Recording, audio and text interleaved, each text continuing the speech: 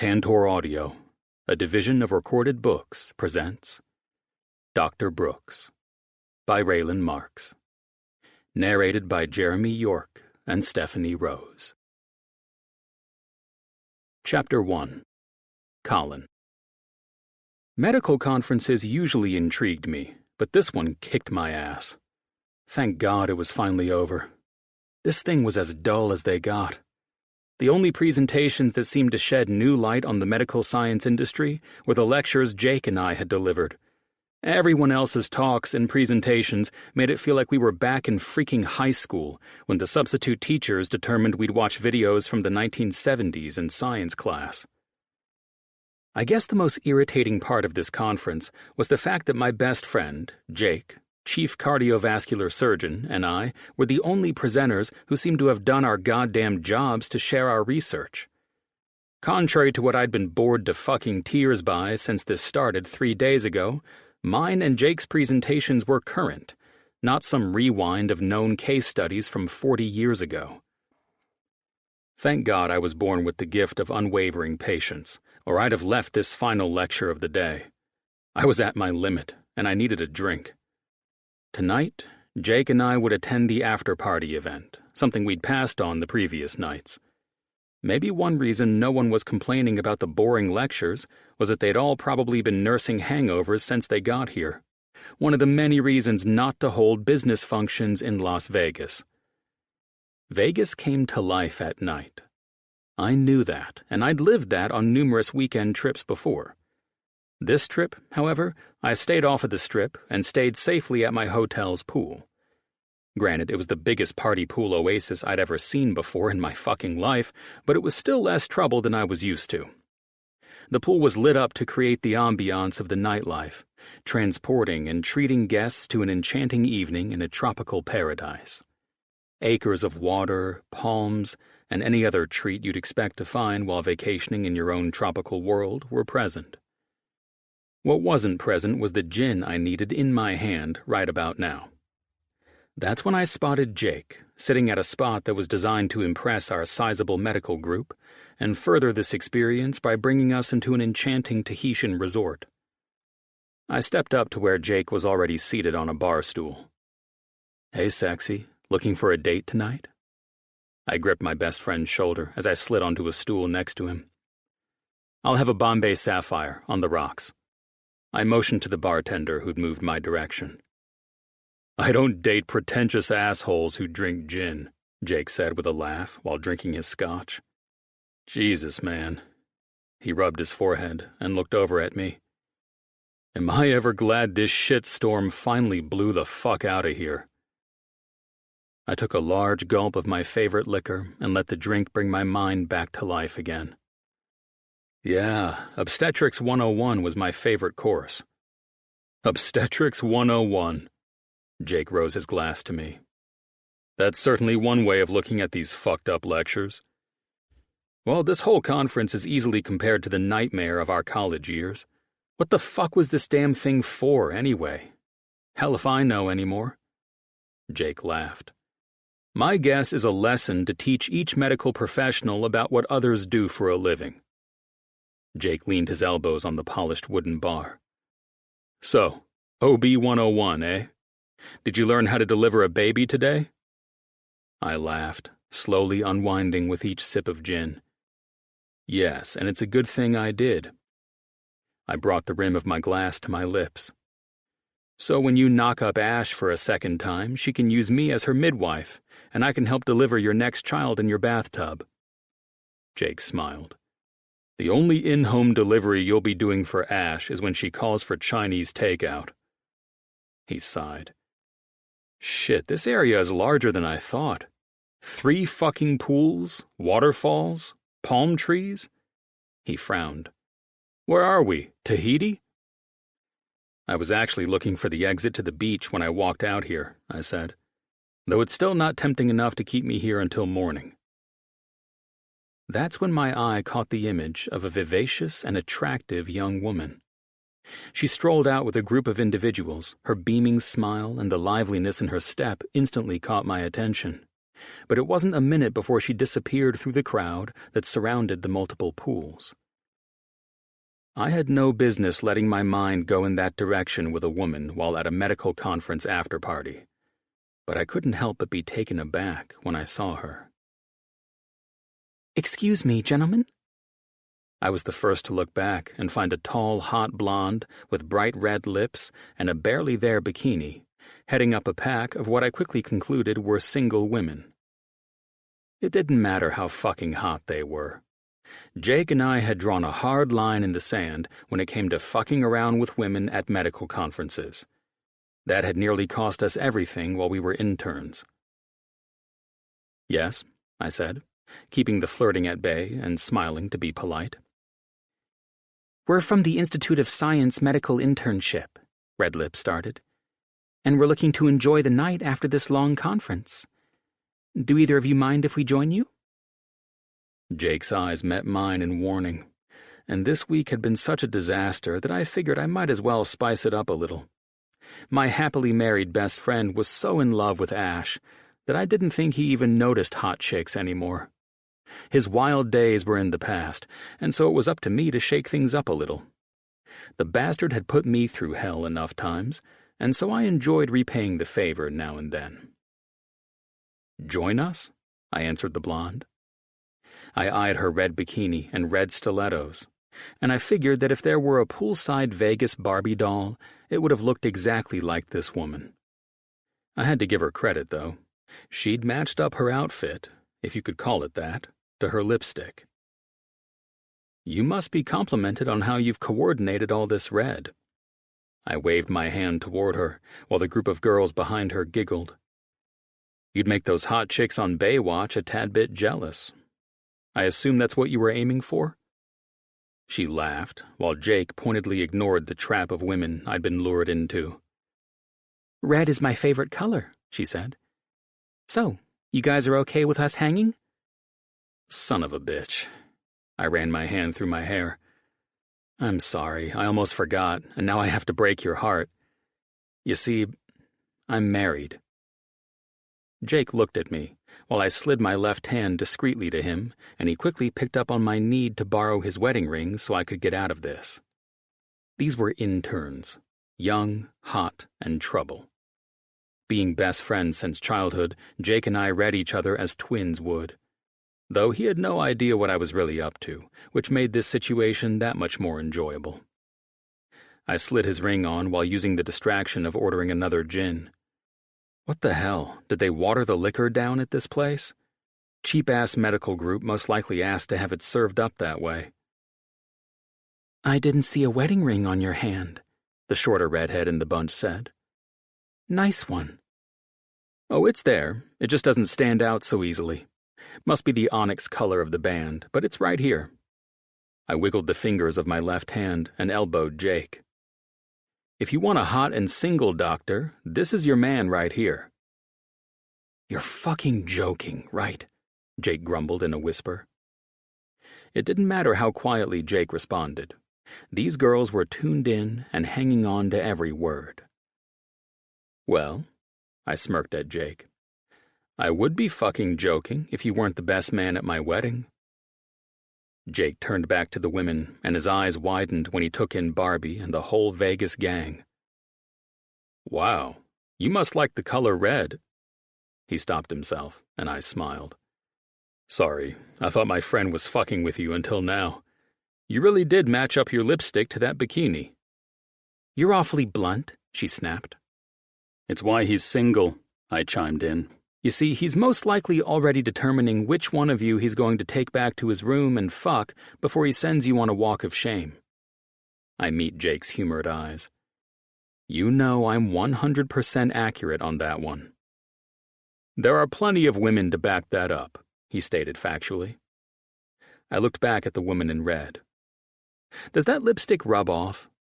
I pinched my lips, trying not to laugh. The chick's face was now showing that she was fucking pissed at me and Jake for acting like dicks. Jake held his hands up in innocence. "Hey, I'm just the single asshole." Jake gripped my shoulder. "It's Mr. Forever Guy who loves to cheat on his wife while we're out." He eyed me as if to show he'd just kicked the ball back into my court. If you're into the brilliance of a sexy brain surgeon, he gulped his scotch, this is your boy right here. Then why would he wear a wedding ring? It's kinky, I said. I think chicks dig being homewreckers. Now, I'm curious as to how you'll look with those red lips and no matching bikini. Right? Jake feigned curiosity.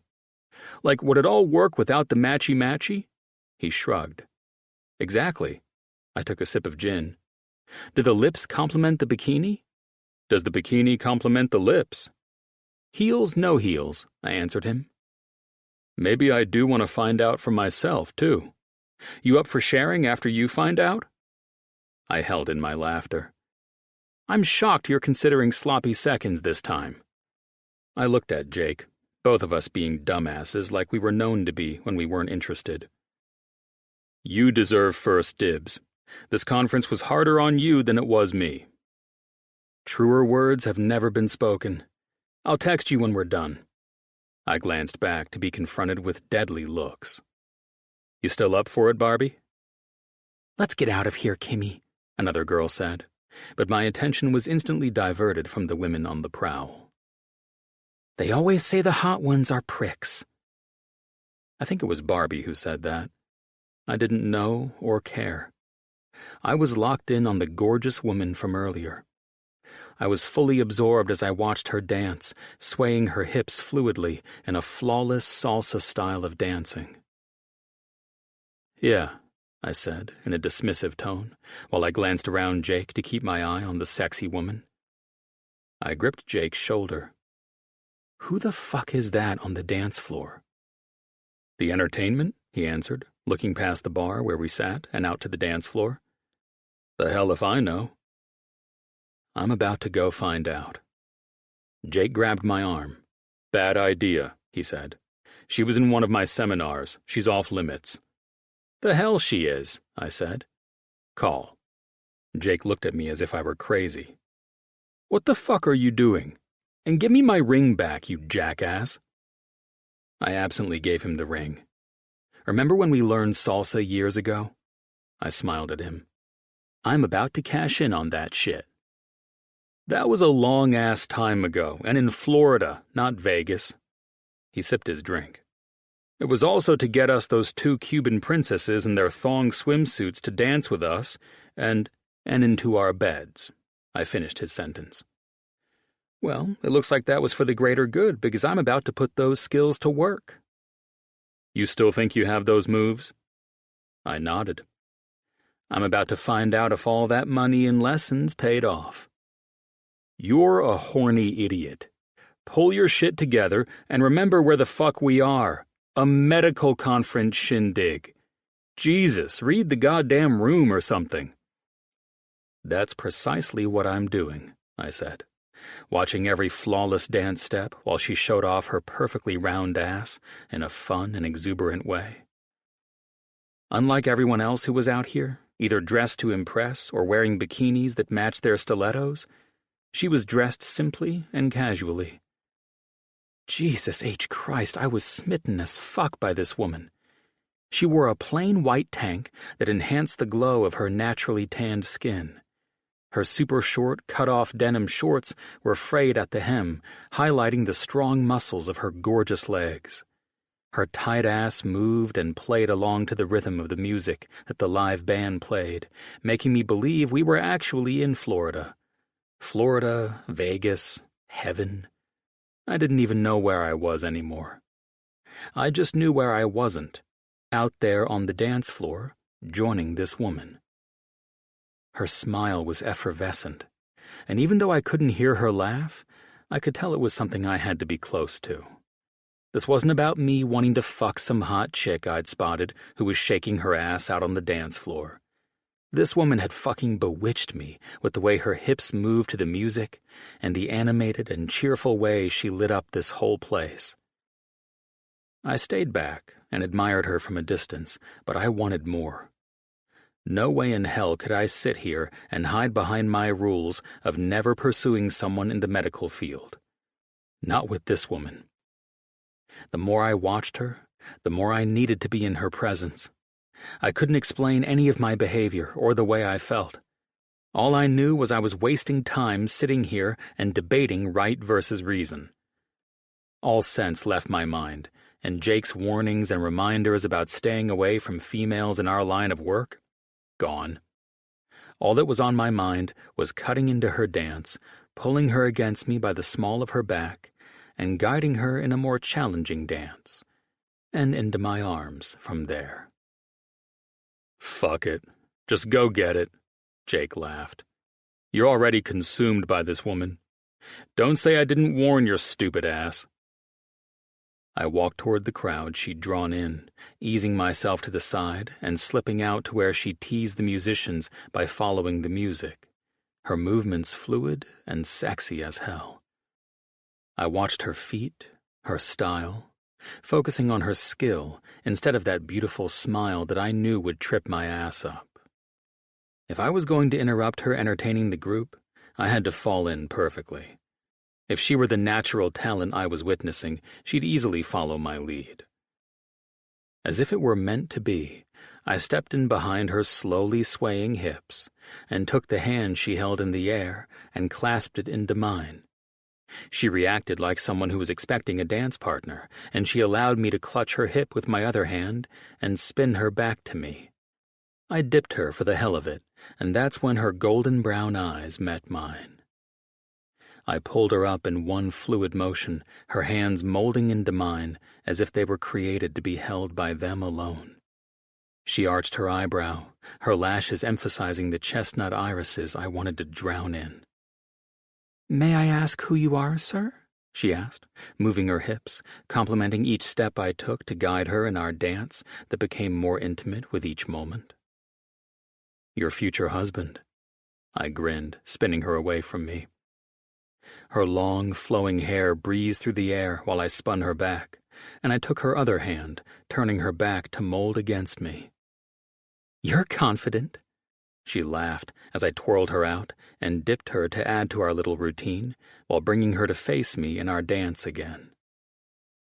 "God damn, you're beautiful," I said, almost missing a step as I let her eyes and that bright expression of hers that had lured me out here take me as her victim. "I could say the same about you," she said, as we continued to move our dance into a more daring, after-dark routine. "And what would you say about me?" I asked, when I pulled her in close. "I have no idea who you are." "Colin." I gave her my real name. "You dance well, Colin," she said, her lips full. My God, this woman's spark of delightful energy radiated from her. "Where'd you learn to dance like this?" "Doesn't matter," I said, pulling my face down to her neck. She smelled like paradise. It was coconut and some floral scent mixed together, assaulting my senses in the best of ways. "All that matters is that I'm out here with you." She laughed again, and I never wanted this dance to end. Did someone slip me a love potion? What was going on with me? Who the hell was this woman? After the dance was over, she thanked me, then tried to escape my grips. "I believe I owe you a drink?" I bit my bottom lip, watching her smooth her hair back into a ponytail. "I believe you do." Her forehead creased in humor. "So," she said, as I held her hand and guided her through the crowd as the music changed behind us to allow for more dancing. "Are you a doctor or an intern?" I grinned. "What do you think?" "I don't think doctors are as handsome as you." She giggled and nudged my arm as if we were reunited friends from a past life. "And I also don't think doctors dance as well as you." We arrived at the bar where Jake was in conversation with 2 older gentlemen and 2 younger women. He halted his conversation and eyed me and the woman I'd snatched up from the dance floor. "You think I'm an intern, then?" I asked. "What are you having?" "Water for now," she said, sitting on the stool next to where Jake sat. "Hey, Mario," she smiled at the bartender. "You look great out there, Elena," he said. "It's going to suck around here after you leave tonight." "I believe I have a question for you," I said, taking the stool to her left, Jake now fully facing the bar, listening in on us. "Well, then ask away, dance partner," she said, holding up her bottle of water. "Thanks," she said with a wink to the gentleman behind the bar. "Seems like Mario knows you well enough." I kept my eyes locked on her. "Are you part of the medical group or the entertainment?" Jake laughed. "Mario and I both think that she was doing well out there alone before your sneaky ass joined her." She turned and smiled at Jake. "Well, if it isn't the famed Dr. Jacob Mitchell," she said with a laugh that could probably cure a lot of diseases in our industry. "In the flesh.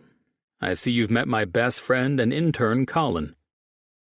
She turned back to me, and her expression was a dead giveaway that she read Jake's face well enough to know he was bullshitting her. "Wait." She delivered the sexiest and most dynamic expression I'd seen from her yet. "You both are the two steamy and sexy docs from St. John's, correct?" "Don't tell me you know who I am from when the media followed my sorry ass around, documenting the lamest bullshit ever," Jake said. She giggled and tipped back her bottled water. My dick was joining in on the party now. Her full lips could have been viewed in so many better ways than wrapped around that water bottle. "I didn't see that part," she laughed. "I felt for you when my dad told me what had happened when your life was exploited." She shook her head. "But no, I just watched you in that docuseries. You were fantastic in your presentation here, too.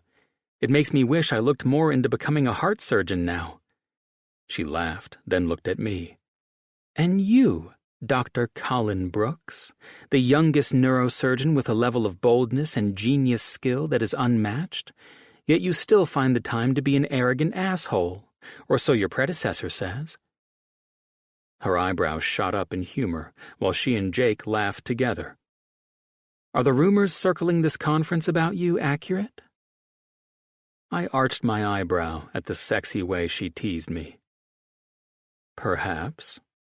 It looks like Dr. Alvarez's parting words were sent in the invitations to everyone here at the conference. Not a very nice predecessor." "Is that so?" She hit me with a toying look. "What exactly were Dr. Alvarez's parting words to you?" Well, as he gladly passed the torch to me in taking his place on our ward, his final words were mostly that I was the only arrogant asshole he trusted to stand in his place as neuro chief. A laugh erupted from her in the most delightful way.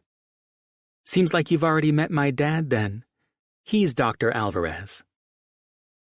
That's when Jake nearly choked on his scotch, using the back of his hand to cover the fact he'd sucked the alcohol down the wrong pipe. "Your dad?" I questioned in disbelief. This should have ended my fascination instantly, but instead I couldn't give a shit who she was related to. I'd somehow mentally staked some claim on her and wasn't losing her over anything now. "According to your introduction to me on the dance floor, he's your future father-in-law. I do hope you both get along. Life will suck if I have to pick between my beloved father and you, Dr. Brooks." I grinned and ordered a beer. The gin had handled my nerves from earlier, and now, all I wanted now was to nurse the beer and enjoy the company of the woman who made every cell in my body come alive. Dr. Alvarez was quite the brilliant neurosurgeon. We were sad to see him retire. "And you?" I questioned. "You never thoroughly answered my question." "And which question was that?" she asked. "Yeah, I think all questions are nailed into your coffin by now," Jake warned with a smile. Damn, it was so intriguing how she blended in with Jake and me, as if we were all old friends. "You think my dad will kick his ass for hitting on me, Dr. Mitchell?" she asked Jake while studying me.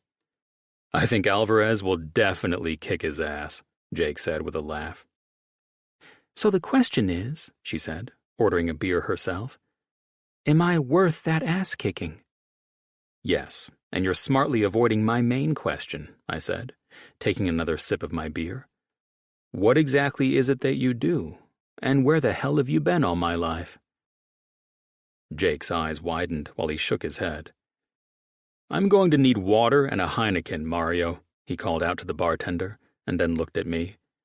This is going to be a long, entertaining night. Jake knew I'd already destroyed all our guidelines for playing it safe in this industry. Now here I was, pursuing our former chief neurosurgeon's daughter. Miguel could easily kick my ass, even in his 60s. Was it worth it? To see this smile and be around the boisterous energy of this woman for the rest of my life? You're goddamn right, it was worth it. Where have I been all your life? She said with a devious laugh. Well, I've been in Florida, busting my ass so I can work at St. John's. Looks like you and I might be getting married after all, Dr. Brooks. Well, professionally, anyway, she teased. I licked my lips after taking another sip of beer. How so? I'm working in St. John's Neuro Ward and will have my own office outside of the hospital as well. Quite the dream that I worked very hard to achieve. What will you be doing exactly? Surgery? Research? Jake asked, but I already knew. She never pulled her eyes from mine. I'll be the new neuropsychologist. I finished her sentence. That's right, Doc, she teased me with those luscious lips. You're moving into my office building, I said, studying her. And yes, I arched an eyebrow, taking another sip of my beer. You and I will be joined at the hip, mostly.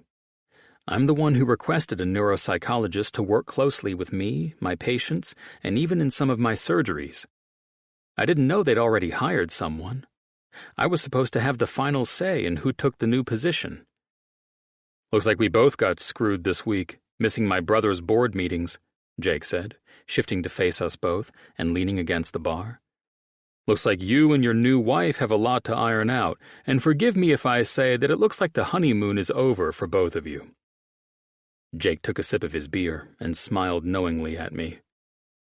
That's when I watched a tiny ounce of vulnerability flash across her face. Holy crap! She softly giggled, pink coloring her cheeks, and her hypnotic eyes shifted the night's gears into another place. She held her hand out to me. Allow me to introduce myself formally. I'm Dr. Elena Alvarez, she said, as I accepted her handshake. Lovely to meet you, Dr. Brooks. I can already say I like your style. And I can safely say, welcome to St. John's. Whether I hired you or not, those issues are irrelevant after meeting the woman who will make my job much more entertaining. Quite a compliment, she said. I think we'll enjoy each other's company. I absolutely adore working with arrogant asses.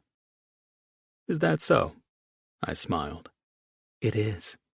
She reached for her beer. I love putting them in their place. Then it's a match made in heaven. Jake raised his beer. Though I have to ask you, Dr. Elena Alvarez, do you think you'll enjoy working around this guy? Jake chimed in, and I could tell my best friend was enjoying the collision course of career death I was on now. The question is, will he enjoy working around me? As I mentioned when I met you on the dance floor, you'll be my wife, work partners or not. I had no idea how to stop this when everything in my body was screaming that I should run this woman off to the closest wedding chapel and have fake Elvis marry us. It was insane. I never believed in any of that love at first sight bullshit. Ever. That was all crazy talk for sappy romantics and hippies who collected crystals. And yet here I was, staring this woman in the eyes and knowing I'd make good on the promise that I'd marry her. Or at least ensure she was mine. Was her dad going to kick my ass? Yes. He knew me all too well. Could my medical license be on the line? No. At least, I didn't think so. There was no way I was going to let any of that get in the way. With the way she was flirting with me, and the way she treated Jake as if we were the Three Musketeers reunited, I knew this was somehow meant to be. She would be mine, and I would ensure that her gorgeous smile brightened more and more as each day passed with her in my life. Thank God she had 3 weeks before her assignment began. I'd just taken 2 weeks of much-needed vacation for the first time in 3 years at St. John's. So, get ready. All it took was seeing her on the dance floor to know that my days of playing women were over. This was going to be the biggest mistake of my life, or the best thing that ever happened to me. Chapter 2. Elena. I walked through the open space of the condo my dad had taken me to view. I was a bit shocked that he had been so proactive in my relocation to California. He had lined up 5 places within my budget, but this one stole my heart from the second I stepped foot inside. I think he had already picked up on that fact as he eyed me carefully, looking for more positive feedback than I'd given at the previous 2 listings. "It's got the ocean views," Dad started in, "but I don't like the commute. The commute is always worth it for a view like this." Mauricio, our real estate agent, chimed in, his smile directed toward me. "Not when you work long shifts in the medical industry," I smirked. Mauricio wasn't getting anywhere with his charms here. Dad and I were forces to be reckoned with in situations that required negotiating. At the store where I was picking out a new mattress, well, we sort of ruined that poor salesman's day when he started in on his sales pitch. And that was a mattress, not a $500,000 home. This man was handsome with his dark hair, copper eyes, and deep brown skin. His smile matched his $1,000 suit, too. There was no time to get caught up in Mauricio's dreamy eyes right now, though. "Medical industry?" he responded. Shit, I just gave him the bait. "Yeah, and lots of student loan debt, too," I responded with a discreet wink to Dad. "Listen," Dad said, "we need to think about the houses. This seller is extremely motivated," Mauricio answered, and I looked to the ocean view from the living room window to keep from smiling at how quickly the handsome man had caved. Hell, I would have caved by now. My father was nothing if not extremely intimidating. It felt good to be close to my father again. I hadn't realized how much I'd missed the old man until I got off that plane a week ago and woke up in my old room in Beverly Hills. I felt like a teenager again without a care in the world. All of the fun memories from before my parents' divorce came back as if I were still a kid. Unfortunately, those times were long gone. It didn't take my mother long to realize that my father's true love would always be work. Dad and I had spent our last few mornings together over coffee and laughs. No business talk. Well, mostly none. I had to admit to my father that I'd met and taunted the gorgeous and all too sure of himself Dr. Colin Brooks, making the confident man believe I had been hired as his neuropsychiatrist. The expression on Dr. Brooks's face when he thought I'd been hired without his final say was priceless. It's also probably why I hadn't seen him since that night. The buzz around the hospital was this. Due to a conflict of interest, Dr. Brooks will have Dr. Sinclair sit in his place on the hiring board for St. John's new neuropsychiatrist. After I had told Dad about meeting Dr. Brooks and Dr. Mitchell at the medical conference, our dancing, his confidence, and my attraction for the man, Dad was certain I wouldn't have a shot in hell at becoming Dr. Brooks's new psychiatrist. Thank God Dr. Brooks didn't hunt me down after learning I'd left the conference to go through an entire week of interviews. As of yesterday, I had been narrowed down to the final 3 applicants, and I was the first one offered the job. As if I would turn down this dream opportunity. My father was the best neurosurgeon in the country before he retired, and he'd sparked my interest in neuroscience at a young age. I'd watched him fight for his patients, care for them, devote hours upon hours of his time to research diseases, and do whatever he could to help people who had no hope. That's what drove me into the psychology specialty of this field. I was the one helping these patients cope and learn to live and love life again, and most of all, to never let a disease defeat them. With Dr. Brooks being the one my father had spoken so highly about as the new chief of neurology at St. John's, I had to wonder how this man had captured my dad's attention. I mean, this poor real estate agent who was talking turkey with Dad was taking a beating. How the heck did Dr. Brooks survive with my dad as his superior? The only answer to that was that he was passionate about what he did, douchebag or not. Tomorrow, I was set to observe Dr. Brooks's live surgery from the observation room, and something gave me the feeling that he would be just like my father. He would most likely push everyone in that room to their limits, act like a total asshole, and make the job hell for everyone who worked with him. He would do all of that if he were like my father because it wasn't about them. It would be all about the patient. Why did I have such a strong feeling about this? Because my dad still liked the guy, even after I told him that he'd hit on me at the medical conference. That spoke volumes, and that told me I was about to work with a doctor who was equally as passionate about neuroscience as my father. I was glad the man was most likely too drunk to remember flirting with me and dancing with me that night in Vegas, and proposing that I would be his future wife. What an arrogant ass. Either way, if he really was like my father, one thing was absolutely sure. I would never date the guy. Never. I was not a woman who rode second best to anything, especially a job, no matter how important that job might be. Surgeons were married to their professions, and that's why my mom has been happily remarried to a real estate developer in Miami for the last 9 years. She found herself a man who could appreciate her and give her his time. If and when I settled down, I would find the same in my guy. So, Lainey, Dad snapped me out of my daze. What's it going to be? You've been staring out that window like you're not sure if you're ready to leave Florida for good. The family is willing to come down on their asking price by 10%. Mauricio smiled. Make it 20%, they cover closing costs, and I'll take the condo. My financing is stellar and already in place, and since the house is empty, we can close this in lightning speed. Closing costs? Mauricio stared at me in shock. How about we offer half the closing costs?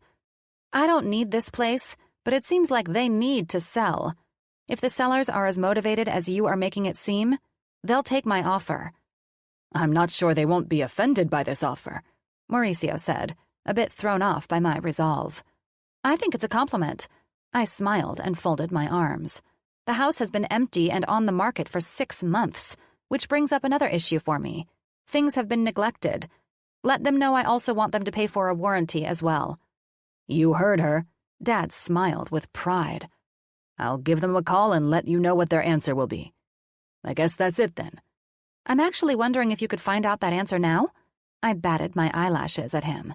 I'd love to leave here. I waved my hand toward the oversized square window and imagine that in 2 weeks, this will be my morning view and a place where I may enjoy sunsets on my days off from long hours at the hospital. I'll see if they answer, he acquiesced. You really need to stop doing that, Dad said when the agent walked into the back room. Doing what? Acting like you? No, he chuckled. Flirting your way into a deal. I smirked at my dad. Just because I have that leg up on you doesn't mean I'm not going to use it, Poppy. I want this place. Well, let's hope you didn't insult the sellers. It's negotiating. I briskly ran my hand over my dad's back. That's all. They'll do it. 15-day closing, Mauricio said with the same excitement as I felt jolt through my body. Welcome to Los Angeles, Miss Alvarez. Thank you, Mauricio. I extended my hand to shake his. Let's get the ball rolling on this place. My Poppy already has my deadbeat baby brother living at home with him. He doesn't need me lounging around too. I arched my eyebrow at my dad. That's an understatement, Dad added. Esteban hides out in the pool room now that his sister has come home to rule the roost. Stevie loves his sister being home, and you know it, I teased. Let's go sign some papers. We'll get this moving and get you in your new home fast. Thanks, Mauricio, I said with a smile. We may have been obnoxious, but we had fun. I'd say I owe you a date for this sale, but I think you owe me. He smirked. I laughed along with my dad. Tell you what, if you can bust your ass and get me in my new place soon, I'll take you out, I offered. For now, I'm starving. I saw a few taco trucks on our way here. I've so missed Southern California food and most definitely the taco trucks. Let's call this a business lunch, and I'll be one happy gal. Let's go, Lainey, my dad said with a grin. It was a done deal. My new job was in the bag. This beautiful condo was mine. And now, I needed to see if I could handle the job, and the doctor who'd opened up this position to make it all possible in the first place. Chapter 3. Elena. I had just finished pulling my hair into a loose bun and prepping for my first day to observe Dr. Brooks at St. John's Hospital. I should have been nervous, but I wasn't. I was eager to learn more about this side of the doctor whom I'd heard so much about. Lainey! My brother hollered my name from downstairs.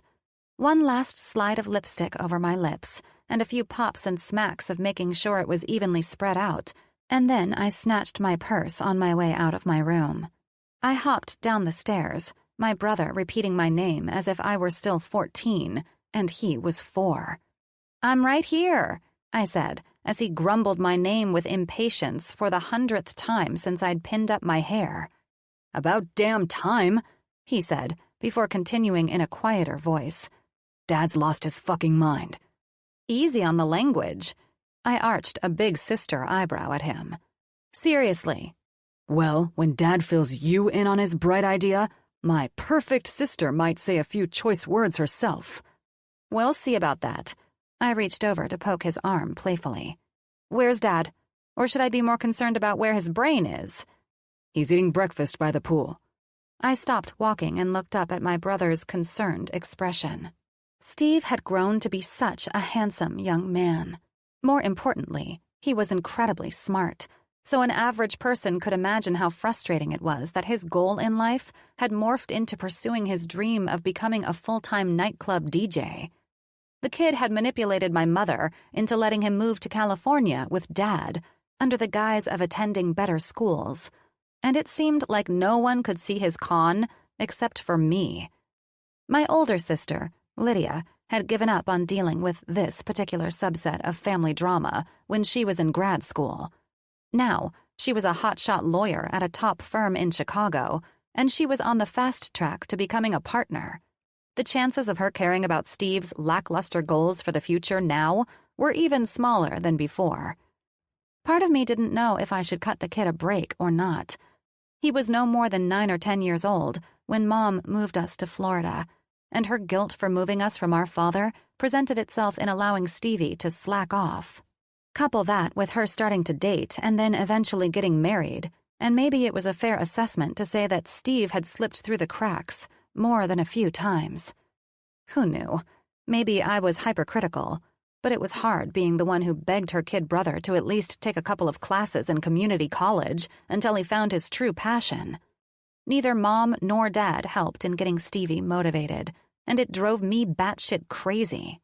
How did Lydia and I work so brutally hard in college for so many years, and yet baby brother got to wake up at noon after stumbling through the door at dawn, much like this very morning, and wear Adidas sweatsuits all day? "I can tell you're judging me and not saying anything, Lainey," Steve said smugly. I chewed on my bottom lip. "I'm just wondering why you're so upset with Dad. The look on your face tells me that whatever is up, you're not okay with it because it's not going to work with your professional tracksuit lifestyle," I said, waving my hand over his outfit. "He's selling the house," my brother seethed in a low voice. "Right." I cocked my head, studying his reaction. "You do realize that Dad retired at a relatively young age, and he has every right to do what's best for him, correct?" He ran a hand through his thick, black hair. "I've heard you say at least 1,000,000 times that you love the memories of this house. You love being home and waking up in your bed. You love—" "Stop right there." I reached for his arm and smiled. "I love all of this, yes, but I also bought my own home. I'm moving out as quickly as I moved in here. You haven't. If you're going to live on Dad's dime, then you have to deal with whatever comes with his decisions." I pinched his cheeks as I'd done since he was a baby. "Let's go find out if Dad's moving out of the country and if the nightclub life will work for you overseas." I started toward the living room that overlooked the massive infinity pool. Dawn was displaying its painted hues for us to see on this glorious morning. The city lights muted the skies, but we could always see a soft pink color displayed with a sunrise on the west coast. "Morning, Poppy," I said, kissing his cheek. "Stevie isn't happy with you, so why don't you get straight to the point? I have to leave in 15 minutes. Dr. Brooks's surgery is planned for 7, and I'm not missing out on my first day to watch this highly esteemed surgeon do his thing." Dad smiled after sipping his coffee. "Knowing Dr. Brooks, you probably should have been at the hospital hours ago. He's always there early. Which surgery is he performing?" "Selective peripheral neurotomy," I answered with a smile. "Dr. Brooks is quite the daring doctor." Dad smiled. "That he is. However, the man's arrogance is what drives him to work for medical breakthroughs. You will enjoy this." I sipped on the coffee that Steve brought out and placed in front of me. "Let's wait until after this medical breakthrough has happened to praise the man." "As a surgeon," my dad said, eyeing Steve sitting down, "it's always something to be praised when a patient wakes from surgery. Can we get to the real issue here?" Steve cut into the conversation, obviously annoyed. I slid both hands around my coffee mug and let the warmth of it add to the soothing poolside sunrise. "Yes," I smiled at my flustered brother, then looked at Dad's stern expression. "What is this news that has Stevie staying up past his bedtime? Make it quick, Poppy. The sun is rising and your vampire son might burn in the daylight." "I'm selling this house and moving to the ranch in Malibu," Dad answered with a challenging look to my brother. "Really?" I asked, then looked at the watch on my wrist. "Well, this is not going to be a quick 5-minute conversation. Why don't we table this? I have to get out of here if you're right about Dr. Brooks starting surgeries early." "It figures." Steve sat back in his chair and gripped the armrests as he looked at our father. "You cannot sell this house." "I'll do what I deem best for this family and myself," Dad growled as I stood. I leaned over and kissed my dad on his forehead. "No fighting." I looked at Steve. "That includes you. We'll talk about this like adults when I get home tonight. It's not like my opinion matters in this, though. It's Dad's home to sell." I looked at Dad and smiled with some shock. "The ranch in Malibu? You really are concerned about your health, aren't you?" "Doctor's orders were no more stress and to retreat to a quieter lifestyle." "And no better place than our precious Manico Ranch." "Go to work," Steve said in a whiny voice. I walked over and kissed my brother on his head. "Be smart with your words, Esteban. You know what Dr. Mitchell and Dr. Shee said about Poppy's health. He didn't retire because he wanted to. His health comes first." Stevie reached up to pat my hand that I held on his shoulder. "We can't sell this house." "We'll talk it all out later," I said. "You two talk about me as if I'm not sitting right here." Dad smirked. "Just like the old days." I shouldered my purse. "I'll see you both tonight." To say I loved the atmosphere of St. John's Hospital would have been an understatement. This place was like a 5-diamond hotel, enhanced with waterfalls and walls illuminated with a soft light that gently changed colors. When you walked through the entrance, you were greeted by a beautiful crystal chandelier that should have been entirely out of place, but instead, it was the focal piece that projected the richness of St. John's. Indoor pillars lined the walls as if you'd walked into a palace. There were elevators further down past the guest lobby and behind the square columns positioned throughout the large and open lobby. In each of the square columns were holographic images that showed the hospital's exquisite outdoor grounds and different floors and wards. The other side of the column displayed numerous doctors, nurses, and staff talking about St. John's. Those were on a loop and played facing where private seating was set for each area.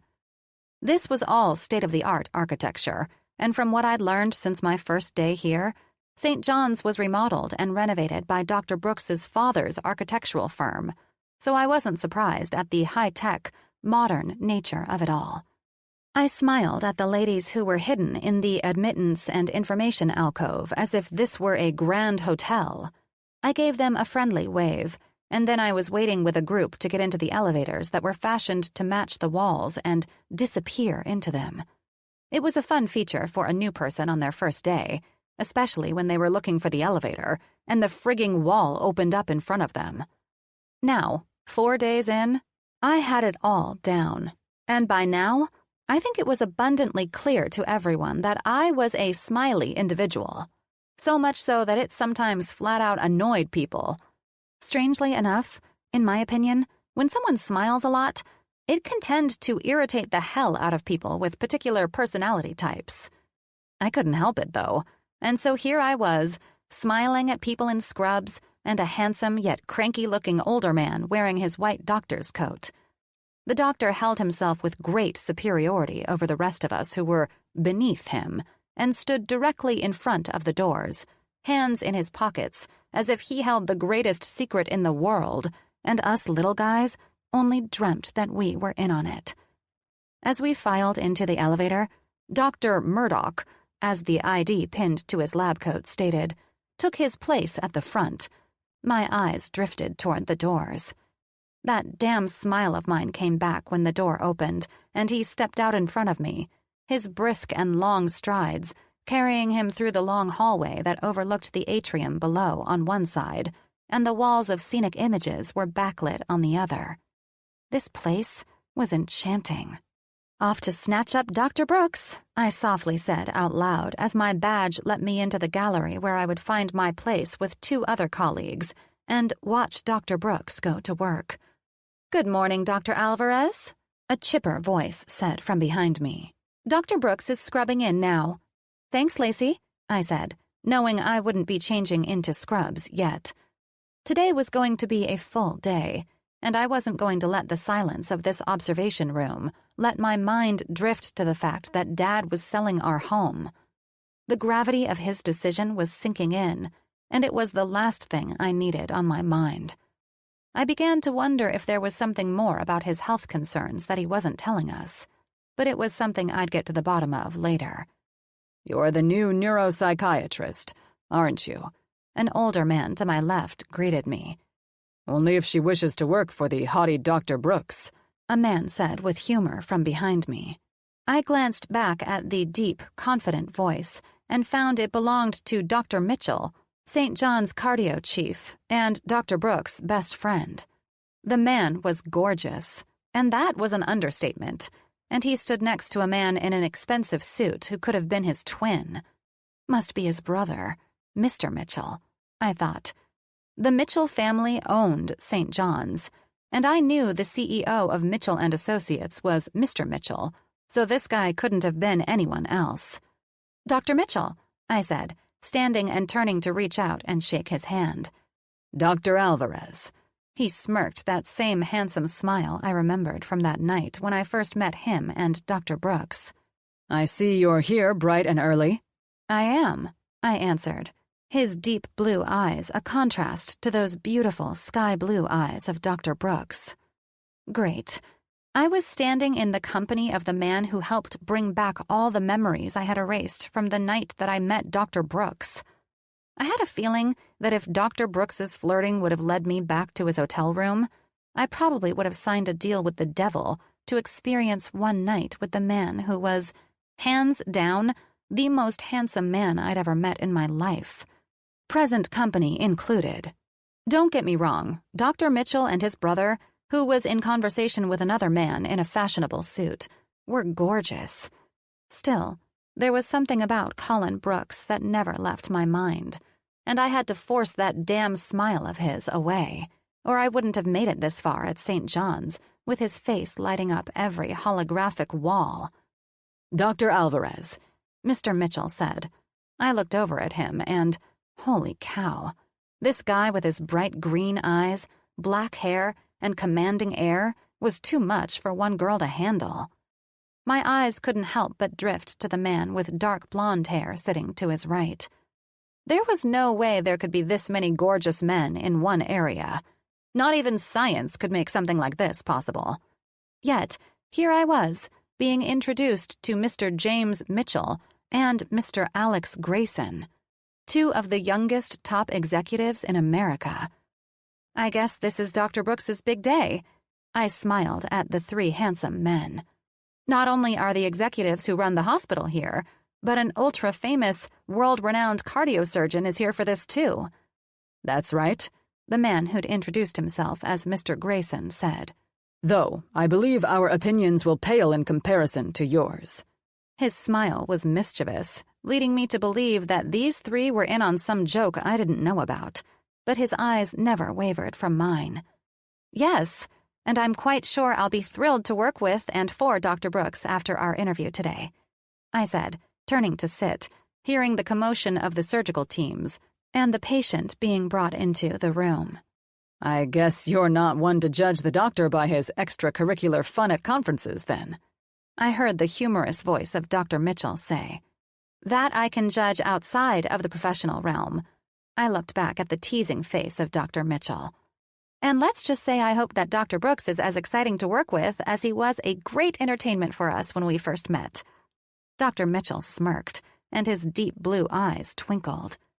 What happened to that vibrant young woman who tricked him into believing you were hired already, and without his consent? She's sitting right here and ready to watch this man turn water into wine. Dr. Mitchell laughed. If only I could take a crash course in neurosurgery and be on this team. He wasn't too upset that I lied to him, was he?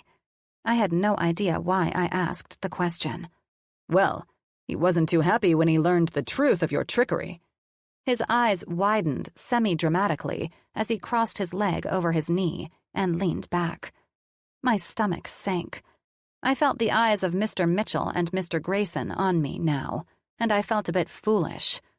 What if I'd pissed off the chief neurosurgeon and was just now finding out about it? I'd find out after the surgery when I finally met with Dr. Brooks professionally this afternoon. Just like that, I smiled, lifted my chin, and turned to watch Dr. Colin Brooks as he entered the surgical room. Heaven help me. The handsome men behind me prepped me so I wouldn't drool over the man who made surgeon's gear look good. His smile greeted those in the room, yet his piercing blue eyes told a different story. He was there for his patient, and everything had better be pristine as he went to work in this particular spinal surgery. Beyond the man's beauty, I was captivated by how he commanded his surgical team and room. He didn't talk like an asshole. He talked like a surgeon who was determined to complete this surgery in a manner unlike any other doctor.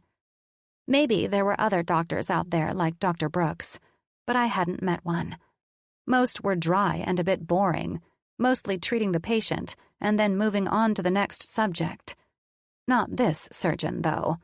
He was focused, and he filled us in on what he was doing with each cut, suction, and move he made.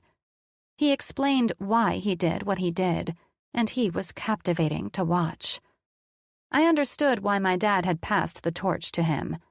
Dad felt the same about his patients, and the knowledge that my dad's health was the reason I was watching Dr. Brooks, and not him, made my heart ache. There was no way in hell I was going home tonight and giving my dad crap about wanting to move to the ranch in Malibu. All it took was seeing the passion and care in Dr. Brooks to let me know that Dad didn't want to retire early, but he was forced to. Dad deserved to be happy and content, and I thanked God for allowing me to see my own father's passion play out in the surgical room through Dr. Brooks. Chapter 4. Elena. The surgery lasted 4 hours, and it was phenomenal. As of right now, my assessment was this. Dr. Brooks was an absolute genius, and a surgeon who was worthy of the praise he'd garnered. He complimented the redefined nature of this institute. The family eagerly waiting for their loved one to wake from surgery would undoubtedly have a long recovery road ahead. Still, the execution was flawless. The documentary makers in the observation gallery and I were left to wonder if this breakthrough surgery would work to give back the movement of the 56-year-old man's legs after his accident. Time would tell. Being a psychiatrist, I had to be grounded in the fact that experimental surgery may not work. I hoped with all my heart that this family was prepped for that possibility as well. Dr. Brooks may have done a stellar job today, but was this particular surgery ultimately going to be successful? Would it help this patient gain feeling again, let alone be able to walk? These were the things I would work on with Dr. Brooks. It was my job to help them cope with their outcomes and set realistic goals. It was a matter of Dr. Brooks and me seeing eye to eye on these topics. I didn't need a doctor with a God complex destroying my voice of reason because of his ideas to move neuroscience forward. If Dr. Brooks and I were going to work together, I would have to be assured that he would not undermine my work while we consulted with future patients. I would never know why they were leaving my willingness to work with Dr. Brooks up to me. It really should have been the other way around. I would never sit idly by and let a greedy doctor risk a patient's mental state for the betterment of his reputation and in the name of science. But maybe that was the balance the administrators were hoping to achieve. I had just sat down in the dining commons of the hospital. It wasn't as crowded as it had been on previous days. But then again, it was 1 p.m, and this must have been the time that this 5-star restaurant place didn't see too many hungry families and staff. I closed my arms and looked up at the glass dome ceiling that added a beautiful light and airy feel to the restaurant. I had to give it up to whoever had a hand in designing this place. Ordinary hospitals had cafeterias, but I couldn't bring myself to refer to this place as such. It was as lovely as any nice restaurant I'd ever been in. I hadn't seen it at night yet, but I'm guessing they put candles on the tables and that the lights strung throughout the area twinkled and sparkled with magnificence. The designers had to be congratulated, and the chefs awarded something. "Sis," I heard my brother call out. "Why are you all alone?" He pulled out a chair across from me and sat in it. "Of all the people I know, you make best friends in minutes, but here you are, sitting by yourself like a loser." It wasn't like my brother to volunteer to bring me lunch from my favorite taco truck, but there was no way I was going to argue with him when he texted me and suggested dropping by. "That's because I told everyone that my hot date was on his way to meet me for lunch." I smirked as I grabbed my tacos, unwrapped the foil they were wrapped in, and examined the different salsas that he brought. I decided on the extra spicy red sauce, doused my taco, and bit into the carne asada masterpiece, nodding my head while pointing at the taco to confirm how delicious it was. "Perfection," I said, smiling at Steve as he bit into his burrito. He swallowed as his eyes drifted over my shoulder. "Holy shit," he said with wide eyes. "Keep your mind out of the gutter, Esteban," I said. "There are gorgeous men and women all over this hospital, but don't get caught up in the facade. Remember, beauty is in the heart." "Beauty? I guess I know what's on your mind." He shifted in his seat like he was ready to jump up. I turned to see who my brother was gawking over. What do you know? Dr. Brooks had just joined Mr. Mitchell and Mr. Grayson at a corner table.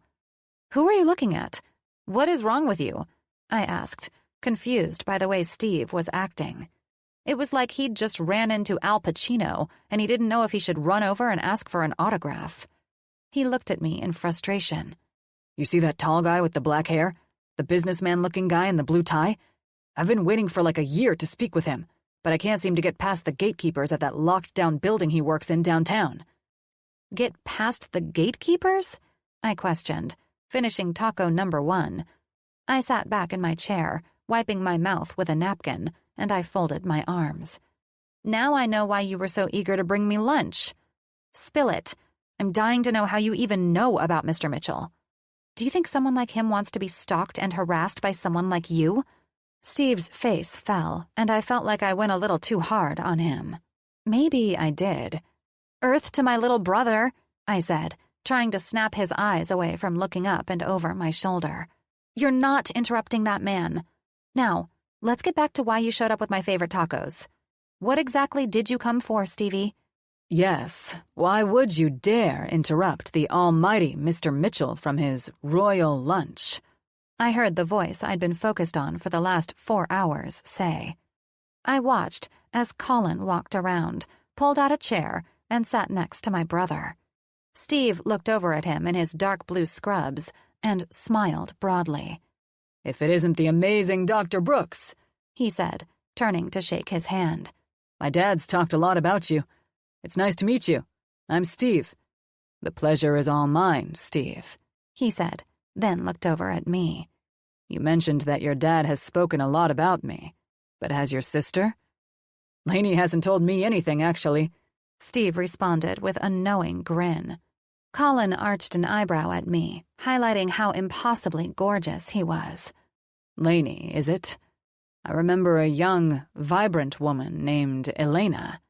She was quite deceitful." I wanted to shrink in my chair, but hell no. Not in front of him or my brother, both of whom seemed to be on the same team suddenly. "I prefer Dr. Alvarez, Dr. Brooks." He smirked. "Very well, Dr. Alvarez." He looked over at my brother. "I overheard the word gatekeeper come from your mouth regarding my buddy's building. I can get you into the upper floors and seated directly in front of Mr. Mitchell." He glanced over my shoulder and smiled.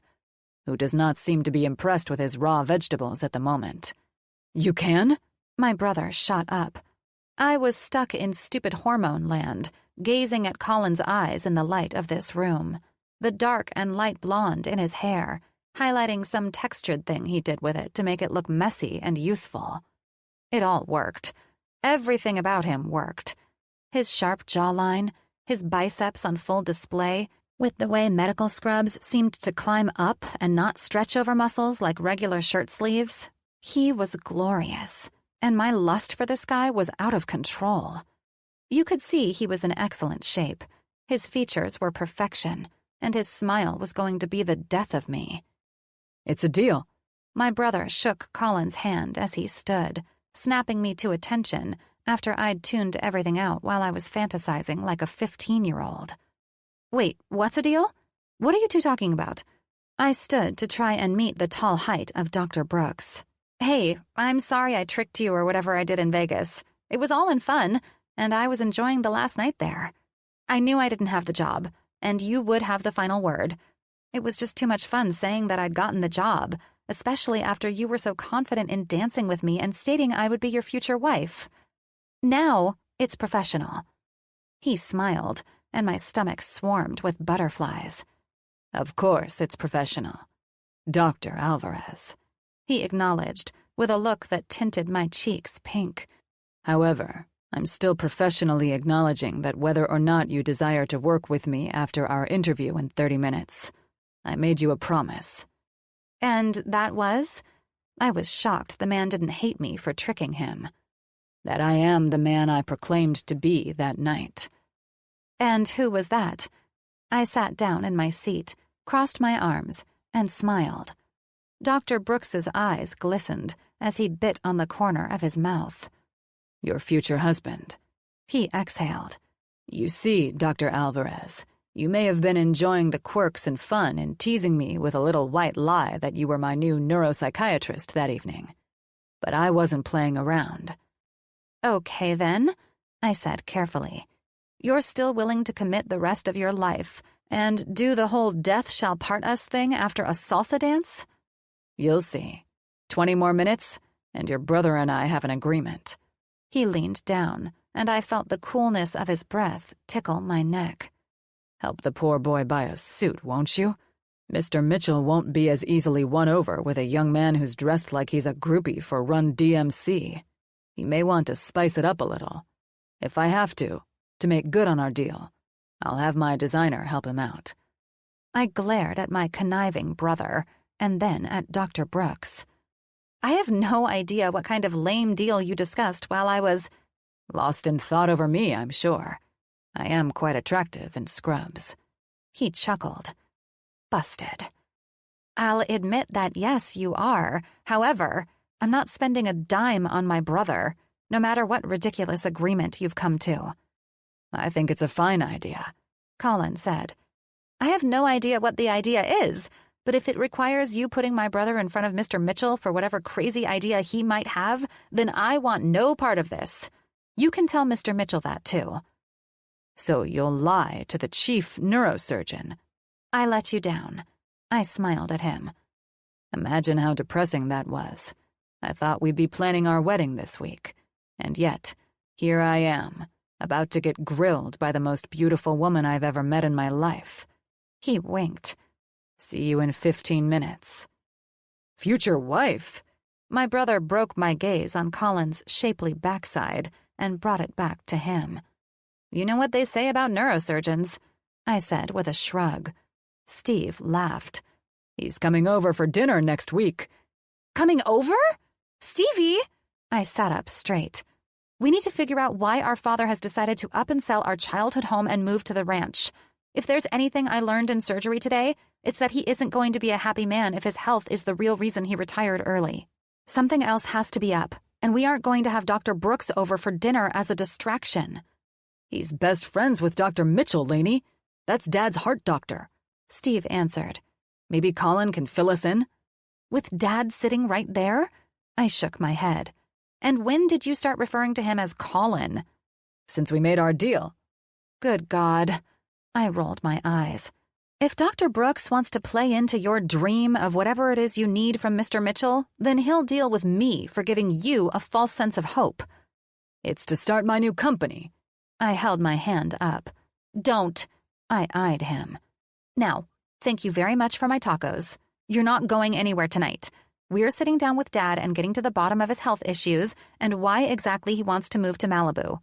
Dad comes first, just like I said this morning." "Good luck with the interview," he said with a smile. "You should have wished your luck to your new friend Colin, not me. Right now, our interview may be going off topic and a lot longer than I expected." "Chill out, sis. He's cool." "That's what worries me." I smiled. "Someone needs to kick your butt in the right direction, and I have a feeling Dr. Brooks just made my job a whole hell of a lot more difficult." "And she cusses." "Because you pissed me off," I snapped. "And for the record, I'm no saint. I use profanity. I just don't spew it everywhere, and especially in Poppy's house. That's disrespectful." "Love you, sis." "You too." Steve was way too jubilant for me not to leave this cafeteria in search of Colin's office to find out precisely what Mr. Wedding Vows said to strike a deal with my brother. Was I up against a mess with this man already? Time would tell. The last thing I needed was some cocky doc giving my brother insane ideas about overnight success. My brother needed to be grounded and have a healthy mindset. Colin seemed to balance both well. Who knew? Maybe a few Cuban sandwiches would help the doctor talk sense into my brother. Chapter 5. Colin. I sat in my office, going over the medical charts for a young woman that I had been trying to persuade to hold off on a craniotomy. For now, anyway. The brain lesions weren't life-threatening, and even though they were the cause of Jamie's mild headaches, they weren't something that called for surgery at this time. I hated debating with patients when they were in pain and just wanted the fuck out of it. I understood their frustrations, and I was the first person in line to help fix that problem, but this patient was not a candidate for surgery. I only hoped she wouldn't seek out another, greedier doctor who would do the surgery. Some surgeons could get so distracted by seeing their success that they didn't consider the patient's after effects. I wasn't that surgeon. I believed myself to be the most patient man on the planet, and situations such as these proved that. Knock, knock. "Come in," I said, knowing it was most likely my assistant, informing me that the woman who'd stolen my heart and soul that night in Las Vegas was here to learn more about me and determine if she would take the job as my neuropsychiatrist. "Am I interrupting you?" Elena's voice, filled with sass and also professionalism, forced my eyes up from the CT scans I had been studying and to her flawless body that filled her business suit perfectly. Damn that smile and those lively eyes. I was going to be lucky if she didn't eat me alive in here, because the only question that I had for her was whether or not she'd go out to dinner with me tonight. I offered a smile in return, and this was the second time I watched as our eyes locked, and then her cheeks turned the most beautiful shade of pink in response. Thank God I did something to her, because she had no idea what being in her presence did to me. I rose and waved my hand over my office chair. "Looks like you get the boss's seat, and I get the hot seat, Dr. Alvarez." "I'll sit here," she smirked as she sat at the seat on the other side of my desk. I cleared my throat and my head and reached over to her file. "So, I suppose this is to be our first official interaction since you blatantly deceived me at the medical conference," I said. I thumbed through her resume and notes from staff before I ended at her handwritten statement as to why she would be a perfect asset to my team. I folded my arms, sat on the corner of my desk, and watched her squirm. "Again, I am really sorry about that." She tried to cover a smile. "Imagine my disappointment and rage to learn we are expected to begin our working relationship with little white lies," I said. "And imagine my disappointment and rage to learn that you're going to use my little brother to get back at me for that, too." I chuckled and walked over to sit, more professionally, behind my desk. "You played the wrong man, Elena." "Dr. Alvarez," she corrected me, crossing her legs and clasping her hands together around her knee. "May I ask why you're so insistent upon me referring to you as a doctor? "Professionalism." I pursed my lips. "Curious. I have read through all your previous interviews with the hiring panel, and you insisted upon them calling you Elena." I looked up at her from the papers I pretended to scan over. "Am I to understand that out of all the respected doctors and administrators in this hospital that you've interviewed with, I am the only one you deem to be a professional? I have to say that I am utterly flattered that you show me such a level of esteem." She smiled, and her bronze eyes lit up. "I only insist upon that level of professionalism for doctors who run around with a crazy idea that they're my intended husband." I laughed and tossed her folder on my desk, something very unlike me. Everything in my office, surgical rooms, staff, ward, and every other single thing I touched was in order and placed in an orderly fashion. That fundamental aspect of my personality seemed to have faded from the moment this little ray of sunshine sat across from me. "Well, I'm thoroughly impressed with all I've read, and now it's time to answer some of the questions you might have for me," I said. She straightened up in her chair. "Yes.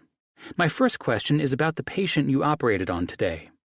Did you do so knowing that man would walk again?" She was cutting right to the chase, and I liked it. I clasped my hands together and leaned forward on my desk. "I operated on Mr. Hawthorne after he came to me and wished to have a better outcome in life. His car accident wasn't something he would allow to continue to rob him of the normal life he once had. Numerous rehabs weren't helping either." "You didn't answer my question." She arched an eyebrow. "Will he walk again, or—" "I'm 90% sure that in 3 days you and I will walk down to his room and see that he has muscle movement in his legs. We remove the damaged nerves, allowing Mr. Hawthorne's brain to receive signals from his healthy nerves so that he can have muscle movement in that location again." "Fascinating," she answered. "As much as I enjoy hearing that come out of your mouth, and in such a beautiful way, I believe you understand very well that, in neuroscience, there's not an immediate answer with what we do. Especially when we are working with the nervous system, and most definitely the peculiar way every brain works differently. It's always a waiting game." "No, I understand that. That's why you'll have me at your side. I'll be the one sharing what we can do together to help patients who've undergone surgeries, such as the one you did today. I would help them accept their new lives and give counsel if the surgery didn't help change their current predicament." "So, if Mr. Hawthorne wakes to find that he still cannot feel his legs, despite my best efforts today in the operating room?" "I'm willing to help him accept his current situation." "Wrong answer." I smiled.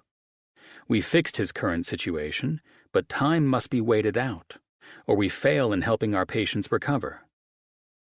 "You're that sure of yourself?" she questioned with some irritation. "I wouldn't have performed the surgery if I weren't." I've studied this for years, and the science behind it makes perfect sense. But it will take time, and I will be there for him, encouraging him every step of the way to not give up. And now we have two minds thinking on the same level, I answered, relieved that she was as brilliant, open, and understanding as she was captivatingly stunning. Any other questions? When you are working with your patients, or when a neurologist calls you in for a surgical consultation for their patient, she paused, eyeing me as I studied her. Is your answer always surgery? I laughed. Funny you should ask. I pointed to the chart I had set aside. Those records belong to a young woman who moved from Colorado to Southern California to be in my care. She's been my patient for 2 years, and I've put off surgery that she's all but begged me to perform. She was 20 when her accident happened. She hit her head on the playing field in a soccer tournament. After studying her initial charts, I saw that this particular injury caused multiple lesions to continue to appear throughout her brain. Up to now, I have only done stereotactic brain surgery to remove the threatening lesions and keep her recovery minimal. Her minor headaches do not make her a candidate for a craniotomy at this time, no matter how much she begs. Wait a minute. Awake brain surgery? Yes. I knew she understood the term, but her adorable expression had me silent and waiting for the comment that I knew was coming next. No human in their right mind begs for that. Agreed. Yet your patient is begging you, Dr. Brooks. She is. Her fiancé cradles her, she sobs, and I have to watch all of that after I reveal that her latest CT scans still do not make her a candidate for the surgery. You and I both know that's heartless. Is it? I questioned, seeing this issue cause my future neuropsychiatrist some discomfort. It's what the patient moved here for, right? So the world-renowned neurosurgeon can help her? If she's begging for this type of surgery and cries in defeat when you tell her no, what good are you to her? And what if I make the greedy mistake of trying to eliminate one of the small lesions, then something happens and she can never walk again? Will that have been worth her craniotomy to get rid of minor headaches? Minor headaches don't always feel so minor to those suffering with them. She sat back and studied me. I've never met a surgeon who isn't willing to put their patients under the knife to fix their problems. Usually, surgery is always the answer. Yet here you sit in front of the world-renowned neurosurgeon. I grinned. And he is telling you that surgery isn't always the answer, even if it's heartless for me to refuse them their wishes concerning surgery. Intriguing. I care about each patient I have. Even if they think they know what's best for them, I believe it to be my responsibility to guide them in the safest direction. For now, anyway. Jamie is 26, and her boyfriend, Paul, just proposed to her. She will continue to be my patient, but I plan to revisit her charts monthly unless the headaches worsen. I have new scans coming to me today. I glanced up at the clock. If the damn things arrive before her appointment this afternoon, I guess St. John's is suddenly understaffed, and I wasn't informed. Damn, I wish I could be with you for that, she said, ignoring my apparent frustration that I didn't have my patient's current scans yet, and I wanted a bit of time to go over them before I walked in and broke Jamie's heart. Again. If I were to bring you in when I meet with Jamie and her family this afternoon, what would the stunning Dr. Alvarez say to her that I already haven't? Well, I would do my best to work to keep her mindset positive and reinforce that she is in the hands of a doctor who is helping her, even though her headaches are telling her that he isn't. That she needs to trust that you have her best interest in mind, and that there is more at risk than I think she knows. She pursed her lips. You are sure that she isn't a candidate for surgery? You're willing to avoid something that could change her life for the better because you're not the surgeon who believes surgery is always the answer? Trying to use my words against me, Dr. Alvarez? I need to understand it all completely, she answered confidently. Forgive me for saying this, but neurosurgeons are known to be arrogant assholes. My dad passed the torch to you, saying you were the greatest arrogant ass out there, too. I'm just trying to ensure that you're not completely on the opposite end of the spectrum with your judgment in preventing this young lady from having a better chance at life. Is that so? Or perhaps you're doubtful of your ability to perform this surgery with no complications, and that's why you don't want to take more risk than necessary. I'm not sure if you can tell, but I'm hardly doubtful of my skill, myself, or much of anything else. Like I said, an arrogant ass. She grinned. She wasn't wrong to push me about Jamie, because the truth was that I had been going back and forth with myself about doing the craniotomy for quite a while. Elena was making me admit to myself that, like it or not, it was time to make a move. The lesion on Jamie's frontal lobe is the largest of them all. This one concerns me the most, but there is another one on the parietal lobe that I've been monitoring closely, and when I heard she was experiencing numbness in her right hand, I called for this meeting today. I ordered more scans. Barring some unforeseen act of healing, I think I will be confirming her candidacy for surgery today. Now, I hope you accept the offer to work solely as my neuropsychiatrist, because you are the reason I have concluded that I will be performing these surgeries at all. That is, of course, if you agree to be my psychiatrist and work with her and me as I map her brain and repair these lesions. I stood, and she stood with me. I did what? Wait, what? She asked, looking confused as hell. Are you second-guessing your decision to help me help this young woman? No, but you made a decision based on our conversation? You gave me the nudge I needed. There's nothing wrong with me being on the fence about something and having a beautiful and intelligent woman like yourself push me off, is there? I walked past her and licked my suddenly dry lips when I made eye contact with her stunning bronze irises. Let's agree that Jamie will have you to thank for becoming a candidate for surgery today. I didn't say anything, she said in some bewildered tone. Well, you need to say something now. Will you or will you not be my personal neuropsychiatrist? I have a patient who is waiting for me to deliver some good news. Of course I will. When will you perform the surgery? I will allow the family to determine that, given we have the holidays coming up, and she may not want to be in a recovery unit when Santa comes, I teased.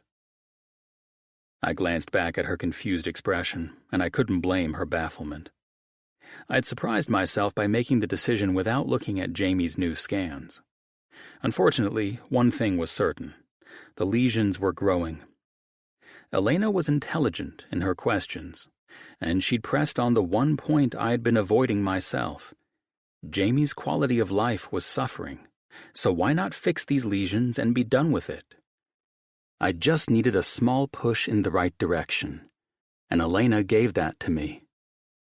I believe that you and I will make a fantastic team, I said, opening my office door. I still can't believe it took you sitting down with me to figure this out. I suppose it just took me meeting the right person, Dr. Alvarez, a doctor who I can trust, to give me the willpower to stop putting this off. Now, to confirm, are you willing to perform this surgery with me? I haven't proven anything to you that I would be a great help. Ever heard of trusting one's instincts, Dr. Alvarez? Marriage again? She teased with a smile. I grinned. As I said, I'm a patient man. I will wait for you to come to your senses about me and our future, I teased, loving the new facial expressions and reactions I got from her over that. It's just a matter of time. I believe that, with your will and determination, we'll work together in a perfect balance to consult Jamie this afternoon.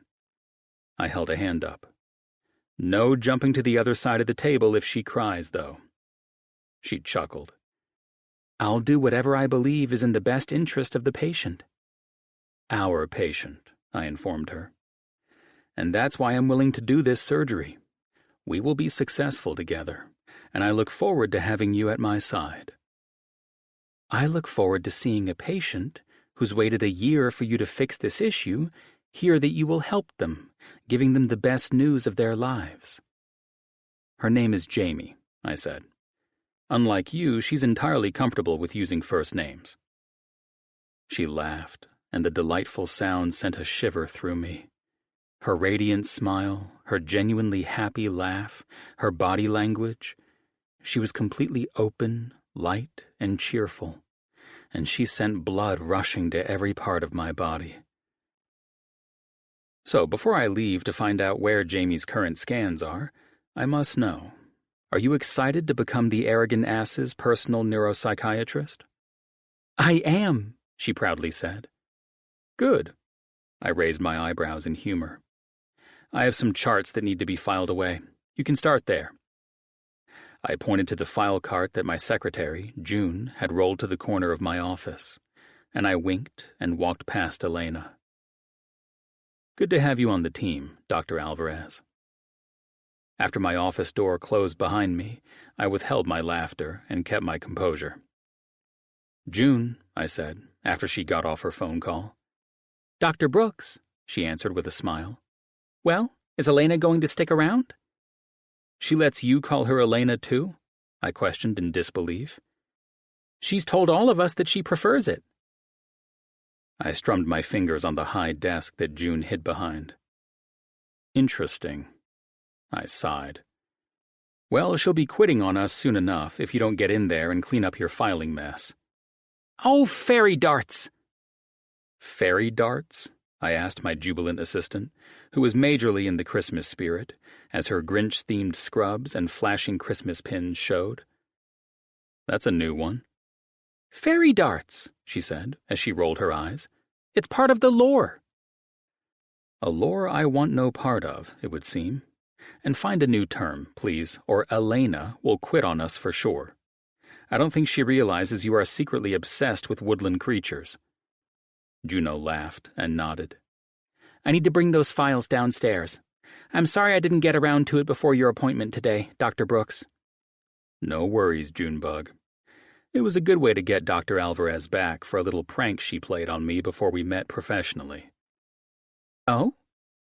"Oh, indeed," I said in a mischievous tone. "Sort of like throwing a fairy dart and hitting the bullseye on that one." She frowned. "That is not a fairy dart, Dr. Brooks." "God forbid I upset the fairies for insulting whatever the hell a fairy dart is." I feigned fear. "Can you please tell Dr. Alvarez to get Jamie Peterson's file off my desk and meet me in conference room 5? My patients are due there at any time, and I have a feeling she's scrambling to figure out where the filing cabinets are for the cart of files you hid in my office." "I'll get on that." I loved June immensely. One would naturally pin her for being the nut job on the floor, but she was a hard-ass worker, and I wanted for nothing when it came to her. However, I did feel that she and her fairy darts, whatever the hell that was about, coupled with pranking Elena, would have me on my toes. Chapter 6. Elena. I sat in awe of Dr. Brooks as he spoke with the Peterson family. I watched Paul, Jamie's fiancé, tear up, along with Jamie and her parents, as Colin delivered the good news. The whole situation was an emotionally charged experience and a perfect reminder of why I entered this work field.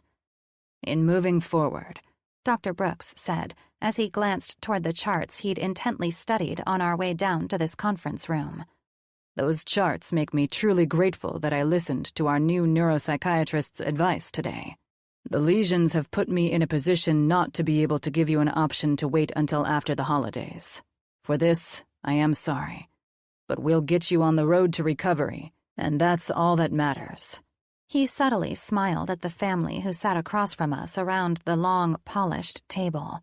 Now, I won't be using the 3D images and devices that I used in stereotactic brain surgery. He nodded toward where I sat at his right. This surgery requires my neuropsychiatrist to guide me instead of computers. Dr. Cullen? Jamie said, sniffing and taking tissue from the box Dr. Brooks picked up and extended toward her.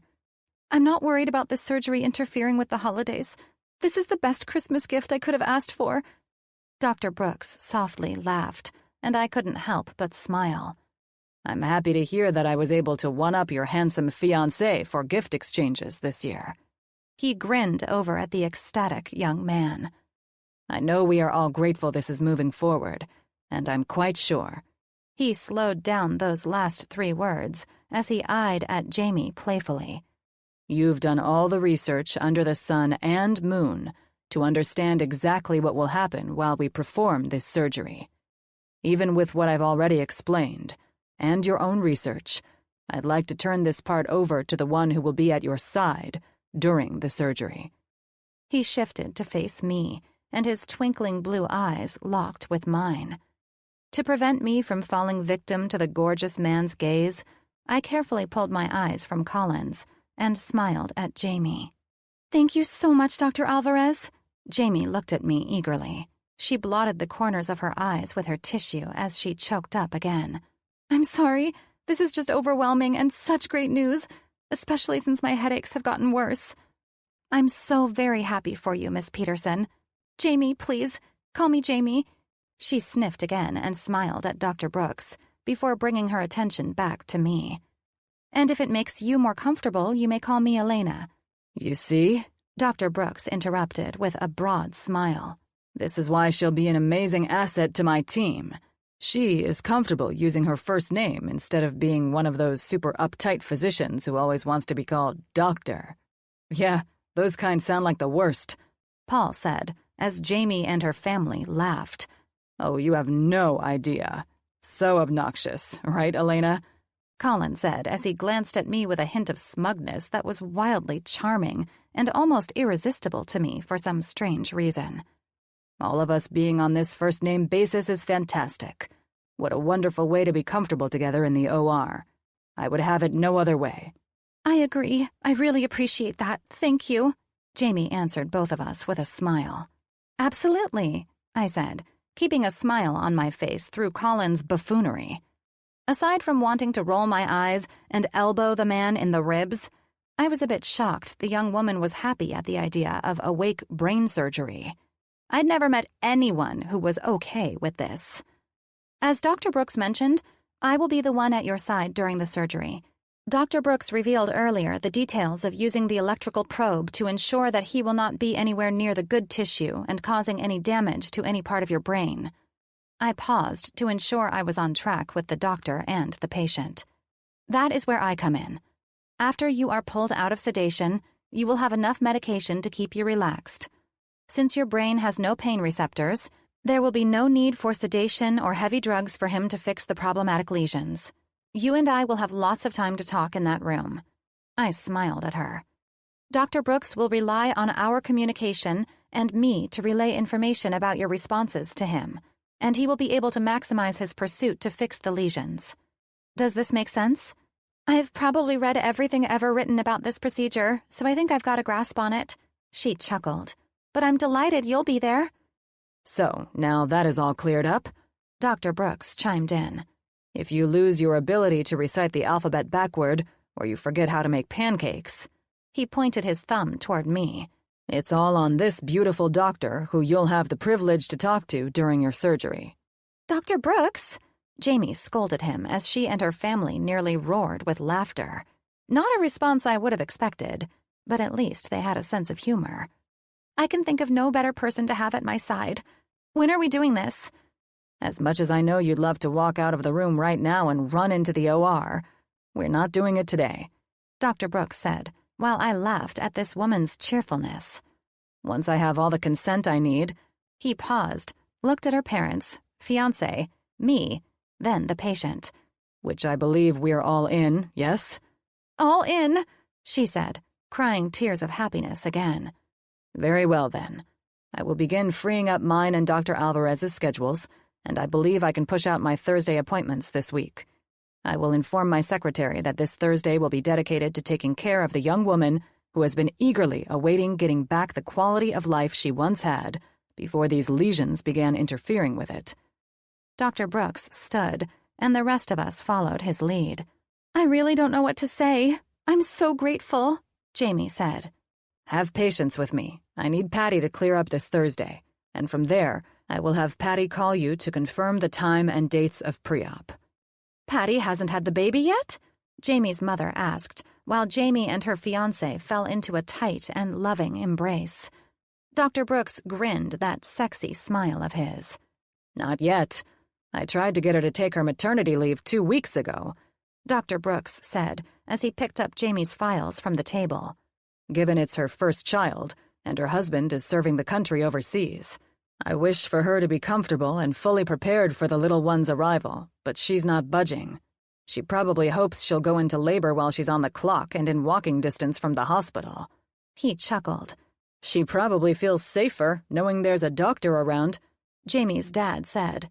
"Hey, I've told her time and again that I'm a neurosurgeon, not an OB. She knows me better than that." He laughed. "You're not just a neurosurgeon, Dr. Cullen. You're a miracle worker." Jamie's mom laughed along with the rest of us. "A miracle worker who will probably get me into a lot of trouble," I thought, as we said our farewells and left the room. After we walked away from the Petersons, Dr. Brooks whipped out his cell and called his office.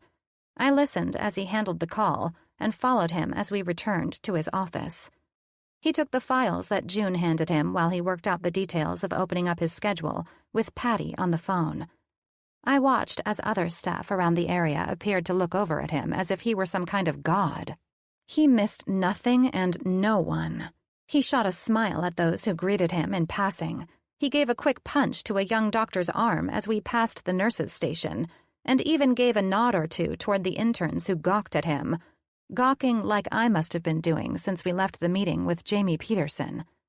It reminded me of those teen shows where the star of the football team walks through the hallways of his school and everyone is high-fiving him or smiling. His charisma radiated to everyone around him, and he knew it. I watched him ease his right hand on his taut waist as he continued discussing moving his patients around to free up Thursday. His voice was calm yet assertive as he worked with another doctor to take one of his patients due to a scheduled surgery that the two would be doing together next week. With his white lab coat removed, I had a perfect vantage point, standing behind him and enjoying his firm ass in his scrubs. I was beginning to wish I didn't have female hormones that suddenly loved to betray me with this man around. I couldn't take my eyes off of him. His perfect back muscles flexing nicely through his scrub top. Don't get me started with the forearms, broad shoulders, and biceps. There was nothing but beautiful perfection built there. I wouldn't expect anything less, though. He was a neurosurgeon, and he needed the steady hands. And so, he had the arm muscles to keep that all in check. Yes, that's it. That's the reason he was built so muscularly perfect. And I was feeling those stupid butterflies flooding my stomach once again while I imagined him taking off his shirt so I could get a glimpse of how well he was defined. He hung up the phone, and that's when I felt the heat blaze across my cheeks. Shit, what was I supposed to do? Fan myself like an old lady who'd caught the Holy Ghost in an Alabama church service? He slid the phone onto his desk, picked up the files June had given him, and turned to face me.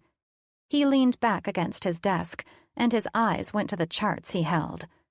"So, doctor," he started, my cheeks cooling down just in time for his icy blue eyes to meet mine.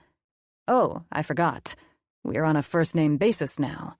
Right, Elena?" "No," I said, my palms sweating. What the hell? This was a problem I'd never experienced before unless Dad was grilling me about something. He arched an eyebrow at me. "Well, I feel more comfortable calling you Elena." "I don't," I said, honestly. God, the way my name rolled off his tongue. The way he said it was sexy, even if he was only teasing me. I couldn't do sexy with this man. I couldn't do anything with this man so long as I got butterflies in my stomach around him. My cheeks heated up to a feverish temperature, and my palms started sweating. "May I ask why that is?" he asked, and I could sense that the flirty side of the man, Colin, had vanished, and I was left to stare at Dr. Brooks and his solemn and curious blue eyes. I sincerely do not wish to make you uncomfortable in my presence, or my ward.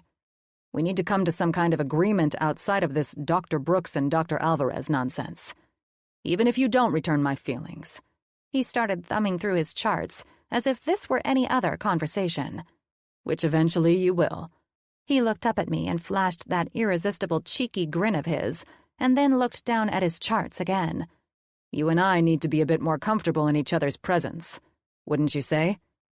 "I say we keep it professional and move in that direction as we get to know each other," I answered with a smile, finding my bearings. His phone buzzed, and all he did was smirk as he answered it, put it on speaker, placed it aside, and continued looking at his charts again. "Dr. Mitchell?" He answered. "You're on speaker. Talk." "Pull me off speakerphone if you're in the company of a group of staff, please," Dr. Mitchell answered with annoyance in his voice. "You're in the company of Dr. Alvarez and me. We're alone in my office," he said. "Dr. Alvarez? Ah, Elena," Dr. Mitchell said, realizing Colin wasn't referring to my father. "How are we enjoying the cocky neurosurgeon? Are you going through with this professional marriage agreement?" "Hold up." Colin's eyes met mine after setting the charts to the side and picking up his phone. "She allows you to call her Elena? I thought she preferred Dr. Alvarez." Jake started laughing, then was cut off when he was interrupted on his end of the phone. Colin folded his arms as he studied me with a look that made me swallow the instant lump that formed in my throat. Trying to keep it professional with him was starting to backfire on me. If he only knew why I would rather keep it to professional names. He hit the mute button on his phone. "You mean to tell me that you're more comfortable with Dr. Mitchell than the guy you'll be helping to guide through a brain-mapping craniotomy?" "Dr. Mitchell? You mean Jake?" I teased, now able to hold my own under his humored yet somewhat baffled expression. Something told me that working with Dr. Colin Brooks was going to be highly enjoyable.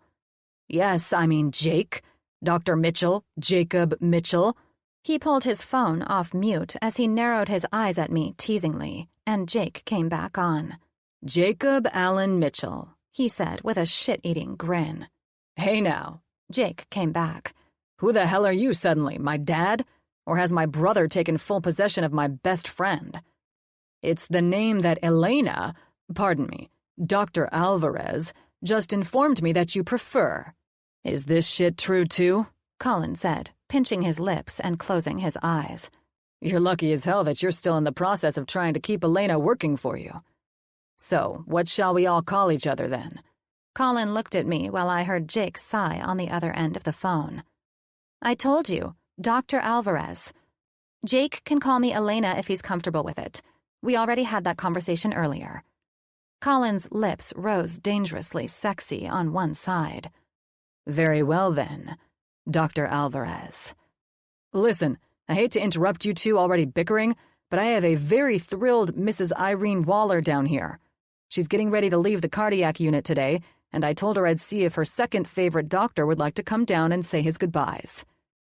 You tell my spicy little Irene I'm on my way, and that I have a good friend I'm bringing with me, a doctor that I'll be putting her in contact with, too.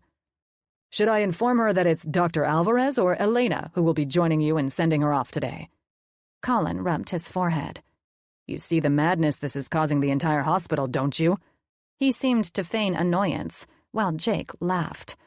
"I see the madness it's causing you." I found my game and rhythm again, and was so grateful to God I had. Colin was fun, and his reactions were priceless. I seriously never expected a neurosurgeon to be this enjoyable. "Let's go before we hurt ourselves. Work out your kinks before you both walk onto my hospital floor, please." Jake laughed. Then the line died. "I believe I told you that you are playing the wrong doctor," Colin said as he picked up the charts on his desk. "You did," I answered as we walked out of his office. "Junebug," he handed her the charts. "Keep these out, please. Dr. Alvarez and I have a quick visit to make on the cardiac floor, and we'll return in about 30 minutes to make these rounds together." "Yes, Doctor." "Dr. Brooks," I said. "I prefer Colin," he said as we walked through the nurses' station, prompting heads to pop up and look at him like he'd lost his damn mind. No, he hadn't lost his mind. He was making me probably the most entertained I'd been working in any hospital with and around doctors since my intern days. The man was fun, quirky, and highly intriguing. And even though this whole Dr. Alvarez thing was getting old to even me, I figured it was more enjoyable than not to watch him get a bit flustered that everyone got to call me Elena except for the one man I loved hearing say my name the most. If he only knew I was struggling to keep my professional composure with these sudden hormonal rushes around him, he'd understand exactly why we needed to steer clear of him saying my name in his youthful, sexy voice. His voice that had a certain raspiness that turned me on by that alone. Time would tell how long I'd be able to keep up the doctors and professionalism only basis with him. I was a down-for-whatever kind of gal, and there was undeniable chemistry between us. I could feel it without needing to have more than these small interactions. I could see it in his eyes. Though he teased me with the professionalism stuff, I could tell he wanted more. But how much more? I wasn't afraid of commitment, but who knew how the handsome doctor who turned heads everywhere he went felt about that? That's why I was going to keep him at arm's length and enjoy this for now. Chapter 7. Elena. Dr. Brooks and I walked onto the cardiac floor. We were greeted by an extravagant outer waiting room, one of the ones where families could comfortably sit if they were not dealing with a family emergency. I was more than impressed with how the hospital atmosphere at St. John's was fashioned to be relaxed and carried with it a soothing ambiance to keep visitors comfortable and most likely to feel like they were in the atrium of a large, exquisite hotel. I'd seen most of this in pictures, but to be here and experience in person was unreal. We walked down the hall opposite the intensive care floor and turned into a hospital room that matched the exquisite feel of this place. "There's my hot tamale," Dr. Brooks said when the patient came into sight. "Dr. Colin," the elderly woman who sat on the side of her bed, dressed and ready to leave, said with a smile, "You're as handsome as the day you saved my life." I followed Colin and smiled over at who I assumed were her children in the room. "That was over a year ago, Irene," he said, sitting next to her on the side of the bed. "As I told you then, I'm like a fine wine. I just get better with age." She chuckled and patted his leg. Very original for the witty doctor, I thought with a smile. All this professionalism and hardcore doctor stuff I'd learned in school and experienced in hospitals as an intern faded when I watched Colin bring his arm around the sweet and tiny elderly woman. I could almost imagine this woman to be his grandmother or a great-aunt, but she wasn't. His warmth drew everyone to him, and he was such a natural at being a star. I grew more curious by the second about what had happened to her and why she was the patient of both a neurosurgeon and a cardio doctor. "She wouldn't budge until she had an opportunity to see you one more time," a woman in her 50s added from across the room. Colin grinned, and Irene's sharp eyebrow arch validated what the woman had said about her. "Well, I'm not surprised, Gail," Colin said, glancing to the woman behind him and back to Irene. "I believe I told my young crush here that I was owed at least a small turn on the dance floor if she promised to allow Dr. Mitchell to fix her up and get her back on her feet again." Irene smiled over at me. "Before I grant you that dance, young man, is this beautiful young lady my new doctor?" Colin's humored expression met mine. "She is," he said, and I kept my cool, trying not to fall victim to his eyes and smile again. This sweet interaction between Colin and Dr. Mitchell's patient was enough to make my heart swell. I'd never witnessed a doctor this close and caring of a patient before. It was endearing, to say the very least. "She's not talking because she has these moments, you see," Colin said, pulling my mind off of the elderly woman whose makeup was done, complete with bright pink lipstick and matching blush. "Moments?" I questioned with a smile and walked over to Irene. "Hello, Irene." I reached out to shake her frail hand. "I'm Dr. Alvarez, but you can call me Elena if you'd like." I eyed Colin and smiled. "Dr. Brooks has informed me that I am going to be quite fortunate to have you as one of my new patients." "Elena," she smirked, eyeing Colin, then bringing her attention back to me. "I am happy to meet you. Dr. Mitchell explained a bit about what you'll be doing as my doctor, and I have to say, I might not be your favorite patient." "What makes you think so?" I asked, teasing back to the sass in her voice. "Well," Colin interjected as he arched an eyebrow at the lady, "she doesn't like to follow the rules. She was supposed to stay on her medications, but one day she decided she didn't need them anymore. That executive decision led to multiple TIAs and me having to call in the cardiac doc to have a stint put in at the top of the shunt I'd already placed so we can keep my favorite lady around." "I just get to the point where it's hard to imagine that I'm 83, she said in defeat. "I guess that's why I ignored my doctor's orders. And imagine my despair to know I was about to lose you again." The family remained quiet as Colin and Irene sat side by side on her bed, talking more seriously. "I can't go through this again, and if you end up breaking my heart or making me a patient of Dr. Mitchell's, I don't think he or I will ever forgive you." "I guess this is where I come in," I said, listening to Colin and Irene communicate. Colin used a serious yet teasing method of trying to keep this sweet woman on her medication and out of the hospital. I could instantly sense her depression when she admitted to accepting that she wasn't a young woman anymore. "We'll work together. I want you to remember that it doesn't matter how old we are when it comes to taking medication. Age is most certainly just a number, and that medication is going to keep you feeling great, strong, and as youthful as you believe yourself to be." "No, age is not just a number, Dr. Alvarez." She came back, still sad and with a hint of annoyance. Colin frowned and studied me, waiting for my response after I seemed to piss off his patient. This was my specialty, though. My job was to ensure people could psychologically understand and accept a positive outcome to any adverse situation that may have altered their lives. Whether it was the sinking feeling of allowing one's age to spin them out to depression, injury of a car accident, or even paralysis, it was my job as their psychiatrist to help them cope. Helping a neurosurgeon perform a craniotomy was just a bonus of being at a patient's side while helping the surgeon and his patient through that particular process. "Perhaps you are correct," I said with an unwavering smile. "Some, even younger than I am, believe that they're older than they appear. They even act like it, too." "That's impossible." "Oh, it's quite common." I smiled at Irene, who was looking to Colin for whatever reason.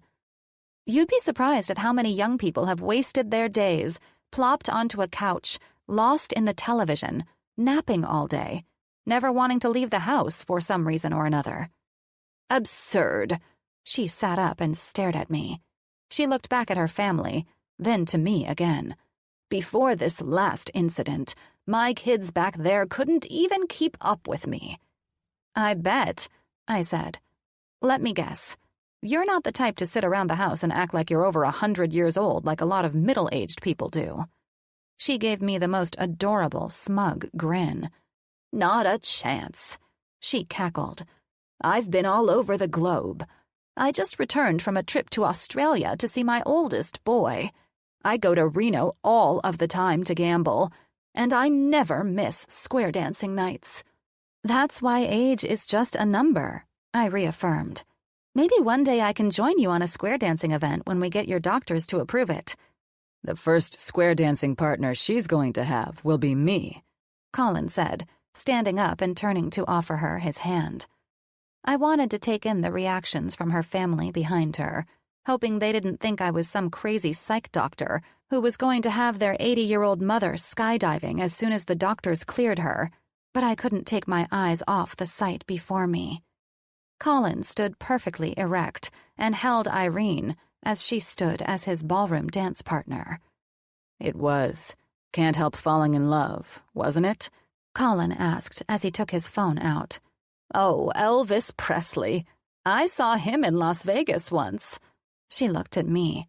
Dr. Brooks promised me a turn around the dance floor if I followed his orders in the hospital. She smiled. This was mine and my late husband's song. The only man I'll allow to take Clancy's place is my sweetheart, Colin here. As Colin set his phone to play the song, I smiled as I watched him ease her around the small area next to her bed. The rest of us in the room must have vanished, leaving the doctor and his adorable patient dancing together in their own world. I watched as Irene held onto Colin's hand and waist, closed her eyes, and began to sing her and her husband's song. I could tell she must have been imagining dancing with her husband, and not the handsome neurosurgeon who was leading her to the beautiful love song. "She's a firecracker," the woman who walked around to me said. "I'm Janice, her youngest daughter. This is my oldest sister, Gail." Both women were meticulously dressed and coiffed, and their air told me they were a very proper and wealthy family. "This is our little brother, Wyatt. Our oldest brother, Miles, left before you both arrived. He's working with the medical staff to make sure Mom's place is set up for in-home care with her new nurse." "She won't move in with family?" I softly asked, as the two continued to dance in a way that made me want to learn more about Colin. Not just inside of work, but outside of the hospital, too. I mean, who wouldn't fall hard for this man?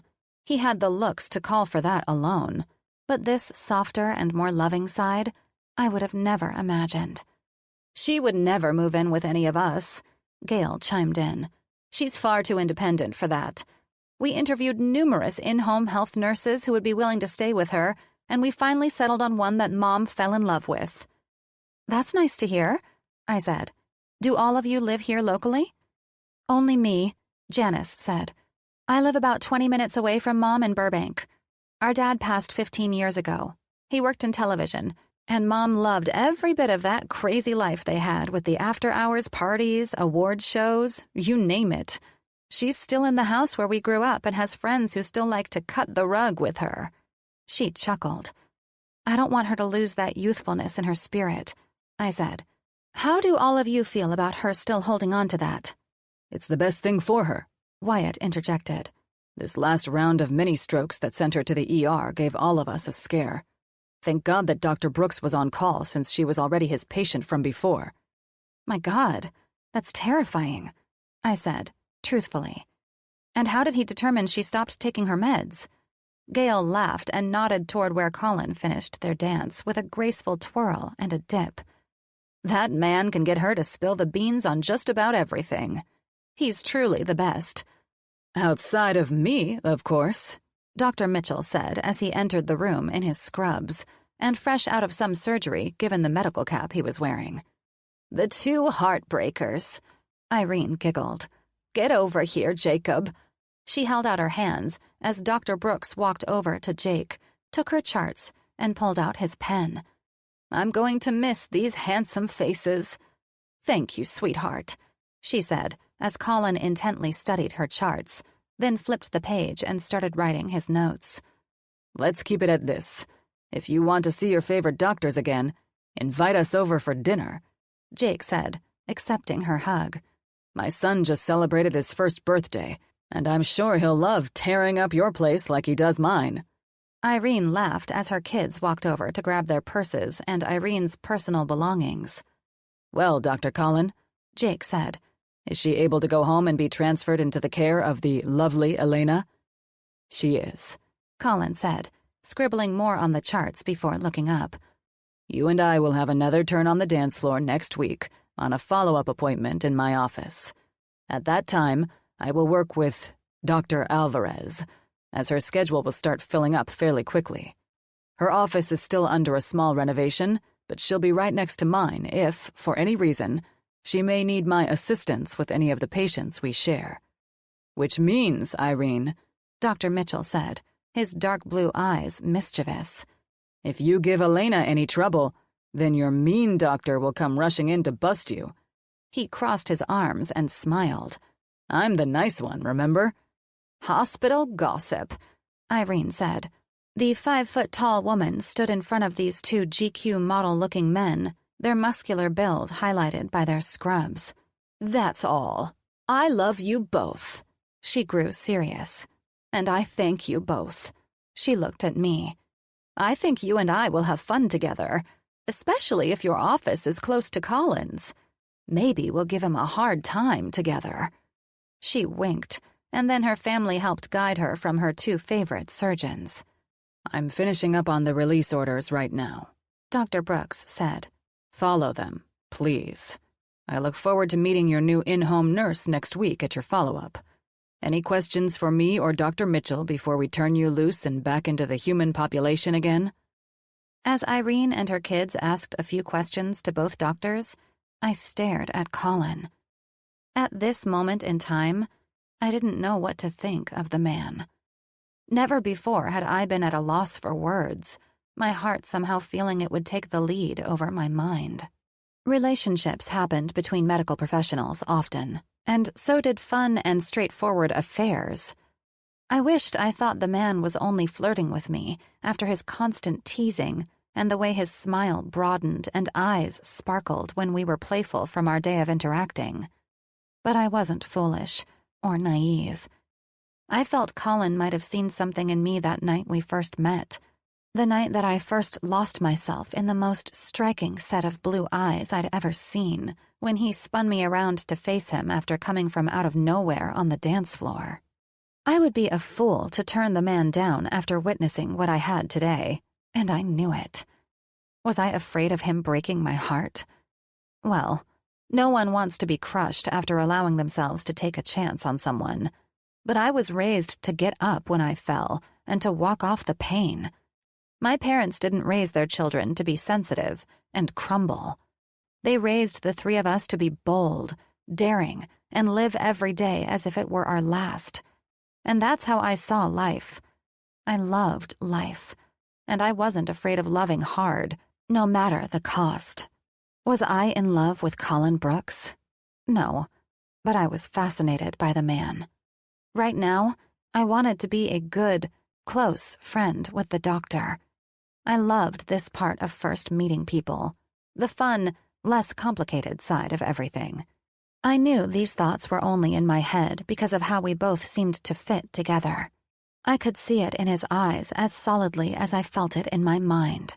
We clicked, and we would work well as a team. One thing was sure, though. He would continue to refer to me as Dr. Alvarez until I was able to hold my own against the way my name sounded coming out of his mouth. We didn't need me drooling over the doctor, or like I was now, watching him and Jake banter back and forth, lost in these thoughts. I had to get all of this out of my system and get myself under control, or I wouldn't be an asset to his team. I'd be the giggly goof, sitting there in surgery while Dr. Brooks depended on me to help him during high-pressure surgeries. Here I was putting Colin in his place by insisting we keep it professional with the doctor formalities. Little did he know, it wasn't Colin who I couldn't trust on the first-name basis stuff. It was myself. Chapter 8. Colin. The day had finally ended, and if it weren't for Jake's heads-up text, I would have completely forgotten that I was supposed to meet up with the guys at Kinder's tonight. Since being in Elena's presence on Monday, the fact that I'd lost 2 days in the week was somewhat strange to me. The time flew by, and here I was on the eve of Jamie's surgery and mine and Elena's first surgical experience together since she accepted the job. She was already stacked with appointments, and that didn't surprise me in the slightest. Elena was charming and a brilliant light that couldn't be put out. Everyone wanted to be in her presence, and that included me.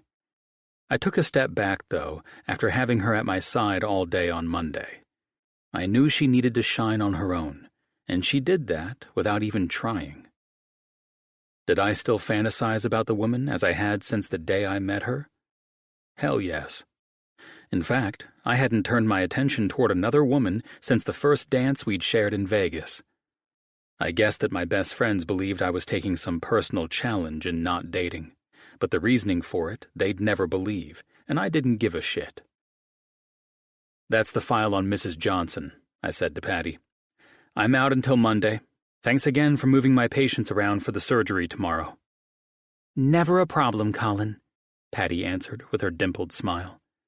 "I bet Jamie is nervous, but I know she's elated to have you fix the issues finally." "She deserves the freedom from the pain and the pain meds she's been living on," I answered, signing off on one last prescription for Mrs. Johnson. "This needs to be sent off, and I want Mrs. Johnson to call the hospital if she feels the slightest dizziness after taking her first dose. She understood that after I talked to her, but make sure the pharmacist relays that vital information for me, please." "I hope this helps with her seizures," she said. I leaned against the counter that faced the center of the office floor. 10 doctors shared this common area, and all of us worked the neuro floor in the main hospital of St. John's. I'd previously spoken with the hospital board about closing things off a bit to allow our patients and personal secretaries a bit more privacy. Things could easily get chaotic in this open environment, whether the neurologists, psychiatrists, surgeons, or therapists were sort of our own unit or not. Some days, like today, this place was more congested than the hospital, and it made for a tense environment for patients whose diseases varied and required a quieter and calmer atmosphere. Don't get me wrong, I loved this spot, the teams I worked with, and my office, but we needed to do something with patients being called back on intercoms and staff being called out the same way. It was a goddamn circus at times, and today was one of those days that all of us were in here working with only 2 up in the hospital. It was a madhouse, and I was shocked that Patty didn't go into labor just juggling shit around all day. Not only was she dealing with my patients, but until Elena hired herself a secretary, she was dealing with Elena's too.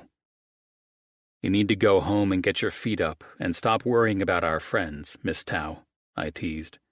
"I swear you worry more about the patients than you do little Colin." I eyed her large stomach and grinned at her. "You think it's a boy, eh?" she asked, swiveling around in her chair. "And that I'd actually name my firstborn son after you?" "Of course I do," I teased. "He's heard nothing but my wisdom for the past 9 months. You might as well name the little fellow after the most intelligent man he's ever had the privilege of listening to." "You're too much, Dr. Brooks," Patty answered, typing the script in her computer to send off to the pharmacy. "And if it's a girl?" "Colin seems to love the name Elena." I heard the voice of the one woman who found a way to speak straight to my heart without even knowing she did. "I say, if he's all about naming your baby, we stick to his selfish ideas, Patty." I twisted to lean and smile at the beautiful ray of sunshine that filled this part of the office. "Selfish? Me? You've lost your mind, Alvarez." "You are a selfish man." Elena raised her eyebrows at me and filed her papers off to the side. "Patty, don't worry about these until tomorrow. Go home, put your feet up, and relax." "I believe I already gave her that order." I arched an eyebrow at the bronze eyes that stole my breath away.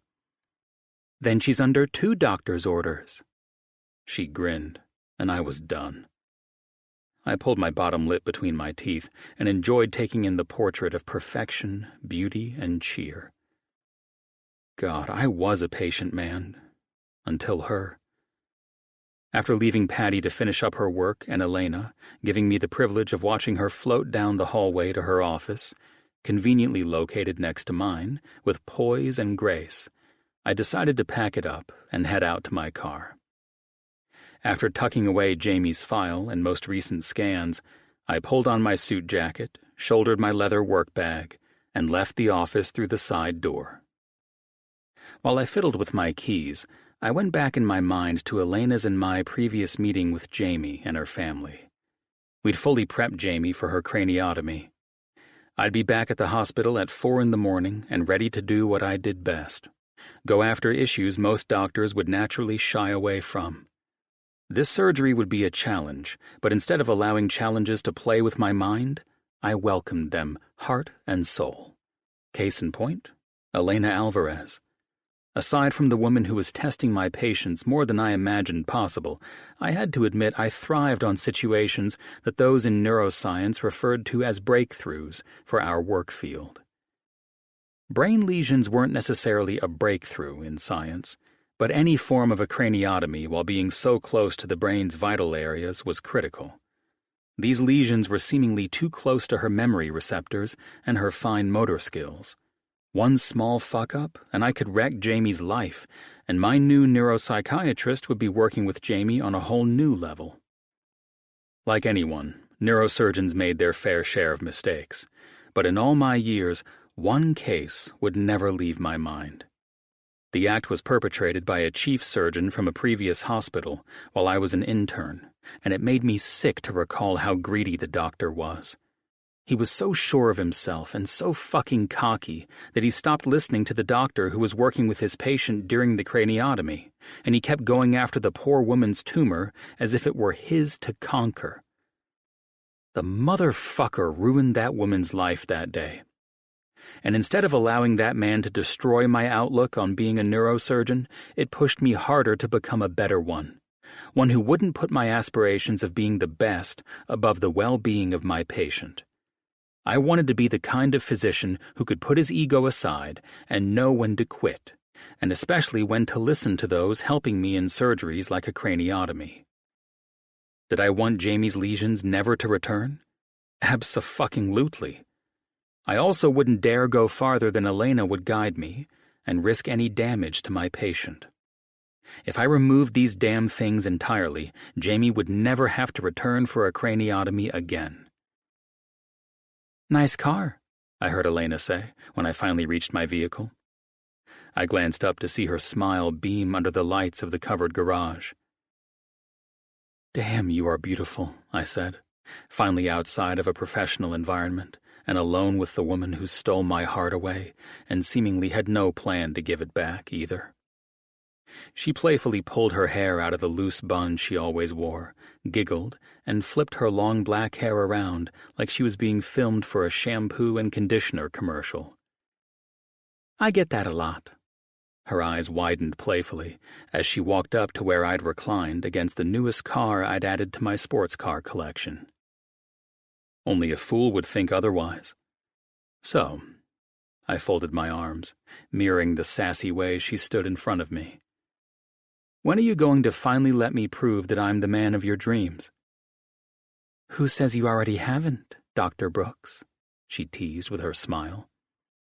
"The fact that we're still on this doctor nonsense," I smirked. "You're wasting precious days without being able to come home with me each night." She covered her smile, and I loved it when I said something that painted her cheeks pink. "What if I wanted you to come home with me?" "And get my ass kicked by your dad? Hard pass," I returned. She rolled her eyes. "A man who's all talk and no walk." "Bullshit." I lifted my chin and held her gaze. "I believe you've seen The Walk, Alvarez." "Nope," she answered. "You may be the best and most attractive neurodoc I've ever met, but you're scared shitless to come home to see what my dad has to say about you as my boyfriend." "Your brother and I have an agreement, and I'll be there next week," I returned. "That's cheating, Brooks," she said. "You're coming over as my brother's friend and not Miguel's daughter's strappingly hot doctor boyfriend." "All right, you got me there," I answered. "Why can't we just start slow?" "Slow?" she answered.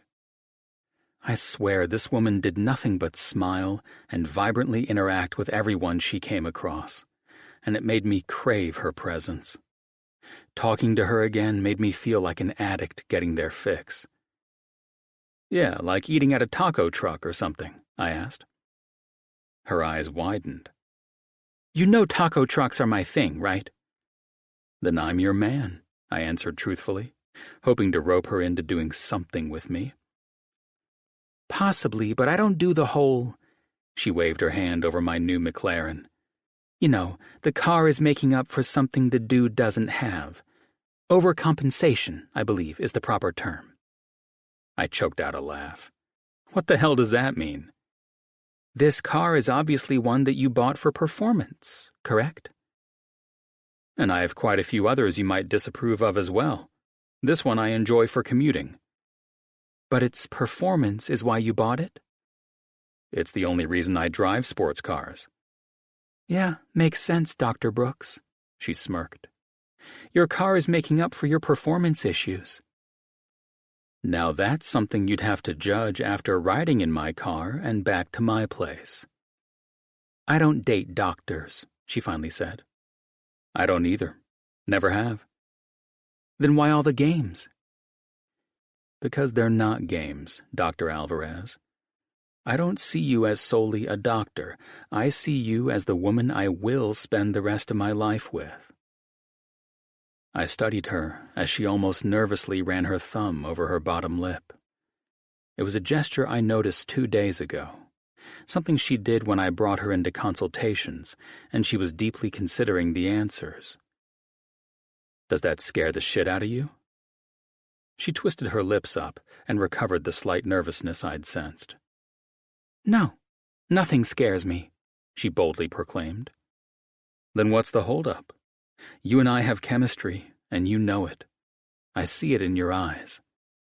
Good God, man, she laughed loudly, that lovely, delightful laugh that lit her face. We hardly know each other.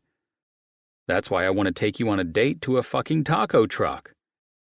She exhaled, cocking her head to the side as she looked at me with the most adorable face. It was like she was loving every second of this, and she had no intention of turning me down. I could sense that from a mile away. Tempting because I'm starved, but Dad texted me and he's making one of his Cuban delights for dinner tonight. I stepped forward. Enough of the silly back and forth.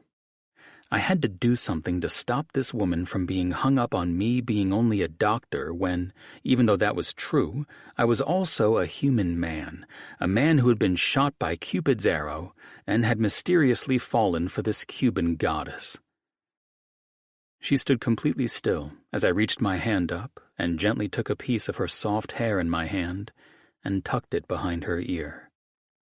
I was keenly aware, watching and hearing everything, that her breathing had fallen out of rhythm as I gently allowed my fingertips to run down the side of her neck.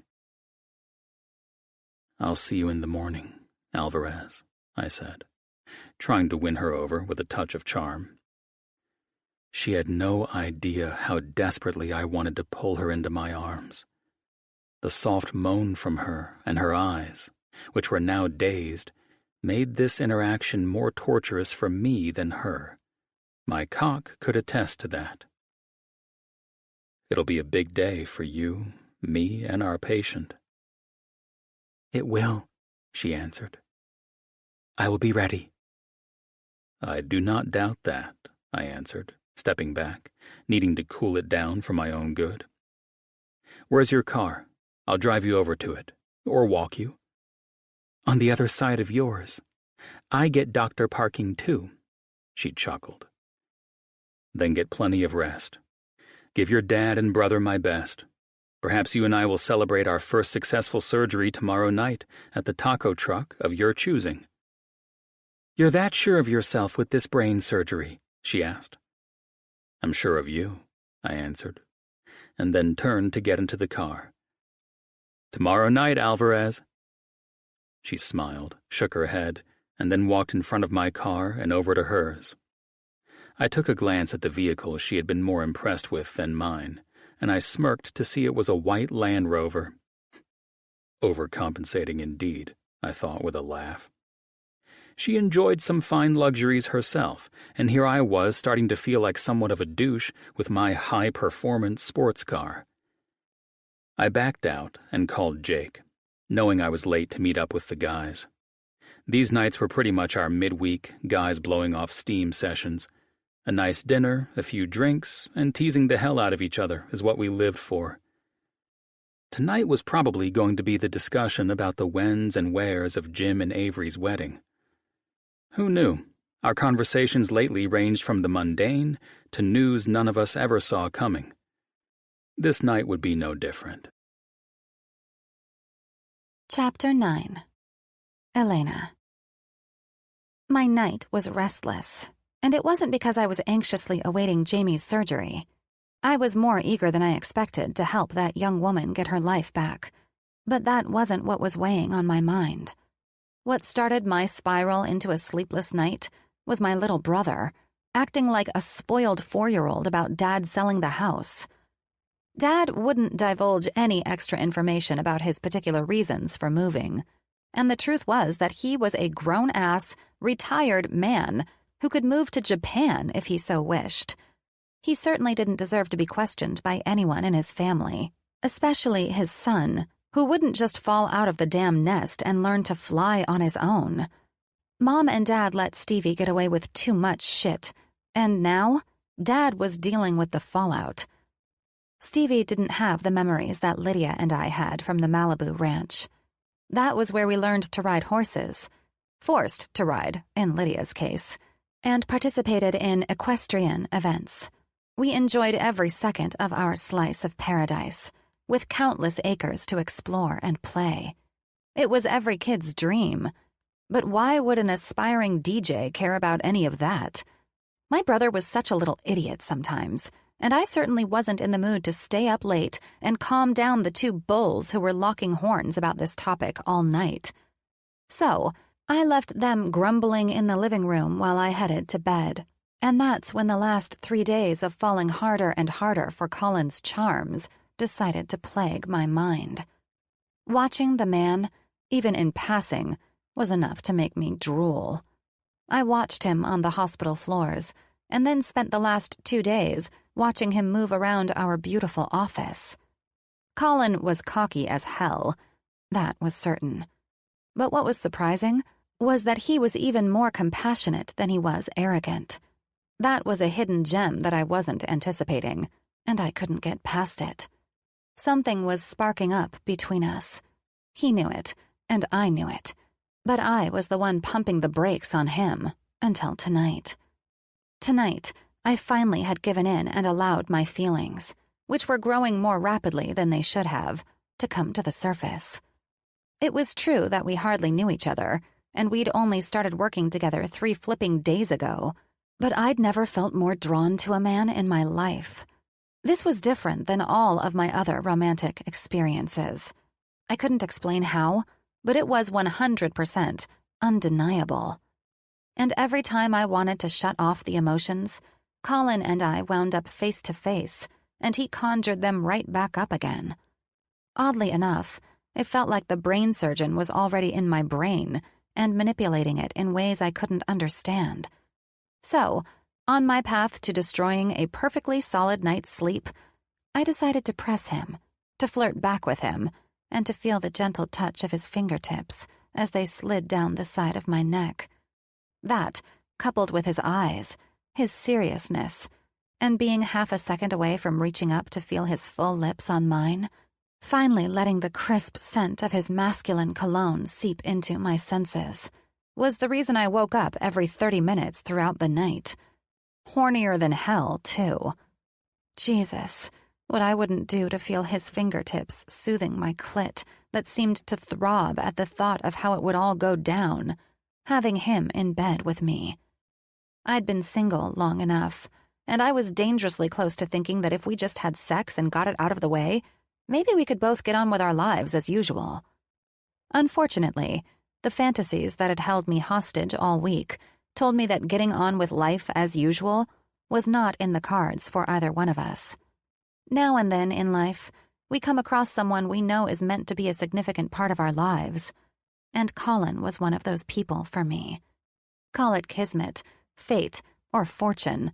Whatever it was beyond either of our control. I'd had plenty of coffee before arriving at the hospital. I wanted to quickly check on Jamie before I worked with the staff to help set up the OR for Dr. Brooks to do the craniotomy with his attending neurosurgeon, Dr. Nathan, and the entire team we met with yesterday afternoon to prep for Jamie's surgery this morning. Thank God for this line of work and today's surgery, because it wasn't less than 3 seconds on the floor, and I was in surgery prep mode. As I expected, Jamie was nervous and ready to get this over.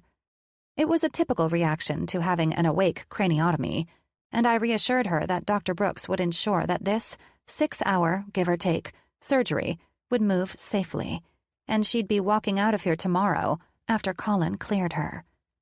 Once again, I was highly impressed with how efficiently and smoothly this team worked to prepare the surgical room and the patient for the doctor to do his job. Colin's voice announced his entrance to the room, and I was greeted with a confident smile, as if this critical surgery was like everyday walking and talking for him. His presence kept the room's atmosphere calm, yet charged with an energy of confidence that radiated through everyone. I watched the image guidance screen that Colin had used to make his marks. He used the equipment to help lock Jamie's head in a vise to prevent her from moving when the anesthesiologist was ready to wake her to work with me. He made smaller than usual cuts with such precision that there would be no scarring when he was done.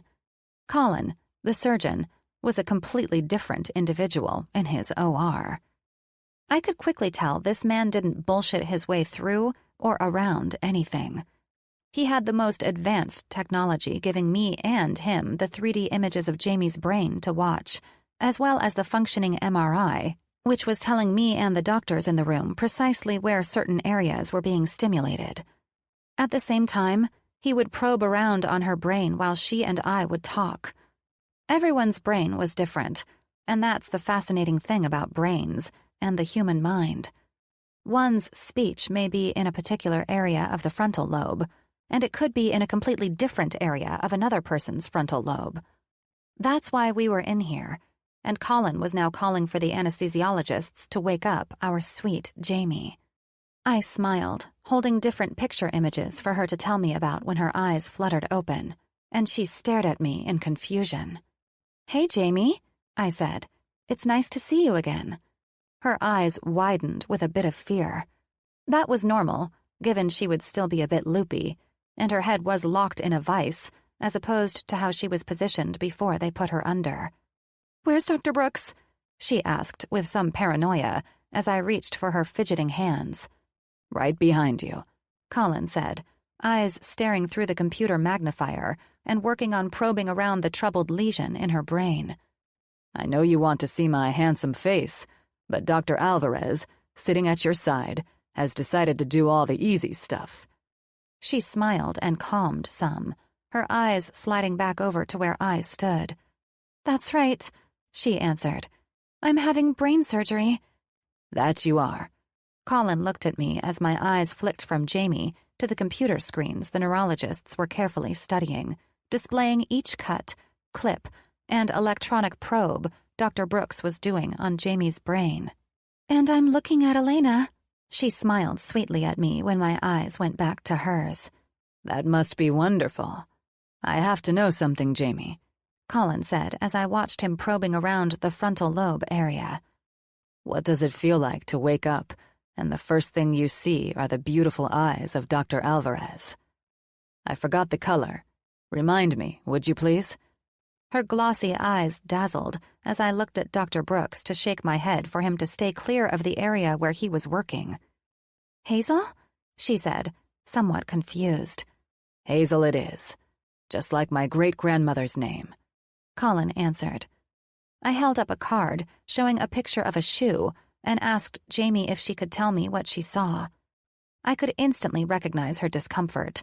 This was a blatant reminder that we were in brain surgery. Dr. Brooks was doing so well in ensuring everyone in the room was comfortable and moving through this surgery flawlessly. And here I was, acting like a robot fresh out of an internship, with the basic cards to keep our patient talking. "Good grief," Colin said with a laugh. "Why are we looking at oversized flashcards, Dr. Alvarez?" Jamie laughed. "Her name is Elena." "Elena?" she questioned while I watched Colin, working extremely close to her temporal lobe where the largest lesion had grown toward. The area bordered the frontal lobe, where Colin worked with her cognitive skills a moment ago. The frontal lobe was where he had to be extremely careful, given I was mapping him around these two areas where her speech, cognitive skills, and responses were located, not to mention her memories. Now, we needed to get her talking about something, while Colin worked within millimeters of where her memories could be altered if he got too close to that part of her brain. "Yes, Elena." "A beautiful name. Even more beautiful than my great-grandmother's," Colin said. "Elena," she repeated, as I continued to nod and communicated with Colin to assure him we were in a safe area for him to work on this lesion. "You remind me of Elena from the vampire—" She stopped speaking, and I shook my head to Colin to let him know that his device had mapped the location of her speech, which cut her off mid-sentence. Colin nodded and moved away from that area. "Vampires?" Colin asked. "Like Dracula? Are you saying that Elena reminds you of one of the Count's beautiful blood-sucking creatures?" He chuckled. "The Vampire Diaries." She laughed too. "Interesting," Colin said while I smiled at her. "That's a huge compliment," I said, after Colin gave me a look that said he'd let me know when he was sure of the location where he could safely operate. "I love Elena in that show." "I love her too," Jamie said. "Why am I just now hearing about your love for vampires?" Colin asked. I found it fascinating that he could operate and hold an actual conversation instead of needing silence to focus, given how close he was to these critical locations in Jamie's brain. "You would have laughed at me before," Jamie said with a grin. "And you think I'm not laughing now?" Colin answered. "So that you know, you'll remember all of these confessions after you wake up from surgery." "I love Damon," I added, knowing we had to keep Jamie talking because Colin was now making cuts and clamping off certain blood vessels. "I love how Damon loves Elena." "So, who's the vampire?"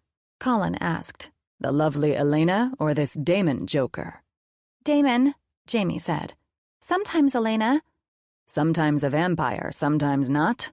Interesting," Colin added.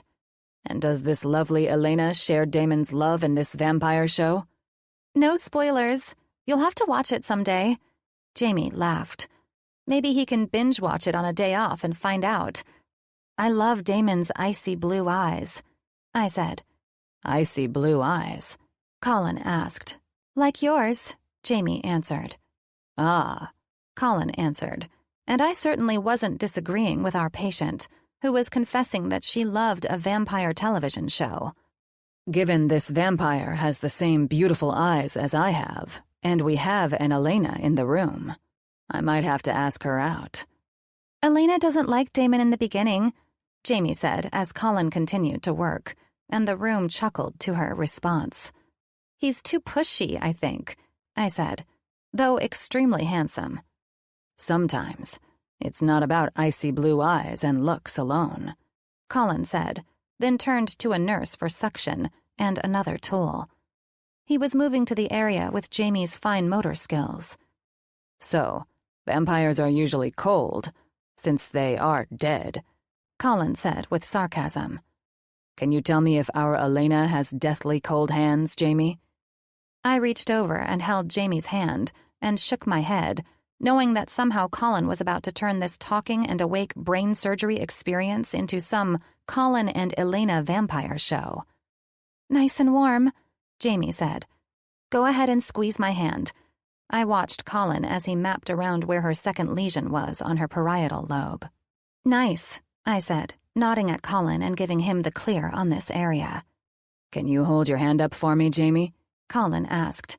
She couldn't, and everyone in the room knew that this was an area he had to stay away from. "Nope. It doesn't sparkle, does it, Dr. Alvarez?" "Sparkle?" Jamie laughed. "Those are different vampires." "Aren't they all the same?" he questioned, working diligently in this area of her brain. "Hardly," I answered with a wink to Jamie. "As we said, we like Damon and his icy blue eyes. Like yours, Dr. Brooks." Jamie smiled at me. "Are you wanting to be in surgery all day, Dr. Alvarez?" Colin asked, working closely with the nurse to gather instruments. "I need the magnifier shifted to the left, please," he requested. "She's doing a great job," Jamie said. "Ignore him." Colin reached for another instrument, gave me a quick, knowing look, and then looked back to Jamie's brain. "Dr. Alvarez understands that if she distracts me, we'll be in here all day with me having great difficulty trying to focus." "We're just down here stating vampire facts," I said. "I thought vampires sparkled." "Twilight vampires sparkle," If you really want to be here all day, we can go into all the different vampires," I added with a laugh. "You thought vampires were Dracula's ladies, too," Jamie answered. "That's how I always saw them. The Count was the reason they multiplied. I am just now learning that vampires aren't in love with the big guy with no heart? Strange." Colin was back and working closely on the lesion where her memories were again. The brain was so complex, and each one of them so different. Being in here and helping a surgeon map out one for multiple lesions was even more fascinating. "Vampires?" Jamie questioned. "To the left," I said to Colin, seeing his attention was solely focused on fixing this last lesion. "You remember we were talking about how hot Damon is, but he was too pushy with the beautiful Elena," I said, teasing Colin and knowing he was trying to get this lesion fully repaired, but it was too close to the memory location of the temporal lobe. Colin remained silent while Jamie looked at me in confusion. "How is it a man can be too pushy when it comes to a beautiful woman? Especially when her name is..." "What was her name again?" Colin asked while I prayed that she remembered. This was the do-or-die moment for this lesion, and if Jamie couldn't recall things right now, he'd have to abandon that area completely. "Elena," she finally said. "What happened?" "Colin is jealous of Damon," I smirked. "Oh," she laughed. "I thought I did something wrong." "You're doing everything right. Just keep talking to our Elena, and we'll keep moving along," Colin said. I could hear the nurse, Colin, the other surgeon, and the others talking, but I was fixated on the fact that, somehow, we got lucky. With Colin's steady hand and patience, he was nailing this lesion and repairing the most problematic one. He was a prodigy, and there was no doubting that fact, even if his broad knowledge of all things vampire royally sucked. Jamie and I talked about Vampire Diaries episodes, and I laughed when Colin grew tired of hearing about Damon's eyes. I even tried to change the subject to her talking about her wedding plans, but she wouldn't have it, and I loved that. "Well, I guess your fiancé is going to have to blame Dr. Alvarez for whatever I messed up in your surgery. It must have happened at the beginning," he teased with a laugh after Jamie refused to talk about her wedding. "He didn't mess anything up," I laughed while he and Jamie argued about the wedding stuff. "No?" Colin pressed. "I figured you two ladies would be filling me in on wedding plans for Jamie this entire time. But instead, I'm hearing about doppelgangers and witch weddings." "The witch wedding happened," Jamie insisted. "I remember it." "It was a horrible scene, to be honest," I added. "The horrible scene will be when you wake up and your handsome fiancé, who doesn't have this drop-dead gorgeous vampire's icy blue eyes, finds out you'd rather talk witchy weddings than your own." "My colors are silver and blue," she told me with a smile. "You're in trouble, young lady," Colin said. "You're marrying poor Paul while you're in love with a vampire. Wait, Paul isn't a vampire, is he?" Colin nodded toward me to signal that he was finishing 3 hours ahead of time, after all of us going on and on for the last 4 hours. All Jamie's lesions had been repaired, and that was only due to Colin's steady hand and constantly watching me for locations he could or couldn't get anywhere near. I don't even think my dad would have had the skilled precision of that man, pressing himself to the limits and trusting me to guide his hand by watching the computer models, as well as talking with Jamie. Most doctors would have gone in hard and fast to repair the lesion in such a critical area, or they would have abandoned it and waited to see if the patient felt any different when they woke up. Not once did I see either of those temptations in Colin. We mapped her brain down to the closest areas, and I wanted to jump up and shout in the victory that we'd done so well and pulled off what I would deem the impossible. But I kept my cool. Just as Colin called for the anesthesiologists to return Jamie to sedation so that he could stitch her back up, I smiled over at the man who was hard at work and as cool as a freaking cucumber. This was second nature to him. I could sense that a mile away. Colin requested they turn on Bob Seger songs for what I assumed was his wrap-it-up music, and I couldn't wipe the smile off my face if I wanted to. Dr. Colin Brooks was perfection, and I was definitely down for celebrating tonight at the taco truck he mentioned the previous night. This was my first surgery, and I was damn proud at how well we all did. It was crazy how I felt since it didn't match the vibes of the room.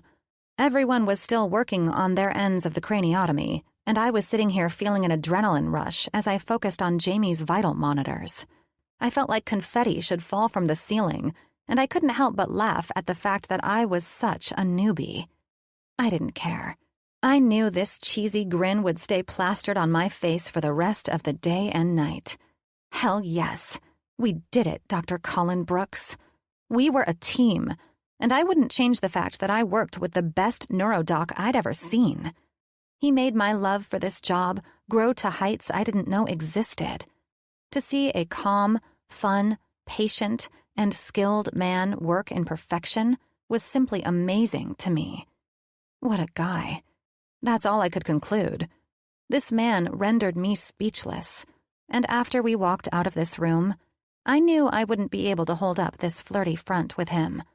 All I knew was that adrenaline was pumping in my veins, and I couldn't be prouder to work with such an incredible neuro team. Chapter 10. Elena.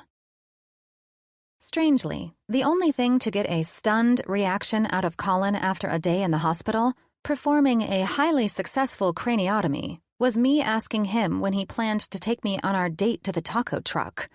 The man reacted as I'd reacted in the OR when he managed to get both lesions fixed in Jamie's brain. His smile was plastered from ear to ear. Unlike Colin, I remained in my scrubs, since I didn't keep a change of clothes in my office, and I had to pull my shit together when he walked out of his, wearing a pair of jeans and a snug V-neck sweater, the burgundy color making his blue eyes pop even more than usual. I followed his badass sports car to Long Beach, shocked that we didn't stick around the downtown Los Angeles area, but Colin swore by this particular taco truck, and I wasn't going to argue. We arrived and ordered our food before driving to a more secluded area where Colin found us a bench to share closer to the beach. We sat in comfortable silence, eating our food and listening to the waves rolling into the shore across the street from where we sat. "Damn, these tacos are the best I've ever had," I finally said as I went in for another carnitas taco out of the bag. "Told you," he said between bites of the large-ass burrito he ordered. "It's the seasonings they use, and I love their green salsa. It makes it worth the drive to Long Beach." "You live around here?" I asked. "No," he answered with a smile. "I have a place in Malibu." "Oh yeah? My dad is selling my childhood home and moving to our family ranch in Malibu." "When he retired, he said something about going to Malibu so he can enjoy the ocean again." "Yes," I laughed. "That is the current family drama that I'm dealing with at home." Colin crumbled up the foil from his now devoured burrito and reclined back with his bottled water in hand. "Drama in the Alvarez family?" he questioned. "I definitely couldn't see that ever happening." I nudged him with a laugh, my mouth full of the last bite of my taco.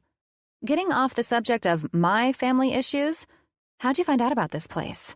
You don't seem like the Long Beach kind of guy. Did you date some hottie who lived here?" Colin smirked. "Jake and I love to surf. It's our way of decompressing sometimes." "You surf?" I asked, drinking from the glass Coke bottle I ordered. "Have since I was a boy. You name the beach, and Jake and I most likely have surfed it."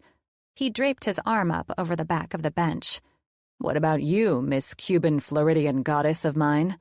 I practically choked on the carbonation I was downing from my soda bottle. "Pardon me?" He chuckled. "It's what I call you," he stated factually. "I'm not yours." "Changing the subject again, Colin?" I exhaled. My eyes turned back to the beach because I knew that if I didn't look somewhere else, I was going to kiss him and prove how much I loved hearing that sentiment come out of his mouth. "Colin, you say?" He perked up. "As in, we're finally on a first-name basis?" "I'm in scrubs, so I'm still Dr. Alvarez." I teased. "You changed into civilian clothing, so I can call you Colin." "Oh, come on," Colin said, smiling over at me with a look of annoyance on his face. I'm starting to believe you're one of those obsessed doctors now. What? I looked at him in confusion. Yeah, the assholes with a doctor complex. He poked my leg teasingly. That's not what I'm doing, and I don't have a complex, I answered. Listen, another subject change, but I wanted to tell you that you were awesome today. Honestly, I wanted to jump up and scream with excitement at how well you performed a surgery that most doctors might not have handled as you did. Well, funny that you should say so, because I usually prefer to end all of my surgeries with such fanfare, so you should have done so, he answered with a cheeky grin. It would have actually made me believe I finally impressed you. Our taco truck date didn't prove that to you? I knew that was going to happen, he said. I already asked you on this date last night. I shook my head. What made you go into this profession? I know it wasn't money. I see you've stalked me out and found I was born with a silver spoon in my mouth. He smirked, and damn it if he didn't continue to look sexier and sexier with each passing moment. Possibly, I lied. Everyone knew about Dr. Colin Brooks, the famous neurosurgeon, and son of the late and gifted architect, John Brooks. Well, everyone who was in our profession, I guess. Colin's father came from old money, as they say, and aside from John Brooks having a stellar reputation, his net worth of billions was well earned. I'm just wondering if St. John's was named after the famous architect who designed its renovation. Colin shook his head, smiled, and then looked out to the white foam waves in the ocean. My dad was a lot of things, rest his soul, but he was no saint. However, he was arrogant enough to wish the hospital was named after him. I'm sorry for your loss, by the way, I said. I heard about it from my dad. He said you seemed to accept it better than Dr. Mitchell, though. We all grieve differently, he said, becoming more introspective at that moment, and I instantly felt terrible for saying anything. I apologize. I didn't mean it to sound like Dr. Mitchell cared more about your father than you. That came out completely wrong. I spoke out of turn. No, please. Don't apologize for that, Colin said with a laugh and a look that made me tingle from head to toe, even through my embarrassment. I understood what you meant. And to be clear, I was devastated about my father. There were many factors leading up to his death that didn't make his passing a complete shock to me, though. That is to say that some people die suddenly and unexpectedly. My father had been sick for years, which doesn't make his passing any less tragic to my mother or me. But, on some level, I had been slowly accepting that it was inevitable. That being said, his death affected Jake much harder because Jake lost him on his table. We were both on call that night, but when Dad stroked, he was going down faster than any paramedics could handle. Then, if it wasn't enough, the ER staff sent him straight to Jake's OR, and it was chaos. Oh my God, I said in shock. That's horrible. Dad had it coming, and we all knew it, Colin answered. Jake knew it too. It was no one's fault. The ER didn't mess up by not sending him to me first. Dad's heart was failing and was the immediate killer in his situation. It just fucking sucks because Jake had him and saved his heart, but he went into renal failure and everything started shutting down. You know how it goes? It just all landed on Jake. He thought he could do more. Jake blamed himself? I asked, confused. Colin looked at me. Jake is close with all of his patients, and if he loses them, he goes down pretty hard for a day or so. My dad was like a father to Jake and his brother Jim after their father died, so feeling responsible coupled with deep grief is never an easy thing to swallow. Jake may seem like he's solid as stone, but he is deeply caring, and my dad's death rocked him hard. And you? How do you deal with the death of your patients? I've watched you this past week, and you are also extremely close to your patients. Jake and I are a lot alike in that regard, but when it comes to grieving, that's where we differ. How so? Here we are talking about death, and this is supposed to be a nice taco truck date with an ocean view, Alvarez. He looked at me like I had grown 3 heads. Sorry. I zipped up my jacket, feeling the chill of the salty air hitting my scrub top and going right through, almost causing a shiver. Don't apologize to me unless you fuck up in my OR, Colin said as I crossed my arms and legs to keep my body heat at an even temperature.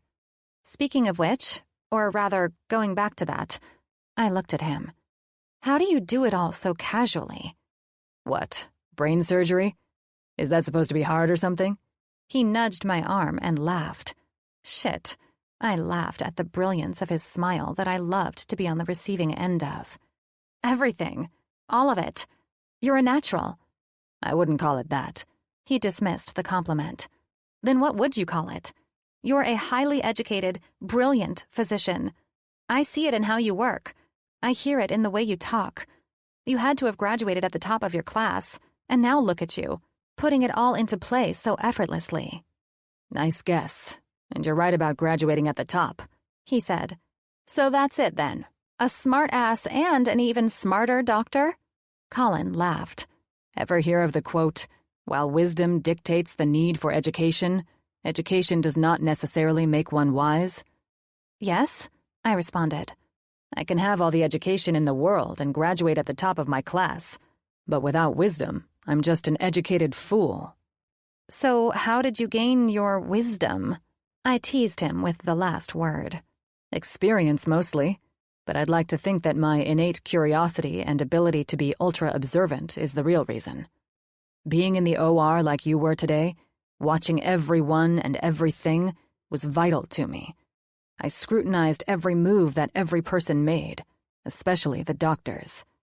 I could see when a doctor was selfish in his methods or being a chicken shit compared to the way another doctor worked. I absorbed all of those things in my internship days like I was a goddamn sponge. I knew the kind of doctor I wanted to be when I decided that I wanted to enter this field of medical science, and that I was going to be wise in my methods, patient, and use my best judgment. That's why you got into this field of work? I suppose I got into this field of work because there are so many fascinating obstacles to keep me challenged. He grinned at me. I am so damn intelligent that I get bored easily, you know. Neuroscience keeps me guessing. Ah, of course, I answered. So, how long before Colin grows bored of Dr. Alvarez? His eyes held mine at that moment. I've already grown severely bored of Dr. Alvarez. He raised an eyebrow at me. I'd like to enjoy some time with the lovely Elena for once. I grinned. Keep staring at me with your sexy, icy blue eyes like that, and you may not know what hit you, Doctor. That was a beautiful, extremely tempting statement, until you killed it with the doctor tagline. I laughed. Okay. Truth? I've been nothing but honest with you since the moment I first spoke to you, he said without missing a beat. I believe it's you who needs to gain my trust with your lying about being my new psych doctor when we first met in Vegas. Shit. I couldn't think with the way he was casually leaned back and looking at me like he'd take me home and fuck me if I said the word. And that was the problem. I was back to wanting that again. Loss for words? Just come out and say it. You know that you and I work. There's something here. Just say the damn words and I'll show you exactly what I've seen in your eyes this entire week. You act so sure that I'm not just your girl, but the first words that came out of your mouth were that you'd be my future husband. Glad that stayed with you since our first dance, he added. Then I get here, and you're acting as if I'm the woman of your dreams? How am I supposed to take you seriously? Because I am serious. I shook my head. You have girls throwing themselves at you all day at work, and yet you settle for the one girl you hardly know? I would never settle for anything, Alvarez, he answered confidently. Jesus Christ, I loved that confidence. It doesn't make sense, I laughed. You don't make sense. I'm not one to be played, Brooks. Neither am I, he answered pointedly. So, you're going to marry me then? I thought I'd just hit him straight between the eyes. I'd love to pretend that I was as self-assured as I hoped I sounded, but the truth was that I was way past the point of no return with this guy. He didn't flinch. You're going to marry me. He corrected my statement. You're the most complicated man I've ever met, I said, more perplexed than before. Here's something that might help you understand me a bit more. I don't just fall for women, especially women in the medical field. His eyebrows rose. If I'm honest, which I am, unlike you when we first met, I should have run the other direction that night. I should have never allowed myself to fall under some spell by your gorgeous smile and then walk out to that dance floor just to hear your laugh. I should have never gone anywhere near you, given you were a beautiful woman from our medical conference, because those are my rules.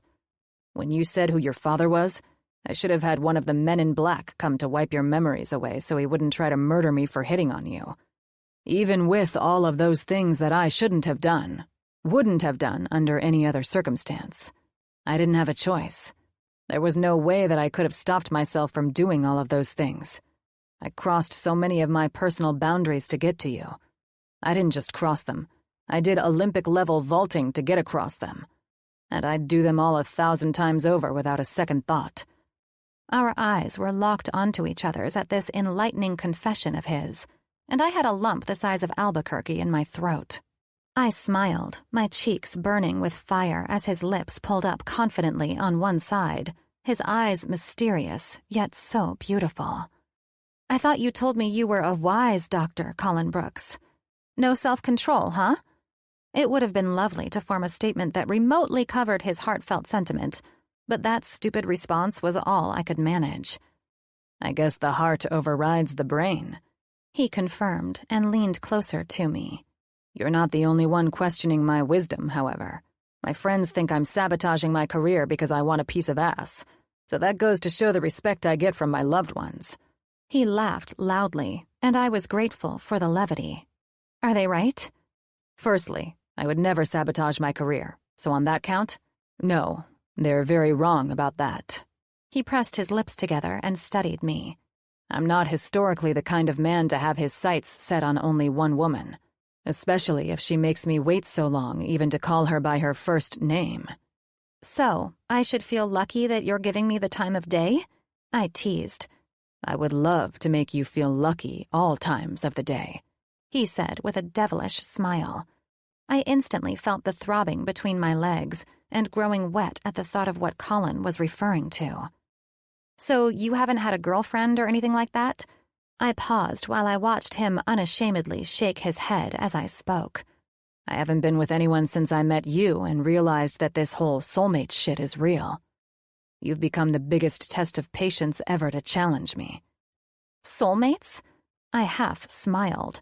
I felt like a lunatic entertaining the thought, but maybe this was the connection I was feeling with him.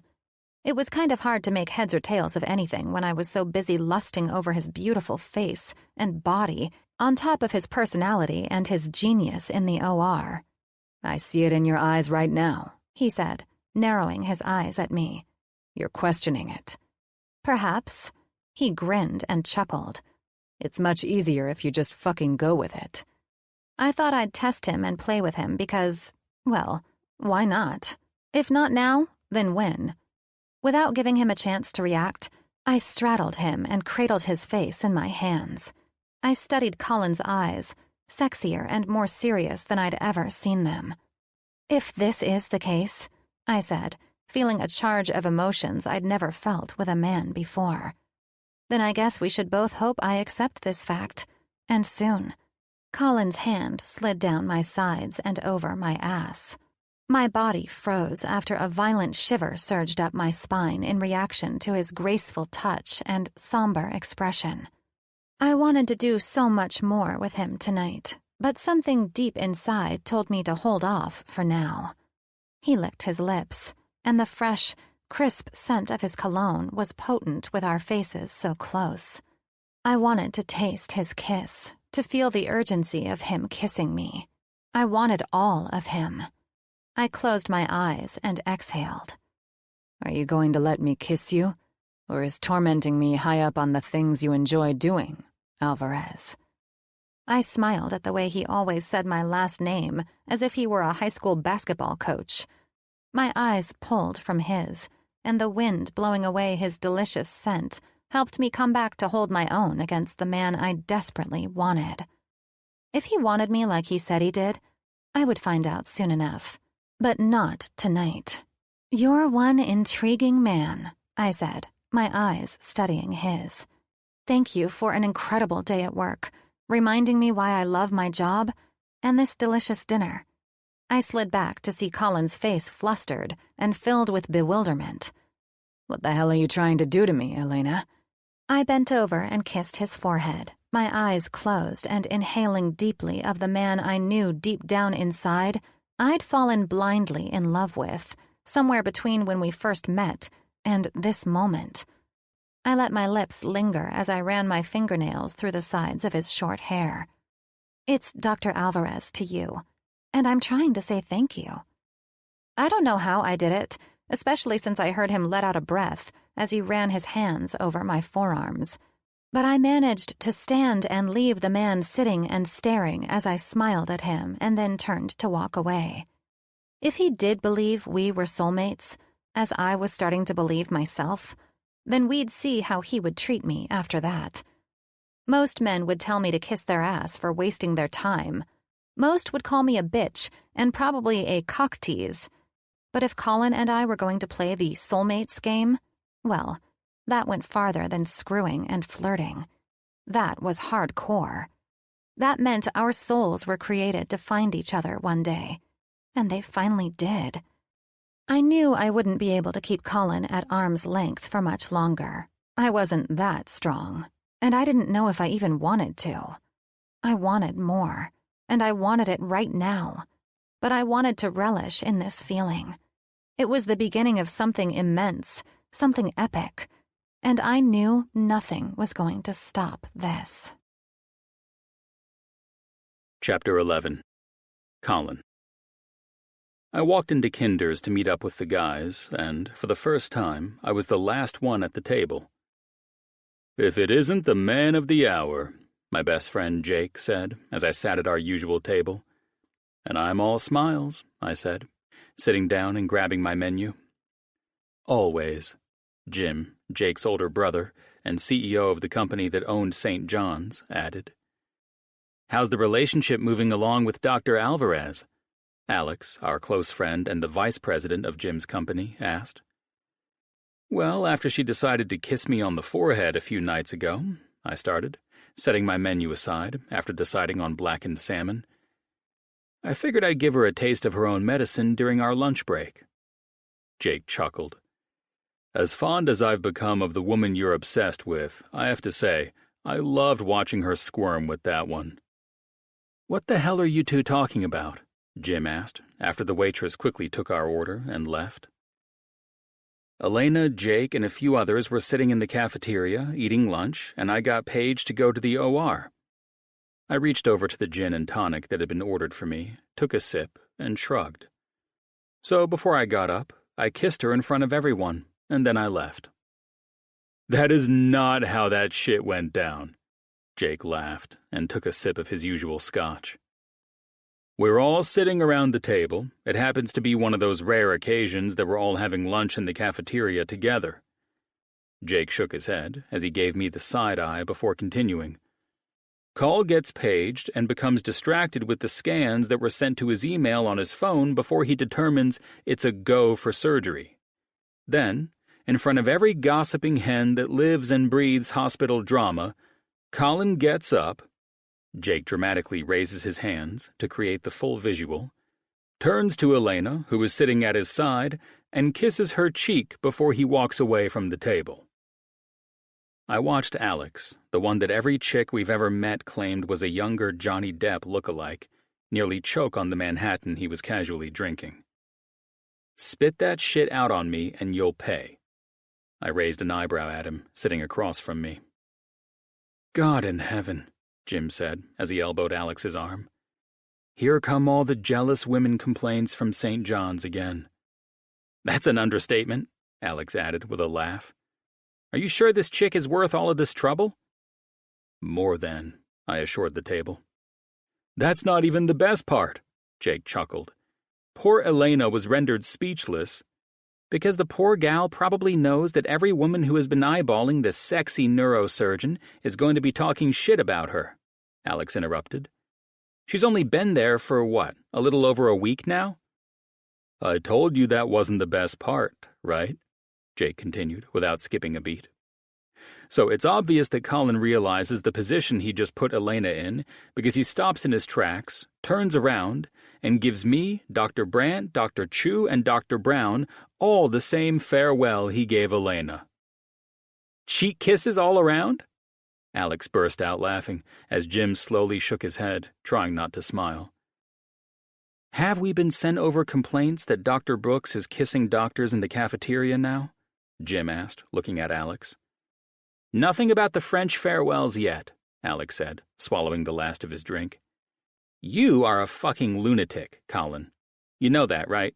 You either need to get somewhere with Elena or just let it go.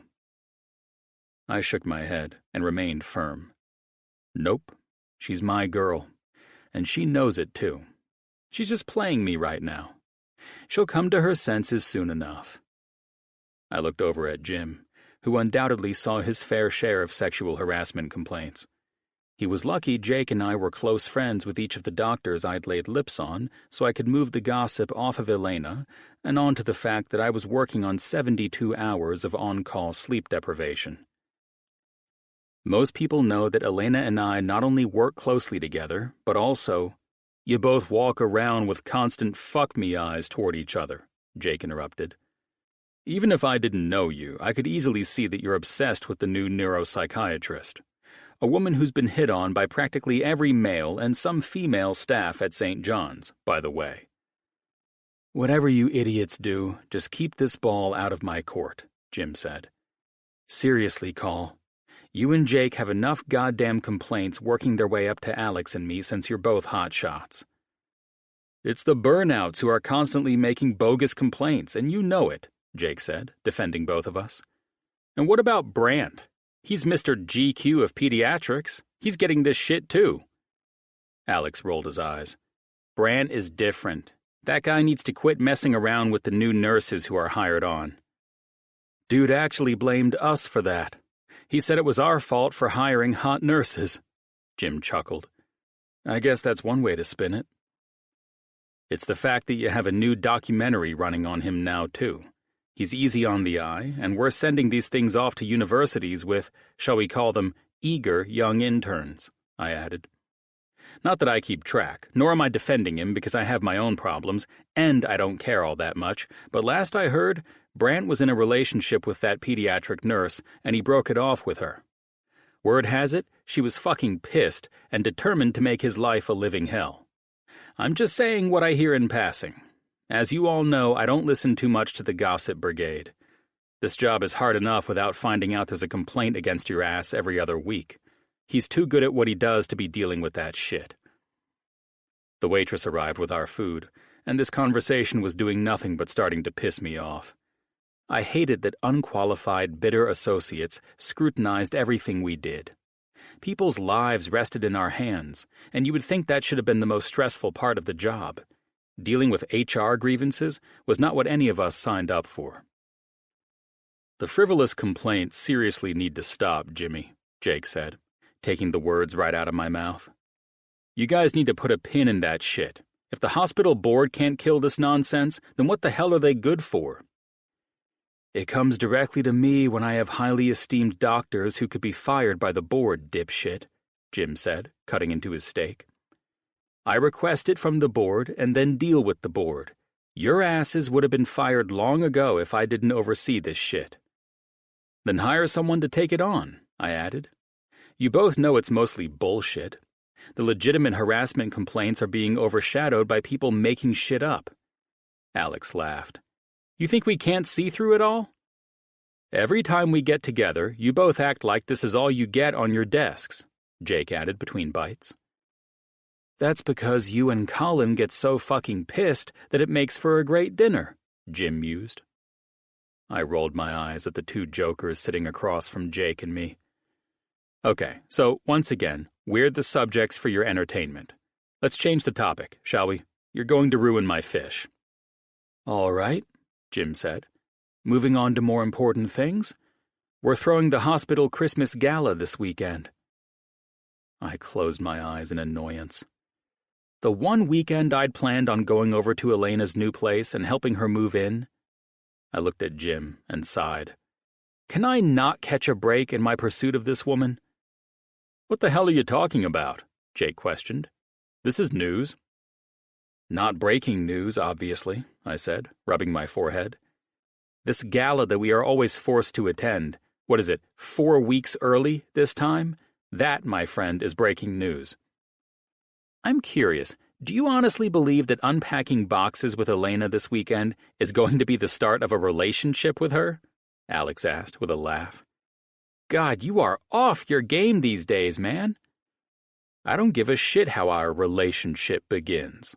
Whether it's cleaning toilets or unpacking boxes, the bottom line was that I would be alone with her for the first time since taking her to Long Beach.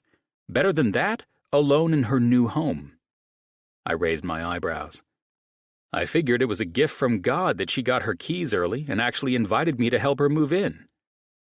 Take her with you to the gala then, drama queen, Alex said. That way we can all experience your true love through your cheek and forehead kisses.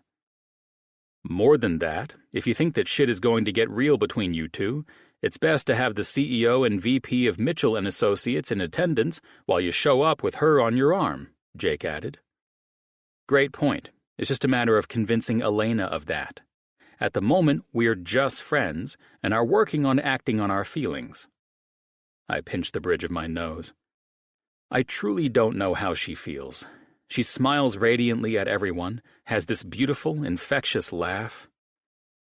I took another sip of my gin and tonic, my frustration rising, and really for no reason. God damn, what was going on with my obsession with her? All I have is that her cheeks turn bright pink when I flirt with her. And that ever-loving kiss to your forehead? Alex chuckled. I pursed my lips and kept my gaze on Jim's grin. What's the reason for the last-minute gala? Aside from it interfering with my plans with Elena, this was my only weekend off before I planned on taking the Friday before Christmas off for the time that we usually have this jamboree. Well, you'll have 2 weeks off the day after Christmas and through the new year now, too. We have to move things around because Avery and I decided to get married the week after Christmas. In Hawaii. I expect you still plan on being one of my groomsmen, Jim said, with a broad grin. You're shitting me, right? I questioned. You two have waited almost 6 months to finally marry, and now that you've decided on this, and it's all last minute? And... I stopped myself. I had to shut my fucking mouth because I was happier than hell that Jim and Avery had finally settled on a date to tie the knot. So if everything needed to be scheduled around that, I shouldn't have been bitching about it. It was just so annoying because I'd been looking forward to spending the entire day this Saturday, and hopefully through the weekend, with her. What the fuck ever. I couldn't seem to have anything go my way when it came to Elena. For God's sake, she still mandated that I call her Dr. Alvarez, and that was more maddening than anything. Mostly because I wasn't a fool, and I knew she had feelings for me as well, but she seemed to hold back for some reason. A reason that was driving me batshit crazy while trying to figure it out. Fuck it. I needed to stop acting childish about Avery and Jim's spur-of-the-moment planning. And? Jim pressed. Dude hasn't been laid in months, and now he's all caught up with Elena.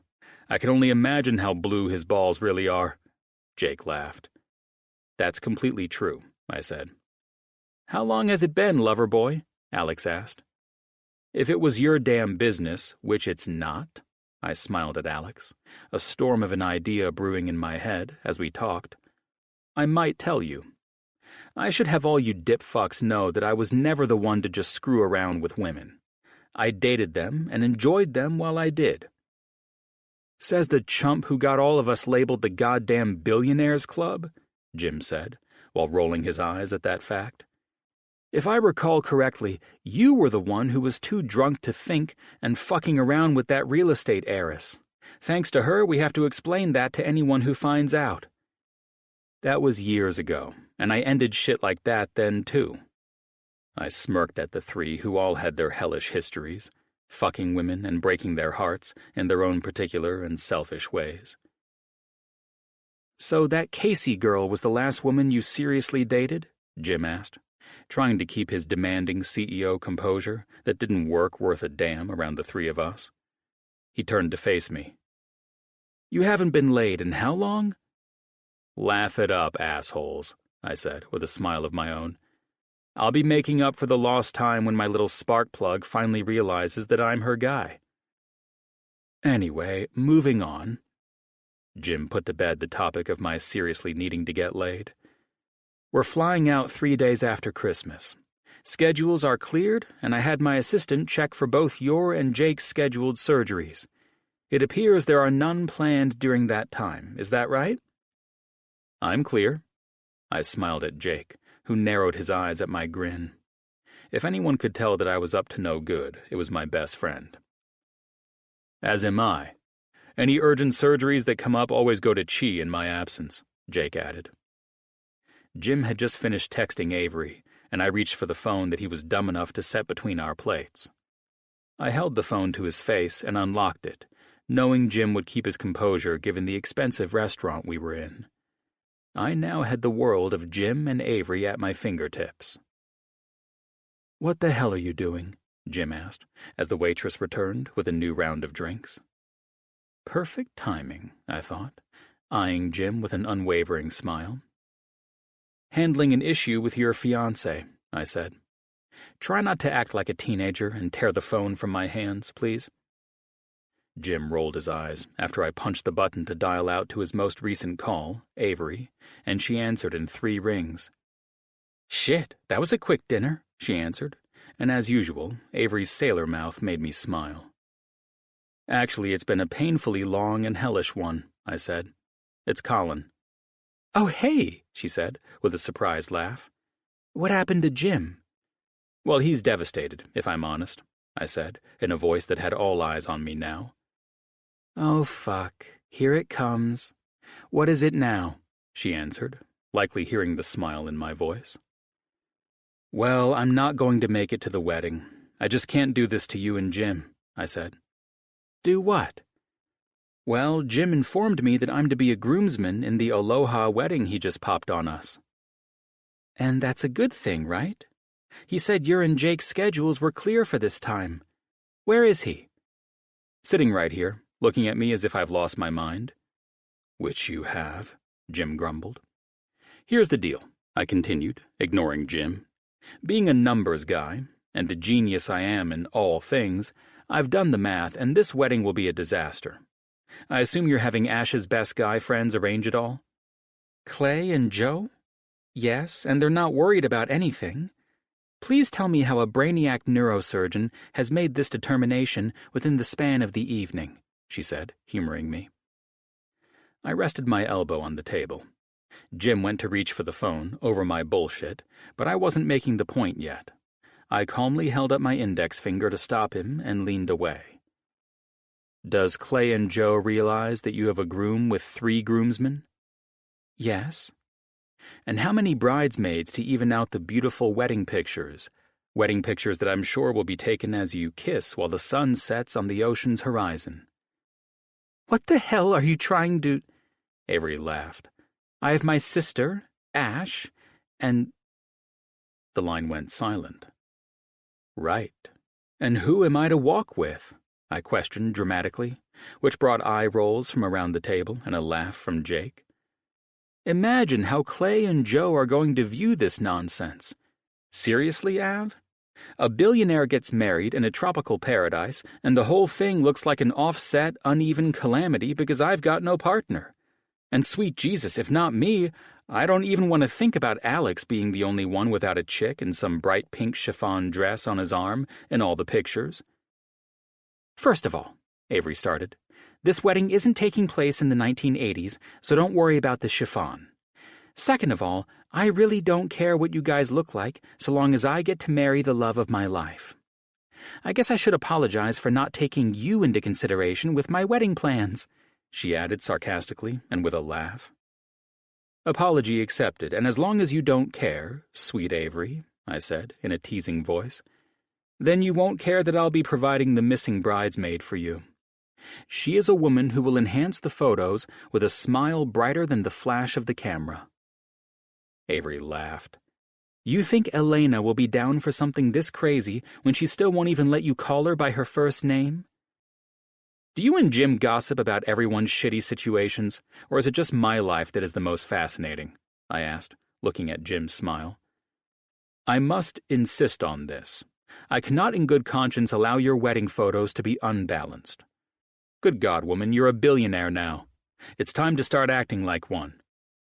Oh, for the love of God, she said. I knew how much she hated all the money talk, but I couldn't resist. You can bring Ronald McDonald for all I care, just as long as it shuts you up. I don't care for his makeup, so Ronald is going to have to sit this one out, I said, hearing her laughing on the other end of the line. Hey, as long as Elena is comfortable and you aren't harassing the poor woman, then she is more than welcome to come and be a part of our wedding. I can't wait to meet her. You'll meet her, I said, and you're welcome. I ended the call and handed Jim his phone. Are you out of your mind? Jim asked. As if you hadn't known that for years, Jake responded to his brother. I know what I want, and that's the lovely Dr. Elena Alvarez. This is the brightest idea I've had since... I paused and chuckled. Well, since I decided the woman would one day realize I'm the man of her dreams. You'd better hope to God the woman doesn't think you're some insane doctor and run far, far, far away from your desperate ass after this bright idea, Alex said, shaking his head. It'll be fun, I added. Of course, I won't force her to do anything she doesn't want to do. Hell, I'm not even forcing her to go to this Christmas party if she's busy unpacking. Elena is her own woman. We are all swiftly learning that. I guess this is the part where we all place bets on whether or not Colin gets Elena on a plane to be in a wedding for someone she doesn't know. Right? Jim added. Place all the bets and wagers you've got, boys, I said. All I needed was Avery's approval, and now all I need is Elena's. You mean Dr. Alvarez, Jake teased. Don't forget you still need her approval to call her Elena, too. This should be the easiest shit you've ever pulled off. Exactly. I held up my glass and smiled confidently. Here's to you all losing your lame-ass bets against me. It was up to me to make it all work, and if I could perform brain surgery, I could pull this shit off too. Chapter 12. Elena. I loved my office, this hospital, these patients. God, you name it, I loved it. I was happy and grateful for everything, and I was so relieved when my family drama finally started dying down at home. My brother took his attitude down a few notches after some convincing, but Dad surprised us both when he announced that he'd decided to rent out the Beverly Hills home instead of outright selling it. After coffee this morning, Dad admitted that he wasn't quite there yet, selling the home where we all shared so many fond memories. Maybe it would happen eventually, but for now, it would technically remain in the family. Either way, the time was here to juggle my moving out and Dad and Stevie needing to pack as well, because Dad wanted to move to the ranch this weekend, and I'd gotten my new keys already. Thank God I was off until Monday after I finished work tonight. Dr. Alvarez? The RN working the floor acknowledged me as I passed her in the hallway. Hey, Katie, I said. Everything going good today? Long day. She eyed me with a smile. It's good to see you up here today. Mr. Follows is almost ready to leave for the rehab center. You're just in time. Got it. I waved as she turned to continue walking away. Have a good one. I loved the staff here, every single one of them. They were all pleasant and lively to be around, making it enjoyable to come to the hospital and check on my patients. Sure, there were a few cranky RNs, techs, and doctors. But hey, sleep deprivation does that to people. Well, to everyone but Dr. Brooks, of course. God only knew how that guy functioned, working non-stop on his on-call days. Another check in the box of a dream guy, a guy who had a bright outlook on everything, even when functioning on zero sleep. Mr. Follows, I said, entering the room, seeing where his stroke had caused him to lose strength on the right side of his body. I rushed to his bedside when he smiled and tried to get up. His wife was in conversation with the rehab doctor and Dr. Waters, who'd been his surgeon since he was rushed to the hospital. I gently sat next to him, took the cloth from his hand, and dabbed the saliva that was dripping from the right side of his mouth. "I know you're excited to see me, but Dr. Waters will not be pleased if I'm the reason his patient is in rehab for longer than a month." I watched him smile, but then fall back into his pillows in defeat. "Hey," I said, reaching for his hand. "Look at me." He did, and I saw the man I knew he was before this stroke caused him to suffer from hemiparesis. His pitch-black hair was sprinkled with gray, and his eyes showed lines that were evidence of what his family told me when I met with them yesterday. He smiled often, joked, and was a pillar of strength. I wasn't about to let him suffer or become a victim of this stroke. Dr. Varese, he slurred. "Yes," I arched an eyebrow at him. "Listen, this is a new chapter, a new challenge. I've talked to your wife and kids." I gave him a knowing grin. "And they told me I was lucky to have met the strongest man they knew. Is that still true?" He nodded. "You're darn right it is. We talked about this yesterday. They told me that you've broken in the most stubborn young horses and even the mustangs that you and your wife rescue, right?" He nodded. Talking wasn't going to be easy for him, even though he was already progressing well with his new speech therapist. I eyed his charts, seeing that he was ready to be released and in more appropriate rehab center care. My job was to prepare him for the road ahead mentally, so it would be a speedy recovery. There would be changes he would need to make to adjust to the lasting stroke damage, and it was my duty to bring him the facts and not talk down to him. I had to shoot him straight. He had to fight hard, and it was my job to make this fight worth something. Now, just like with the stubborn horses, you have to be determined and patient. "Have you ever given up on a horse?" I asked, seeing this man was broken. He tried to turn his head from me. "Mr. Follows," I said, my voice a bit sterner. "When you leave St. John's today, it's up to you if you want to give up and become a victim of this stroke. You can easily become that, but I don't think you're that kind of man.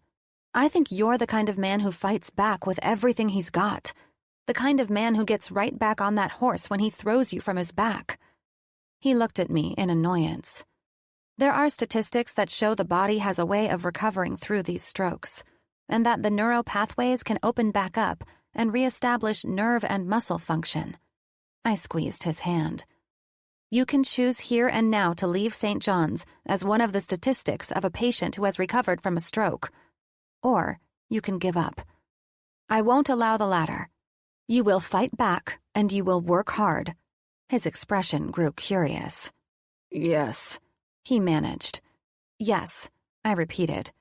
"I won't lie to you during this process, so I am going to tell you now that this will not be easy. This will probably be one of the most difficult things you've ever done in your life. But like the stories that I've heard about you, you're going to get back on the horse." One of those horses should have broken his neck at least 3 times. A young man no older than I interjected. Dad was beaten up and bleeding from being thrown into the fencing time and time again, but he wouldn't stop. Would you, Dad? I looked over and saw Mr. Follow's expression brighten, listening to his son, who stood at the foot of his bed. You worked that horse until morning when I got up. Slept in, Mr. Follows mumbled with a husky laugh. I smiled at the young man's beaming expression. "Slept in?" I teased, and then looked back at Mr. Follows. "I have a younger brother who likes to sleep in. Drives me insane." If you call waking up at 7 in the morning sleeping in, Dr. Alvarez, the young man stated, standing there, impeccably dressed, looking nothing like the slacker his father might have led me to believe. "I do." I lifted my chin. "That suit you're wearing tells me that you know 7 in the morning is sleeping in now, too." He smirked. Dad's always right. His stubbornness shows in everything.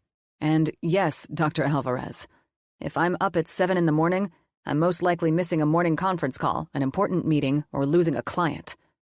"Your dad's going to come out of this just fine," I said. I looked back at Mr. Follows. "I want to hear that you'll fight to get your life back. He nodded, his eyes still on his son.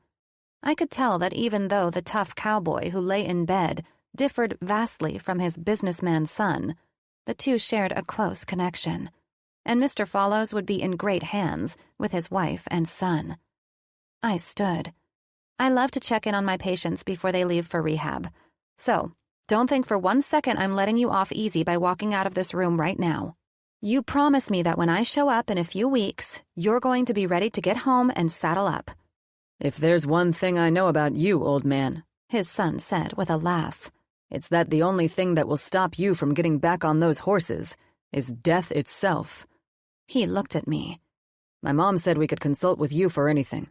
Is this part of Dad's recovery plan? Yes, I'm here for anything. The rehab center is in the new wing and close to where I can make rounds on my lunch if needed, I said. And I will. Your dad will recover. He just needs to be determined and fight when his body doesn't want to fight. His son scratched the shadow on his cheek. I could see that it was difficult for the man to see his dad like this, but I also saw that same fire in his eyes. So, I get to finally be the one to boss you around now, eh? I wouldn't let him, I said, siding with Mr. Follows. You show your son that Dad's strong spirit is alive and well. Thanks, Dr. Alvarez, his son said, as the doctor and Mrs. Follows were wrapping things up. The rehab doctor was ready to bring in his team to transport Mr. Follows to their facility. It truly was up to him to fight, and I would be there to check in every step of the way. Discouragement was such a silent mental killer if you let it take over. In a stroke victim's case, that could easily happen. It was my job to help them.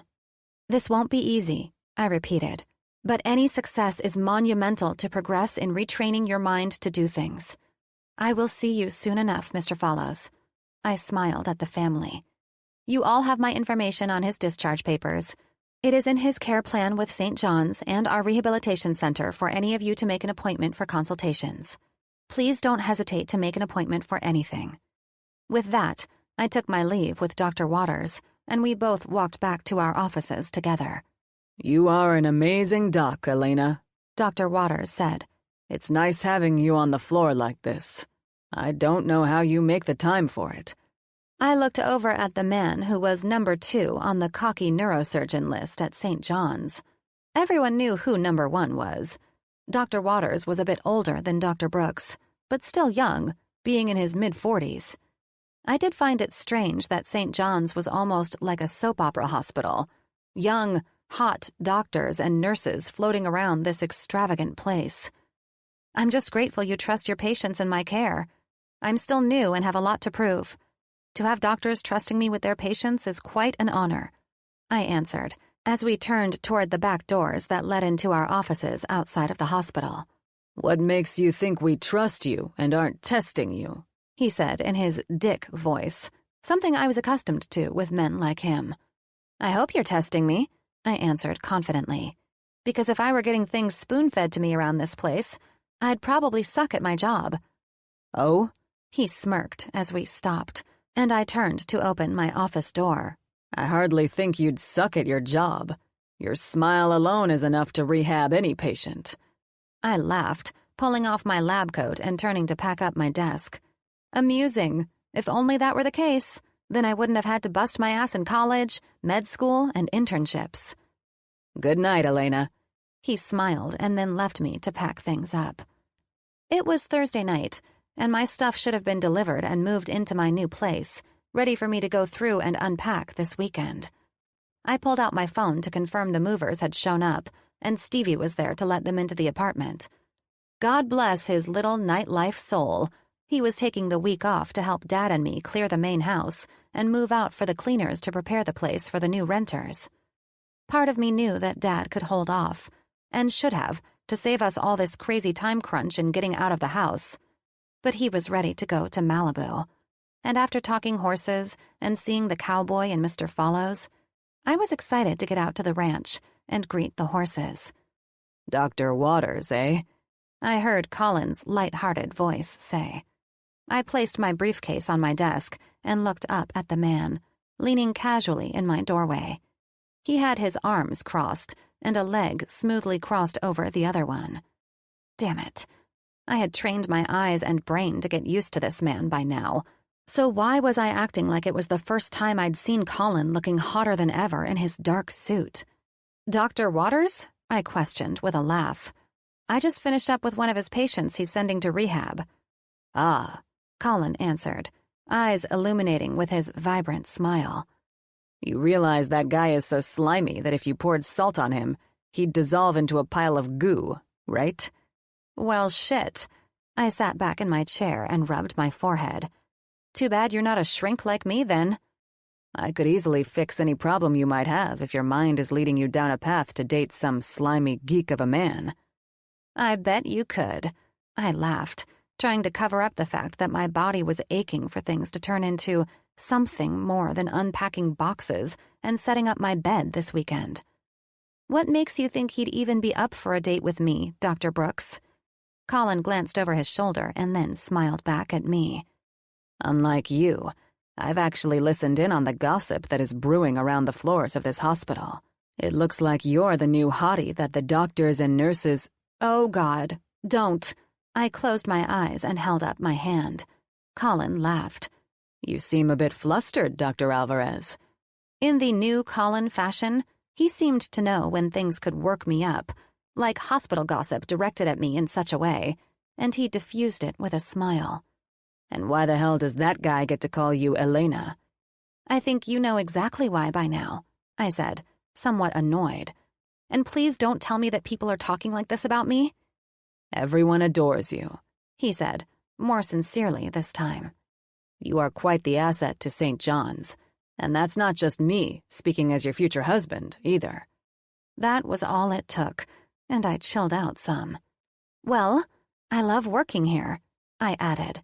"Whether I'm speaking with my future husband or not, I am about to find out if the brain and spinal surgeon can put a bed together this weekend." His lips tightened. "About that," he said in a lowered voice. "I'm sure you heard through the rumor mill that runs stronger than the Whitewater Rapids through Arizona that we have a Christmas event this Saturday evening." "Yes," I said. "And those rapids in Arizona and Utah are both quite the adrenaline rush." His face lightened, and that beautiful Colin smile spread broadly. "You enjoy whitewater rafting, Dr. Alvarez?" "Absolutely. Sort of an addiction." I shivered with excitement, remembering the many times we vacationed in Colorado, Utah, and Arizona just to take on the rapids. "I love the feeling of adrenaline coursing through my veins." I exhaled, feeling almost that same way as I noticed an expression I'd never seen on Colin's face before. God, it was as painful as looking into the sun right now. I could barely hold my own against his flawless face and this cursed smile that could be a superpower against evil, if that were even possible. "Wow." His forehead creased, while his eyebrows shot up as if he'd just been slapped with the most enormous revelation of his life. "You really are my other half." "Because I'm an adrenaline junkie?" I chuckled. "Precisely because of that." "You enjoy whitewater rafting?" I asked, somewhat surprised. "You have no idea the adrenaline me and my best friends chase. Well, mainly Jake and me because the other two are boring, CEO workaholics." He laughed. "Listen, I have to go to this gala, and I promised James Mitchell that I would ensure his latest hire, the amazing Dr. Elena Alvarez, would be there. So, how about we go to this Christmas thing together? And while we're in the holiday spirit, we'll hit up a Christmas tree farm. We can pick out a tree for your new place on Saturday morning, and we can manage the unpacking and moving in around—" He raised his shoulders in excitement. "Well, around this festive holiday season." "You do have me figured out," I smirked. "All but the part where Mr. James Mitchell is requesting me to show up. Last I recall, this was to recognize the best through the year at St. John's, celebrate the holidays, and give out special bonus checks. Me being here for less than a month says that I get to duck out of this event." Colin's lips twisted. "Even after I offer to buy the Christmas tree for your home?" "Even after all of that." "Decorate it too?" he said in some playful voice. "You're going to decorate a tree that you plan on randomly buying me?"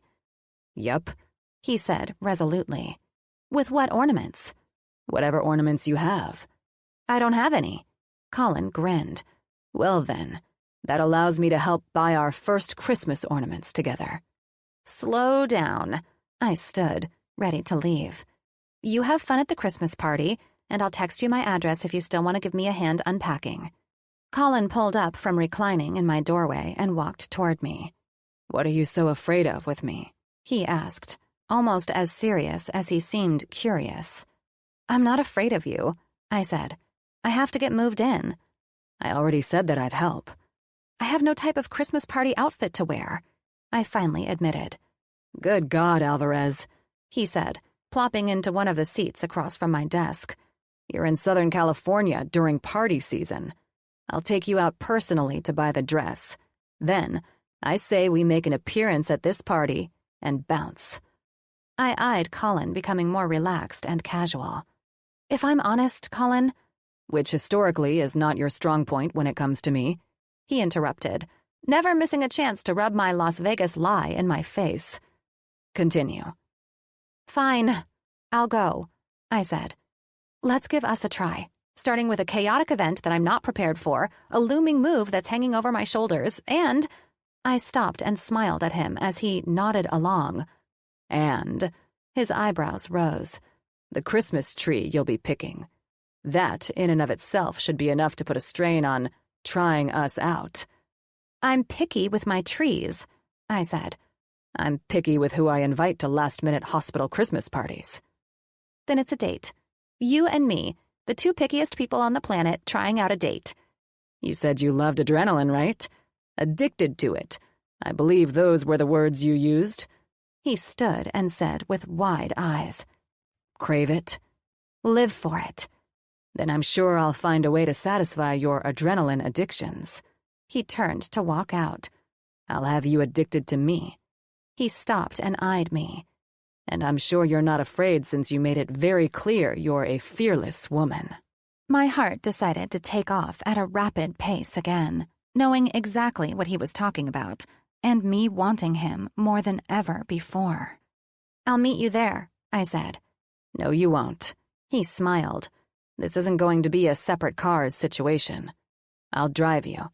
Text me your address, Alvarez. I'm not going to be in the office tomorrow, so I won't see you until party night. Fine, I'll see you then. And it's about time. He smiled. Hey, I caught him before he left my office.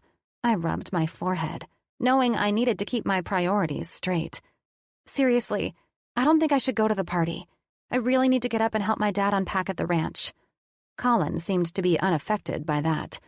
Well, then we'll unpack 2 houses this weekend. He answered. I don't give a damn. I'm not letting you back out of this. I met his challenging grin with one of my own. I'm off this weekend, and I'm headed to the ranch tomorrow. I shouldn't break up everything with a Christmas party. Well, it's a good thing I have the weekend off too, isn't it? You seriously think you're going to go to the ranch and help me get my dad all squared away? I seriously think I'm taking you to that Christmas party, and I'll do whatever it takes to make it happen. His smile broadened. And here I had no idea you had the entire weekend off until now. It looks like we're unpacking Papa Alvarez tomorrow, making Christmas party appearances, unpacking your place on Saturday, and then— He pursed his lips. We'll be a solid couple by Monday morning. Sometimes you're too sure of yourself. I narrowed my eyes at his confidence. Okay, I let out a breath. Meet me at the ranch in Malibu. We'll see how sure you are of this solid couple thing by Monday morning after dealing with my dad. Best to get his kicking my ass out of the way now instead of later.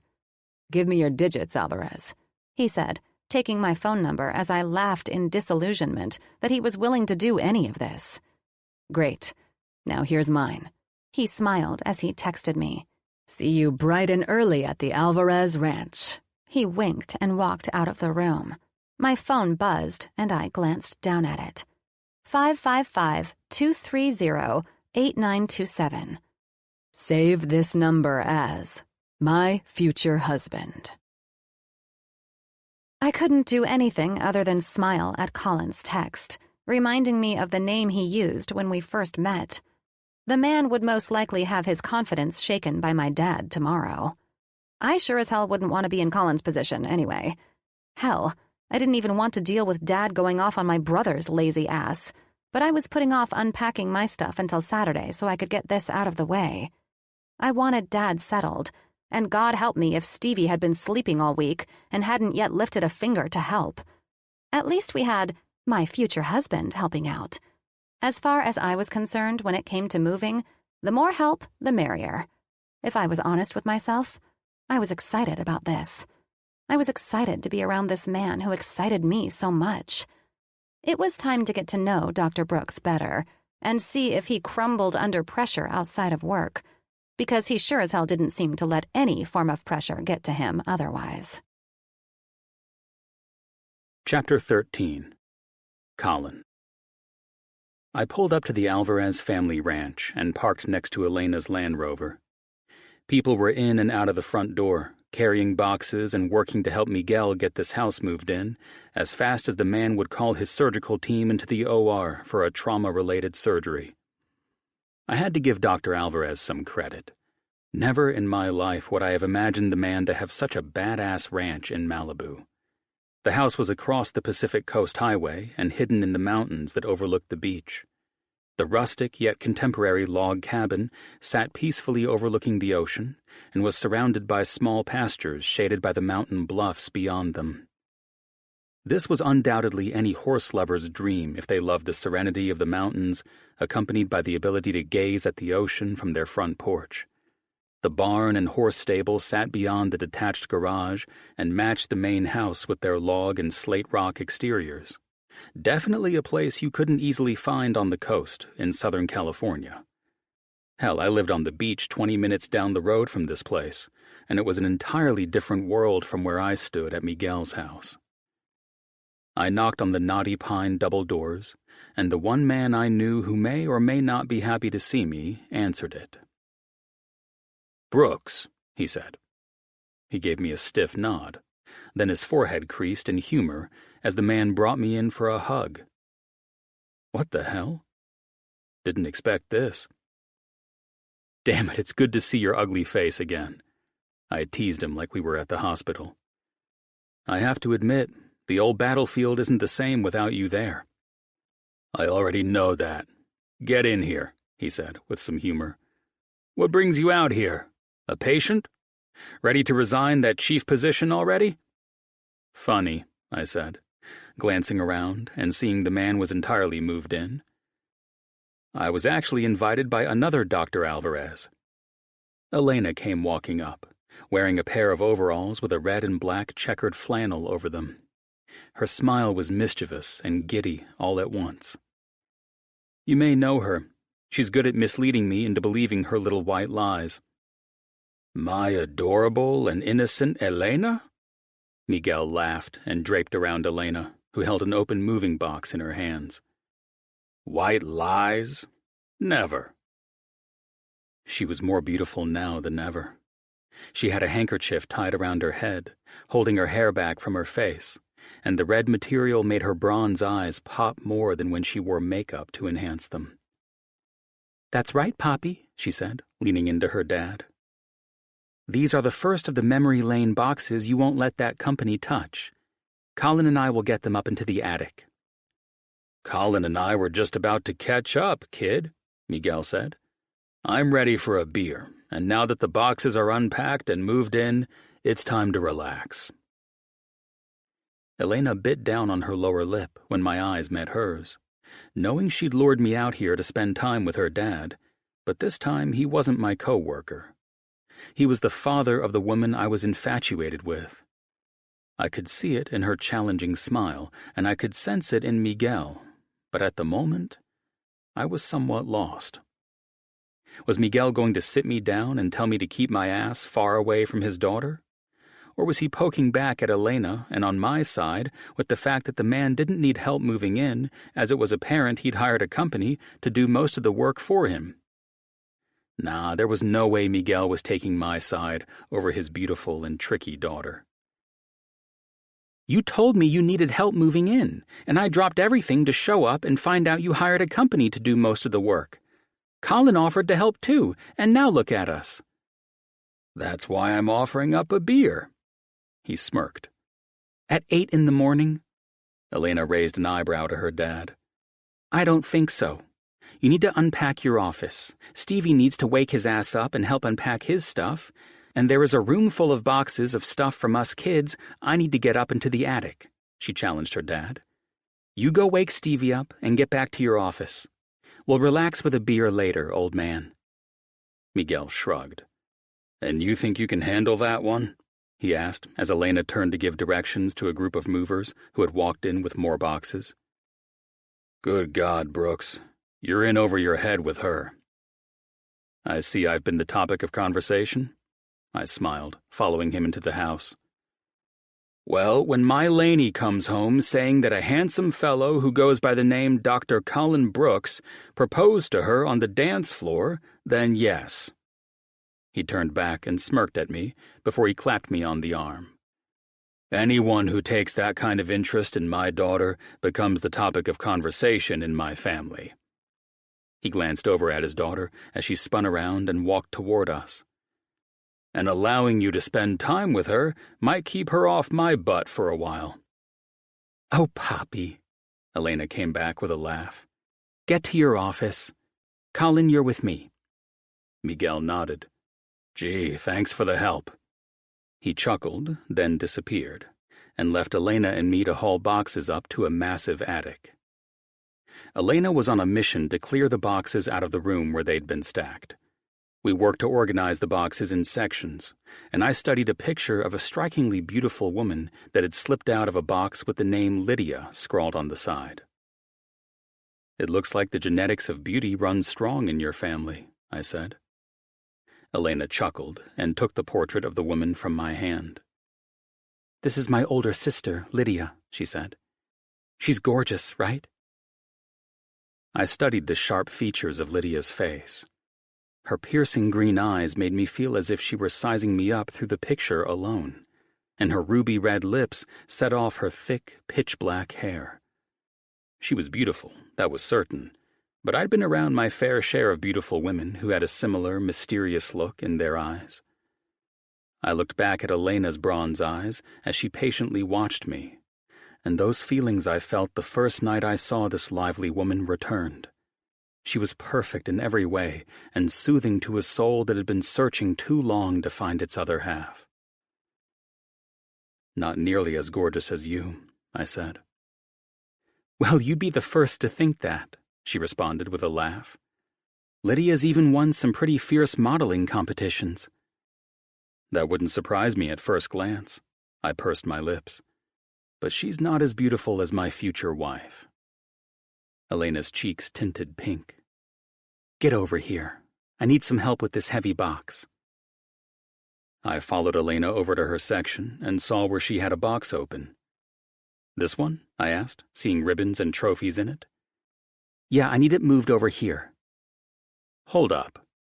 I knelt when I saw a picture of a teenage girl, dressed in an equestrian riding outfit and holding on to a stunning thoroughbred.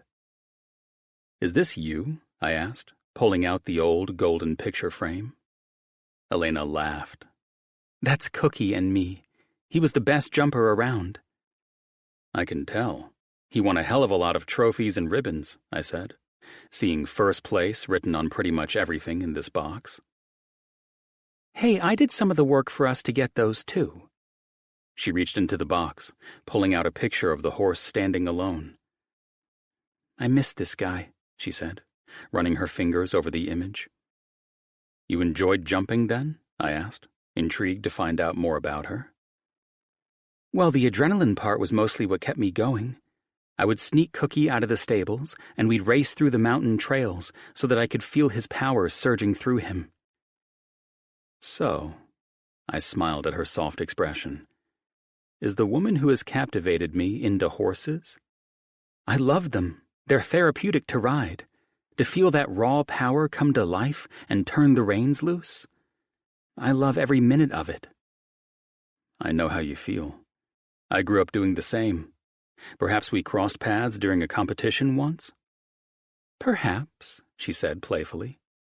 Maybe one day I'll find another feisty horse like Cookie and use my weekends off to come here to feel the freedom of being on the horse again." I eyed her, seeing the look of wonder in her eyes, and the first and only thought that hit me was fulfilling her wish. "Hey, I saw that your dad had 3 or 4 beautiful thoroughbreds out in that pasture. Not good enough for you?" Elena laughed and folded up the box top. "No," she said. "2 of those horses are being boarded here, and the other 2 are Dad's and Stevie's. I wasn't living in California when Dad and Stevie bought them. They got them from some ranch in the Central Valley. Great horses, but I would have saved up a bit more money and bought from Nat Summers." I laughed in response to that. "What?" Elena returned my laugh. "My old man knew Grant Nat Summers.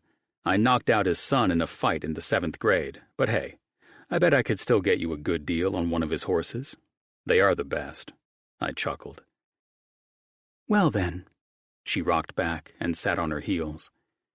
"There's no hope for you and me for sure now. I knew there was a reason I couldn't date you." "I'll make you a promise here and now." I smiled at her confidently. "Another promise?" She smiled as she pointed to the box. "I need that over here, you goof." I picked up the box and followed Elena to a darker corner of her section in the attic. Then I stopped her when I put my arm up on a stack of boxes, our bodies so close that I could hardly handle the energy between us. "Okay, what's the promise?" Elena asked, crossing her arms and arching her eyebrow at me. "Another Christmas tree?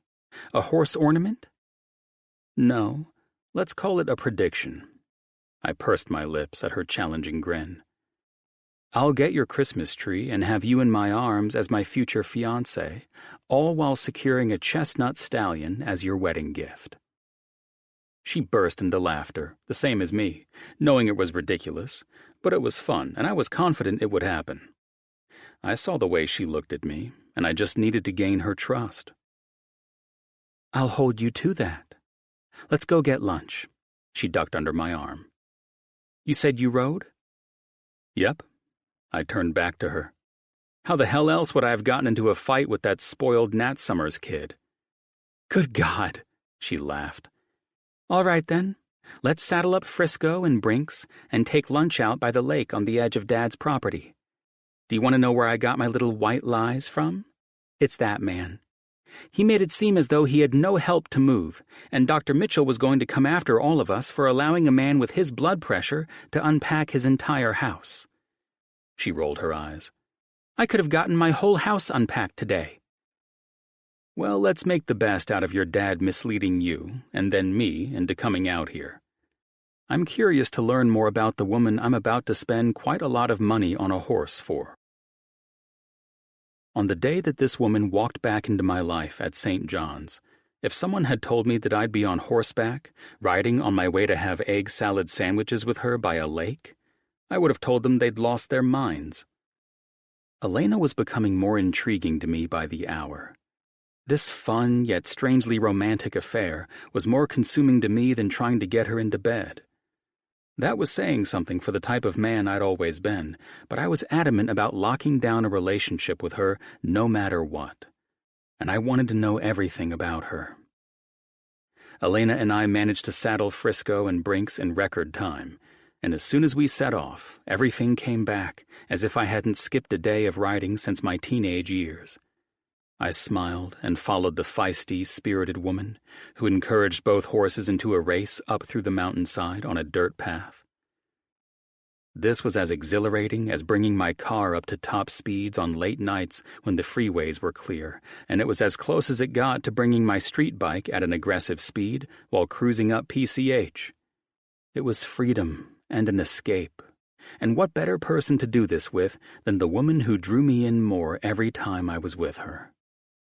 We climbed up to the mountain ridge, and Elena slowed her horse when a pasture opened up, displaying a small lake with a canoe and dock. All of it seemed like it was from another place. It was hard to imagine we were still in Southern California. I lounged on my side, propped up on an elbow on the blanket Elena had laid on the grass, facing the serene pond, and I bit into the delicious egg salad sandwich that was more than fitting for our view. "So, Alvarez," I said, looking at her where she sat, cross-legged and watching the horses graze without their bridles. "What's your story?" "My story?" She smiled back at me. "Yeah, I need to know specifics since I'm marrying you." "Okay, future husband. My story." She gave me a teasing wink that only made me adore her more, and she gazed up at the sky, holding on to her sandwich. "I grew up here. My parents divorced when I was young. My mom easily got custody and moved us to Miami, where I graduated high school. Then I went on to college. I was fascinated by the stories I'd heard from Dad's profession.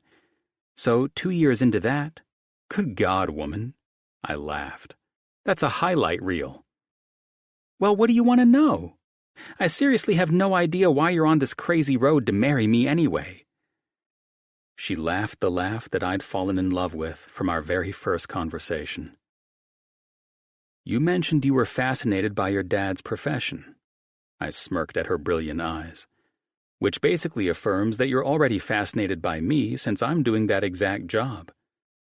"Then I decided I didn't want to be a neurosurgeon," she challenged, with a bite into her egg salad, giving me a funny expression and crossing her eyes in a silly way that made me laugh. "You wanted to be a shrink instead?"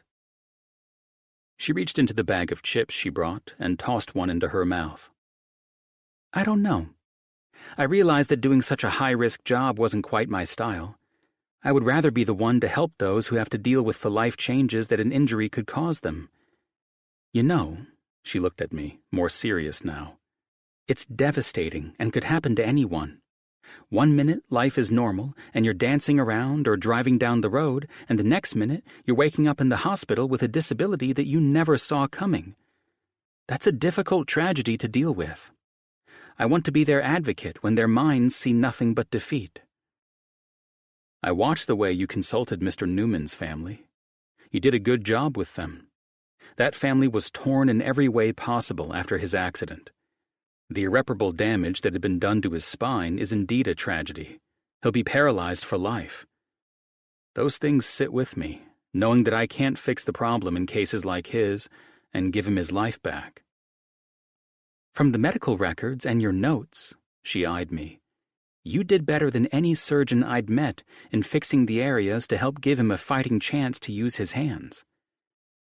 "Sometimes, in surgery, a surgeon gets lucky and finds something he can repair. I instinctively knew there was something more. I managed to find and repair it, and I was grateful when I made my rounds and saw that he had some movement in his hands again." "You realize that he can still overcome just by using the hope with the start you gave him." "I heard you loud and clear on that. However, I am a scientist, and scientifically speaking, he won't completely overcome the paralysis of his legs," I said, crumbling up my napkin and putting it in the trash bag we'd brought. "It's why, at first, I was concerned with you giving the family such hope and praising me." I arched an eyebrow at her. "Yet you remained firm on what you read on his charts and scans." "You're out of your mind if you think I'm going to plant flowers and happy-go-lucky pictures in people's minds." "I never said that. But it was one of our first consultations, and I was hanging on to how you would work as a team member on the neuro ward." "Well, Dr. Brooks," she eyed me, "I do study charts, and I see where the mind is one powerful thing. It will take work, but if he follows my advice of mentally overcoming what science says he can't, then you'll have a patient feeling better about his altered life." "That's a tough one, doctor," I said. "He has to accept that he'll never walk again." "So many people are crippled with disabilities that they mentally impress upon themselves, and for no reason, too." "How's that?" "It's anything. It's waking up one day and asking, where did the time go? Why did I lose my spouse? Why do I hate my spouse? What the hell am I doing with my life?" She sighed. "Believe it or not, that negativity can alter minds in ways to cripple a competent individual."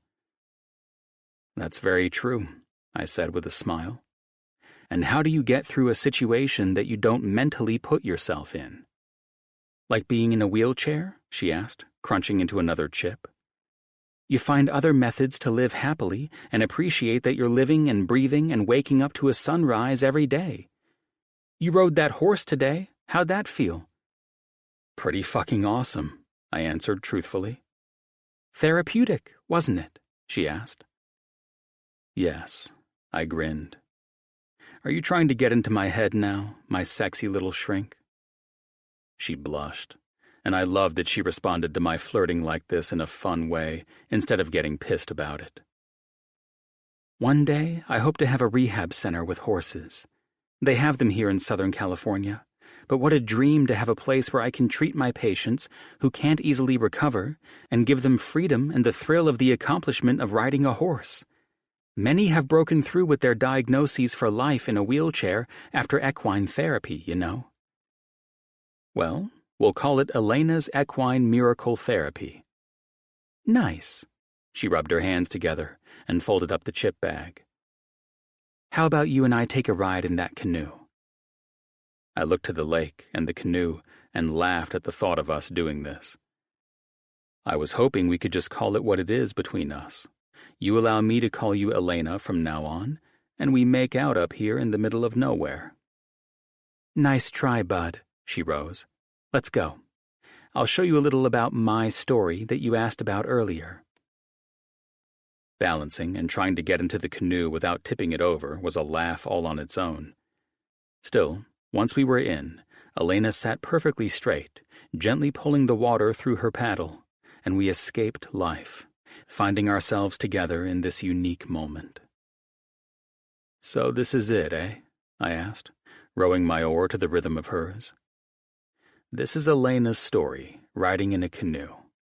Hell, I knew I fell for an adventurous woman for a reason. Getting bored back there? She glanced over her shoulder. Well, we're rowing, and your ass looks sexy in overalls, I answered.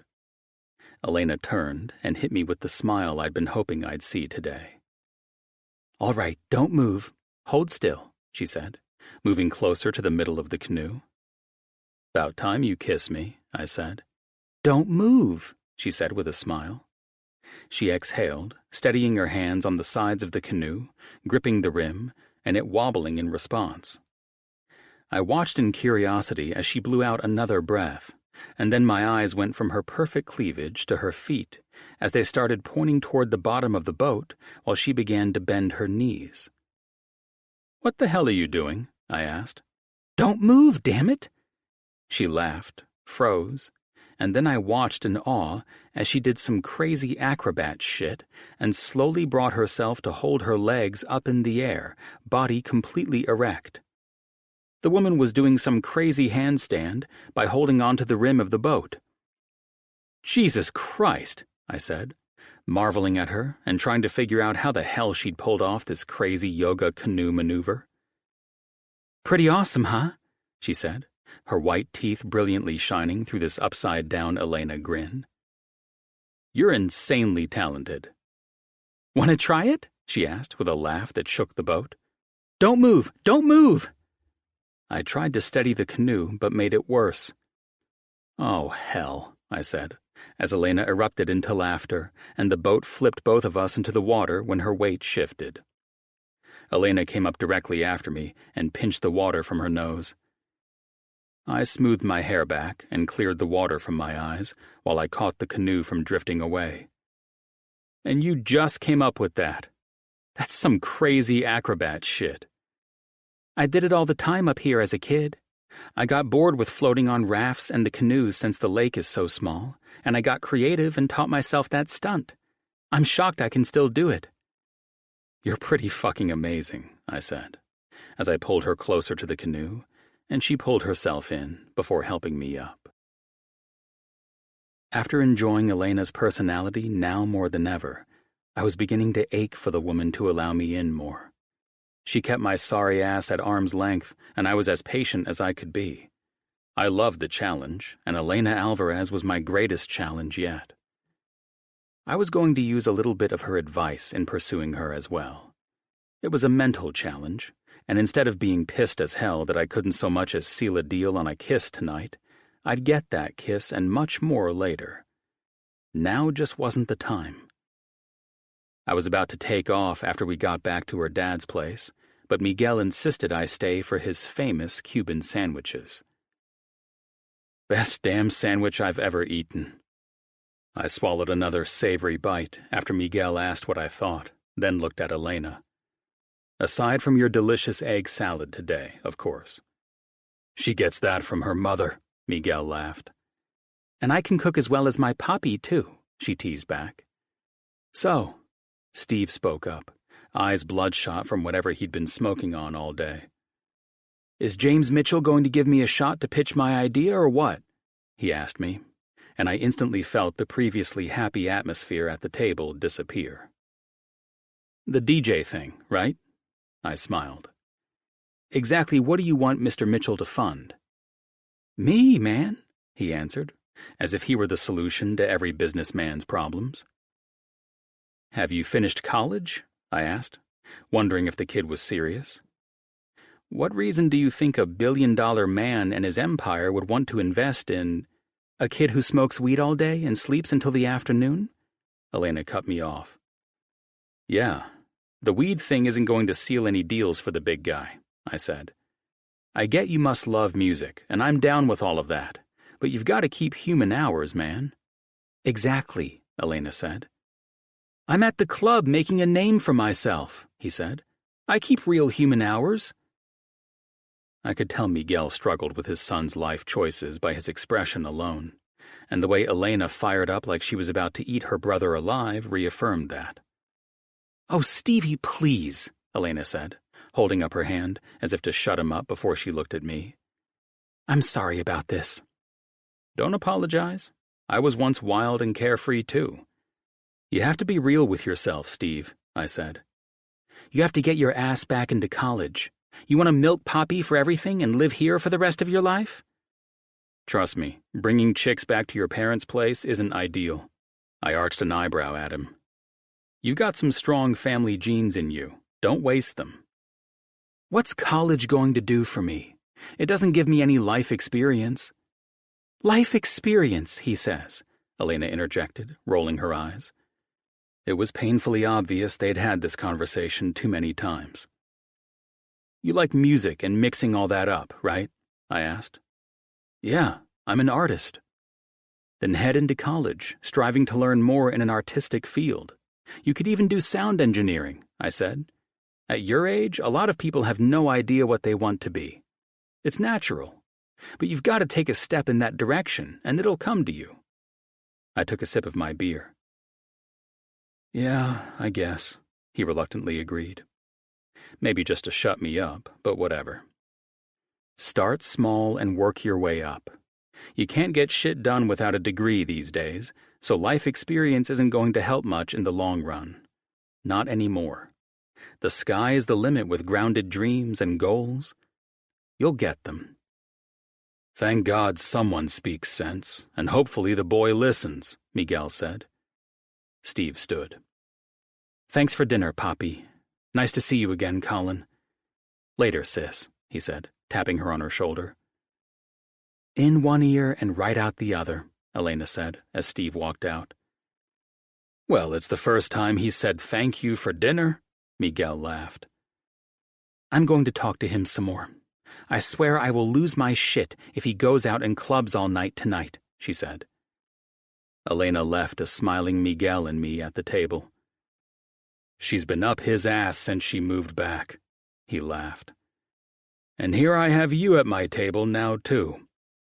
He took a swig of his beer. Damn it, Colin Brooks.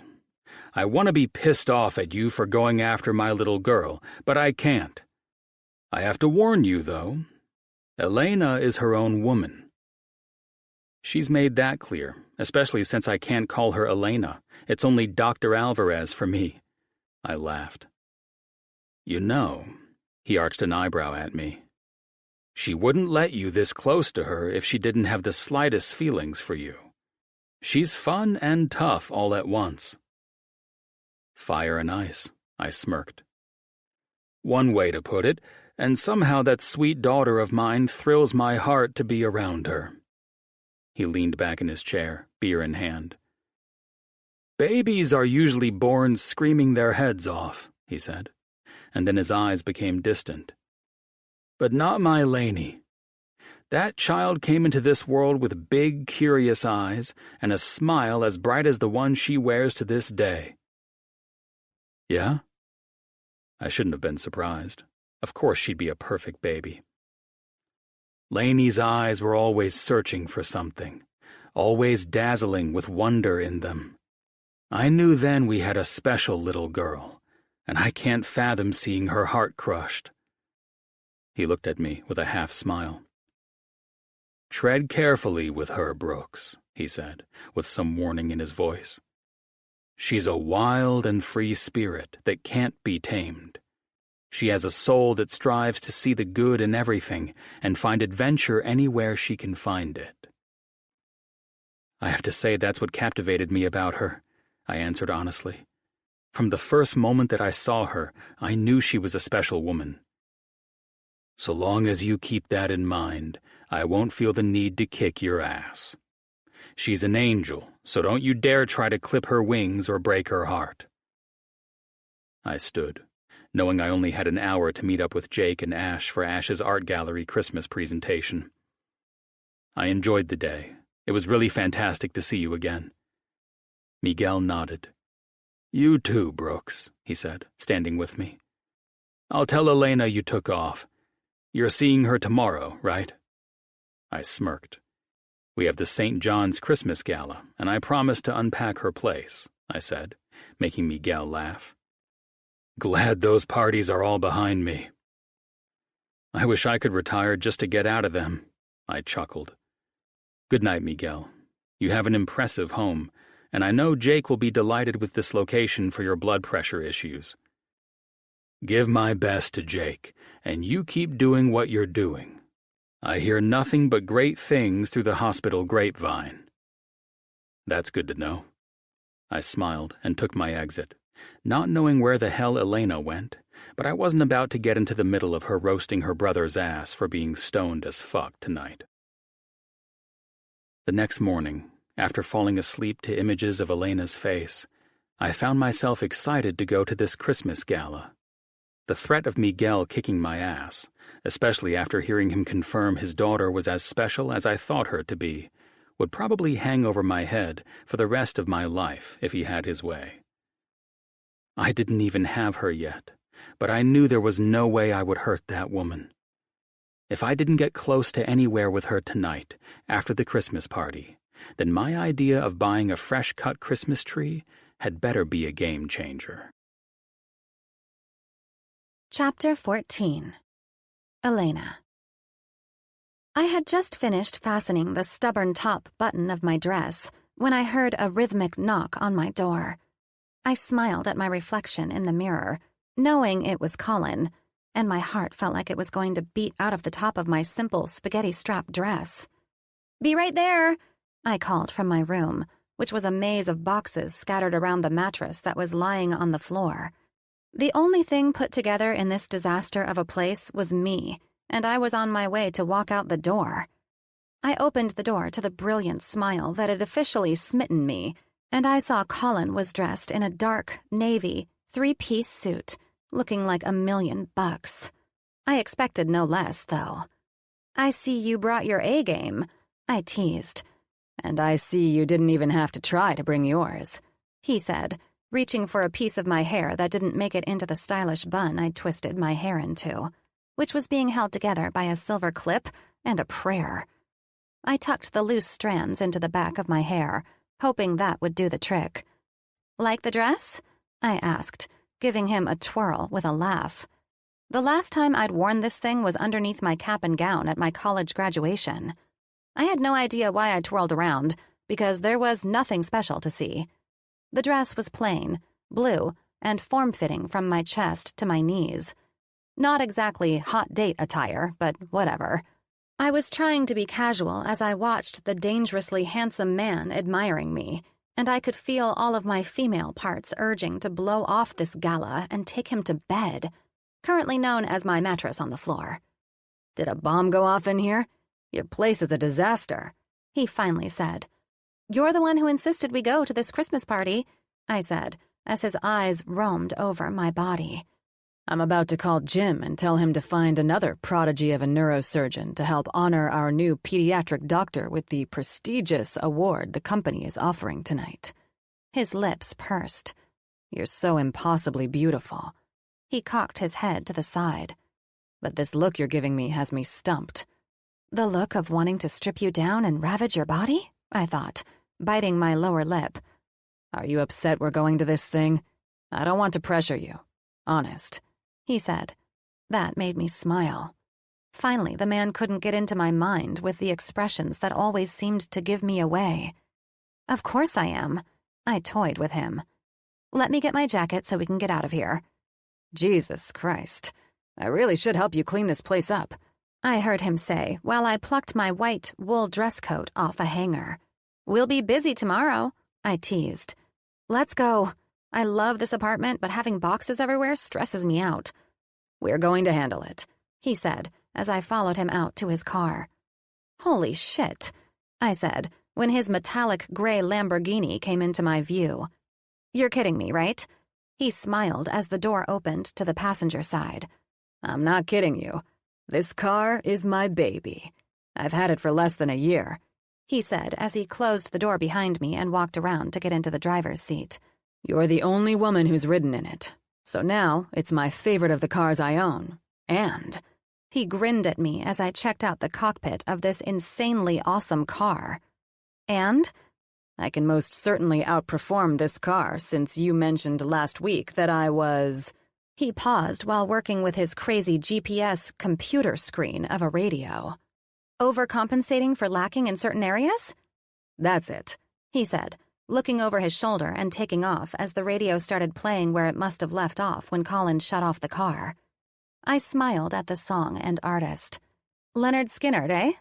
You'll find I'm a bit of a classic rock, blues, and soul kind of guy. You name it, I can most likely sing the song and know the artist. Oh? I smiled, seeking comfort in the smells of rich leather, Colin's sweet and sensual cologne, and the seat itself. You're a music man, too. I found it interesting you had Seeger playing when you finished up your surgery. Colin laughed as he casually reclined in his seat, his right hand smoothly shifting gears while the other casually steered. That song was meant just for you. He smiled ahead as we drove up the on-ramp to the freeway, merging with traffic. Night moves? I laughed, the music chilling out my nerves as I enjoyed this ride. Nice. Hey, music says what the heart wants. Then why the hell do you have Rob Zombie's Living Dead Girl on your playlist? I asked, pointing at the songs that varied from Aretha Franklin to Sinatra and Led Zeppelin to Otis Redding. You name it, this guy had the best hits from soul to classic rock and rhythm and blues. It's a badass song. Here, he ran his fingers up the touchscreen, and the music titles seemed to scroll on for forever. Pick a song. There's at least 200 or 1,000 on my playlist, he said with a laugh. I'm pretty sure you'll enjoy my taste. In fact, I know you'll love it since I'm profoundly in touch with my music and my love for it. Okay, then, I said. I'll pick a song, and you, Mr. Music Guy, have to sing the song to prove just how in touch with it you are. Go. He pointed toward the windshield, dropping the hammer on this car and moving at what seemed to be light speed to the fast lane, only to slow down and pace with the traffic. I clicked on the Aerosmith song, Sweet Emotion, to which Colin instantly started to tap his fingers to the rhythm on his steering wheel. The instrumental intro sounded so killer in this car, and I felt like I was in the recording studio. Want to hear a fun fact about this song? He asked. I'd love to. My mood was lifted as I enjoyed this drive, watching different aspects of Colin's personality emerging. He was a constant, absolutely delightful surprise. The band was in the studio with all their shit, ready to record this song. He shifted lanes to move around the guy who wouldn't stop tapping his brakes in front of us. Anyway, he said as the song moved into the lyrics. They had everything set to record, but somehow there weren't any maracas for the intro and the song. Steven Tyler was pissed, but being the genius musician he is, He improvised. Colin smiled over at me. What, did he make that sound with his mouth or something? Colin softly laughed. No, he saw a sugar packet on the ground, picked the thing up, told the studio to turn up his mic, and he shook the thing like it was a maraca. You can't even tell, can you? Wow, I said with a laugh. That's wild. You know you're musicians, but you still haven't proved you know their music. Turn it to another song, then. Trust me, Alvarez, I know my music. Okay. I scrolled through, and as I was trying to navigate the sensitive touchscreen, I accidentally chose the wrong song. Oops. Oh shit, I said with a laugh. Colin smirked over at me. Bad company? I exhaled as I watched him fall into the rhythm of this song. And for the record, this song is dedicated directly to you, Alvarez. Feel like making love? I laughed at the title that Colin started singing. In a perfect voice, I might add. Instead of being uncomfortable, Colin made me laugh and become highly entertained as he poked my shoulder and pointed to me every time it referred to making love to you. I need to find a harder one, I said. I'm making this too easy on you. Colin chuckled. Not my fault you absently picked the perfect song for the way I'm feeling by having you in my car. I scrolled and decided I couldn't find anything to stump him. Then I found one I liked and wasn't surprised that Colin had almost every song from the Allman Brothers Band. Soulshine. He smiled and started to change his entire demeanor. This is one of my favorite songs. As Colin sang, it was apparent that this was a favorite of his, given how enthusiastically he sang along as if I weren't even in the car. He was so beautiful, sitting there and singing lyrics to a song that had always been soothing to my soul. Everything he did seemed to make me fall a little deeper for him. After close to an hour of jukebox driving with Colin, I was thoroughly entertained and almost completely forgot we were heading to this expensive hotel and Christmas gala. Colin was out of the car and buttoning his suit jacket as the valet came over to retrieve his keys. He was quickly at my door, holding out his hand for me to help hoist myself out of his car in my restrictive dress. Colin pulled my hand into the bend of his arm without skipping a beat and covered my fingers with his other hand. Look at what a gentleman you are. See? He smiled down at me. I'm a considerate man, aren't I? I never said you weren't, I said as we walked through the exquisitely decorated hotel lobby to the area where ushers were guiding the St. John's staff.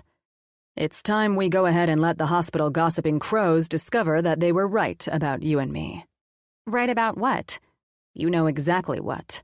I know you've heard shit flying around the hospital airwaves about you and me. I laughed. All I've heard is how Dr. Brooks is obsessed with Dr. Alvarez, and he tried to cover it up by kissing everyone in the cafeteria the other day. Colin rolled his eyes as I walked into the elite room that had been set up for all of us.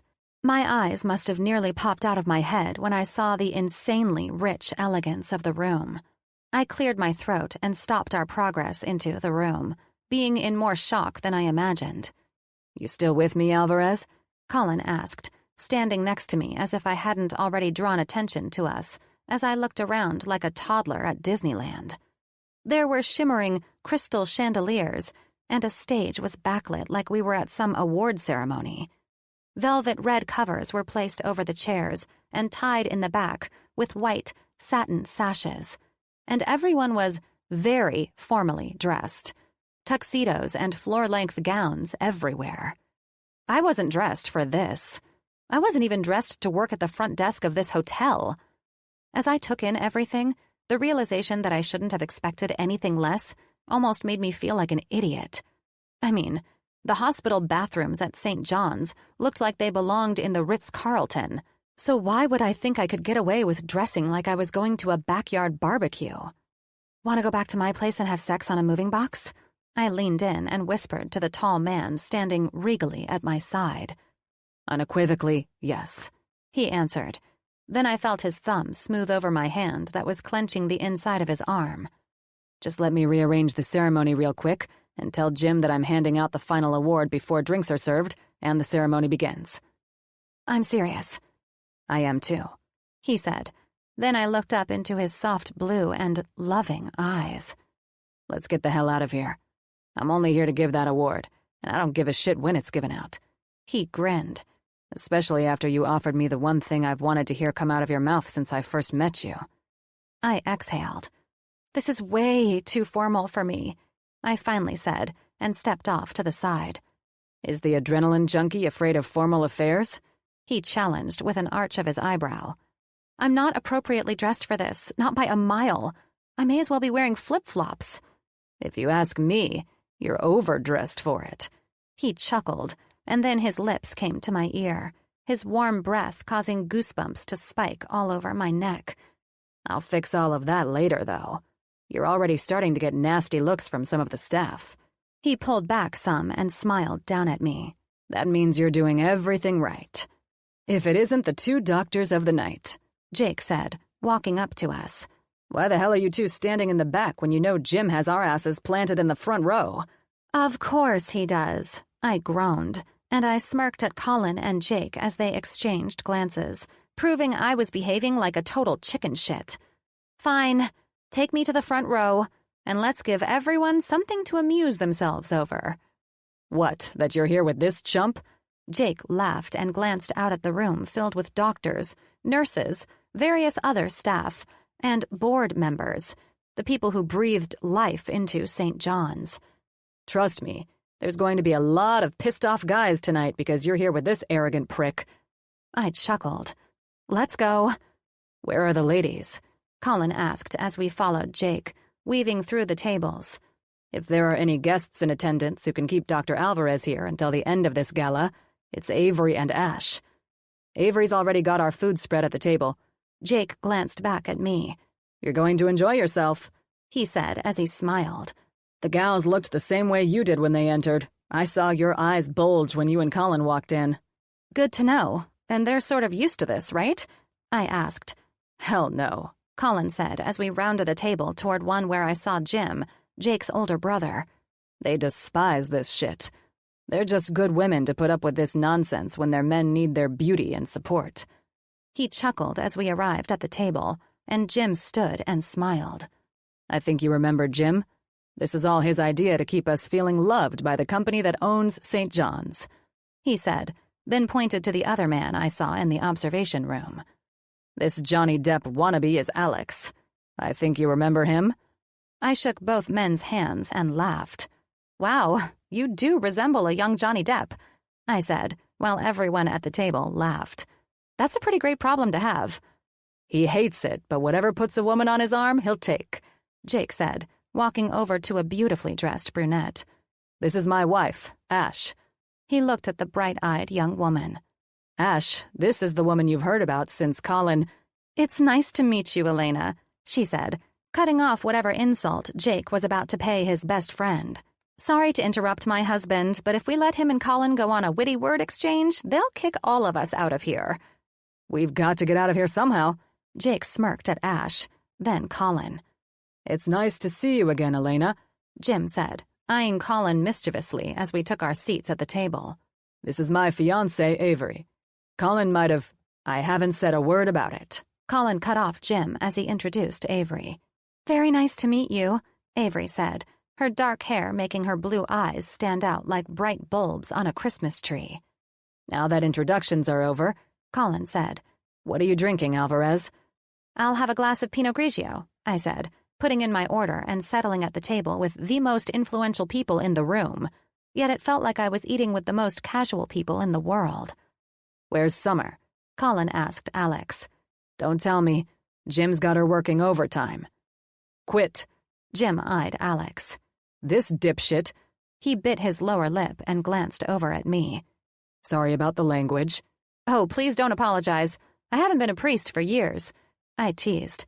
Hallelujah for that, Colin said as he raised his glass. Please, continue. What happened? I asked curiously. Nothing more than me breaking things off with Jim's secretary. She then decided to quit her job, working for a great boss and getting paid way more than she deserved, if you ask me. Alex answered. She was, and you know it. I paid her what I thought she was worth. If she wants to walk away from that, so be it. There are plenty of people to promote into her position. Jim added nonchalantly. Jim warned you about screwing around with her and that he'd make you pay if she quit on him because you couldn't hold down your fake relationship," Jake added. "Let's get off the topic." Alex smiled at me. "Sophisticated adults shouldn't be gossiping about such trivial bullshit." Colin held on to the first part of the word, calling out his friend. "That's exactly what I said and how I said it," Jake challenged. "Let's talk about the wedding, shall we?" Jim said, shooting Colin another mysterious glance. "Have you told Elena about your bright idea?" "Wait," I said, laughing, watching these men poking at each other like grumpy bears. "Colin and I have discussed this, and trust me, we're not getting married anytime soon." "No," Jim said in a low voice with a laugh like he knew the best part of this conversation was yet to come. "Colin has volunteered a beautiful young woman to stand at his side during mine and Avery's wedding. I'm sure he's brought this—" "God in heaven, Mitch," Colin said, handing me my glass of wine. "Just chug that one down. I have 3 more coming right behind it. I forgot to mention you'd be sitting at the table with a bunch of animals dressed in expensive suits." I sipped the wine and watched Jim smirk at Colin and then wink at me. "You'll get used to us. In fact," he took a sip of his bourbon, "we could be the reason you want nothing to do with Colin. So if you're looking for an out—" "Don't listen to these guys," Avery said before she eyed Jim. "Why don't we switch it up a little and let all you boneheads sit and ruin each other's nights over on that side of the table? We girls can enjoy our peace with food and drinks while we watch you all act like buffoons." "Sounds like a plan to me," Ash said. I glanced at Colin, closing his eyes in utter annoyance, and laughed. "See?" He looked at me helplessly. "I can't even sit next to you at dinner because we all act like we're 5. Sucks for you," Jake laughed. "Tell me about your wedding," I said, smiling at Avery and smoothing my hand over Colin's leg and letting it rest there.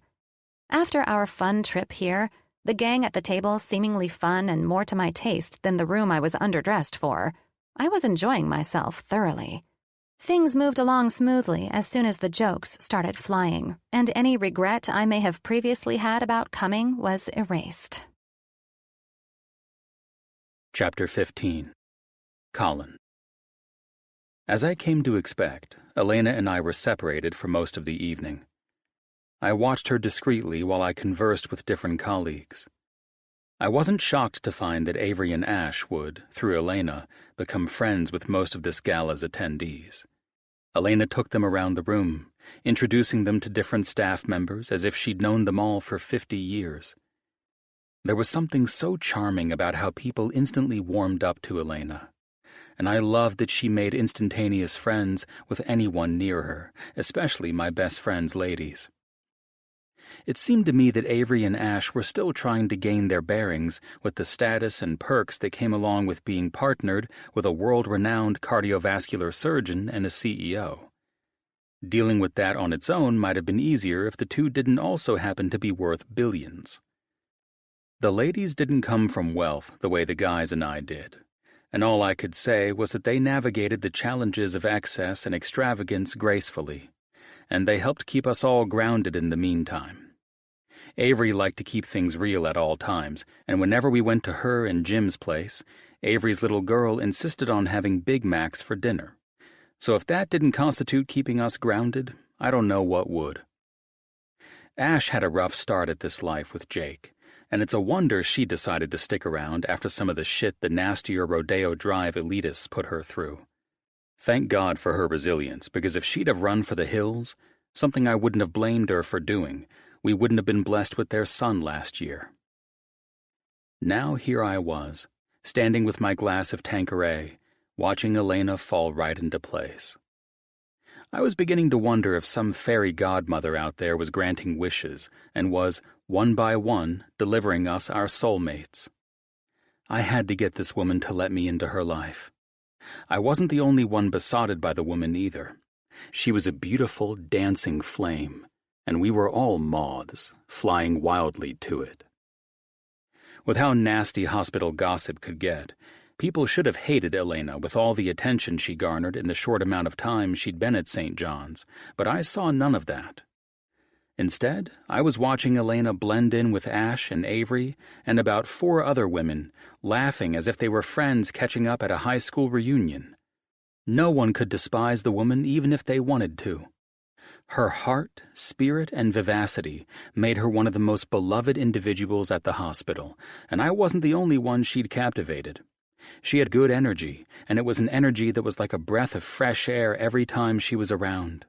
Which was why I wasn't surprised when the half-drunk doctors started making their way to her to ask her to dance. Now, I was fortunate to stand here in this boring conversation and watch her take that perfectly round ass of hers for a spin around the dance floor. "I see you brought Elena tonight," one of the doctors next to me said. I took a sip of my gin and turned to face the group. "And that makes me the luckiest man at the party." I raised my glass to one of my fellow neurologists. The older man smiled. "She's an anomaly, a huge asset to the group." "It's why she got the job," I answered. "Though," Jake walked up next to me after being off somewhere, mingling with God knows who like he always did. "Word has it that the only reason she got the job was that the douche chief neurosurgeon handed it to her. His obsession over the woman made that gossip hotline after—" "Okay, enough." I laughed at Jake's humored grin. "You only wish you had her on your floor to work mental miracles with your patients." I smiled at Dr. Glenn. "Turns out the neuro ward is quite blessed." "That's the truth," Dr. Glenn agreed. "In fact, I might have to steal her for another consult in a week or 2. She worked some miracle on my patient who was recently diagnosed with Alzheimer's. In all my experience, I've never seen someone share a brighter way of accepting it." "Wasn't that Mr. Stone?" I asked. Recalling this diagnosis was quite tragic for this particular family, as Alzheimer's diagnoses always are. It's why Elena was first in line when she saw the distress on Dr. Glenn's face when he had to meet with them again. "Yeah," Dr. Glenn shook his head. "I don't know how she does it, but she took over when she saw them struggling as I listed statistics for the family. She has a 6th sense, it seems, for knowing what people need to hear." "There's no easy way to break that to any family, much less the Stone family," I said. "What did she say?" Jake asked. "In short, she reminded them not to let the disease define your life. Each day was a gift, and that Alzheimer's, though a devastating diagnosis, wasn't what defined Mr. Stone. Each of us has something that can take us and try and ruin us, but fighting for what we love the most is always worth it." He shrugged and looked out toward Elena, being spun around the dance floor. "To live each day as if he was blessed to have a new day." It might not seem like the most earth-moving advice, but it was what they needed to hear. "It's sort of the motto we all try to live by," Dr. Sharon added. "But when you think about it, we don't." "We all take life for granted." I confirmed that truth. Hell, all day I'm working with aneurysms, strokes, tumors, and shit that comes out of nowhere. You'd think I would personally wake up with that mentality. I know the science, the many complications our bodies can hand us at any given moment, and I still forget to appreciate my health and the fact that I fucking woke up this morning. All I know is that what she said got through to them, and a positive outlook means everything with such a diagnosis.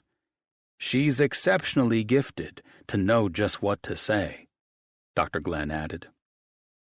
"Miguel would definitely be proud," Dr. Sharon said, her beige painted lips smiling widely.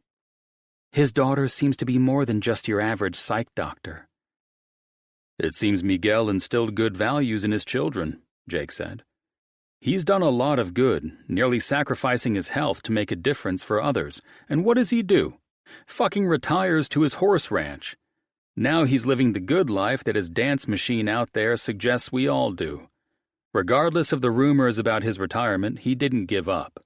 He found a healthier and better way to live when most of us don't know how to let go."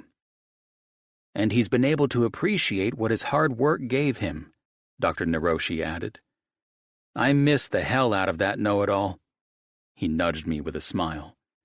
Now we're stuck with this joker to consult and beg to attend our surgeries. Yeah, we all know there's no replacing Dr. Alvarez, I said. But I'll do my best to try to live up to his legacy. And yes, I've noticed Alvarez Part 2 out there on the dance floor. Let's all agree that one can't walk around upset without her somehow sensing it and consulting you to turn lemons into lemonade. So original, Jake laughed as the others began talking about something else. I seriously don't know how you managed your first brain surgery in the room with that woman, Jake added, as we slowly distanced ourselves from the rest, moving to where I could have a better view of her on the dance floor. Thank God I know how to compartmentalize shit, or we would have been in that room for 24 hours with me trying to focus on what I do best in craniotomies. That's what makes you the badass chief on your ward. The ultimate test was seeing if you could handle performing surgery while this woman that you're blindly in love with is in the same room. And I managed just fine. And how are you managing now with that weasel, Waters, dancing slowly with your soulmate pulled tightly against his scrawny body? It takes dumb fucks like him to make me look good, I smirked at Jake. Fuck, how did you pull any of this shit off with Ash? You mean me trying to date her after the press crawled up my ass and exposed my playboy and male slut lifestyle to her and the world? I nodded my head. Precisely. I don't even have my bullshit life experiences on blast, and the woman still keeps turning my sorry ass down. I looked at Jake's grin. What? Dude, you have her, and you fucking know it, he said. She's probably playing it smart and keeping your arrogant ass from hurting her. No. I narrowed my eyes at her, playfully laughing and dancing with the idiot who brought her onto the dance floor. I can sense she's not afraid of being hurt. She's made it perfectly clear that she doesn't worry about shit like that. Then I'm stumped. Maybe she really doesn't like you. Your fancy cars, cheeky grins, and expensive suits. He laughed and eyed me while sipping his scotch. Apparently, your ugly looks haven't even helped you land this woman of your dreams. We're getting a Christmas tree together tomorrow. I pinched my lips together. Fuck, did I just say that out loud? Yes, Jake laughed. A fucking Christmas tree? Shit, you're well on your way to having her cancel all her new patients and pack it up to be in Jim and Avery's wedding. All so you can work your charms on her. Well, the tree will be a symbol of our love, I said, trying to defend my acting like this Christmas tree purchase was practically a diamond ring. You do know what the evergreen tree stands for, don't you? I had to make something up. I'd already blurted this shit out to Jake as if buying Elena's tree was something monumental in starting a relationship. Trust me, man, this is a sacred...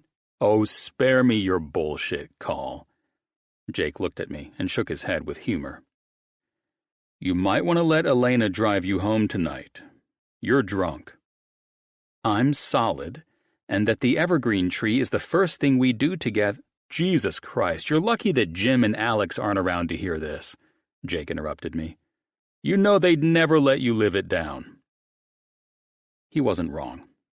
I could be corny with Jake, but the other two would never let me hear the end of it. True, I smirked. They just wouldn't understand why this evergreen tree was symbolic of mine and Elena's relationship. I'm your best friend, who knows you're always full of shit, and I don't even understand what the fuck you're trying to say. So what is it about the goddamn evergreen tree?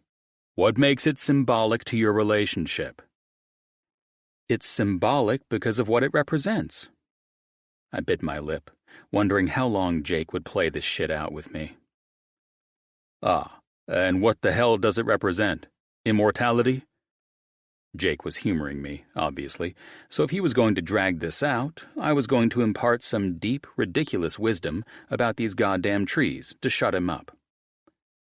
Life, I said, biting back my smile. And for that reason, it must be our first purchase. The evergreen tree will officially represent our love and life together. I tried to remain serious. Our everlasting love will shine forth from the tree I buy her. And once again, Jake shook his head, you've enlightened me in ways no other can. I know, I said. So that's why I'm thrilled to have her pick out this monumental purchase tomorrow. All this talk about green Christmas trees has me thinking, Jake said as he eyed me. What if she picks out a brown and brittle one? What's that say about your everlasting and evergreen relationship then? I highly doubt the woman will pick out a brown fucking Christmas tree. I looked over at Jake as we both laughed. Hell, I've never even been to a Christmas tree lot before, but you and I both know she'll pick out a big-ass, bright green one, like everyone else who goes to buy a fucking tree, and that will be the beginning of an everlasting relationship that was always intended to be, I said, laughing at my ability to come up with the stupidest shit sometimes. You're such a fucking idiot, Jake said with a laugh as I turned to leave. Where the hell are you going, everlasting lover man?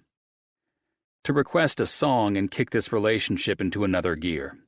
I'm ready to leave, but Elena needs something to remember this party fondly. Another dance? Jake rolled his eyes. Didn't help the first time when you did that in Vegas with Dr. Alvarez, did it? It's because the song wasn't sexy enough. It's time to cut the bullshit out and get my lady's head in the game. Speaking of ladies, I think Ash and Avery are ready to get the hell out of here. Avery was promised milkshakes at some diner, and Ash was all about it if they survived the night of dress-up. You and Elena want to bond and enhance your everlasting relationship by sharing a strawberry milkshake? You guys enjoy your night. I'm going to enjoy my woman, I said with a smile. I plan on using the excuse of sleeping over at her place since I dragged her here, and I owe her my help to unpack boxes. You're going to go back to her place to unpack boxes? Jim asked, walking up to Jake and me. Oh shit, Alex said, trailing his best friend. You do like this woman, right? Take her back to your place. I would if her place wasn't filled with the boxes that she's delayed unpacking on my account. I smiled. Unlike you selfish bastards, I am willing to help her move in. Jake's eyes closed in humor. Have fun unpacking, and don't get too addicted to popping bubbles in the bubble wrap. See you all later, I said, waving them off and moving toward the man who was in charge of this trendy pop culture music that I would have hated had I not seen Elena dancing so cheerfully to it. I had to think of a song to set the mood, to let her know I wanted to stay with her tonight. And I wanted more with this woman than friendly kisses on my fucking forehead. I made her a promise I'd outperform the car I drove her in tonight, and I planned on keeping that promise, if she'd let me. Chapter 16. Colin. I managed to use the car ride home to convince Elena that if she didn't let me stay to help unpack a few boxes, then she was staying at my place in Malibu. I didn't have to do too much convincing, since she was holding on to the fact that she was behind on unpacking because I'd forced her to be my date tonight. Perhaps me stealing her away from her dance partner to dance was also part of why she agreed to let me stay. Thank you, Solomon Burke, for being the original artist to bring your heart and soul into the song Cry to Me, because Elena and I nailed that dance with sass, sexiness, and style. If anyone questioned our chemistry after our little dance to that song, they were blind. If Elena still questioned it, however, then I was royally screwed in trying to keep pulling things out of my ass to get her to see it too. I walked into her condo, which was lovely. Still, with my proclivity for having things tidy and being somewhat of a perfectionist, part of me wanted to stay up and unpack these boxes that had been haphazardly stacked through her kitchen and living room. Maybe I'd get lucky and her room would be in perfect order and we'd close the door and forget about the rest until morning. Damn it! I heard Elena growl, as I started to straighten boxes into an orderly fashion in her living room where I waited. "Everything okay?" I asked from the wall away from her large living room window. "These boxes are going to drive me insane," she said from her room, where she'd disappeared to change into something more comfortable. There went the bedroom idea, I thought. I couldn't help but smile when things went sideways for me when it came to Elena, which meant I was smiling a whole hell of a lot lately. "Got a problem," Elena said, prompting me to slide the last box over with the others I'd stacked along her wall to make room for her to walk around her living room. "Wow," she laughed as she walked into the room. "I can see my couch and love seat, but we're still unpacking those boxes, just like you promised me." I eyed her with a grin of confusion. "Why the hell are you leaning your head back like that?" Elena's bronze eyes glistened as she laughed and said ow at the same time. "My hair is caught on this stupid top button. You're going to have to help me because I'm not cutting it." "How do you manage to pull this stunt off?" I questioned, as I walked over to where she'd turned around, showing me that her hair was tangled around her dress's top button. "As I pulled that clip out of my hair, I tripped over a box. Basically, you're looking at the result of all my clutter." Fuck. I was looking at the most beautiful tanned skin and a button that, once Elena's hair was free, I was sure would be mine to unfasten. I gently worked to free her hair from the button, and I was no longer in control of what the hell was happening. "You smell so good," I said, as my hands came up and took the thin straps of her dress under my palms, while feeling the electric charge of her hot skin under my touch.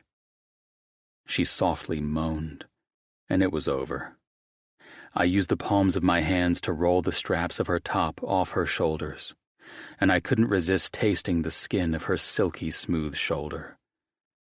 Elena remained perfectly still while I bent to press my lips onto the top of her shoulders. A surge of energy, the energy of me, desiring more than I knew I could handle, took over and urged me on for more.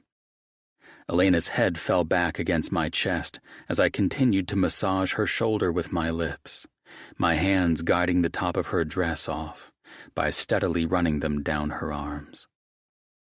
As I kissed over the top of her shoulder toward her neck, I unzipped her dress, allowing it to fall into a pile at her feet. Elena's moans and sighs and her hand coming up to run through my hair was the permission I needed to be granted to take this where I'd wanted it to go since the night I first met her. I wanted to see her eyes, but burying my face and lips into her neck was enough to pull me into a trance that I would never fight away. I was completely drunk on this woman's fragrance, tastes, moans, and everything I'd been tortured by in my dreams. They were finally my reality. My cock felt harder than it had ever been, and to feel Elena press her back against it was enough for me to explode immediately. Instead of worrying about losing my shit early with the woman groaning in response to feeling how hard I was, I let it heighten this moment I'd waited far too long for. I felt like I was sensationally high on this woman, and I loved how it made me feel. I slid my hand around and felt her nipples harden under my touch, compelling me to suck along her jawline and devour the woman I knew I was in love with. I wanted more. My other hand slid down her flat stomach and toward her pussy. Her groaning and both arms reaching back to grip my hair as I ran my fingers over her clit was increasing my heart rate as if I'd never involved myself in this act before. God, she was perfect. "I need more," she said in a lower voice than I'd ever heard her use. She arched her ass back against me while our lips finally met, and I closed my eyes to keep from coming then and there. I was still locked up in this damn suit and had the most beautiful woman in the world moving her pussy against my fingers as I massaged her clit. Her mouth fell open when I had to feel her, hot and wet and wanting more. "You're so wet," I said through an exhale. God, Elena, I want you more than you know. That's when she broke our electrically charged moment and the high that my mind never wanted to come down from. She turned, and like usual, the woman had read my mind. I should have been drinking in her naked body, but I was transfixed on her dazzling eyes that held me captive. She helped me out of my jacket while I pulled off my tie, and then her hands moved aggressively faster than I anticipated to unbutton my shirt. As I pulled off my undershirt, Elena already had my pants coming off, freeing my dick that was ready for her. Oh my! She softly laughed, her eyes meeting mine while I licked my parched lips in reaction to her gripping my cock and using my wet tip as a lubricant to start pumping up and down my shaft. I'm one lucky girl. I smiled and was able to hold my shit together with her teasing me. Is this the part where I finally get to call you Elena? I teased back, only to catch a break to hold my comeback from prematurely ruining everything I wanted with this woman. Depends on if you can prove whether or not you can outperform that car. That shouldn't be a problem, I said, hoisting her into my arms and stepping around boxes on the way to her room. Oh shit, I forgot you don't have a bed. It looks like I'm fucking you against a wall, I said, as her mouth latched onto my jaw and moved down my neck. There's a mattress on the floor. Where? I asked with a laugh. Was this all part of whatever supernatural joke I'd been cursed with when it came to this black-haired beauty? Where in the Alvarez fort of boxes in this damn room? I tripped over a box, nearly sending Elena's and my naked bodies back against the door of her room. Elena's laugh smoothed over this entire catastrophe. This might not have been how I imagined our first time together going down, but she made everything seem perfect, potentially dangerous or not. We're not unpacking boxes, I said, finally seeing the mattress that was hiding behind 2 wardrobe boxes. I laid her laughing ass back, and her beautiful breasts transfixed me as they rose and fell to her contagious laugh, her eyes sparkling radiantly with happiness. Kiss me, she said, becoming more serious than I'd ever seen the woman. I want you, and I want you now. Everything switched gears, as if we didn't practically climb Mount Everest naked to get to this point. I covered her body with mine and ran my hand over the top of her head as I settled in between her legs that fell open for me. I love you, Elena. I meant those words with every fiber of my being. I was lost in this woman, and the way my body and mind reacted to her was something I couldn't control. I love you too, Colin. She caressed the sides of my face. I've known that for a while. It feels good to say it to you finally. I smiled. And the whole Dr. Alvarez thing?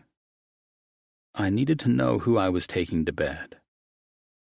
It turned me on too much to hear you say my name the way you say it. My mouth fell open in total shock. Never in a fucking million years would I have guessed that shit. I knew it had something to do with your...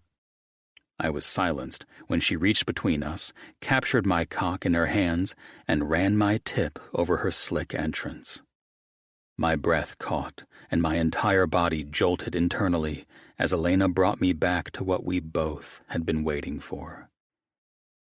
I took her hands into mine and gripped her wrists while I slowly brought my lips to take hers. I bit at her bottom lip while she moved beneath my body, her arms still caught by hands. She swept her tongue over my upper lip, and this slow-motion way of relishing in our first kiss was the last thing I expected, but goddamn, this was the hottest fucking thing in the world. I was usually more aggressive when I fucked a woman, but I felt the polar opposite with Elena. She was my treasure, my spark of sunshine, my woman, and she was finally letting me in. Every cell in my body knew this and understood to slow things down. The rhythm we'd fallen into was more erotic than I'd ever imagined it could be with a woman. She was delicious and perfect. This was what it felt like to be with the one who was meant for you. Finally. Chapter 17. Elena. Colin's lips were so soft, firm, and sensually flawless as they purposefully claimed mine. He was perfect inside and out. That was confirmed moments before we decided to blaze a trail into my box-filled bedroom. Our near collision into the wall, as I was growing hungrier to taste his kiss, should have put a damper on things. Instead, it was Colin and me, and we laughed our way past that near catastrophe. I loved the fact that, after what felt like a lifetime of putting off this moment, we were now on my makeshift bed on the floor without a care in the world. Colin's tongue was as urgent and as possessive as mine, and I whimpered through this kiss as I slid my hand down his firm body, reaching for his hard cock. I was throbbing and aching to feel him inside me. He groaned into our kiss as I steadily ran my hand up and down his hard dick. He was huge, which added to the perfection of his taut and muscular body moving gently over mine. Without a care in the world, I lined Colin's cock up to my entrance and braced myself not only to feel a man inside me for the first time in too long, but to feel the one man I'd been lusting over for too long. Colin pulled away, inhaling smoothly and catching his breath as he gently pressed his cock inside of me. My hands went over his ass, and my legs widened, my body pleading for this. I kissed along the top of his hard pectoral muscles and whimpered as he stretched me wider than any man I'd ever been with before. Fuck. His hands reached for mine and locked them above my head as I went to grip his perfectly tight balls. Easy, baby, he said in a soft voice before he captured my lips and thrust himself gently into me. Yes, I said in a bit of a screech. This felt painfully good. It's been too long. I loved how his hands grew tighter around my wrists with each movement he made deeper into me. You feel so fucking incredible. I was lost in erotic bliss. My eyes met Colin's glassy ones for a brief second before I felt my insides working up toward an orgasm without me using my hand or clit to conjure up any of these sensations. It was Colin, filling me up and me maneuvering my hips as he slowly glided himself in and out of my soaking wet entrance. His hard tip would move right against my G-spot. That's it right there, isn't it? He said, still breathless while his lips sucked along the side of my neck. I was panting while my legs opened wider, my heels digging into the bed and pushing my body against his. Right there, Col. I stopped when I felt it bubbling down with more force than I expected. Oh, God, I said, my chest moving up as I rolled with this formidable force, pushing its way out of me and through Colin's dick that continued to press into my G-spot. Fuck, yes! That's right, baby. Ride it, Colin said, his eyes meeting mine as I smiled in absolute pleasure. Damn, I've walked through hell and back to see this in your eyes. Colin's mouth captured my breast. The man was perfect. He virtually memorized where my special spot was while I maneuvered myself beneath him, fighting against him, restraining my wrist above my head to guide his dick into it. Jesus Christ, I panted out while Colin rolled his tongue in circles and sucked on each of my nipples, hardly moving, but his hands locked tighter around my wrists than before. My body shuddered while the orgasm continued, and I clenched my pussy tight to bring in more sensations than ever. God fucking damn, Colin said, laying his head on my chest, the very last thing I expected him to do in reaction to me coming harder than the first just moments ago. Squeeze my cock. I smiled as I licked my lips. Kiss me, Col, I begged. His eyes were wild with hunger, and I swallowed, given the fact I was nearly drooling, and pulled harder into this sexual moment than I'd ever been with anyone else. I was fully waiting for Colin to fuck me into another frenzy, but he was doing the opposite. Everything seemed as though he were falling into the same sensual moment I was having. We were riding out this whole experience, slowly, and loving every charge of electricity. The angst and buildup were just the beginning, and that was after having 2 miracle G-spot orgasms without involving my swollen clit. "Don't move," Colin said, his tongue gingerly sweeping into my mouth, and his movements slower than ever. God, he blew out a breath, pulling his face away. "Please don't move a muscle." I understood Colin was doing everything in his power to hold back. It didn't help his personal restraint, since my pussy was fully constricting around his cock in a constant orgasm and pulsating waves of ecstasy. "It's okay if you come, baby," I said, his hands releasing my wrists and suddenly missing the pleasure of feeling him slightly rough with me like that. He pulled his face back and tucked his bottom lip between his teeth as his hands came up into my hair. "I don't have a condom on," he said with a half laugh. "As much as I'd love to trap you into a relationship by getting you pregnant." He closed his eyes. "Fuck. Oh, shit." I laughed at how impulsive we were to forget a condom. That's all it took to screw Colin's self-control. Colin was coming inside me before I could react to help him ease out of me. One powerful thrust into me filled me deeper than he'd been since he entered me. I arched my stomach up into him in response to how amazing it felt to have such a large cock buried inside me. Jesus, this was beyond heavenly. Colin's hands fisted my hair as he pumped harder and deeper while groaning in pleasure in a low, husky voice that I found more than attractive. My body instantly joined the party, and I came as Colin shot his cum deep into me. There was no hating him for this, or even being pissed at this slip-up. We had it coming, and I think we both knew it. I reached for his shoulders, my eyes filling with tears due to the immense amount of pleasure that radiated through me on round 3 of my orgasms. His eyes dazzled with a hunger that I would never let leave my mind. I could never again look at him as just a hot piece of ass. Tonight, after dancing seductively with him, listening to his jokes, and him teasing me with the truth of this moment that we'd just uncovered, we were 2 souls that were destined to be together. I would never see this man as anything but my man, and a man who, even though he'd been holding back this entire time and I didn't know it, was the best fuck I'd ever had. I used the tip of my tongue to taste his delicious cologne as I ran it up the center of his neck and under his chin, and that's when our mouths fell into a deep and satisfying kiss. I locked my legs around his lower back, keeping him in place as I felt his tight muscles begin to relax. "You're pretty extraordinary to hold back like that and not say a word," I said to him after he laid his head between my breasts, kissing against the flesh of one. "I'm sorry, I wasn't even thinking." "I knew I had that effect on you, Elena."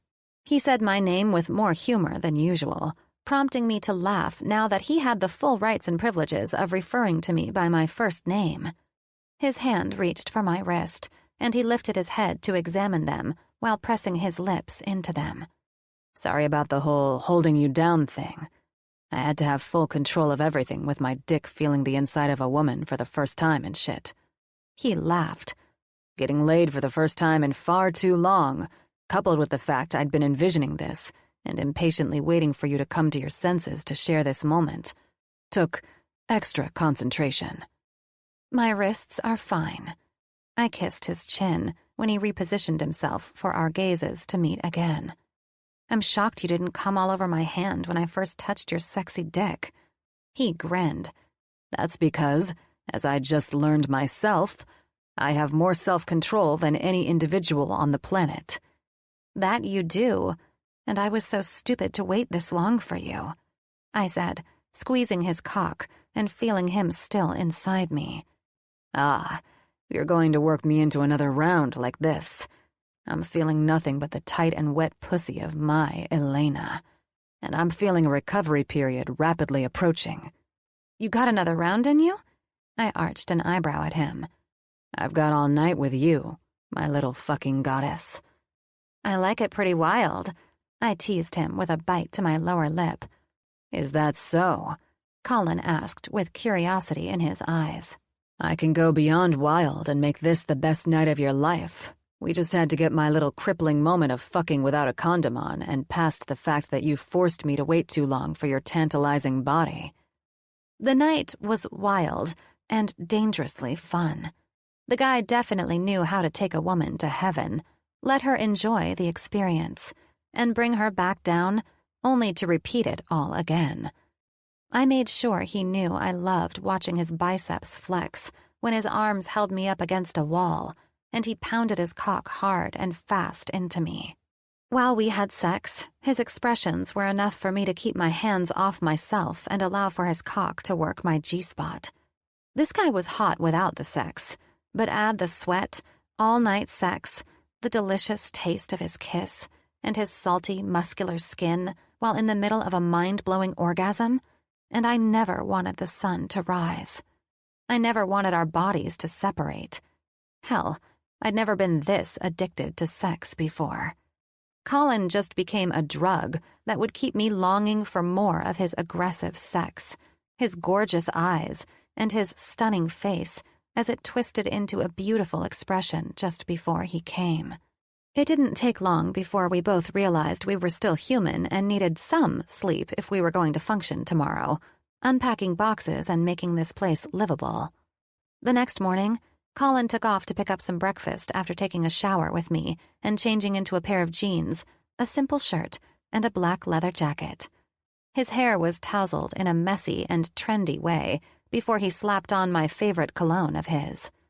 I shouldn't have been surprised when I spied that it was Tom Ford who'd captured the perfect fragrance of an exotic beach with the undertones of something crisp and light, instead of bold and musky.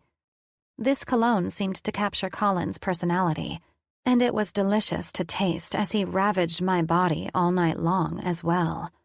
I heard my annoying cell phone alarm blaring from the kitchen, prompting me to leave the bathroom after I finished drying my hair. I pulled my favorite soft, red sweater over my tank top and walked out to shut off my damn phone. I had no idea how I'd accidentally set the alarm in the first place. What the hell? I thought, searching all over my kitchen for my phone that was nowhere to be found. The alarm went off again, and I laughed when I realized it was Colin's phone. And if he and I were going to survive this relationship, he was going to change his ringtone immediately.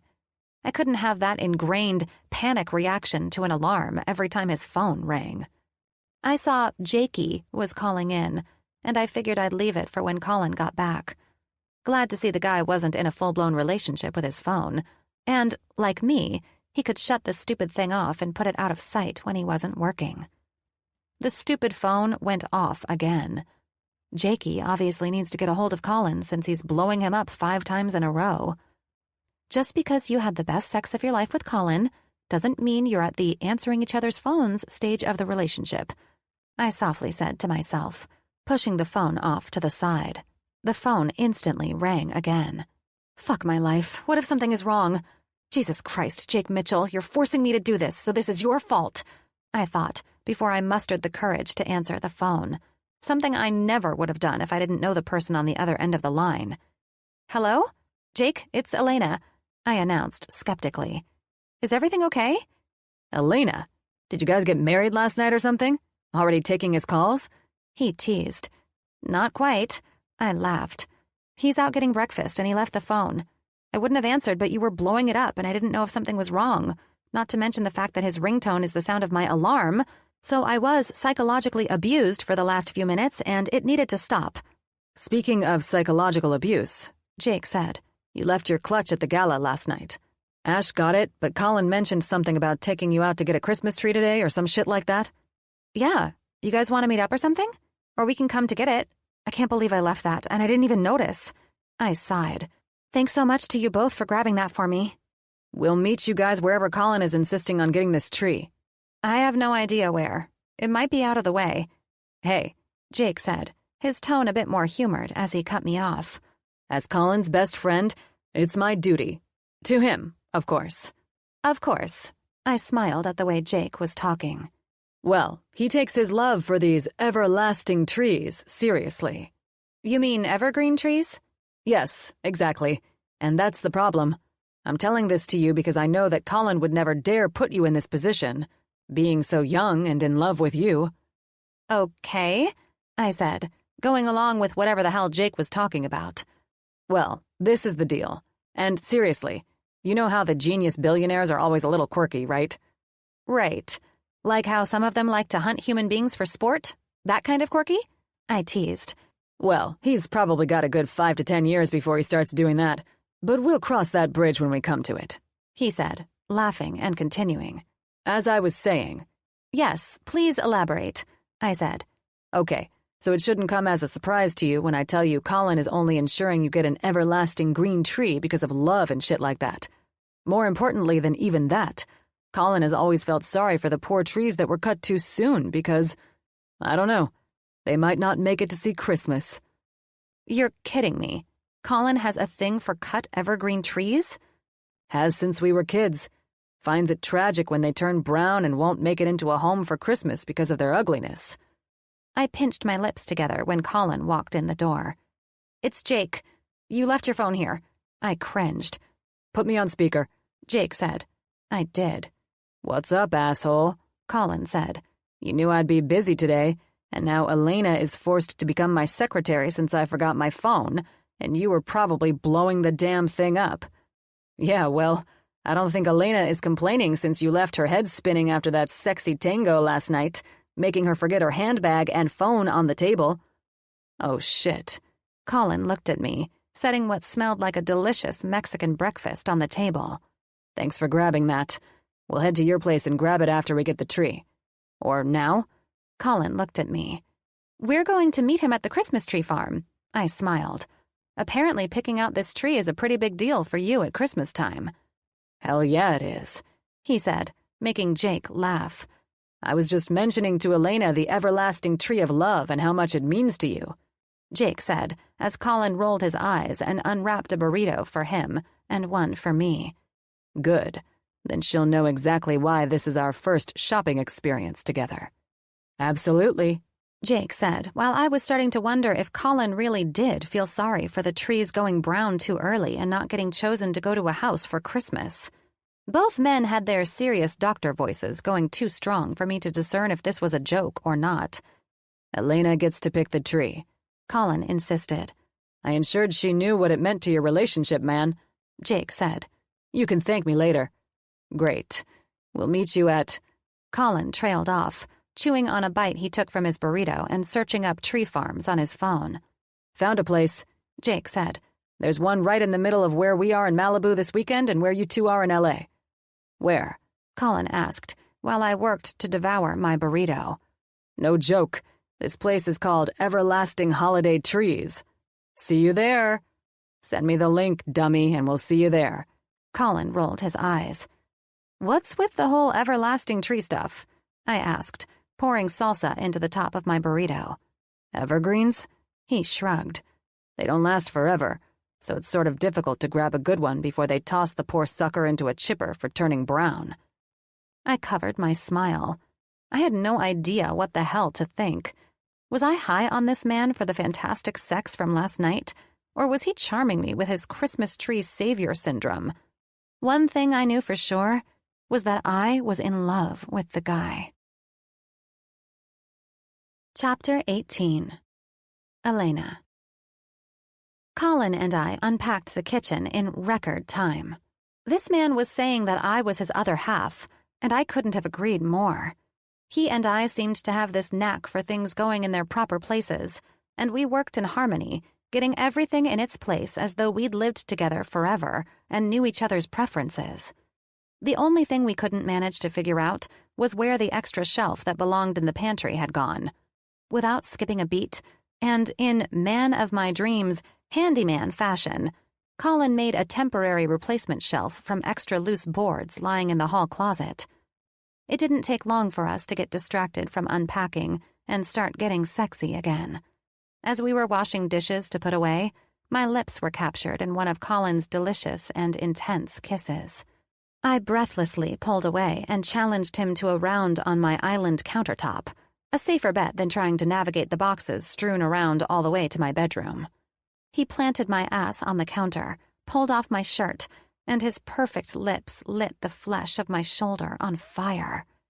While I ran my hands through his soft hair, his lips began working the miracles they had done throughout the night and moved up the side of my neck. My moans, his groaning, all of it had us well on our way to fucking on the counter, until he stopped abruptly.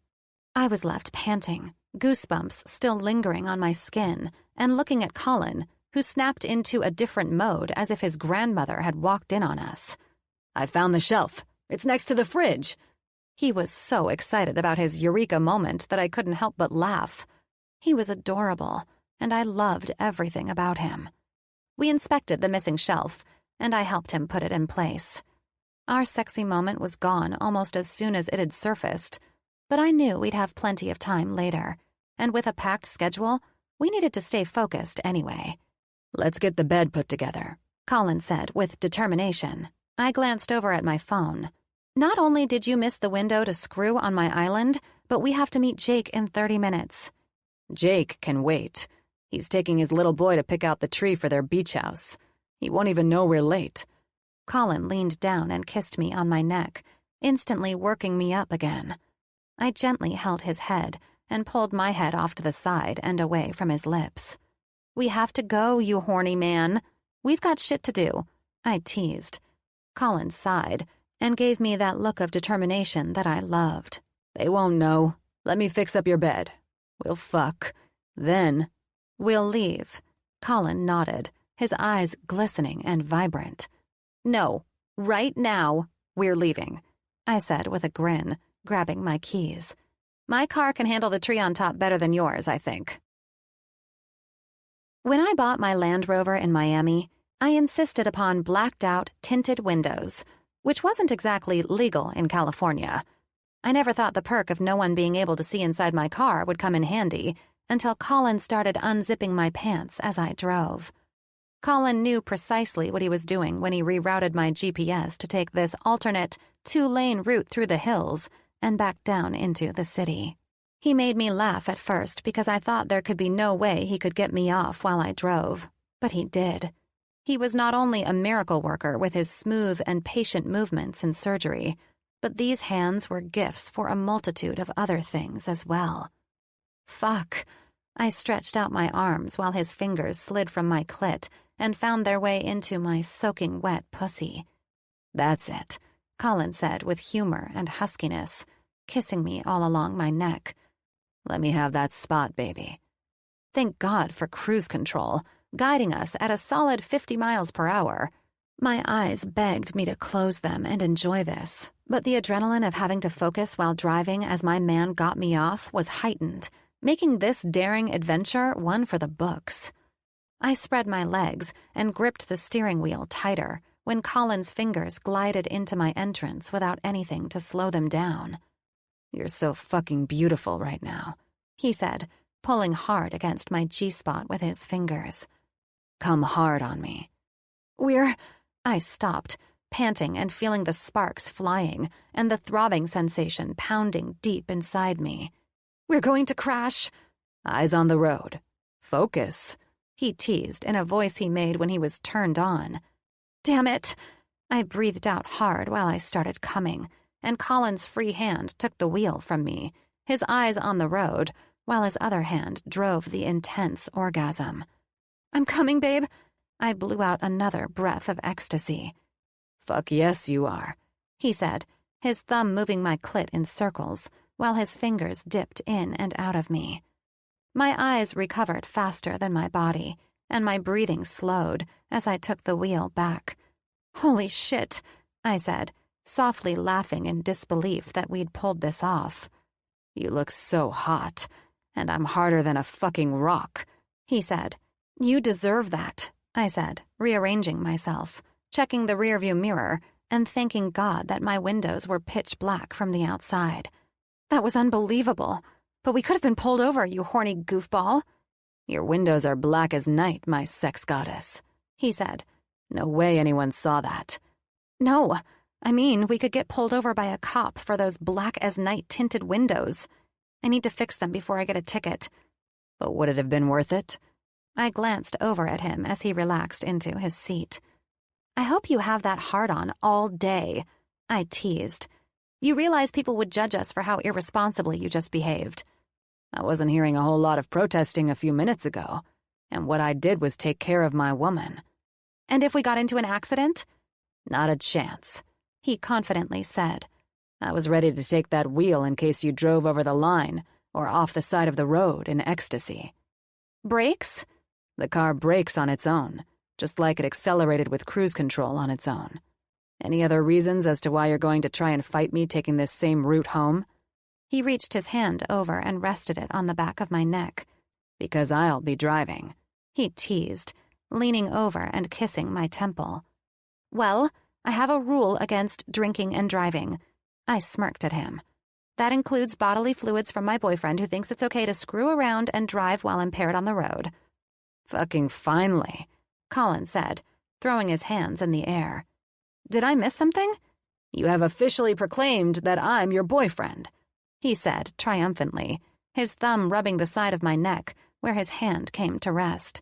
It only took getting you off like this to make you speak the truth of what you've wanted this time. He looked at me with his usual Colin smugness. You're welcome.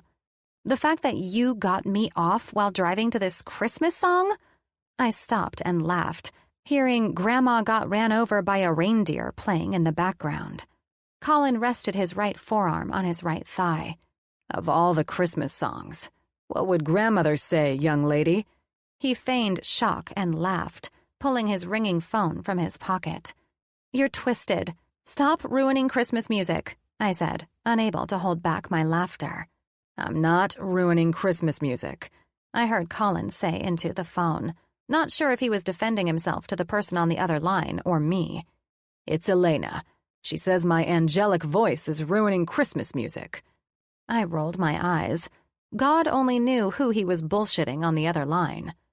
Jake wants to know if we should allow me to sing "Oh Christmas Tree" after you pick out our everlasting love tree when we get to the tree farm. My eyebrows knit together in confusion. Why do you and Jake seem to be two men who appear to be top doctors, yet act like you're 13? 13, Colin said with a laugh. At 13, I was hornier than fuck, and I surely wouldn't be talking shit like this to my best friend. He defended himself. Yeah, we're about 2 miles out. He paused. Hey, monster, he said in a playful voice. Oh? He seemed to be humoring Jake's 1-year-old son. Okay, well, since I'm late, I'll sing "Oh Christmas Tree" to dedicate Elena's new tree to her. Hey, Johnny boy, Colin said. Did you pick your tree out with your mom yet? He paused. Ah, cute. Well, you look around some more and we'll be there in a few minutes. You will sing that song, I laughed. You owe me. Quite the contrary, Laney. He used my nickname and made me love it even more, hearing it come from his mouth. You owe me, he said, grabbing the wet wipes I always carried in my car, and he cleaned his dirty, sinful hands on them. I laughed. I pick our everlasting love tree, and you're singing the dedication for it. Might I ask who let you in on the Christmas tree being our everlasting love tree? He questioned as I pulled into the lot. I parked next to a black version of my Land Rover and leaned over to kiss Colin's lips. Doesn't matter. It sounds like something you'd come up with. Let's go find our tree. The Christmas tree farm kept the Christmas music loud and cheerful.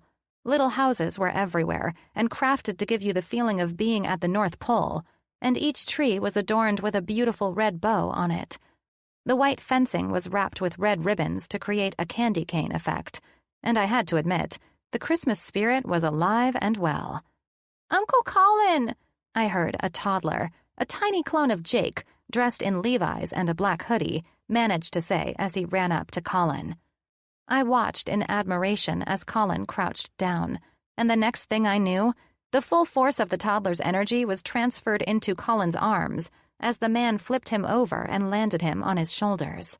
John laughed while Colin greeted Jake's smile. Sorry we're late, jam on the freeway. Hey, Jake held his hands out.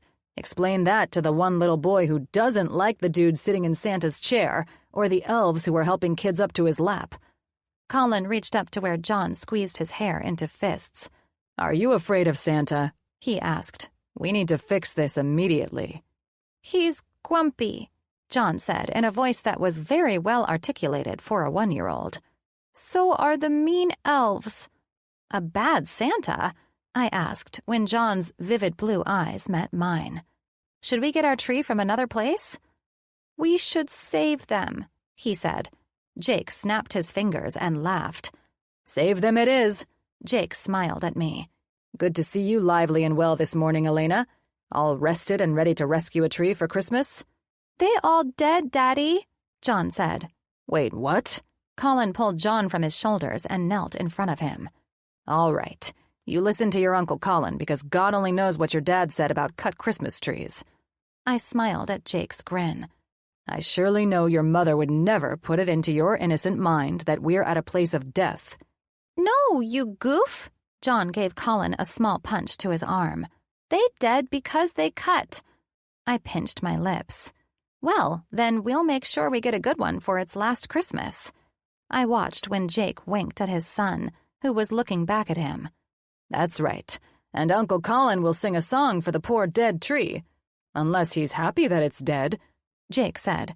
Of course I'm not happy the trees are cut and dead, Colin said, missing the glances I saw between father and son. What the hell was Jake up to?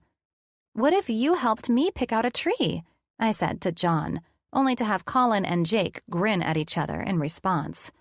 Yes, but no Santa, John agreed, tugging at my hand. I'll hang back and get your stuff from Jake's car, Colin said. With that, John and I set off to save the tree that Colin would want to give a happy send-off after being cut too early for Christmas. And after seeing Jake and John exchange those glances, I knew Jake was up to something. Colin was oblivious to it all, too, which made the adventure of finding a browning Christmas tree that much more fun. I should have gotten it the minute Jake tried to play me as a smitten fool on the phone this morning, too. Now I knew. Jake was trying to get Colin to sing "Oh Christmas Tree" to a brown reject tree. I wasn't sure why Jake would even give a damn, but Ash and Avery made it clear that all the boys loved pranking each other, so it was best to let this one play out, because I knew Colin's reaction would probably be priceless. Let's find a very sad tree and make it happy, I said. That's what Daddy told me to say to you, Lena, he chirped. I'm sure he did, I answered with a smile. Thank God for this little boy, dressed like a cute little SoCal surfer, because he found the one tree that was heading straight to the burn pile. Its needles were orange and falling off, and it was cast out with others that were starting to brown. This pathetic tree looked like it was dead before it was cut, and here were John and I, getting to rescue it as a declaration of mine and Colin's love. It's lighter than a feather, I said, reaching in for it and picking it up. Has no water, John said, eyeing it like we were on a safari and rescuing an animal or something. It's dead, though. He shoved his hands into the pockets of his cuffed little jeans, looked at me, and shrugged. We gotta get it. Daddy says Uncle Colin saves them. I covered my smile. Your dad is a brilliant man. He is, he simply stated. Well, this was fast. You seem bummed. We can look for yours next. I won't get a brown one, he assured me. I won't let you. If Uncle Colin makes me? I knelt to the little stud of a cutie. We both know your Uncle Colin won't make you. But, I tugged on his black hoodie, I think it would be fun to pick one for your dad. Mom won't like it very much. Not a ugly tree. Mom paints beautiful things. She said that to me last night. Why don't we see how it all goes? If we think Daddy needs a brown tree to match mine and Colin's, then I say... I paused. Hey, does Daddy have a favorite room that Mommy doesn't really go to? His office? His eyes widened. At home or the hospital? At home. Let's make Daddy get a matching tree for his office at home then. I'll get Daddy's tree too. He and Uncle Colin will be happy, he said, and I shook my head at how well this 1-year-old spoke and ran around like he was 5. After picking 2 dead trees, John and I walked back to where Colin and Jake were conversing about a patient, and they were debating about what was best for him. Would it be to have the open-heart surgery before or after Colin worked on the deadly brain tumor? It was buzz through the hospital already, and I was curious about whether the 2 chief surgeons had come to any conclusions about how the patient's care would be handled. On Monday, we would all sit and consult with neuro teams and cardiac teams, and then in the afternoon, the 2 chiefs were expected to have decided how they would treat the patient and deliver the news to the family. "Oh, Daddy," John said with excitement and a bit of mischief in his voice. "Look what me and Lena got." I pinched my lips and prevented the smile that was the prelude to me bursting into laughter if I couldn't hold it back, but I held my own. The expressions on both pranksters' faces were priceless and a perfect way of seeing right through them. Colin owed my ass for catching on to Jake doing this to him, and I was playing along with John now. It was this little guy and me up against the 2 playful and witty doctors. Colin's face was riddled with confusion, while Jake's eyes went straight to mine, understanding I'd caught on. Well, well, Jake said, pulling his hands into his pockets. It looks like Uncle Colin will be wildly grateful that you rescued 2 trees for him today. And sing to dedicate them, I added with a wink to John. "No, Daddy," he frowned. "1 is yours, 1 for Uncle Colin." "Right," Jake grinned at me. "Of course. What the hell is going on here?" Colin asked. "No bad words." John scowled at Colin's amused grin. "We saved the trees for you and Daddy." Colin inhaled and bit his lower lip. "I couldn't be more delighted that you and Lena," he arched an eyebrow at me, then looked at Jake, "saved a couple of dead trees for Lena's first Christmas. Everlasting dead trees, of course." Jake challenged Colin with a grin. "The interesting piece is 1 for Lena and 1 for your dad. Somehow I don't get one?" Colin asked. "Nope," John shrugged. "Only 2 are brown." "A shame," Colin said. "And now I feel like my voice is too scratchy to sing and dedicate these 2 shameful trees." "It's all they have," John said, and I was beginning to think this was getting to the poor little guy. "You're traumatizing your son," Colin said to Jake. "No, sitting my kid on Santa's lap was traumatizing my son. This is teaching my son that we appreciate all things ugly, like you, Uncle Colin." Jake grinned. "Or alive and well, like me." "You're weird, Daddy." "It's time Colin sings." Jake widened his hand. "Do you want me to hum a low G so you can find your key to sing in? I don't need any further help from you, my dearest friend." I watched Colin challenge Jake. "Well," I said, pulling John by his shoulder, both of us holding onto our dead trees and facing Colin and Jake. "We're waiting for the official tree song from Uncle Colin." I laughed at Colin's eyes, darting around the crowd we'd caused merely by holding the orange and brittle pine trees. "Then let's kick off this ceremony of tree dedication," Jake said. "Wait," I said, still trying not to laugh. "Is this something you guys always do?" "We do now." Colin smirked at Jake. "It's a new tradition that John helped to start with you, Lena," he said, mimicking the voice John used when he came up with a cute way of saying my name. "Every year we come to get everlasting trees and rescue a brown one and dedicate one through song." Jake shook his head. "You realize he's young enough to forget this, right?" I heard him whisper to Colin. "Not if I don't let him, and especially since you pulled my girl into your crazy schemes. Now I'm pulling Ash in. But with honesty, unlike you, my friend. So when Ash learns the truth of what you pulled with Elena," Colin laughed, "this will be a new tradition, and little John will be rescuing brown Christmas trees like Ricky Ranger until he grows out of it." Jake shook his head. "We'll see, Frank Sinatra," he said. "I believe the crowd that's gathered to figure out what we're doing with brown trees in an expensive Christmas tree farm is waiting on you to sing." He let out a breath. "Use your high tenor voice, please. The one that," He waved his hand dramatically in the air. You know, sounds angelic.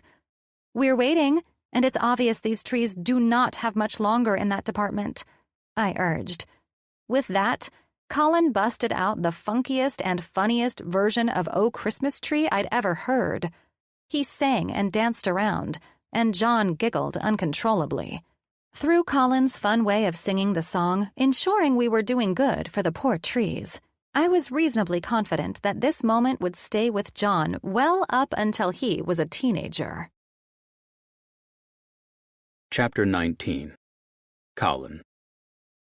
After our Christmas tree farm experience, all the way up to the time we left to come home, Elena had gotten a good dose of mine and Jake's goofy, yet hilarious, if you ask me, brotherly friendship. The only one who'd missed out on today's shenanigans was Ash, who'd had to work at her gallery. If Ash knew I would serenade everyone at the Christmas lot with dedication songs for brown Christmas trees, however, I'm sure she would have closed up shop for the day. I have to admit that I never saw that one coming either. God knows what Jake had put in Elena's brain about me and trees, but I was nothing if not a man who always followed through on a gag. "We've unpacked almost everything," Elena said, as she lay curled into my body on the couch. "I have to say this was the most hilarious and productive day since I moved back to California. Except we forgot one thing." She paused and covered my hand that had been resting under her shirt and massaging along her stomach. I said, engrossed by some show she'd put on the television earlier. "Dear God." She sat up and looked back at me. "You're already a boring man." "We just finished eating and decorating the tree." I smiled at her and cupped her chin between my hand. I brought her brilliant, smiling face down to mine and captured her lips in a slow kiss that woke up my cock. "And it was your idea to turn on this chick flick Christmas movie that I'm now addicted to." Elena threw her head back and laughed. "Stay right here," she said, popping up and moving through her well-decorated condo. I loved the view from this place. She'd managed to land a second-floor condo in a perfect location, and it even offered her a view of the ocean. The place felt warm and comfortable, and those feelings combined with unwinding on the couch without a care in the world and Elena in my arms. It was perfection. I'd imagined we'd be fucking all over the house until sunup, but instead we were watching some Christmas movie that was totally predictable, corny, and oddly addictive. "Gotcha!" she laughed. I sat up and moved the throw blanket off of me. "What?" I narrowed my eyes and smiled at her as she walked through the living room, holding up her phone. "Are you FaceTiming or something?"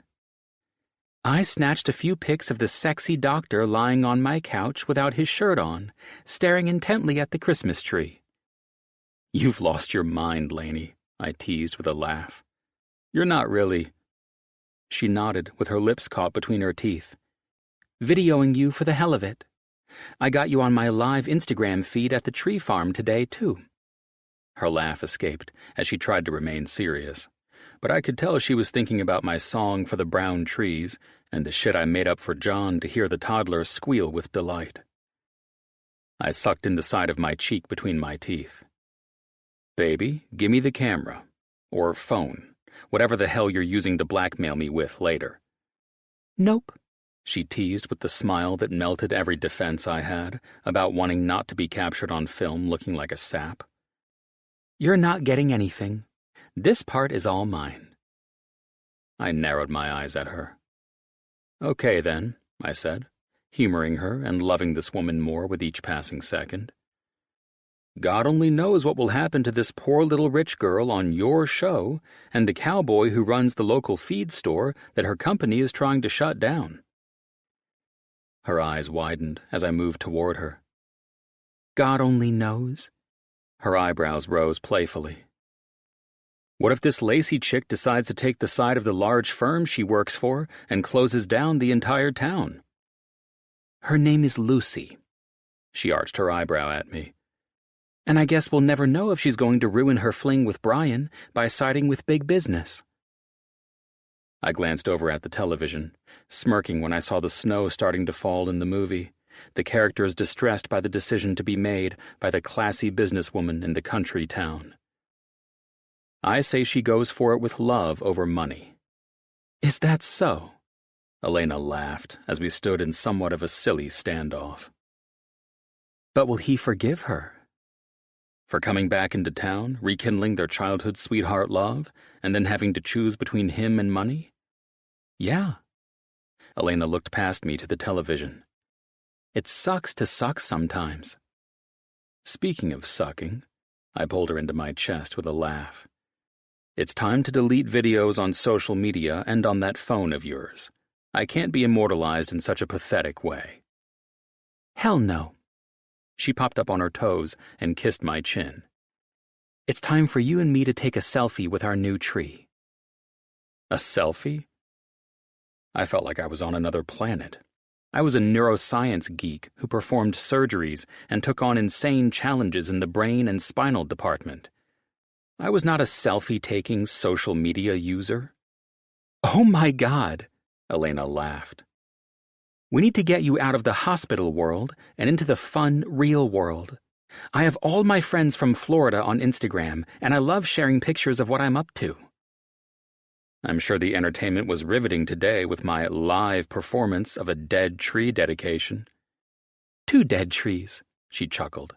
Come on, throw your shirt back on and put this on. She placed a white fur and red velvet Santa hat on my head. We're taking a Christmas picture with our tree. I exhaled. Where the hell did you get this, you sneaky magician? Pull it out of your ass along with these sudden new things I'm learning about you? You love it, and I know it. I see it in your face. I pulled on my navy blue long-sleeved shirt, not missing a second of acting fake annoyed. I'd never given a damn about the holiday season until now. These simple little things that brightened Elena's smile were things I'd never experienced. I grew up around massive Christmas parties, flooded with people of status, and houses that were decorated by interior designers. I'd never even decorated my house before, let alone hang personalized ornaments on a tree. All of those things were seemingly done automatically, in my experience. This was all new to me. Seeing Elena's excitement about the tree and her new house was worth everything to me, even if it was all going on her social media. Who gave a damn? It was somewhat flattering to know that the woman was bringing me into the private affairs that she shared with others. A significant step in the right direction, I'd say. I walked with Elena over to the tree that we'd covered in lights, hundreds of colorful glass bulbs, and hanging light icicles. Decorating the thing was fun, too. Elena and I were singing along to Christmas music the whole time, and I swear to God, I can honestly say that I've never been so fucking festive in all my life. Elena fiddled with her camera while I adjusted the Santa hat. Where did you find this thing? I asked. The drugstore where we bought the Christmas lights. You were distracted. She smiled at me. Now say hi to everyone. What? Are you videoing this again? It's not live, so chill. Oh, wait. She glanced back at our decorated tree. This isn't the tree I want our picture in front of. She laughed and looked over at her balcony. It's that tree that deserves the picture. The brown one? I furrowed my brows. Elena, are you on something? Let's go. She pulled my hand. I still think we should have decorated it.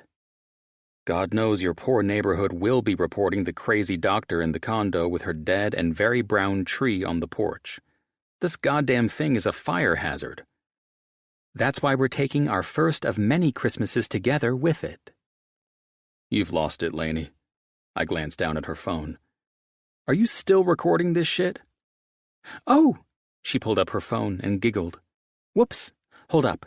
I need to switch it to the camera. Please do, I humored her, as we walked outside to the brown tree I agreed to take home, so long as she picked a green one for the inside of her house. Only my best friend would manage to put it into my girl's head that I like to rescue brown fucking trees for Christmas. We stood in front of it and smiled for her selfie. Fucking weird as shit to do so, I might add.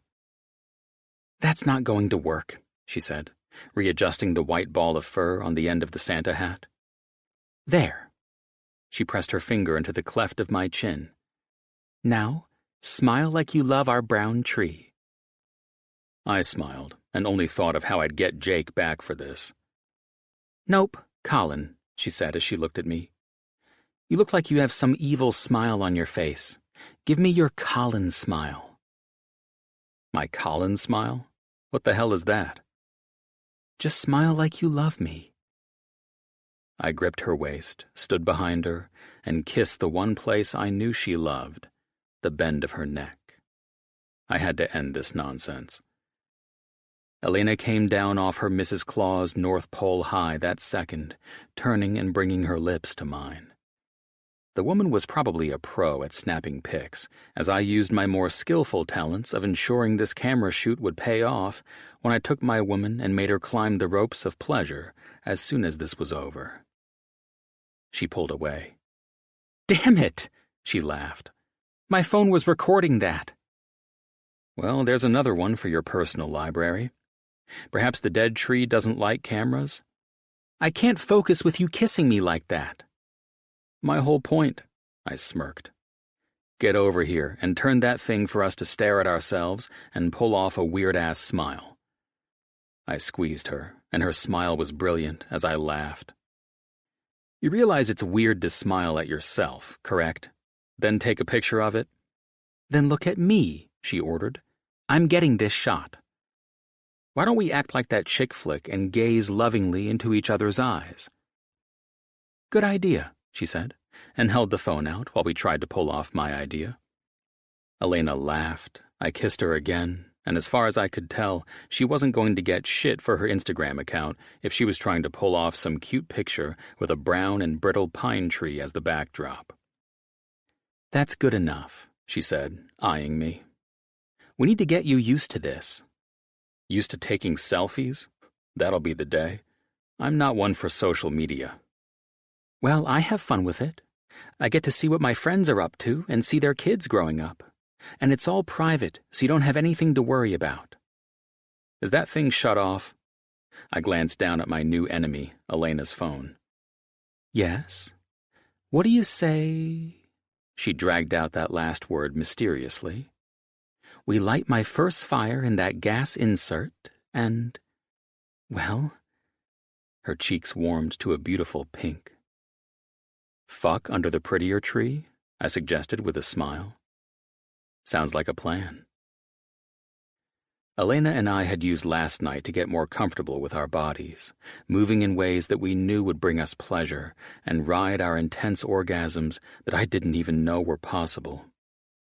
Hell, I even realized that having sex with a woman for her pleasure was more of a sensual experience than just fucking a chick because you're an asshole who feels he needs to get laid. I wasted zero time making sure we were both stripped to nothing, while Elena grabbed a blanket and a pillow for us to use at our tree.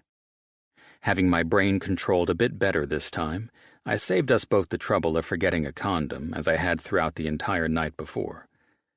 She was certainly worth the risk, but we didn't need to keep testing what could easily come of us screwing without protection. Elena's moans and sighs, and the way she worked my cock by squeezing it tightly while I was deep inside of her, had my cock swollen and throbbing for its release. I loved her full breasts, and the fact that she told me she loved when I massaged the most tender part of her ass with the wetness from her pussy, working circles around the one entrance I'd never before been tempted to fuck in my life. When I absently went with the technique of pressure and slow circles around her asshole, Elena became wilder and more aggressive in response. Even now, as I fucked her from behind, I cupped one of her breasts, positioning my body to move my cock in and out of her, while giving myself room to touch the other pressure point that made my woman give me her ass in ways I loved. "Fuck," she said, moving with my hand and now my fingers daringly entering the hole that I'd always considered off-limits. I watched Elena grip the blanket and ball it up into a fist. "You like that, baby?" "God, yes. It feels amazing. Fuck me harder, deeper, Call," she pleaded, her voice filled with ecstasy. Elena reached back and gripped my balls as I groaned in response. "Fuck. You have no idea how much I love you doing that," I said, as she gently rolled them in her hands. "Harder, baby," she begged. I rolled her onto her stomach. "I'm not being gentle. You made me wait all day for this." She arched her back and buried her face into her pillow. "I need it deep." I gripped her pelvic bone and pounded the hell out of her, listening to her moans and watching every little movement she made to ensure this was what my girl wanted. Her cursing, begging, and nearly screaming out her orgasm told me this was another hard climax, and even if I didn't have that, I felt her clamping the hell out of my cock as I moved harder. We both came and practically collapsed under the wild, chasing lights of her Christmas tree. "Jesus Christ, you're so amazing," I said, as I pulled her body in tightly to me. "I may have to quit my job and pursue a full-time career in fucking you in ways that make you climb the walls in ecstasy." Elena laughed, her pussy clenching harder around my cock and almost forcing me out of her. We moved from our spot under the tree and into her shower. Shower sex was my favorite with this woman. We always used the excuse of soaping each other up, only for me to throw her sexy ass up against the wall, both of us riding the edge while we fucked hard and fast in the steam. Once we were done, I was starving and headed to get some leftovers from the fridge while Elena dried her hair. When she was done, my little spark plug walked out in her silk jammies, her nipples tempting my eyes more than the food I'd built up an appetite for. "I have a question for you, you devious woman," I said, turning around and eating the leftover pasta while offering her a bite from across the counter. "I'm sure I have an answer," she said with a grin. "By the way, your ass looks hot in those sweats." "That's the compliment I expected when you walked out here," I teased. "You hungry? There's more, and I'll heat it up." "We'll share. If we want more, we can reheat or order in." "Might want to order a pizza," I said with a smile. "I'm just warming up with you." "What's your question?" She took the fork I offered her to share the bowl of pasta as I grabbed one of my own. "So I'm not one to pry," I arched my eyebrow at her. "But as I was putting all your medical books on that shelf in your room today," I took another bite and swallowed, "I noted a book that said diary on it." Elena walked over to the fridge and pulled out 2 beers, twisting off the tops and handing me one. "Did you read my deep and dark secrets?" she teased. "If I knew there was something in there about me, I'd be totally down for you to read me a bedtime story tonight." I took a drink of my beer. "So, selfies, predictable chick flicks, and now a diary? You're a woman who's hard to keep up with." "I don't think it's a mystery." She leaned her head back and chugged her beer like some sexy woman who could drink any man under the table. "No?" "I just do what makes me happy," she smiled. "For example, that diary?" "Yes, like those vampires?" "I heard about you making the doctor's lounge turn on that show, by the way." "I had to know what all the hype was about between you and the patient. I'm hotter than that Damon guy, by the way." "Debatable," she said with a laugh, twirling noodles around her fork and taking a large bite of pasta. "Do you do the diary thing because the vampires do?" Elena covered her mouth as she laughed. "Oh my God, really? No." She shook her head and took a drink of her beer to wash down her bite of food. "Journaling has been around a lot longer than the television show, I'll have you know," she said. "I have a method for people who deal with head injuries and wild mood swings. You've probably heard of the technique before. I have them write what frustrates them, things that would have never bothered them before their head injury. Then I tell them to rip out the pages, and do whatever it takes to destroy them so they can let all of their frustration die with the pages. Does that work? Some say it does, and some say it just makes it worse. We work together so I can help them the best way I know possible to move through the injury-related mood swings. I don't want to hear about why you make your patients have a diary. I want to know the reason you have your own diary, I insisted, as she grinned broadly. I have mine because I love to hold on to everything. I love sketching flowers, butterflies, and writing things down that I love and don't want to forget. We all forget the simple, fun things. We get caught up in our crazy lives and forget things that should be treasured. Each day comes with a different experience, a different gift. I like to document those gifts. So what you're trying to say is that book is pretty much filled with stories about me. I smiled at her. I know I might have to give you a larger book if this is what you do. I also take pictures, selfies. She gave me that look again. And I make videos like crazy. Mostly for myself and some to share with friends. I just love keeping it all if I have time to write it down, film it, or get it in a picture. And our amazing sex? Sex tapes, she laughed. That scandal wouldn't be well received. Well, it's a good thing that we're so good together that you don't need to throw that in your little black book to remember it. You never know, she teased. All right, another question, I said, knowing this shit had to come up now or never. Since you're obviously addicted to me, and it just took me getting you into bed to make that happen, I grinned. I want to ask something crazy of you. I think you'll love videoing this shit and taking pictures too. What are you up to? I want to invite you to come with me to Hawaii for Jim and Avery's wedding. It's 2 weeks and short notice, I know, but we can move things around or not stay as long. What? She laughed her fun laugh. I can't just leave? Jim already approved it, since Avery could use a beautiful bridesmaid anyway. I hardly know them, she said, her mind reeling behind her eyes. You hardly know me, and look at us. We're already acting like a married couple, dead tree adoptions and all. She eyed me and smiled. I will regret not going, won't I? Duh, that's a given. I'll help you move your schedule around. We'll do some crazy adrenaline shit while we're out there, too. What do you think? I think as long as we can move my schedule around and we don't stay for too long, I'm not one to turn down a fun time. I don't want to get my ass busted, though. I just started working here. She pursed her lips. Wait, was this what Jim was talking about last night?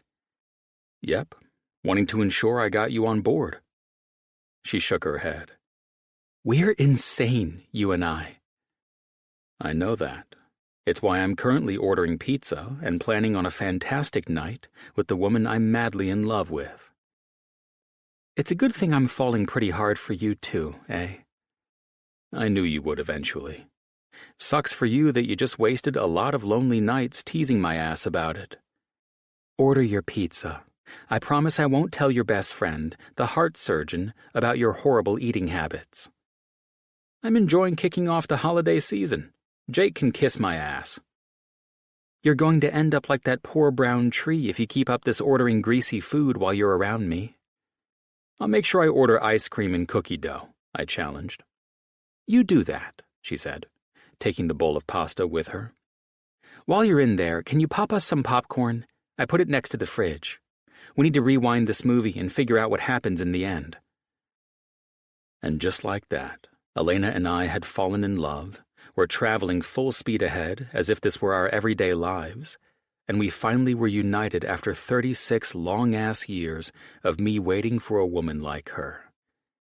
Helping her move in had me navigating the place as if we owned it together, and the strange part about that was that it didn't even seem to faze Elena. A few days ago, I expected a lot of nervous progress, and that was if I could even manage a kiss with her. I shouldn't have expected anything less than her and me, colliding as if the universe had been impatiently waiting for it to happen.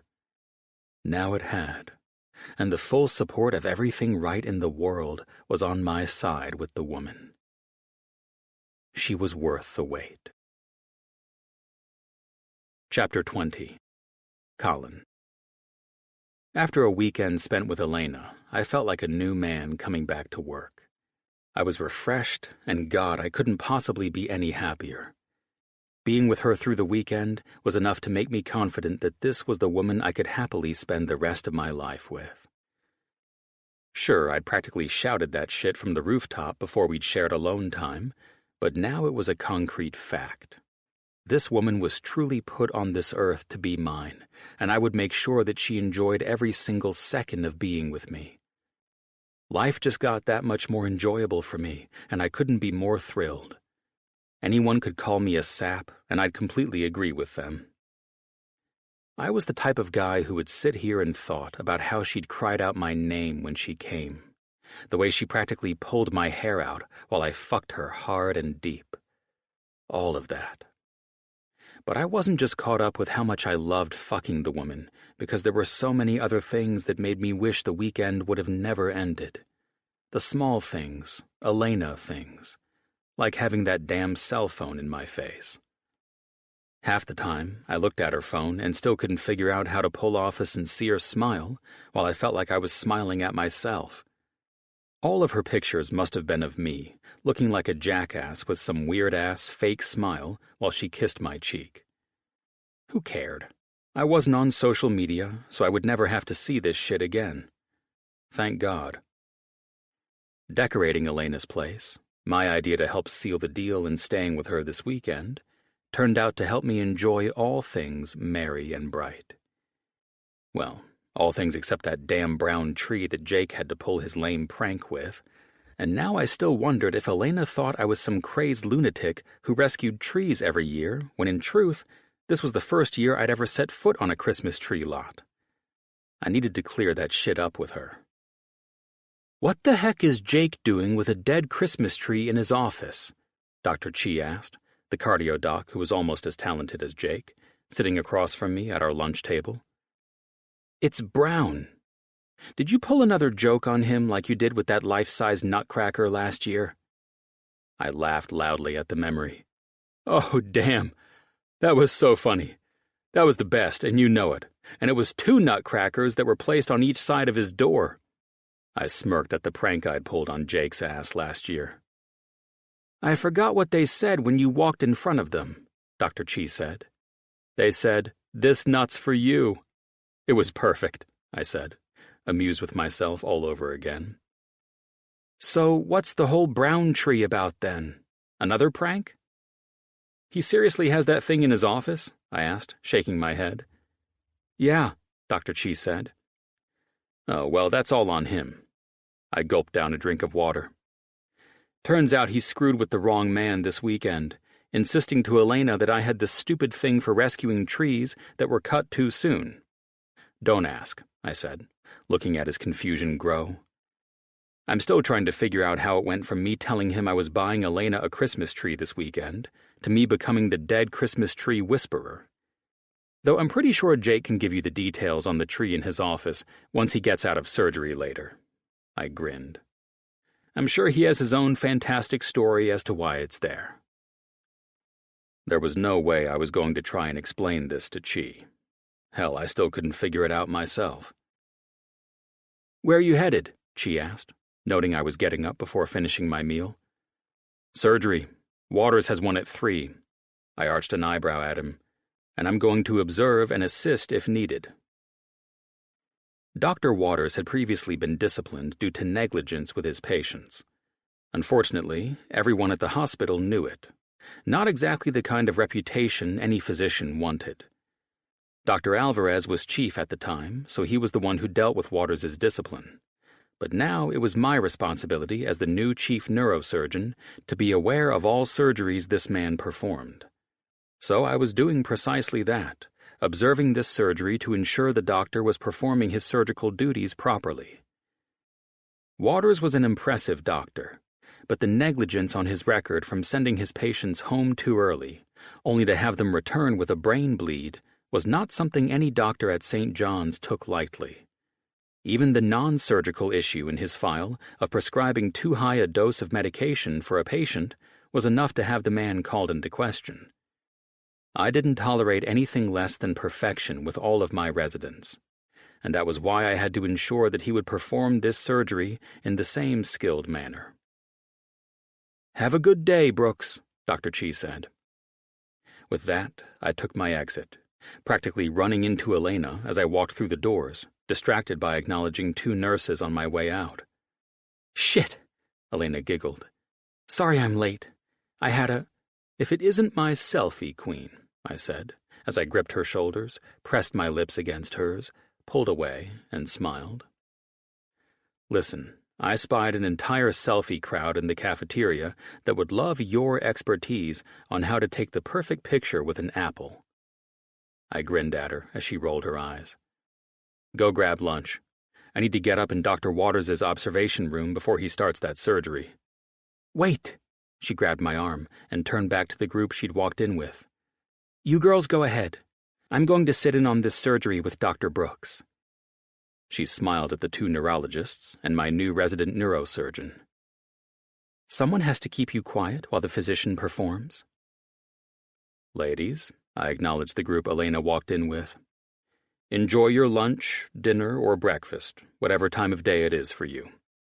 I winked, knowing the group of doctors could be working on call or could have been here in regular office hours. "Have you missed me that much?" I asked, readjusting my white lab coat as we walked out of the cafeteria. "You'll starve to death if you keep skipping meals and following me around the hospital like this." I wrapped my arm around her for a quick kiss to the temple.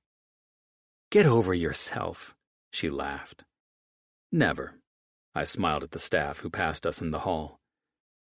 "Why are you going to surgery?" she asked. "Because I'm a surgeon," I responded playfully. Elena nudged my side. "You're in your suit and lab coat." "Aw," I sighed. "It looks like you caught me following you around the hospital like a lost little puppy dog then. You know, since you're spending Mondays here and standing me up at lunch." "It's been a crazy day, but I do like the idea of using Mondays to make rounds in the hospital." "It sucks for me, though," I added. "I have to sit in a lonely office and know my lady is up in the hospital, and the only time I see her would be at lunch. God, whatever shall I do?" I feigned my dramatic response. "Again, sorry about being late and missing lunch with you." I wrapped my arm around her, not giving a damn what any doctor, nurse, technician, or janitor thought about us. "As I said to you before, never apologize to me unless you fuck up in my OR." "Seriously, though, why are you going into the observation room on Dr. Waters? Why aren't you just attending the surgery?" I punched the button of the elevator to get us up to the surgical floor. I called and mentioned to Waters that I wanted to attend the surgery. I glanced around the elevator at some family that was taking the ride up with us. And let's just say he didn't need me in the room today. Elena looked at me in confusion. Hopefully she could deduce that I was overseeing this surgery because the guy already had a record, and that's the only reason I'd clear my Monday afternoon schedule for his craniotomy. I couldn't necessarily blurt out that he had been busted more than once due to negligence, and that shit wouldn't ever happen again so long as I could help it. It was my duty to ensure my resident surgeons were in their ORs working for the patient's well-being. When a doctor waved off the chief surgeon asking to attend him, that raised a flag for me. Waters was pissed when he found out the board had selected me to take Elena's dad's position as the new chief, and his reaction came as no surprise to me. It's most likely the main reason he said I wasn't needed in surgery with him today. I could have pulled rank on his ass and demanded I be in there, but I wasn't that big of an arrogant dick, no matter what the rumors were. "You should have gotten lunch with the ladies," I finally said. "This might be the dullest surgery we've both had the privilege to attend. In fact, I'll probably have Junebug make me some coffee to keep me awake so I can observe the entire thing." "Hilarious. I'll get a snack later," she said. Elena and I walked up into the room and sat down, watching the staff begin prepping the patient and the OR for Dr. Waters. "Admit it," I whispered to her. You know you want me to come back to your place tonight. I'll admit that, she gave me a sly smile. But I don't keep surgeon hours, and I don't like to be kept up late at night on a Monday either. I smirked. Good thing I'm clear of surgeries until Thursday when I go on call this week. Then I guess you can sleep over. Waters walked in, and I watched the room come to life. Good damn thing, I teased. I was hoping this morning when I packed my entire closet that it would be worth my effort. You were planning on moving in? She chuckled while I studied the room. Yes, I affirmed, half in this conversation and half watching the group as they rolled in the patient on the gurney. What surgery is he doing on this patient? Elena asked. Craniotomy, I answered her, noting the patient was being prepped to remain asleep and leaning forward to observe the images, seeing the tumor located on the right side of the woman's brain.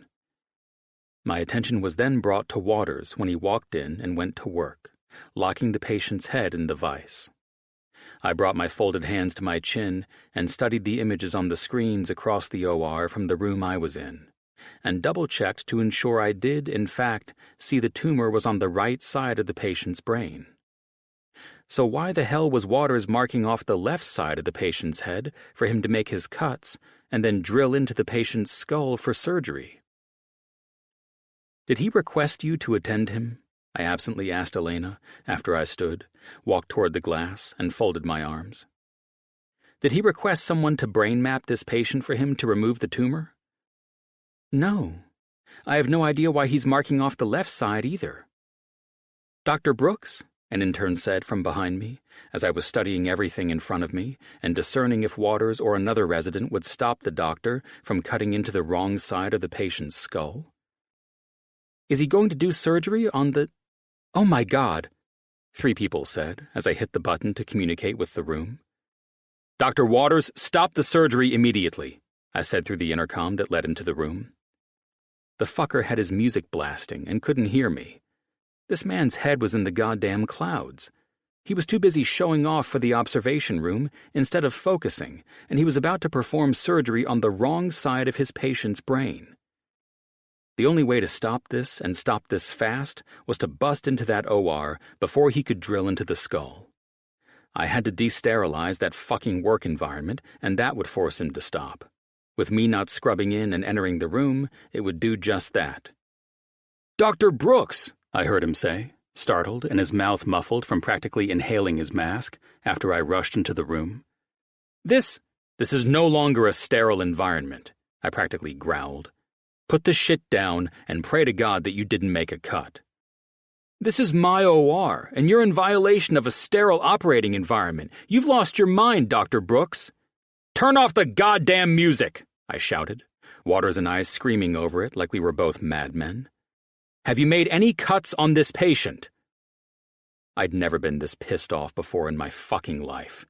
He was really and truly about to operate on the wrong side of his patient's brain, and no one was paying attention except for the interns in the observation room and me? No incisions have been made. I was about to begin my surgery before you ruined my sterile... I looked at the anesthesia crew. Please carefully bring the patient out from under anesthesia. We won't be doing this surgery today. I looked at the residents. All of you are on administrative leave and will return in a week when you report to training. It is obvious you all did not see the massive mistake Dr. Waters has made. They left without arguing, though I did see the horror in their faces when they eyed the CT scans, MRIs, and computer model that showed the tumor wasn't on the side Dr. Waters was seconds away from cutting into. I looked to the rest of the staff in the room while Waters remained silent. I want this OR clear while the anesthesia team continues to wake the patient safely. Then I looked at Dr. Waters. You will wait for me in my office. You'd better have a damn good excuse as to why I saw a fucking brain tumor on the right side of the brain from that observation room and you were prepping to cut into this patient's left side. Dr. Brooks, I'll see you in my office after I've assured the family their member will be fine and the operation will be pushed out. After the chaos of ending a near-catastrophic event that could have caused crippling effects for the poor patient who was in the care of this surgeon, I left the room and went to speak with the patient's family. The patient was Betsy Kilmore. She was a female who was 32 years of age and the mother of 3 boys, ages 4, 2, and 10 months. This patient was the wife of Luke Kilmore and the daughter of John and Peggy Johnson.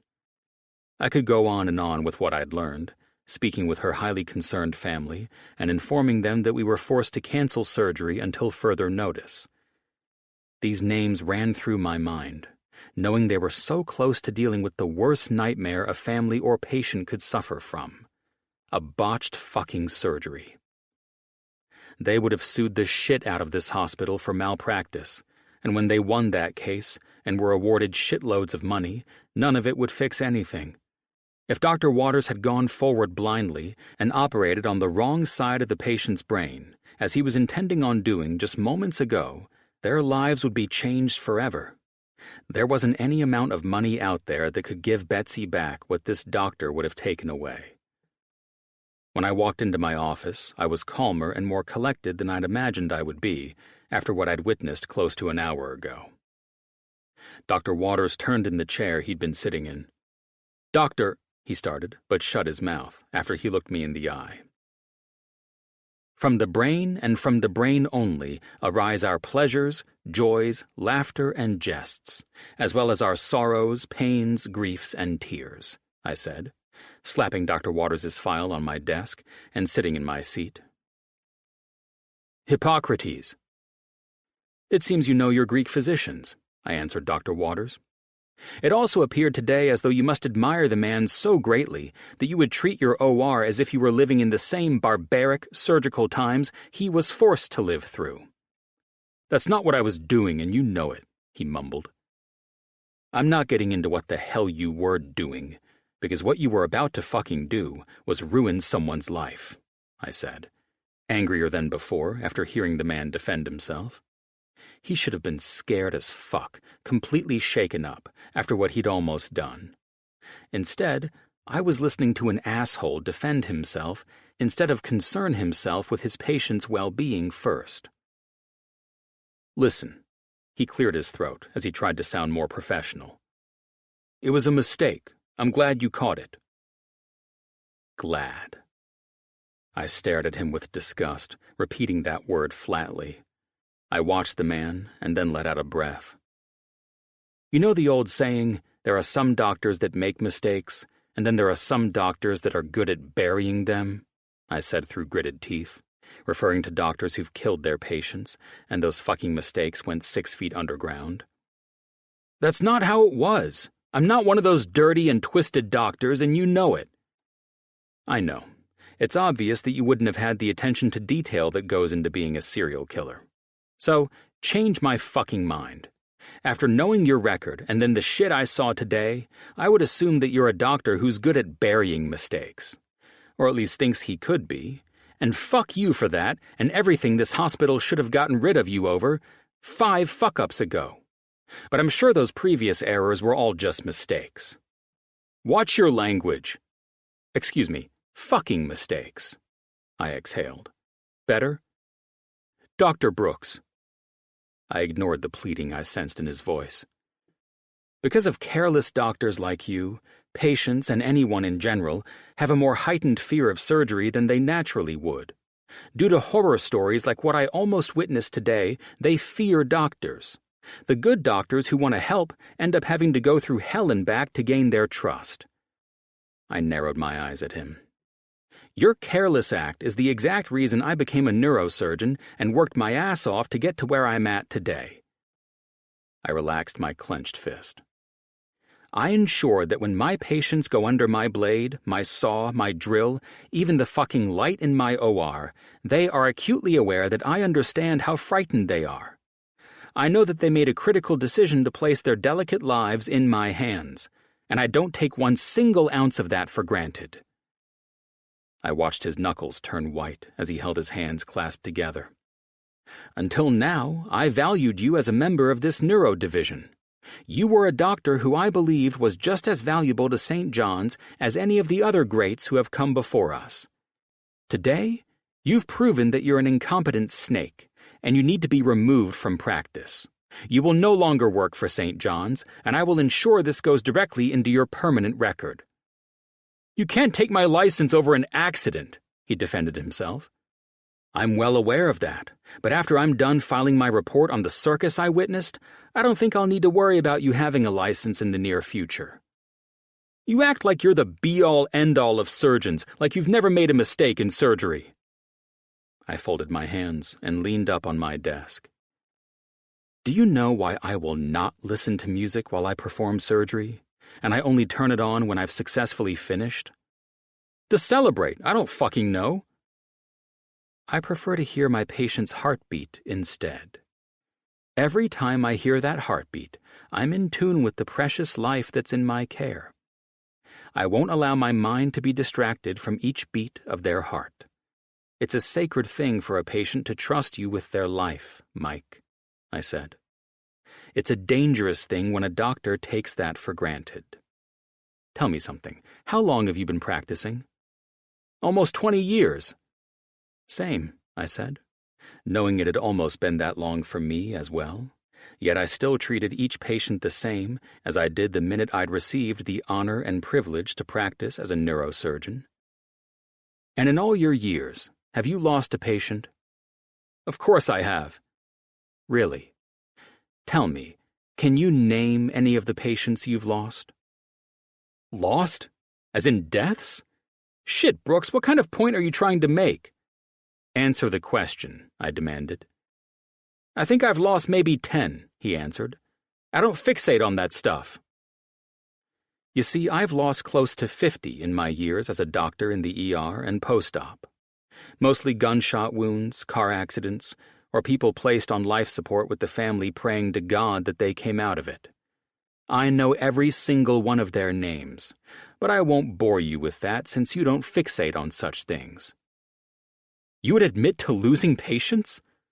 Wow, never saw that in you." "I think we have both seen things today we never saw in each other before, Waters. You know, some surgeons won't tell their patients the odds and outcomes of surgery. They aren't honest with them, but I am. I know the odds in this profession, and every day that I recall those statistics, I'm a better surgeon for it." I eyed him as I leaned back in my chair and continued. "Watching you today, even now, I see a doctor with a lack of consideration toward human life, given that you nearly destroyed one today and have the nerve to defend your actions. You've not asked about how her family feels with our pushing out the surgery. You've never once looked apologetic or fearful with the knowledge of what you almost did. You sit here and act like an asshole doctor who got fucking caught. And for the last time, let me assure you. I'll find another place to practice. When I write my letter to the state board about this, I'll see to it that you won't ever be bringing a surgical blade near a human life again." "I said it was a fucking accident. I didn't realize I lost my bearings in there and was operating on the wrong side of the brain." "There's no room for error. Perhaps Betsy Kilmore would have forgiven you if you explained the little mishap you had today as being an accident when she woke up paralyzed," I said in an unwavering tone. "Fuck you!" "We have no room for negligence in our field. As neurosurgeons, we already have the mystery of the human brain to work with on its own. To walk to the wrong fucking side of a patient's skull to cut into their brain blindly? Would you forgive my mistake if I pulled that shit on you?" "Yes." "Yeah, I'm sure you would," I said with disgust. "As chief, I will be working on your suspension and calling for a comprehensive review of patients who've been in your care. This will be reported to the hospital board as soon as you leave my office. The state board will be given a descriptive letter penned by me to read and determine if you are a safe surgeon, and it will be up to them if they decide you keep your license." I exhaled. After our interview, what I saw, and what the witnesses saw from the observation gallery, I highly doubt they'll have much faith in you. Get the hell out of my office, pack your shit, and you'll be advised on where you stand while you're on administrative leave and investigations are complete. You're overreacting. All for the good of that patient, and any future patients that St. John's would have entrusted to you. I only pray to God that I'm overreacting and the investigations don't uncover this sick feeling I have about you. The board will fire you for this. We'll let the board decide that, won't we? Get the hell out of my office. Dr. Waters was the type of man who made my blood boil. Just by looking into his soulless eyes, I could tell that we'd find negligence with minimal digging. He was one of the doctors who made the respectable doctors look corrupt, a greedy doctor who opted in for surgery even when the patient didn't need it. I'd been around doctors long enough to separate the good from the bad. I wasn't a fool born into this profession yesterday, and I sure as hell wasn't the chief surgeon around here because I smiled a lot. You didn't fucking get to make these mistakes in our profession. If doctors gave themselves passes like that, who knows what the statistics of patient deaths and recoveries would look like? Hell no. Each life was sacred, and for us to gain a patient's trust, which sometimes was damn near impossible, it meant the world. There were too many noble doctors out there to be in the shadow of dicks like Waters. Chapter 21. Elena.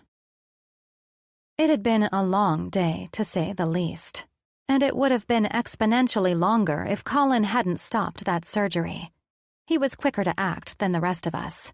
He was out of the room and bursting into the OR before all of us observing in the gallery could fully grasp the gravity of what was happening.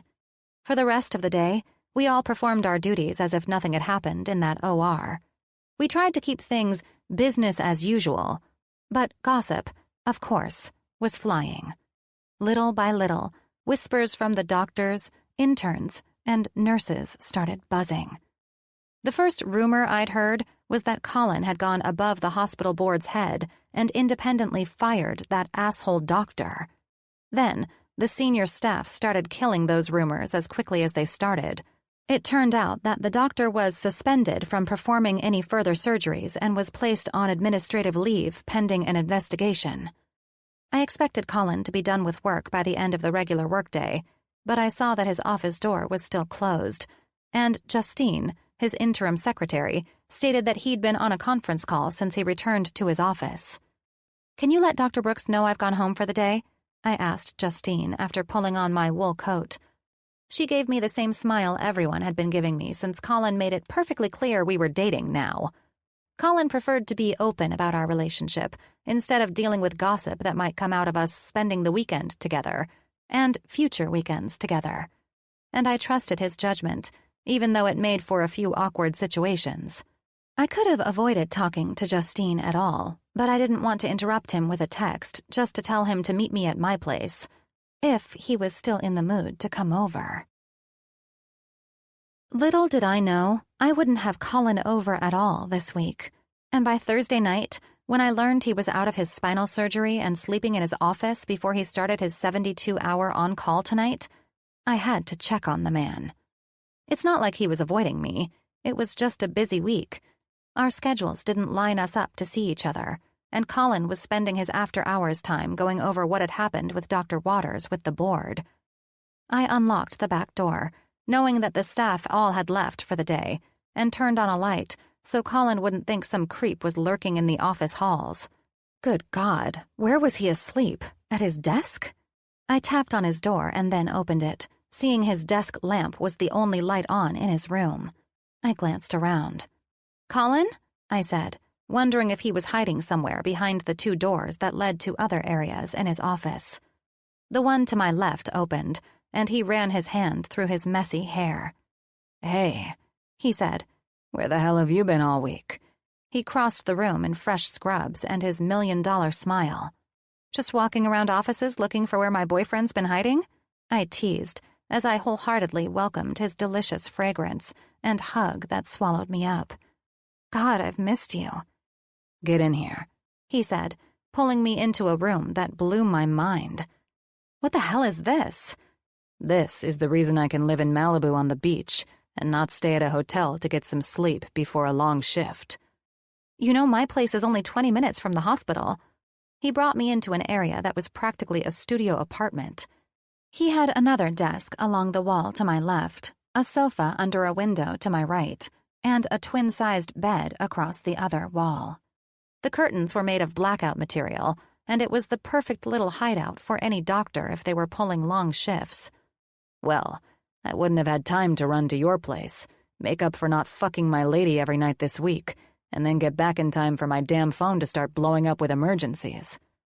I took his face in my hands. If the guy had a long week, which I knew he had, you would never know. You need to get some sleep. I'll see you on Sunday morning if you want to come crash at my place. I stopped. Wait, I won't be there. I promised Dad I'd head up to his place this weekend. So I'll have a key made. Seriously, unless I break up with you, just come stay at my place. He eyed me. This Sunday you'll be at the ranch in Malibu? My brother isn't helping worth a damn to organize the house. Is this what our relationship is now? He grinned, taking my hands from his face and kissing my fingers. You and me unpacking on the weekends? You're sleeping, I said. I know you're going to be busy as all neurosurgeons are when they're on call. I'm sleeping.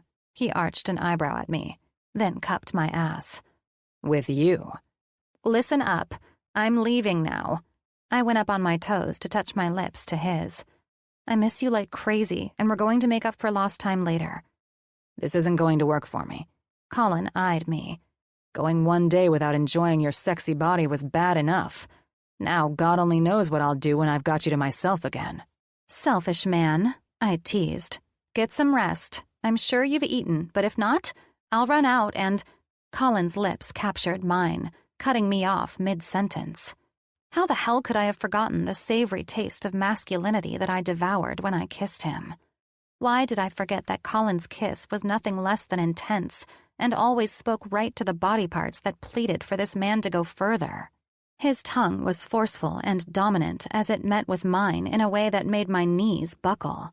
His hands pressed against my lower back and over my butt to hoist me up into his arms. I moaned and gripped his perfect face as our heads shifted to deepen this sensual kiss. I pulled my lips from his and ran my lips in soft pecks all over his flawless face. I love you so much, I said, while I assaulted his face with kisses. I can't let you leave without giving you something to think about when you drift off to dream tonight, sunshine. Colin started in on that cute nickname as a joke on Sunday morning, and it had to have been my reaction to the way he said it, because he kept using it throughout the day whenever we found ourselves lost in each other like this. Damn, I've missed everything about him. It's always been a fantasy to have a hot doctor screw me in his scrubs, I said, pulling my face back and running my hands through his hair. I have to wear these damn things while we have sex? He eyed me with a curious look. That came out wrong. I laughed, my head spinning and my body aching now. Well, are we just going to stand in the middle of your secret office bedroom? Or are we going to get busy? Colin arched an eyebrow at me. Your sweet ass is mine. It didn't take much for Colin and me to have our bodies reunited in hot sex, rekindling the fire of ecstasy we'd shared all day on Sunday before work pulled us away from each other this week. I loved that I could come hard and fast with him while he managed to hold back and keep going for longer. But I always had an aching need that was about more than my own orgasms. It was seeing his facial expressions and feeling his body react when he came. I watched Colin's face contort into that serious look he always had right before he finally let it go. His hands went up into my hair and gripped it tightly as he thrust deeper and faster. His vivid blue eyes were wild and hypnotic as they fell into the trance that I had been in since he laid me back on this small bed and kissed my body as if memorizing it.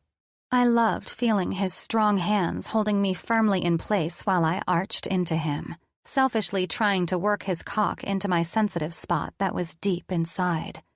He made me crawl out of my skin when his cock brought my deep spot to life, and I came so hard that my body always shivered in aftershocks when I slowly came off my sex with Colin high. I watched him lick his lips and clenched my pussy tightly around him, forcing Colin to purse his lips while fucking me harder. I loved the power behind the way he worked my body over. I watched his eyebrows knit together while I reached for his hair, gripping it and holding on for dear life as my man slammed deep inside of me. "Harder, baby," I begged. "God, I've missed you. This—" I trailed off, absorbing every part of our sex. "Fuck, your pussy is so goddamn good," he said in his low growl. Colin and I were both vocal and breathless as we rode this wave of pleasure together. Having nothing left in me after I rode out my orgasm with Colin's, I melted beneath his rigid body. I wished we could do this all night, but I already knew that I was lucky enough to have him want to slide this in before he went on call tonight in the first place. "It's been too long," he said, kissing under my chin and down my neck. He licked each of my hard nipples as he slowly moved in and out of me. I tried to fix his hair that I'd pulled between my fingers in the height of my ecstasy. "Thank God your hairstyle is a natural, just-got-fucked look, or we'd both be busted."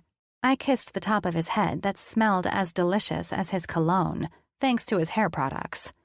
Colin shifted to where he could lay behind me and pulled my ass into his softening cock. "Can you just stay here and let me selfishly fuck you after I come back from emergency calls all night? Who knows, maybe I never get called up to the hospital at all." His thumb grazed over my ribs from where his hand rested against my stomach. "God knows I deserve a break after this hellish week." I rubbed his forearm. "We haven't had a chance to talk at all this week. Are you doing okay after that whole incident with Dr. Waters?" "I'm doing fine." I felt his lips press against my hair. "I've just been in meetings in between seeing my patients. At least the hospital terminated that asshole after this final offense. Thank God he's out of here." I twisted in his arms to face him. "You did an amazing job stopping that surgery as quickly as you did." "I just did my job, baby." He kissed my nose. I traced the sharp lines that defined the features of his face. "So, you're okay?" I asked him, shocked at how well he composed himself through any situation. "Yes, my little neuro shrink." He smiled. "I'm okay." "You haven't asked yourself anything like, what if you weren't there to stop it?" "If I let the crippling words of what if haunt me, then I would be stuck in the past and completely fucked over by what could have happened that day." "That's a good and healthy way to process it all." I smiled. "How do you manage to keep such a positive frame of mind, especially with something like that?" I narrowed my eyes at him. "Are you cheating on me with another psychiatrist?" He laughed. "I am. She's due in this room any second, so you should probably go." He slid his fingertips along my back.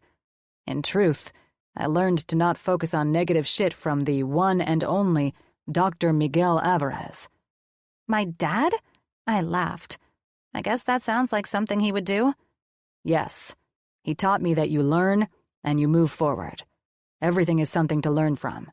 The scariest shit stuff that has people freaking out at the possibilities of tragic outcomes? Well, you can't dwell on that." He shrugged.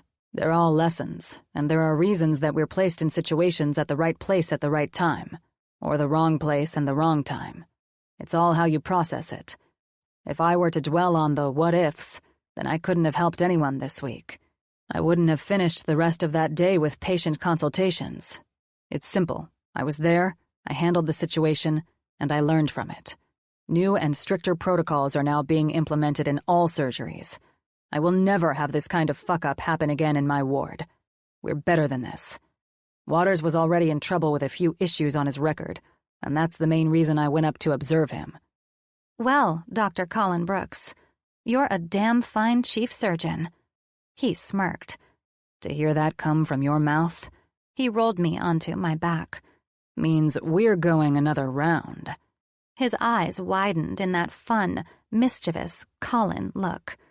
"Can you handle another round with me, my little ray of sunshine?" "I can and would, but you need to rest before you go on tonight." "I will," he assured me, then decided to win this argument by bringing my hand to his hard cock.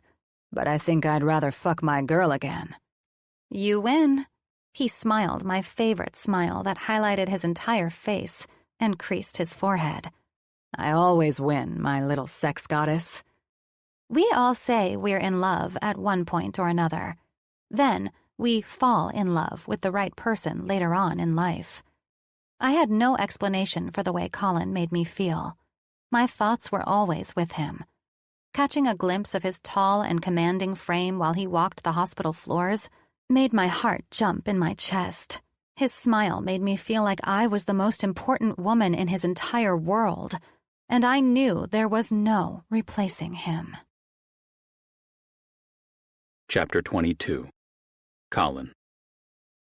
Last night, I'd finalized our flight to Oahu next week for Jim and Avery's wedding, and I was glad that shit was out of my way. Everyone else in the wedding party was planning to take the private jet, which would have been nice, but Elena could only do so much to move patients around for this to happen. I didn't mind flying commercial if it meant I got to escort my Cuban goddess to a tropical paradise. As much as I looked forward to attending Jim and Avery's wedding, my real motivation for wanting to take this trip was to spend uninterrupted time with Elena. I couldn't get enough of her, and work had gotten in the way too many times lately. Today was Christmas morning, and we woke up together at Elena's condo. I laughed at this whole notion of us not wanting to be separated whenever we were fortunate to have time off, and I was grateful she felt the same way I did. "Merry Christmas!" Elena shouted as she walked out to where I waited for her in the living room. "You ready to do this?"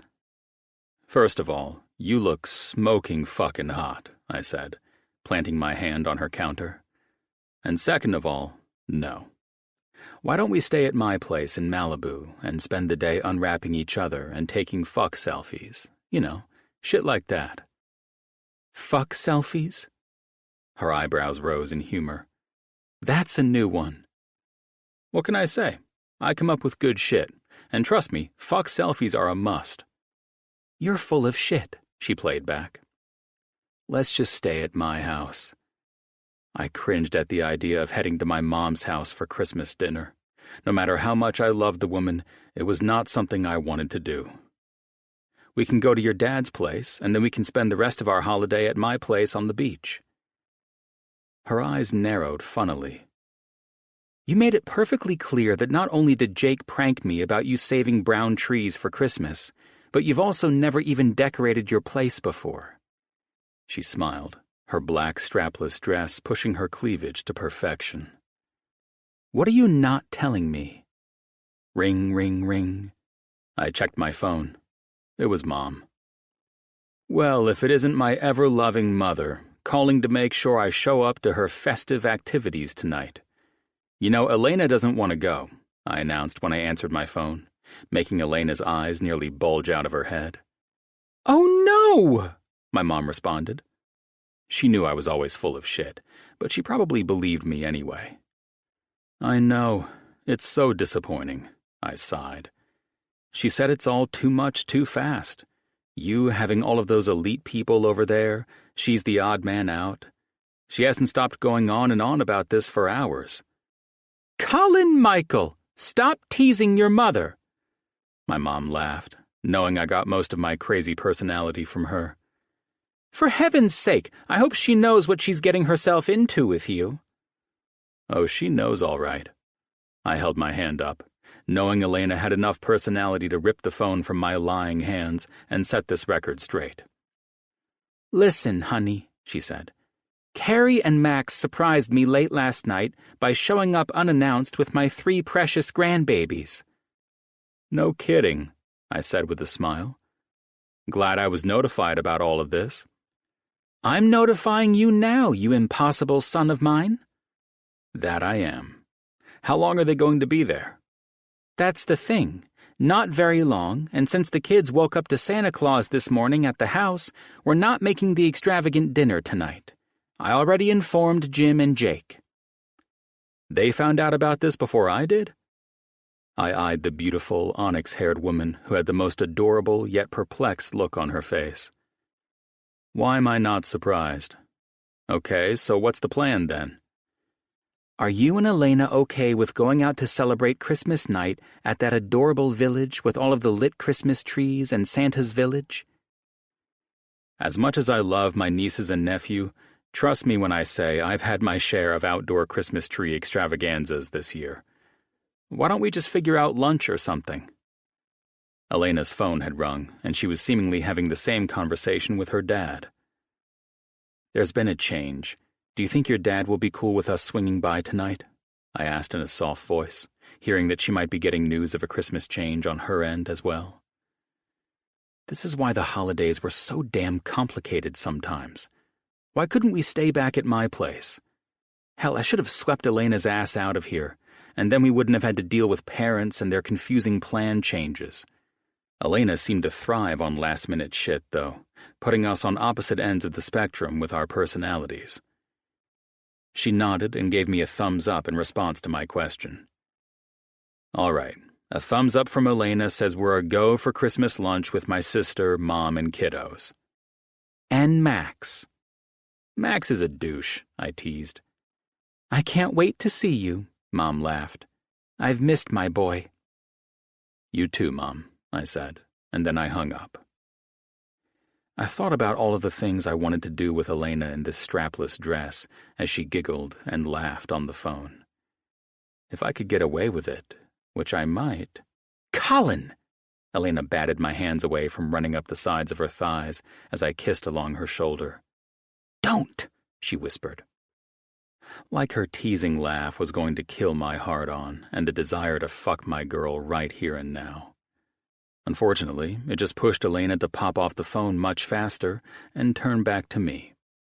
Her eyes looked like the devil, the bad kind, hidden behind some bad joke she was about to deliver. I'll go first. My sister and brother-in-law flew in last night with the kids, I say slowly, wary of what the hell Elena was about to tell me. And so I'm glad you agreed to Christmas lunch, since my mother canceled her usual dinner party where a bunch of assholes get drunk and... I stopped. What the hell is it? Your expression is making me nervous. She bit her bottom lip. You're only allowed to give me that look when you want me to fuck you senseless, I said. Well, the good news is this. Both of our families made us switch our times of visiting them, and so that part works out perfectly. Let me quickly emphasize that I'm not a good news, bad news kind of guy, and God help your patience if this is how you deliver news to them. What's the bad news? You're going to meet my older sister, Lydia, but that's not all. She stopped, and I knew an Elena giggle was on its way to bubble out of her merry little heart. There's nothing wrong with being prematurely judged, I challenged. Then this next part won't be so bad after all. Spit it out. Lydia has arranged this big ordeal, apparently, and all of our friends will be there. She's planned to throw Dad a housewarming party and Christmas party all in one night at the ranch. Caterers and everything. She realizes that he moved out there to get away from the madness, right? She can be quite the bitch, and that's putting it nicely. That's putting it quite harshly, coming from the sweetest woman I've ever met. Should I be concerned about this woman? No. She laughed and grabbed my hand. Turns out we both have sisters who wanted to surprise our parents this Christmas. Well, my sister has made my life easier. I smiled and nuzzled my lips against her neck. Your sister found a way to complicate it again. She sort of goes all out. So much so that I've been known to leave these parties, which are typically reserved for New Year's Eve, and no one noticed my absence. That's shocking in and of itself. However, I'm glad about that. This way, they won't notice us slipping out when the night escalates into drunken people gossiping about their cheating spouses over champagne. Oh, shit, she covered her laugh. How do you know that? Have you been spying on these parties my whole life? I shook my head. I grew up with these same lushes, overindulging at parties since I was old enough to remember. I smiled. That's it. All of our cars have suddenly broken down at my house. Elena danced around the Malibu place with a cheerfulness I should have expected from her, and I loved the fact that she approved of the place. We were about 15 minutes down the road from Jake and Ash's house, so we stopped there to give our Christmas wishes and John's gift before going to my mom's place. Elena and Carrie instantly hit it off, but again, it was Elena, and I would have been shocked if my family disapproved. I knew my dad would have loved this woman without a shadow of a doubt, too. The whole day was moving at light speed, and I even got a speeding ticket in my car to prove that theory. Dad designed every last detail of our hidden Hollywood Hills place, and when we pulled up to it, Elena was in awe. The place was more of a show house than a proper home. However, it was still my childhood home, and I had tons of memories from the hidden passageways to riding our horses with professional trainers when we were young. We had lunch in the garden room, and without having time for tours of the 50,000-square-foot mansion, I was stuck explaining how we always congregated in one wing of the house. I could see the confusion on Elena's face when she looked around at this massive place and wondering how my mother could live here alone. Now, here we were after the entire day had flown past us, and I was enjoying a beer with Miguel. We talked about Waters, and I elaborated more on his being dismissed from the hospital after Elena had explained what had happened that week. It validated me immensely when Miguel agreed with how I went about handling the idiot doctor. "So," Miguel said, as we hid from the party guests, moving out to the patio with beers in our hands. "Everything seems to be going well with you and my Lainey, huh?" I smirked at him. I couldn't agree more. "She's completely taken by you, Brooks," he said. "I don't say that lightly, either." He glanced back through the large windows that showed the guests we ditched, celebrating over eggnog and ham. "I never thought I'd see Lainey smile and laugh more than she already did." He looked back at me. I grew speechless when I saw her moving through the room with a vibrant smile and not a care in the world. Damn, I was speechless. Literally. "You look at her the way I've seen her look at you," he chuckled. "Better hope she doesn't break your heart." His forehead wrinkled the same way Elena's did when she was wholeheartedly humored. No kidding. We walked back into the house, and the woman I deemed the Ice Queen, Elena's sister, Lydia, stopped me. "I swear, I think Elena must have stolen all of the family genetics of cheerfulness," I said, when the slender woman with black hair, red lips, and glowing green eyes met me as Miguel left me to fend for myself. Now, is that a thing to say to someone you hardly know? "Gee," I exhaled. "I was wondering the same when you insulted my best friend and me by mentioning you were pleased your sister brought one of SoCal's most eligible male sluts to your family party."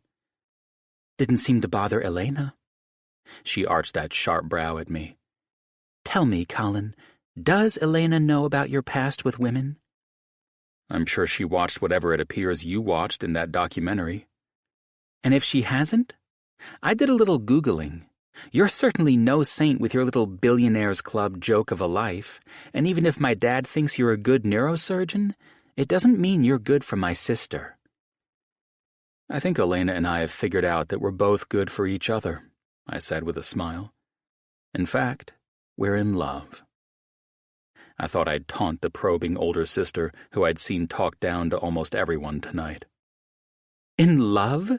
she scoffed. "Something tells me you don't know the meaning of the word. Listen, Mr. Brooks, I love my sister dearly, and I will not stand for her to be played by you." "Then I'll save you the trouble because I have no plans of playing her." "We'll see.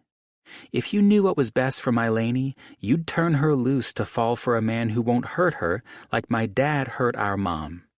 Aside from that, I do know Lainey comes from money, so it's quite obvious why you, being in that Billionaires Club, would feel safe using her for yourself. I don't think there's anything you can say that would change my mind about you." That caught me off guard. I won't respond to that. I will tell you this. Elena is the love of my life, and I will not hurt her. "I'm sure you won't," she fake smiled as soon as Elena linked her arm into mine. Good evening and Merry Christmas, Dr. Brooks. I looked at Elena's brilliant smile and was tossed with emotions of anger toward her sister for even considering that I'd hurt this beautiful soul, who'd made this past month of being with her feel like it had been years together. What's wrong? Lainey frowned. It's good. I was numb because what if that woman was right? Fuck no. She wasn't right. She was a goddamn witch or something and got into my head. Elena pulled me out of the room and into her father's downstairs study. Colin, what the hell did she say to you? You look like you've seen a ghost. I smirked. You know about my past. You know I was a complete asshole who dated chicks for my own selfish reasons. You know I am not that man with you, right? Elena looked angry and humored all at once. I know you're the best man I've ever met. Lainey, I'm serious. Your sister made some great points, and I've been so caught up in making sure I had you for the rest of my life that she brought some things to my attention that I need you to know are not even close to being fucking true. Avery and Ash. She readjusted my tie. Well, let's just say we girls talk. I know all about that silly name that your drunk and sexy butt got you and those 3 guys labeled with. I know there's something more between us. I feel it more and more every time I'm with you. Sheesh, she laughed. Don't let Lydia into your head with her big-shot lawyer stuff. I need you to understand. You're the love of my life. Your sister seems to have other plans, though, and I don't want to drive a wedge between you two either. The woman hates my sorry ass. Elena got that mischievous look on her face and walked over to her father's desk, cut some string, and walked back to me. Give me a kiss. I didn't hesitate to rejuvenate my mind and soul with feeling the softness of her lips. Much better. Good, she smiled. Now, are you ready for something wild and fun? Are we leaving? I practically begged. No, chicken, we're not. We're proving a point.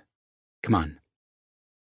I walked with a smile plastered on my face, and the comfort of Elena's fingers intertwined with mine as we met with the party guests again. Here, down this shot. Elena laughed as she walked me over to the bar.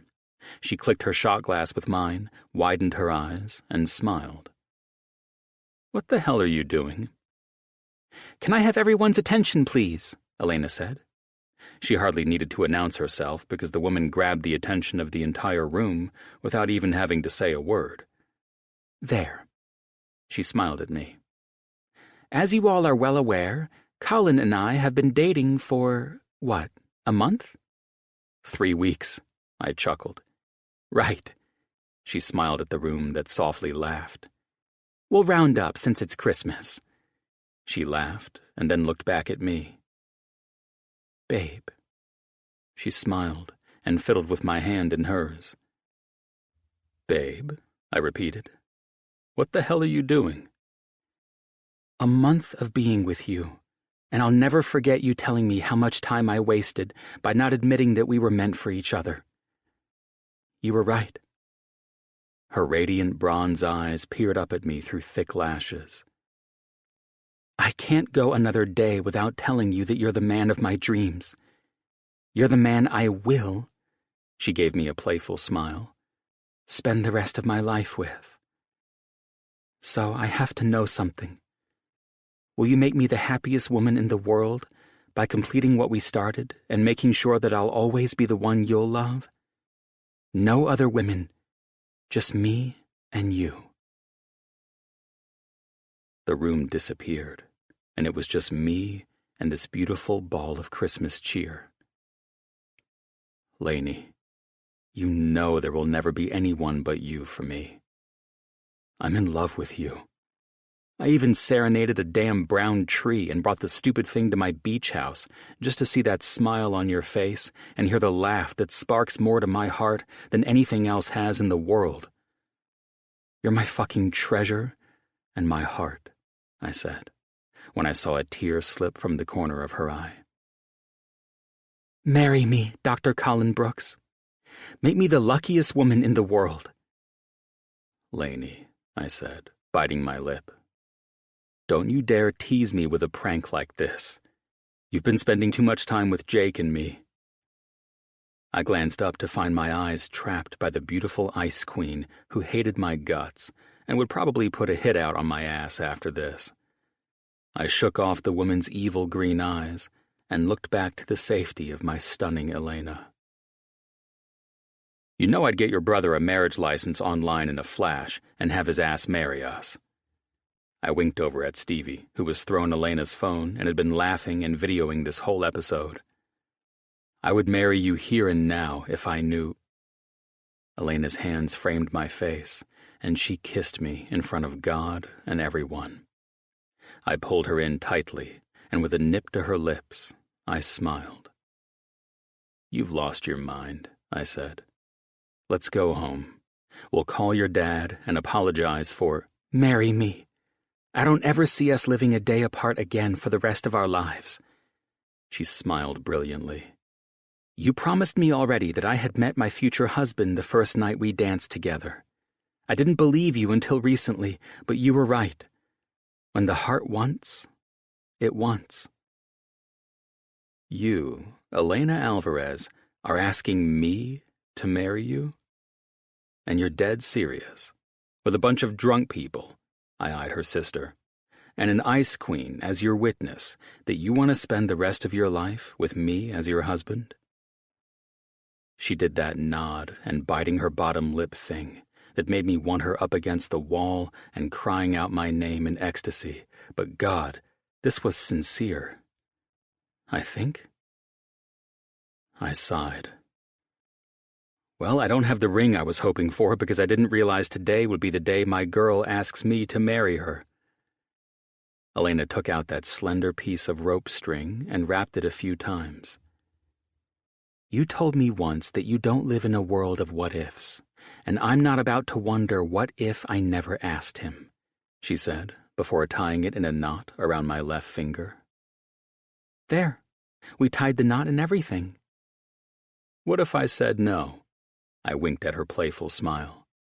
I'd call your bluff with a long, tasty kiss, and then you'd say yes. I laughed and held her close. You'll never stop amazing me with your crazy antics, I said. I love you, and I love my string ring even more. So yes, my little ray of constant sunshine, I'll marry you, and without a second thought. I wiggled my fingers for her to observe the ring she made, and one that I inwardly swore to myself that I would never take off. This crafty little ring will stay right here, she announced to her sister's arched brow of judgment. You can take it off when we both tattoo our real rings on our fingers. That way, you'll be married to me for eternity. Her laugh after that was the only thing that helped me survive the chaos of congratulations. Watching the Ice Queen melt when the attention of her big shindig had turned into a celebration for her younger sister, the happiest and most beautiful woman in the room, that was just a bonus. Still, we found a way to give the woman back her night when we left after the guests consumed more alcohol and Elena's brother hit the DJ scene. All of that just to prove a point to your sister? I asked, as we flew down the road to get onto the Pacific Coast Highway. Jesus Christ, I can't imagine how your father handled you two as you grew up. I've never done anything in my life to try and prove a point to her. I actually proved a point to myself, she said, taking my hand to her lips and kissing it. I wasn't joking. I sincerely want to spend the rest of my life with you. I hope you know I wasn't kidding around. I just hope you're not drunk, and you'll remember this when I hold you to it tomorrow. That and your brother was videoing the thing, so good luck backing out now. I know. I handed Stevie my phone. She laughed. No, I'm not drunk. I don't get drunk around strangers, especially in my dad's house. I'm dead serious. I want you to marry me. The proposal was probably goofy, but it was fun and livened up a boring party. I braced the back of her neck and pulled her over to kiss her. Baby, You're the best thing to ever happen to me. Your sister is probably going to kill me in my sleep, but at least I die a happy man, knowing my lady loves me enough to spend the rest of her life with me. And for that, I smiled at her. Yes, I will marry you, and after we get past this next upcoming wedding ceremony that's now in my way, we'll work on me finding the words to honor you and properly propose to you. Hey, my words were perfect. She playfully punched my arm. So, you don't want the ring? I winked at her. No, I want the tattoo rings, she laughed.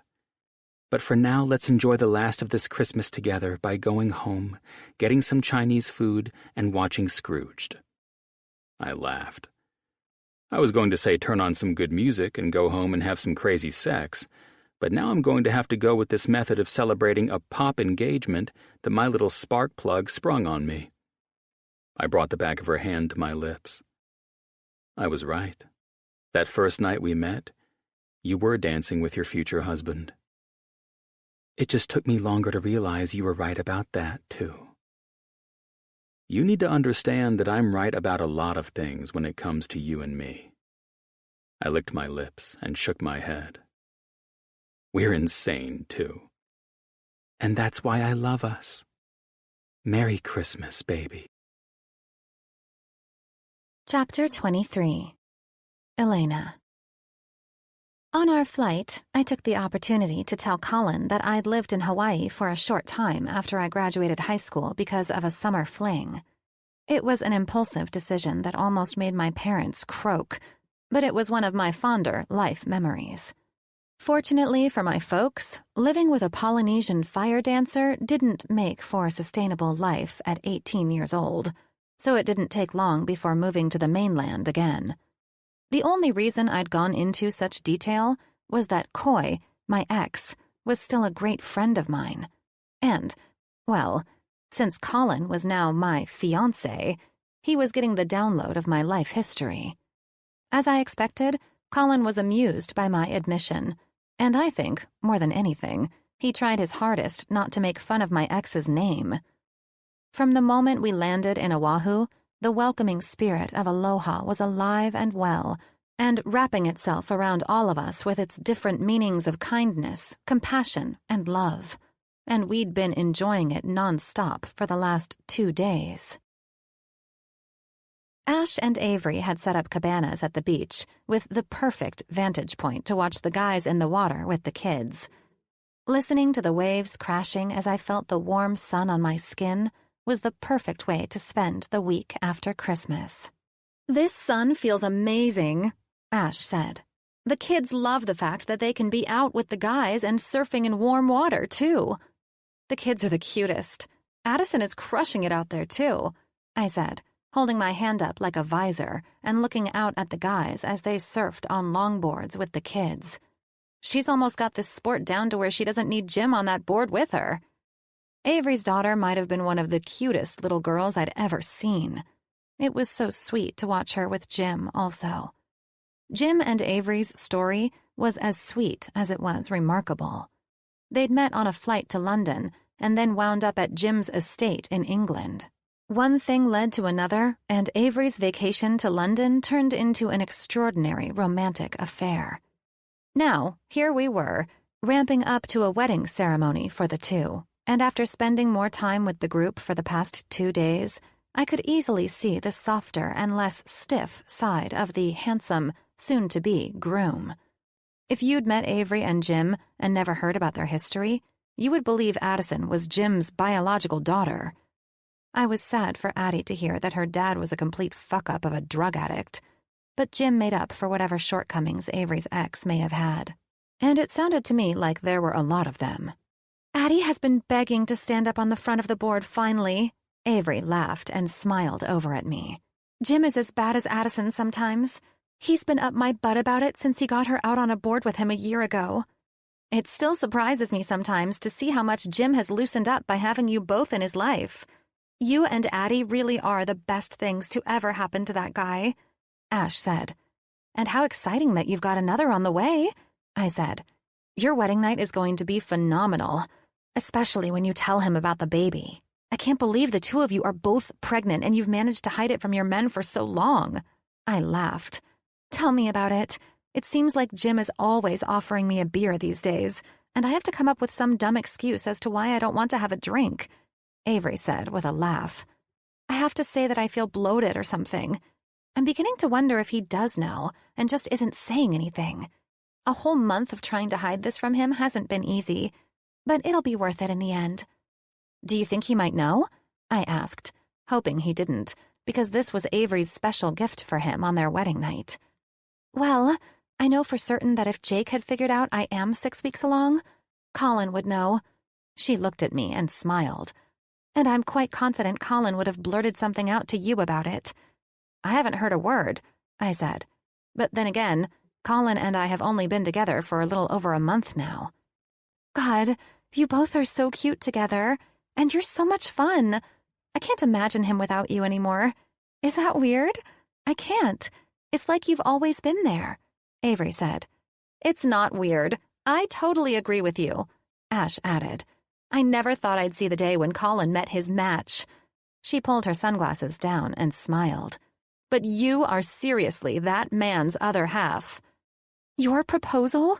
Knowing Colin and knowing you better now, I'm not even surprised it happened, Avery added. Ash laughed and nodded along. When you two decide to get married, I'll make sure Jake doesn't throw in his 2 cents and offer up our rowboat as your escape vehicle, or whatever in the hell you'd call leaving your wedding in a rowboat. I was smiling so widely that my cheeks were burning. I loved hearing these two affirming what I already knew. Colin and I were meant for each other. Jake's already offered to get a minister's license to marry us. I bit my bottom lip, trying not to laugh when Avery and Ash lost it over that idea. Guess you two haven't heard about that one? Those two, Ash said. Then she looked at me. I promise I won't let him go through with that. Good God, those two are too much. Back to the wedding at hand, I said. Mine and Colin's isn't happening for a while. I didn't even want to bring it up because this is your wedding week, Avery. I told Colin to keep it to himself. But I guess that was a tall order for that guy. I arched my eyebrow, sat up in my lounge chair, and turned to face Avery and Ash. So let's get down to the real business here. Your wedding details. Avery nodded and sat up more in her lounge chair. Well, we're just doing the beach thing. I searched up a neat gift of Polynesian dancers to do a show for all of us, and then a Hawaiian woman to do the bridal dance, or whatever that's called, for Jim to see. I'd done my fair share of entertainment with my ex to keep the money coming in so I could spend my entire summer in Hawaii, so I knew that this dance was beautiful and romantic, to say the very least. Okay, I told you guys how I used to do the hula shows for that hotel, right? Yes! Avery's eyes brightened. Oh my God, you should do the dance. Have you done it before? Yeah, I have, I said with a laugh. It's the easiest thing to learn. So what if I teach you the moves and you dance the dance for your husband? You guys are going to get seriously wild in that room when you learn the dance and reveal that he's about to be a father again, all on the happiest day of his life. Ash laughed.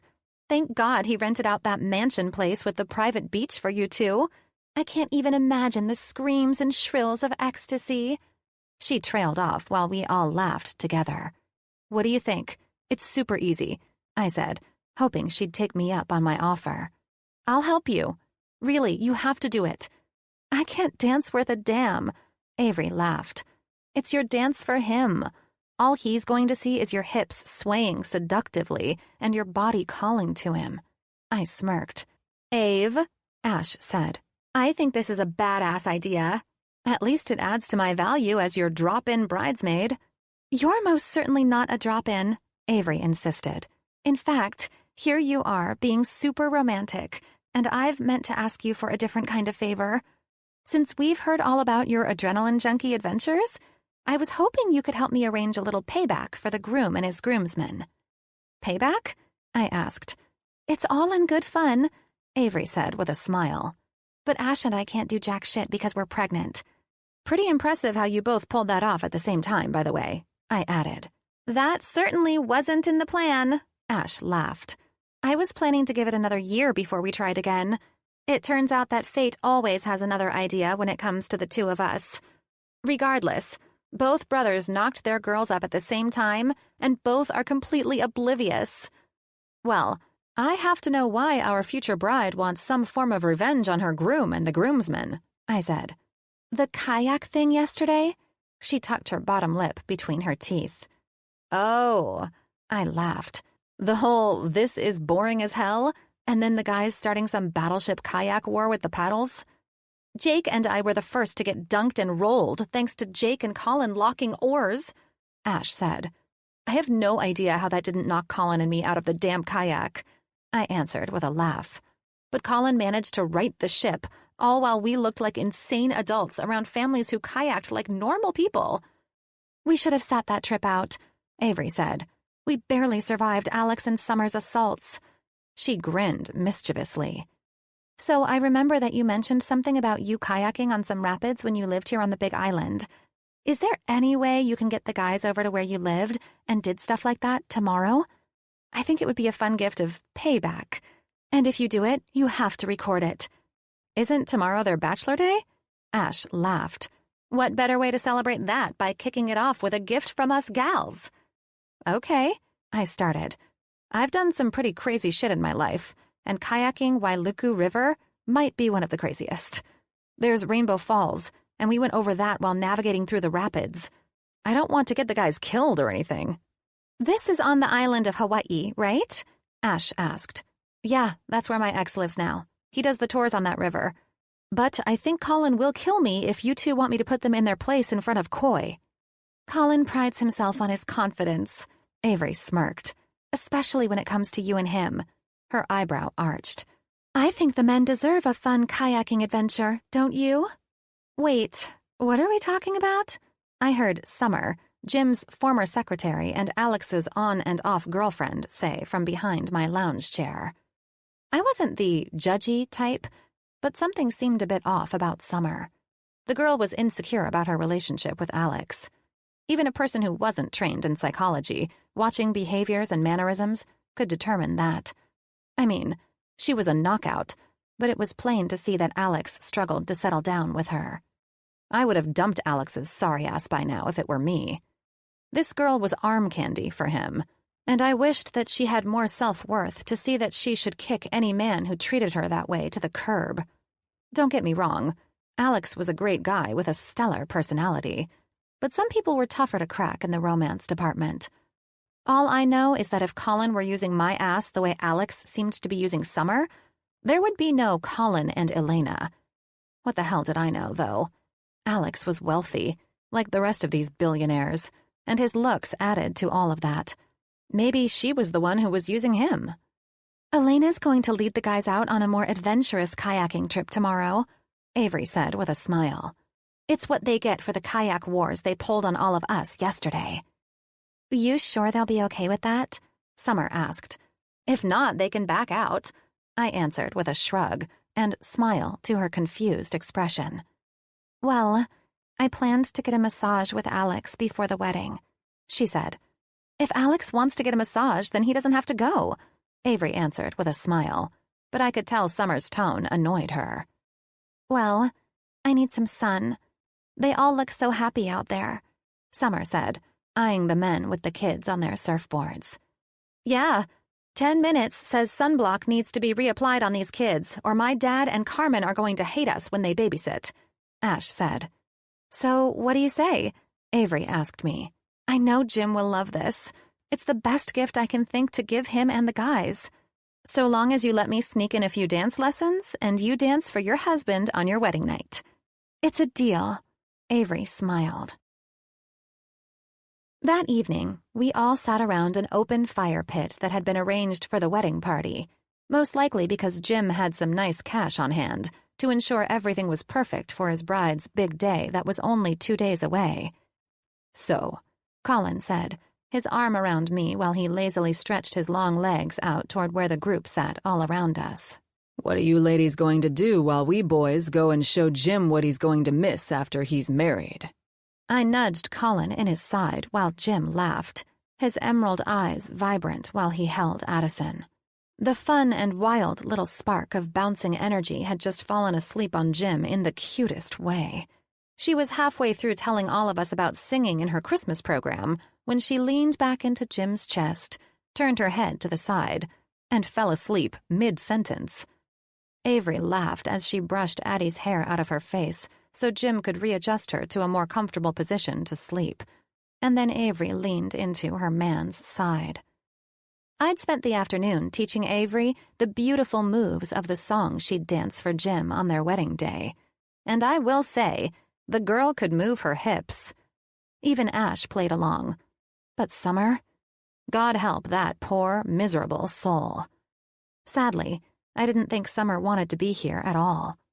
I didn't have enough information to make an informed estimation of her situation, but things were not running smoothly. That much was blatantly obvious. I watched as she tried to talk business with Jim, saying anything she subtly could to convince her former boss to rehire her, but that was not happening. Every time she spoke to him, Jim's face became stone cold. It was just plain awkward, and the poor girl continued to make things uncomfortable for herself more and more. Even now, while Alex and Jake were in some silly conversation, she sat stiffly by Alex's side when it was apparent that he'd given up on enjoying her company an hour ago. "Mommy, I want Uncle Call," John grumbled, fighting off falling asleep. "John, I'll take you back to the room and you'll go to bed there," Ash said sternly, while Jake turned to try and pull his grumpy son into his arms. "Get over here, stooge," Colin said, sitting up on the outdoor sofa he and I shared across the fire. I smiled when John was turned loose, glared at his parents, and then walked over to where Colin's arms were stretched out. "Why are you such a little monster tonight?" Colin asked, bringing John into his arms. John melted against Colin's chest, and I chuckled when he laid his head on Colin's shoulder, and Colin leaned back casually. John smiled at me, and I ran my finger over his little nose. "Are you fighting off Mr. Sandman?" I asked. His heavy lids opened and closed slowly. "No," he wrinkled his nose. "Yeah, you are," Colin said, crossing his legs out in front of him and relaxing back, shifting John into his left arm and draping his right arm around me again. "And you're going to win that fight, aren't you? Mr. Sandman doesn't stand a chance against that boy," Jake said with a laugh. "You still want to play with your papa and Tita?" Colin asked, referring to Ash's dad and stepmom, who had gone to a hotel in Maui for the night, enjoying the night off from the kids, the adult ones and the toddlers. "I heard they want to take you to the zoo to pet the dolphins," Avery said with a smile. "Addie fell asleep so that tomorrow would come faster for her to go." "You hear that, champ?" Colin asked. Then he lowered his voice when John grumbled something, so exhausted that no one could discern his response. "Just act like you're asleep, bud. Uncle Colin won't tell anyone." Jake rolled his eyes. "Fake sleep." He looked at Ash. "I'll take him up if—" "No one's taking this boy," Colin interjected with a smile. "He's perfectly comfortable. Now, what the heck were we talking about?" "Summer?" Colin said, and I shook my head, knowing Colin was antagonizing the miserable woman. "Huh?" she said, pulling her face from her phone. "I have no idea."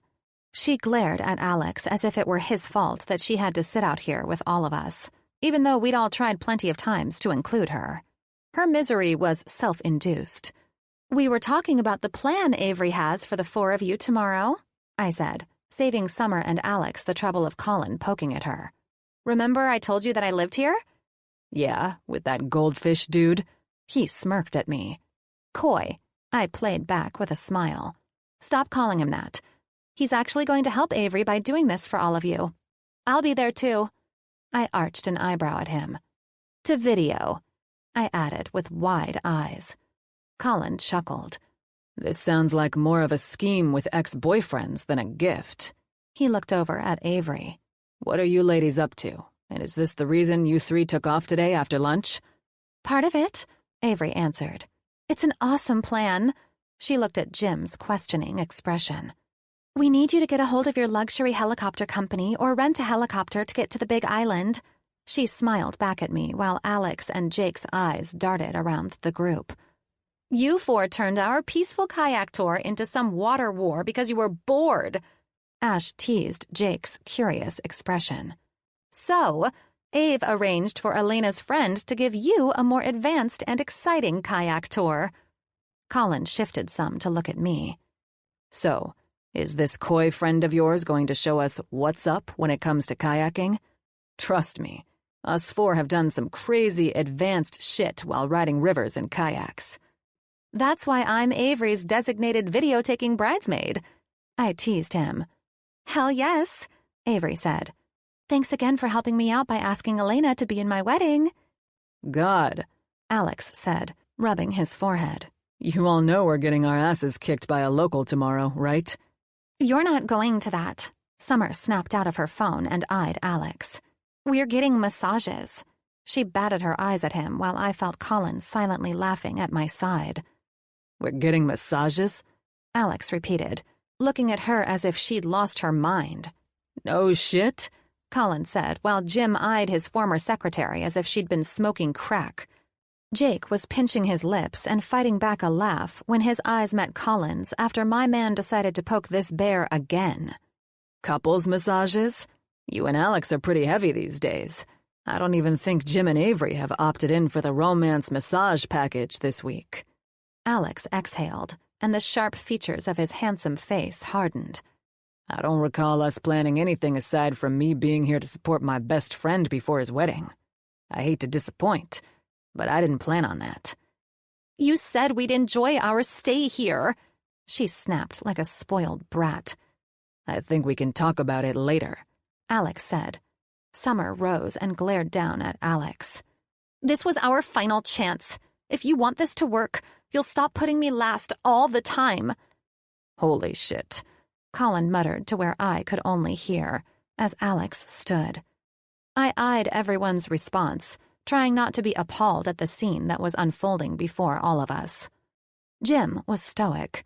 Avery and Ash both looked more than a little surprised, and it appeared that Jake and Colin found it somewhat amusing. Jesus, Summer, Jim finally said.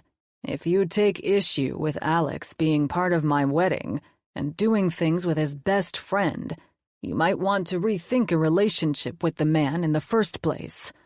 I warned you about my best friend a long time ago, and you never listened. I'm sorry, Jim, she said pathetically. I don't want to ruin the wedding, but I just don't understand why Alex treats me like this. Jim's eyes grew dark, and I was starting to wonder why the man ever trusted the woman as his former personal secretary, given her maturity level. You're acting like Jim's a goddamn therapist. This is between you and me. Let's get out of here before you embarrass yourself more than you already have. Alex snapped. She folded her arms in protest of Alex's words. I couldn't believe I was watching a 20-something-year-old act like this. I would estimate that a person would have to possess at least an ounce of shame to avoid this exact scenario, and Summer was making it clear that she had none. No shame whatsoever. This is damn fine entertainment. She was your fucking secretary? Jake said to Jim with a laugh after Jake's laughter caused the woman to storm off, with Alex following reluctantly behind. She morphed into that after Alex crushed her the first time. She quit, and then I really don't know what the hell happened to her. She's acting like a bridezilla. Colin laughed. Poor Alex, man. He put himself back in this position. Jake added. Good God, sex with that woman better be worth it. Ash nudged Jake in his side. Really? She said flatly. It's the reason the man is with her, Colin added. Good Lord, I said, looking at Colin. Thankful Addie and John were snoring to show us they were sleeping through the guy talk about Alex and Summer's dire situation. Let's get back on topic. I'm fairly certain Alex won't be having a couples massage tomorrow, and that he'll get to work out all of his frustration while going over Rainbow Falls on our kayak run tomorrow. And poor Ave and Ash are stuck back here with Bridezilla, no thanks to Alex. Colin returned. Perhaps we all sit out this wild idea. You afraid? Avery asked. the group instantly refocusing and falling into casual conversation again. Is the bride of my best friend challenging us? Colin shot back. I know she is. Jim smirked. Well, this should be highly entertaining. Jake laughed. Wow, Jim, thanks to our fucking around in the kayaks yesterday, your bride has us riding the white in some kayaks while an ex-boyfriend helps. Jake eyed me. Guide the way. Yeah, we're so fucked, Colin said. I'll be going too, dumbass, I said with a laugh. Videoing, Jim added while the girls laughed. Perhaps next time we all don't act like we're teenagers with the ladies. It'll be fun, Avery smiled at Jim. Do you think you can get the chopper? That's going to be a tough one. They're set to bring back Ash's parents tomorrow. He leaned over and kissed her nose. It looks like your little scheming won't happen now. Bullshit. You own the company, Ash said. Call them because Coy said he's got all of you prepped to go on an advanced course at 8 in the morning. Colin took the beer he'd been nursing and sipped it, then looked at me. All right, he eyed me. We're down for this. And don't think for a second that if this backfires on us, we won't pay you back, Jake added. It's all in good fun. Are you boys afraid of an adrenaline high? I used to race down this river and ride the line all the time, I said. So long as Elena believes we'll survive my future wife's gift for all of us, then I'll call the pilot and arrange for a helicopter to bring us to the Big Island. He leaned over and kissed Avery. Thank you, he said, then whispered something in her ear that made her laugh and blush all at once. Well then, Colin eyed me. I hope this Coy guy can handle the fact that I'm pretty damn good-looking, and... He sighed dramatically. I, the man you proposed to spend the rest of your life with, will most likely kick his ass while kayaking in his local river tomorrow. Getting a little jealous? Ash teased. This really will be entertaining, Jake chuckled. And why aren't you and Avery joining us? If you didn't notice in your guys' stupid little kayak water war yesterday, Avery and I were barely figuring out how to paddle on calm water, Ash said. Elena's the one who's done this before, and we want it on video, so that's why she's going. That, and she knows a local who can make such an exciting kayaking tour happen. Aren't we so lucky? Colin said. God, sometimes I'm more afraid of these women planning shit with ex-boyfriends behind our backs than I am you and your pranks, Jake. Nothing to worry about, I said. We'll have killer footage for everyone to enjoy after we get back. Careful, Jim added. If it looks like it's too much fun, then Addie might want to try it too. Nice try, Avery said, then started laughing. You guys are terrified, aren't you? It's easy to see we pissed off you beautiful ladies, Colin assured us with a smile. We know how this story ends, Ave. The story ends when we reach the end of the 28-mile run of thrills, navigation, and excitement. Awesome, Jake said. Now, all eyes were on me, but I didn't care. These guys were a blast, and so long as Coy made sure they were advanced enough through questioning them and giving a quick crash course on safety, I knew they'd love it. They seemed to be aching to do something wild, and Avery coming up with this idea was perfect. Hopefully, Alex and Summer would work out their kinks. Unfortunately, from the way Summer had behaved and Alex's complete personality change from the laid-back man I'd come to know, I had a pretty good feeling those two were over. And it wouldn't be Alex crying all the way to the airport, either. Chapter 24. Colin. We all knew we were seriously screwed today after seeing the looks on the ladies' faces last night when Avery revealed her precious gift of kayaking for her intended husband and his groomsmen. I shouldn't have been surprised that they'd get us back for being dumbasses when we turned what was supposed to be a romantic kayaking trip into a war of flipping boats. Now here we were with my little sunbeam of aloha love, who was walking at my side with her chin up and her smile brighter than the Hawaiian sun. Elena held my hand as a vehicle pulled up with numerous kayaks strapped down in the back. If it isn't the goldfish ex-lover, Is this the ex, and should we be worried? I whispered, after a man who was shredded with muscles and tattoos stepped out of the truck. Laney girl? He questioned, after peering around his open door. Get your ass over here. Elena glanced up at me with a smile. He's a great friend, and you're going to love him. I already do, I smirked as she took off to meet her guy friend. This guy is going to fuck us up, isn't he? Alex laughed. You know, you're half the reason Av could pull this off. All of this shit to get some time alone with Laney, and look at us. We're at the mercy of a local and getting ready to kayak down rapids. I didn't expect she'd had an ex out here, and I certainly didn't plan on the ladies scheming behind our backs, I answered. Jim laughed. If my ass gets kicked today and I can't enjoy my bride on our wedding night, I'm kicking your cocky ass for— Hold up, Jake said. He pointed over his shoulder at Elena and her ex. Poor Colin didn't expect some badass Polynesian local to be his new fiance's ex-boyfriend? Let's give the guy a break. He arched his eyebrow over his sunglasses. It was after she graduated high school, I said, trying to size up the man who could probably kick all our asses and easily hide the bodies in some active volcano on this island. And they're good friends. I'm confident that my little adrenaline junkie gal will not only show me what she's made of, but also that her great friend is also excited to show the mainland rich boys a swell time in the kayaks heading down that— I paused, trying to size up this river. We wanted a good adrenaline rush, and I have a feeling that this will beat our original plans of going to North Shore to surf today. You're so full of shit, Alex laughed. All right, Jimmy. He looked at his best friend. Let's get this bachelor party started. With sweet little Elena guiding, recording, and documenting every last part of it, Jim said with a laugh. Yeah, we're about to see how sweet little Elena really is, Jake chuckled. After introductions to koi were made, we each took our kayaks, helmets, paddles, and vests, and prepared to go. Koi was all smiles, laughs, and humor. He had an awesome personality, and the entire group blended in perfectly with the man. I felt my adrenaline coursing through my veins and my body begging me for a ride down this river after Koi, Elena, the guys, and I talked out the route, the drops, and finished off by saying we were ready to do this thing.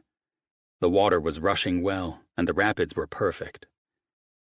I bent to kiss Elena, looking as adorable as she was beautiful.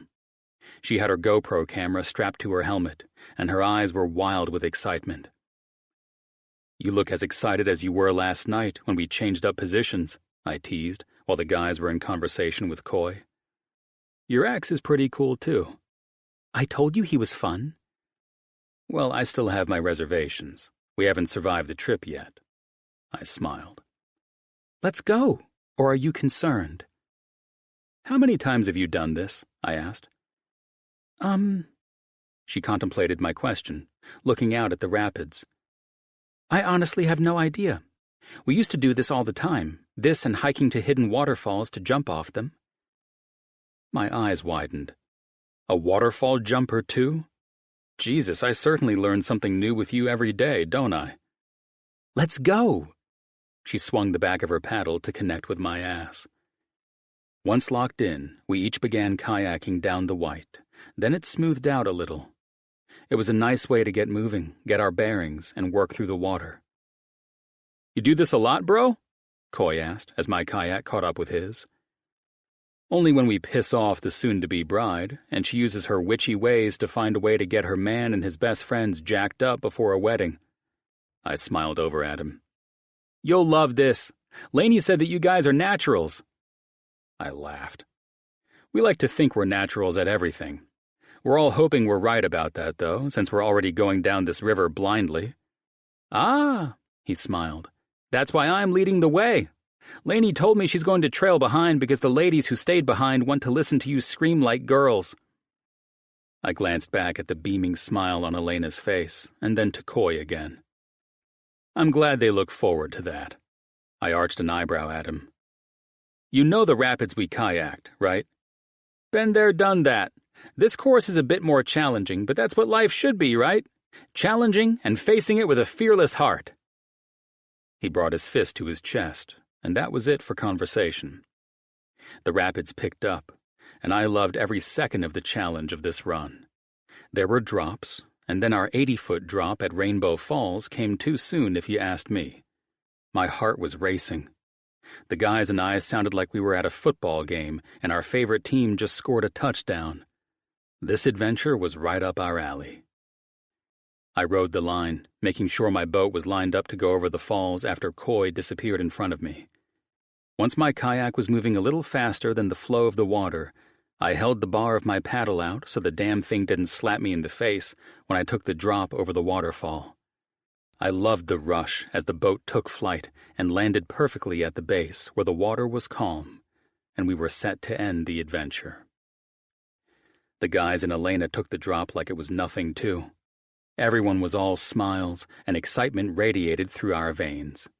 And as usual, now we wanted more. "I'm ready to hike back up and do this shit again," Jake announced. I looked over at Elena, still laughing and more vibrant than ever. She paddled to me, and I made sure I eyed the camera the ladies were watching. "That was quite dull," I said to it. "We're going to head over and take these boats off the 400-foot falls nearby. Sending our love and last wishes," I said, then put my hand over Elena's camera and managed to bring my arm around her waist and pull her easily from her kayak and into my lap. Her lips met mine, and the kiss couldn't survive her laughing through it. "Save it for the hotel, Jesus Christ," Alex said with a laugh. "Hey, Coy, you guys ever jump off that waterfall?" I pulled back and eyed my laughing beauty. "Have you?" "All the time," she smirked. "You guys need some more?" "You're the one who revved up the dark side that lurks inside the four of us," I said. Elena looked at Jim. "I was only instructed to get you down the rapids. I'm not responsible for you breaking your neck if you jump the falls." Jim smirked, pulling his sunglasses out of his vest. "My lovely future bride made you and Coy the tour guides." He smiled as Coy laughed. "She placed our lives in your hands, therefore you're already responsible for anything that happens on this island." "Let's stop wasting time," Jake said, looking over at Coy. "How do we get back up to the falls?" "You guys are pretty badass," he responded. "When we're done here, maybe my uncle will give you some tattoos that represent bravery." He raised his hands, showing us the images that told the story of his lineage on his body. "Don't you dare put them in a position to turn down that high of an honor, Coy," Elena said. "Not fair, you tricky asshole." "Yeah," I co-signed on Elena's truth, knowing it was pretty heavy to have a Samoan offer you to be tattooed by their family. Their method of tattooing was no joke either, with the comb dipped in ink and a mallet beating the hell out of your flesh to blend into your blood. It wasn't the sort of bachelor memento I had in mind when we signed up for this trip. "Yeah, we'll pass," Jim said, shaking his head. "As honored as we are for your friendship, and—" I could tell Jim was searching for the right words so as not to offend Coy while I watched my little sunshine cover her smile. "The honor—" "I'm kidding," Coy finally said with a loud laugh. "You'd have to survive the 400-foot drop at Akaka Falls before we consider you for that." "Quit teasing them," Elena said with a punch to Coy's arm. "Now let's go park these things and do some jumping and swimming." This day was all about Jim having a great time, and it was turning into me being more enthralled and captivated by my lady. It was another exciting day that had my heart rushing with adrenaline, and I was in more awe of her than ever as I watched her fearlessness. We hiked up the falls to the top, and she leapt off the side of the cliff, did a quick flip, and landed with a scream of joy into the water. Over and over she did back flips, front flips, and all off the side of an 80-foot cliff. This woman was as crazy fun as she was beautiful. Even the guys were joining in on the Elena party, and even though Lainey was having the time of her life, reliving her days of youth, she made sure she got Jim, Jake, and Alex on video for the girls who didn't make the trip to the main island. Elena and I swam around like fish, and I finally grabbed my girl to steal a kiss, while Coy and the guys were jumping that waterfall. My adrenaline needs shifted to the sensations I felt by holding Elena in her swimsuit, feeling her skin, and most of all, kissing her as if it were the last time I'd have her in my arms like this.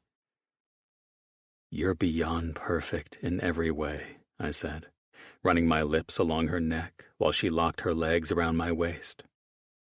"I love you so damn much." "So does this mean you and I will go base jumping when we get back to the mainland?" she teased. "I think I'm down for anything." I smiled at her. "Is there anything you haven't done?" She pursed her lips. "I haven't climbed El Capitan in Yosemite yet," she said with a laugh. "You're shitting me." I shook my head and ran my hand over her slicked back, wet hair. "You want to do that?" "I've heard that you sleep on hammocks that are nailed into the face of that rock. It sounds like a fun honeymoon trip." "There's no way I'm fucking my new bride on some goddamn hammock that's locked into the face of a rock. We'll break the thing with the way we've been going at each other these days." "True," she chuckled. "We should plan something cool like that, though." I was thinking more along the lines of those resorts where the rooms are caves or private huts over the water in the Maldives. Shit like that. She kissed my nose. "We'll figure it out when it's our time." She draped her arms around my shoulders. "Right now, it's Jim and Avery's turn. We have to respect that." "Even though you almost killed her groom?" "Yeah, he sounded scared to death as he tackled those rapids like they were made just for him." She smiled. "Hey, I have to tell you something because it's killing me." "Go ahead," I said, swimming us over to a place to relax without having to tread water. "What does my beautiful little sunshine have to say?" "Well, Avery is having a Polynesian fire dance after the wedding tomorrow night. She was going to hire a woman to dance the Hawaiian bridal dance for Jim." "Hell fucking no," I said. "Exactly." Elena's eyes widened with excitement. "That's what I said. So I decided—" "Lainey," I eyed her. "I know about your days of doing these shows, and while I'd love to see a video of that, you can't do that dance for Jim." "Have you lost it?" She laughed and splashed me with water. "I'm not going to do it." "Oh, thank God," I said with relief. "Those assholes would never let me hear the end of it." "I taught Avery the dance. The people putting on the show will start with a fun act to entertain. Then it will end with the fire dancers doing some awesome moves to usher in Avery, and the music will shift to her dancing. She picked up on it fast. I'm so excited for Jim to see this tomorrow, and then when he finds—" I locked onto Avery's eyes, seeing the fear of almost letting something slip. "Finds what?" "Nothing." She looked away from me. "Doesn't that sound beautiful?" "I think it will be nothing less than amazing and only add to the perfect day they've waited too long for."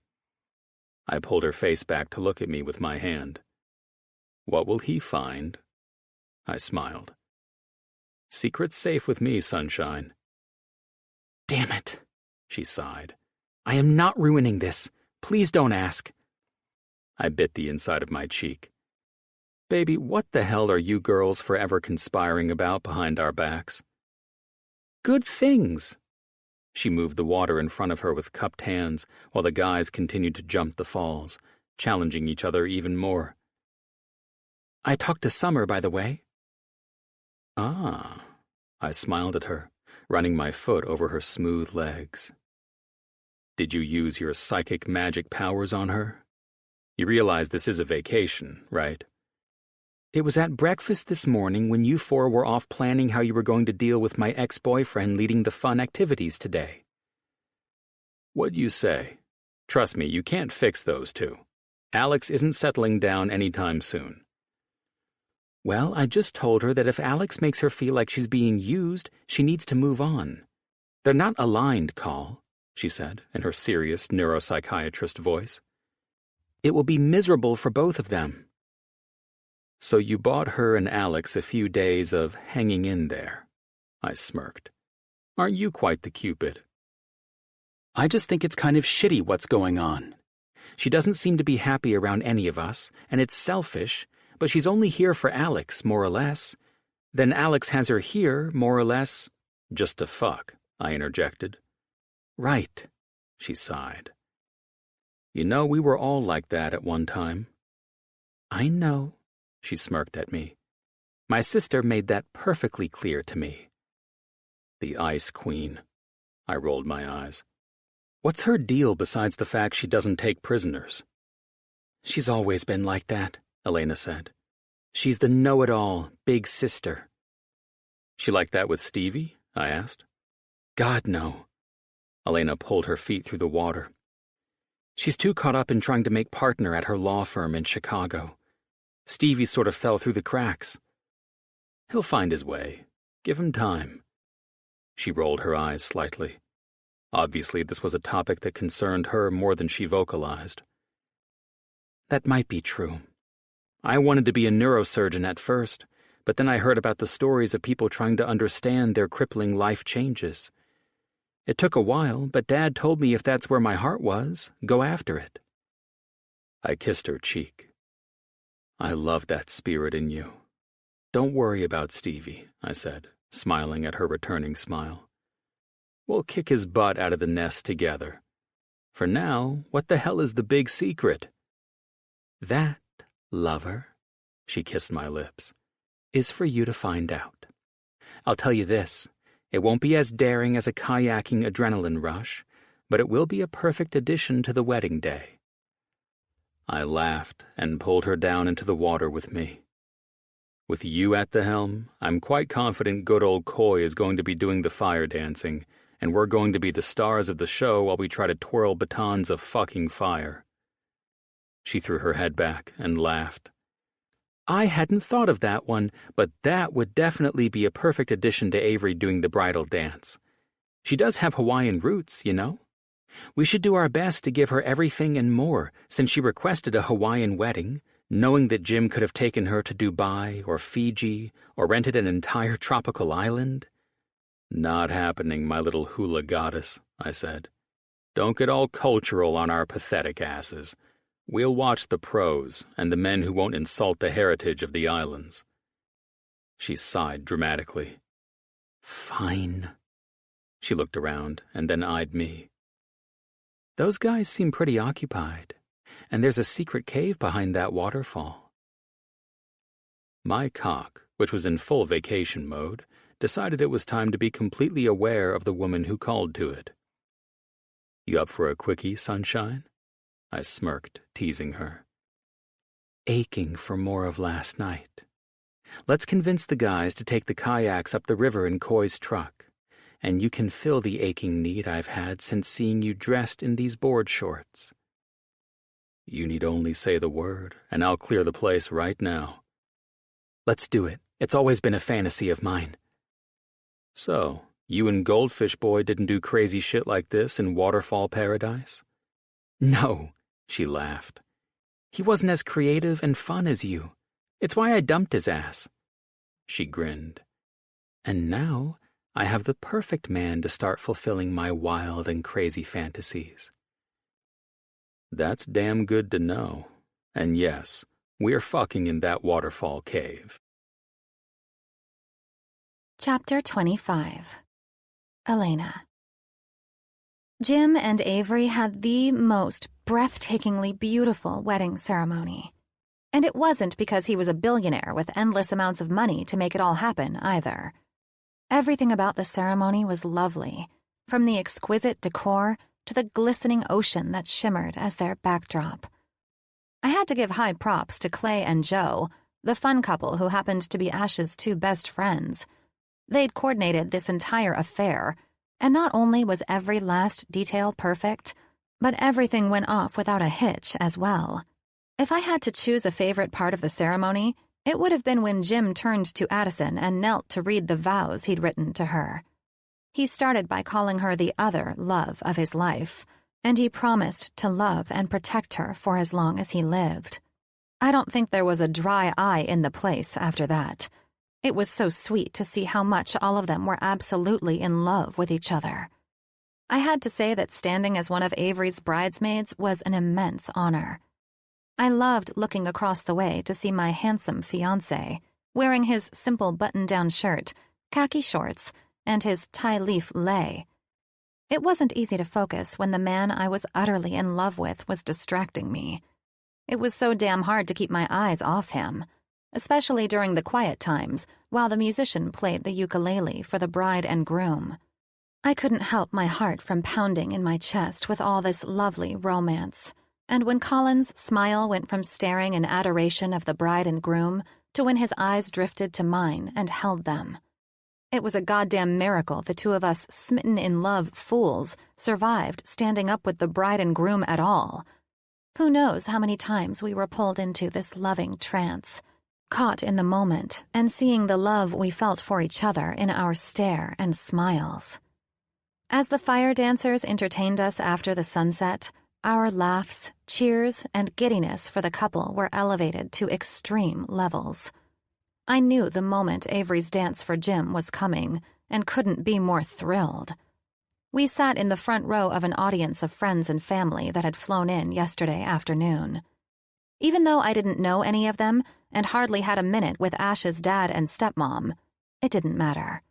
Love was in the air and bringing all of us in perfect unity to celebrate Jim, Avery, and Addison.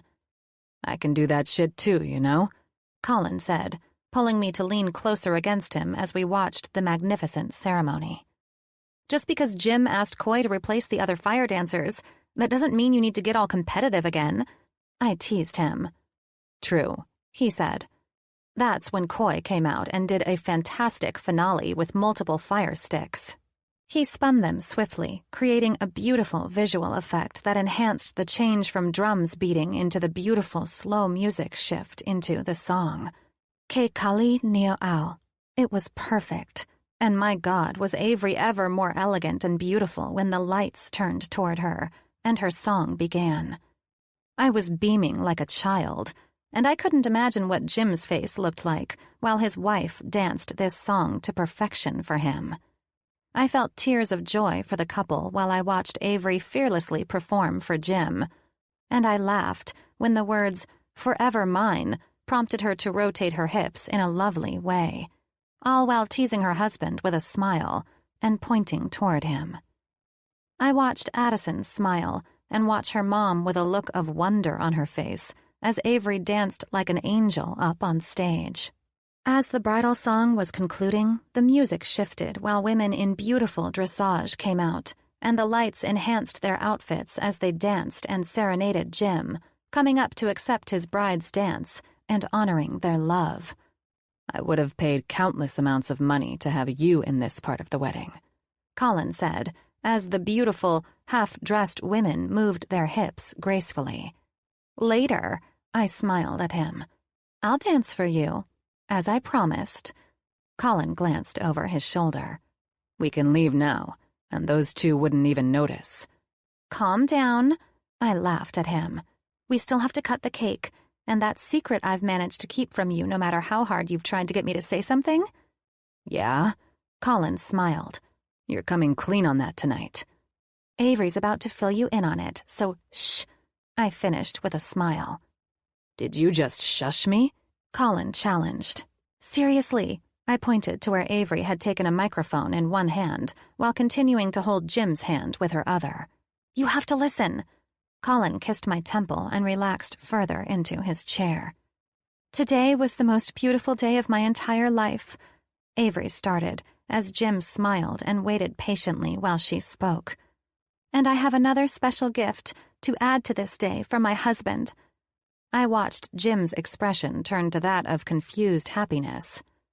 "You've given Addie and me more than anyone in this life could have ever asked for," she started to say, choking back tears as Jim drew closer to her. "And in saying that," she exhaled with a laugh, "Jim, I am so excited to announce that you're going to be a father. Again." Jim's eyes widened with love, excitement, and shock, all at once. He instantly pulled Avery into his arms, his tall and large frame hiding the slender bride in his arms. "Holy shit, yes!" Colin said as he and Jake simultaneously stood and clapped, prompting a standing ovation for the happy family. Jim and Avery met an overly thrilled Addison as she rushed on stage. They knelt to her level, and the three hugged and held each other in this beautiful moment. It all worked out perfectly. The festivities of the night played on in such a fun way. We all danced. I taught Colin a little hula, and when the kids had fallen asleep with Ash's parents, the helicopter fired up and swept the beautiful couple off to the location Jim had arranged for their honeymoon. From what Ash had said, they would spend a few days on the island, and then Jim would bring Avery to relive their earlier days of when they first met in London at their estate in the countryside. They had plans laid out for Addison to meet them there, and that's where they'd officially begin their lives as a family before returning to the States. So, Jake knocked Ash up the same time Jim worked his magic on Avery, eh? Colin asked after we arrived late back in our room. I think it's so cool. Jim's going to find out about Ash being pregnant tomorrow, I said, wrapping my arms around his waist. Jake's going to call him and fill him in on the fact that Dr. Allen will be pretty busy when these babies are ready to make their appearance in the world. Colin kissed my forehead. Those two Mitchells have got to be the happiest men on the planet right now. He smirked down at me from where he'd leaned back against the wall in our room. And you? I asked. Are you the happiest man on the planet? He eyed me with that devious smile of his. It depends. Is a man who can twirl a fire baton more badass than a man who can perform brain surgery? I started unbuttoning his shirt, having special plans of my own for Colin. I kissed the center of his tanned chest. You jealous? Never, he said, running his hand over my head. I've got you in my room. He doesn't. Then why ask the question? I said, my voice lower as I moved down, hearing Colin's breath hitch at me as I knelt in front of him and unbuttoned his shorts.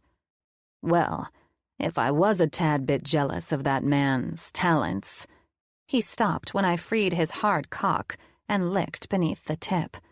It's all out the window now, and gone with the island winds. He sucked in a breath as I began to work all of my energy into taking his large cock as deep as I could. In the numerous times that I'd enjoyed having my mouth around Colin's large cock, hearing the sounds of him enjoying it and swallowing every last ounce of him, I had never been able to deep-throat my man.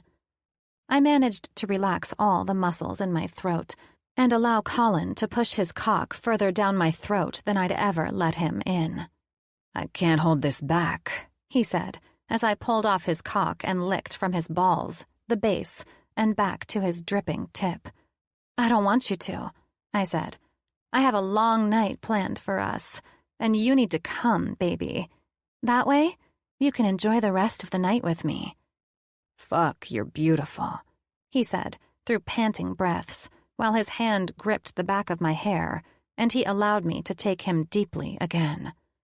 When my hair was tightly fisted by Colin's hand, he rocked his head back and moved his tip further down my throat, his warm cum shooting into me as I swallowed every last drop of my man's orgasm that rocked his ass back into the wall as he continued coming down my throat. When we finished, Colin's arms pulled me up, and I was lost in his deep kiss of gratitude. He gently pulled away and smiled at me. You never cease to fucking amaze me. You took almost all of my cock. I know. I bit my bottom lip and smiled triumphantly. Feel good? And why the sudden need to get me off so quickly? He set me back down and unzipped the silk dress I had on. I had plans for you, sunshine. Trust me, we'll be making good on any and all plans tonight. But first, I pressed my hand into his chest. I owe you a naked hula dance. That you do. He arched an eyebrow at me. My already soaking entrance and throbbing clit needed to feel this man. But I could wait. I had to wait if I wanted to really go through with this particular fantasy with Colin. Colin's eyes were beautiful as I turned on a Hawaiian song and began dancing seductively for him. I loved the brightness in his face as I enhanced each move I'd learned years ago. I was grateful I had remembered this dance, given the current look on my man's face, because this night was going to be as special as Colin had made me feel since I popped that proposal on him. I never thought that dancing seductively for him would heighten my sexual desire, but it did, and it didn't take long before we were on our bed, and Colin's perfect lips and tongue were devouring my body. I loved this more than words could explain, and I was more than ready for him now. "Baby," I said, as he reached for the box of condoms. "I want—" "You can have anything you want," he answered, his eyes glimmering with a hunger in them that I loved. "I want you in a way I've never had a man before." I chewed on the corner of my lip. Colin's hands framed my face as he shifted his hard cock away from my entrance and repositioned himself. "What do you want? You know I'll take my girl any way she wants me." "Well, I brought lube." I trailed off, knowing he would understand where I was going with this. His eyes narrowed. "Oh, yeah?" he said with a spark of desire and a smile. "And from how wet your tight little pussy is, I'm assuming it wasn't for that." I shook my head against the pillows. "I want you to take all of me if you're down for that sort of thing." Colin licked his lips, and I swear I saw a light in his eyes I'd never seen before. "Fuck me," he answered. "You know I'm down for claiming and filling every part of your body with my cock. The sounds you make when I move my fingers over your ass." He let out a breath. "Shit. The only thing I'm not down for is hurting you, Lainey." "I've read up on it. You know, because it was really heightening my orgasms when you did that." I smiled. "God, I love that we can casually talk about this like we've been together for years." "Hell, if you trust me with this most delicate and," he arched an eyebrow at me, "most taboo way of having sex, then yes, we have to talk it out some. I've never fucked a woman like this before." "Which will make it that much more intimate between you and me. I read where women feel more intense orgasms while her lover's cock rubs behind her G-spot." Colin smiled. "God damn, I love you. You have to guide me, though. I might get overzealous and fuck you too hard." I shook my head and leaned up to kiss his lips. "I know you won't. You've always been about me and my pleasure. Let's do this, baby." I reached over and grabbed the lube, then grabbed my vibrator. "Oh,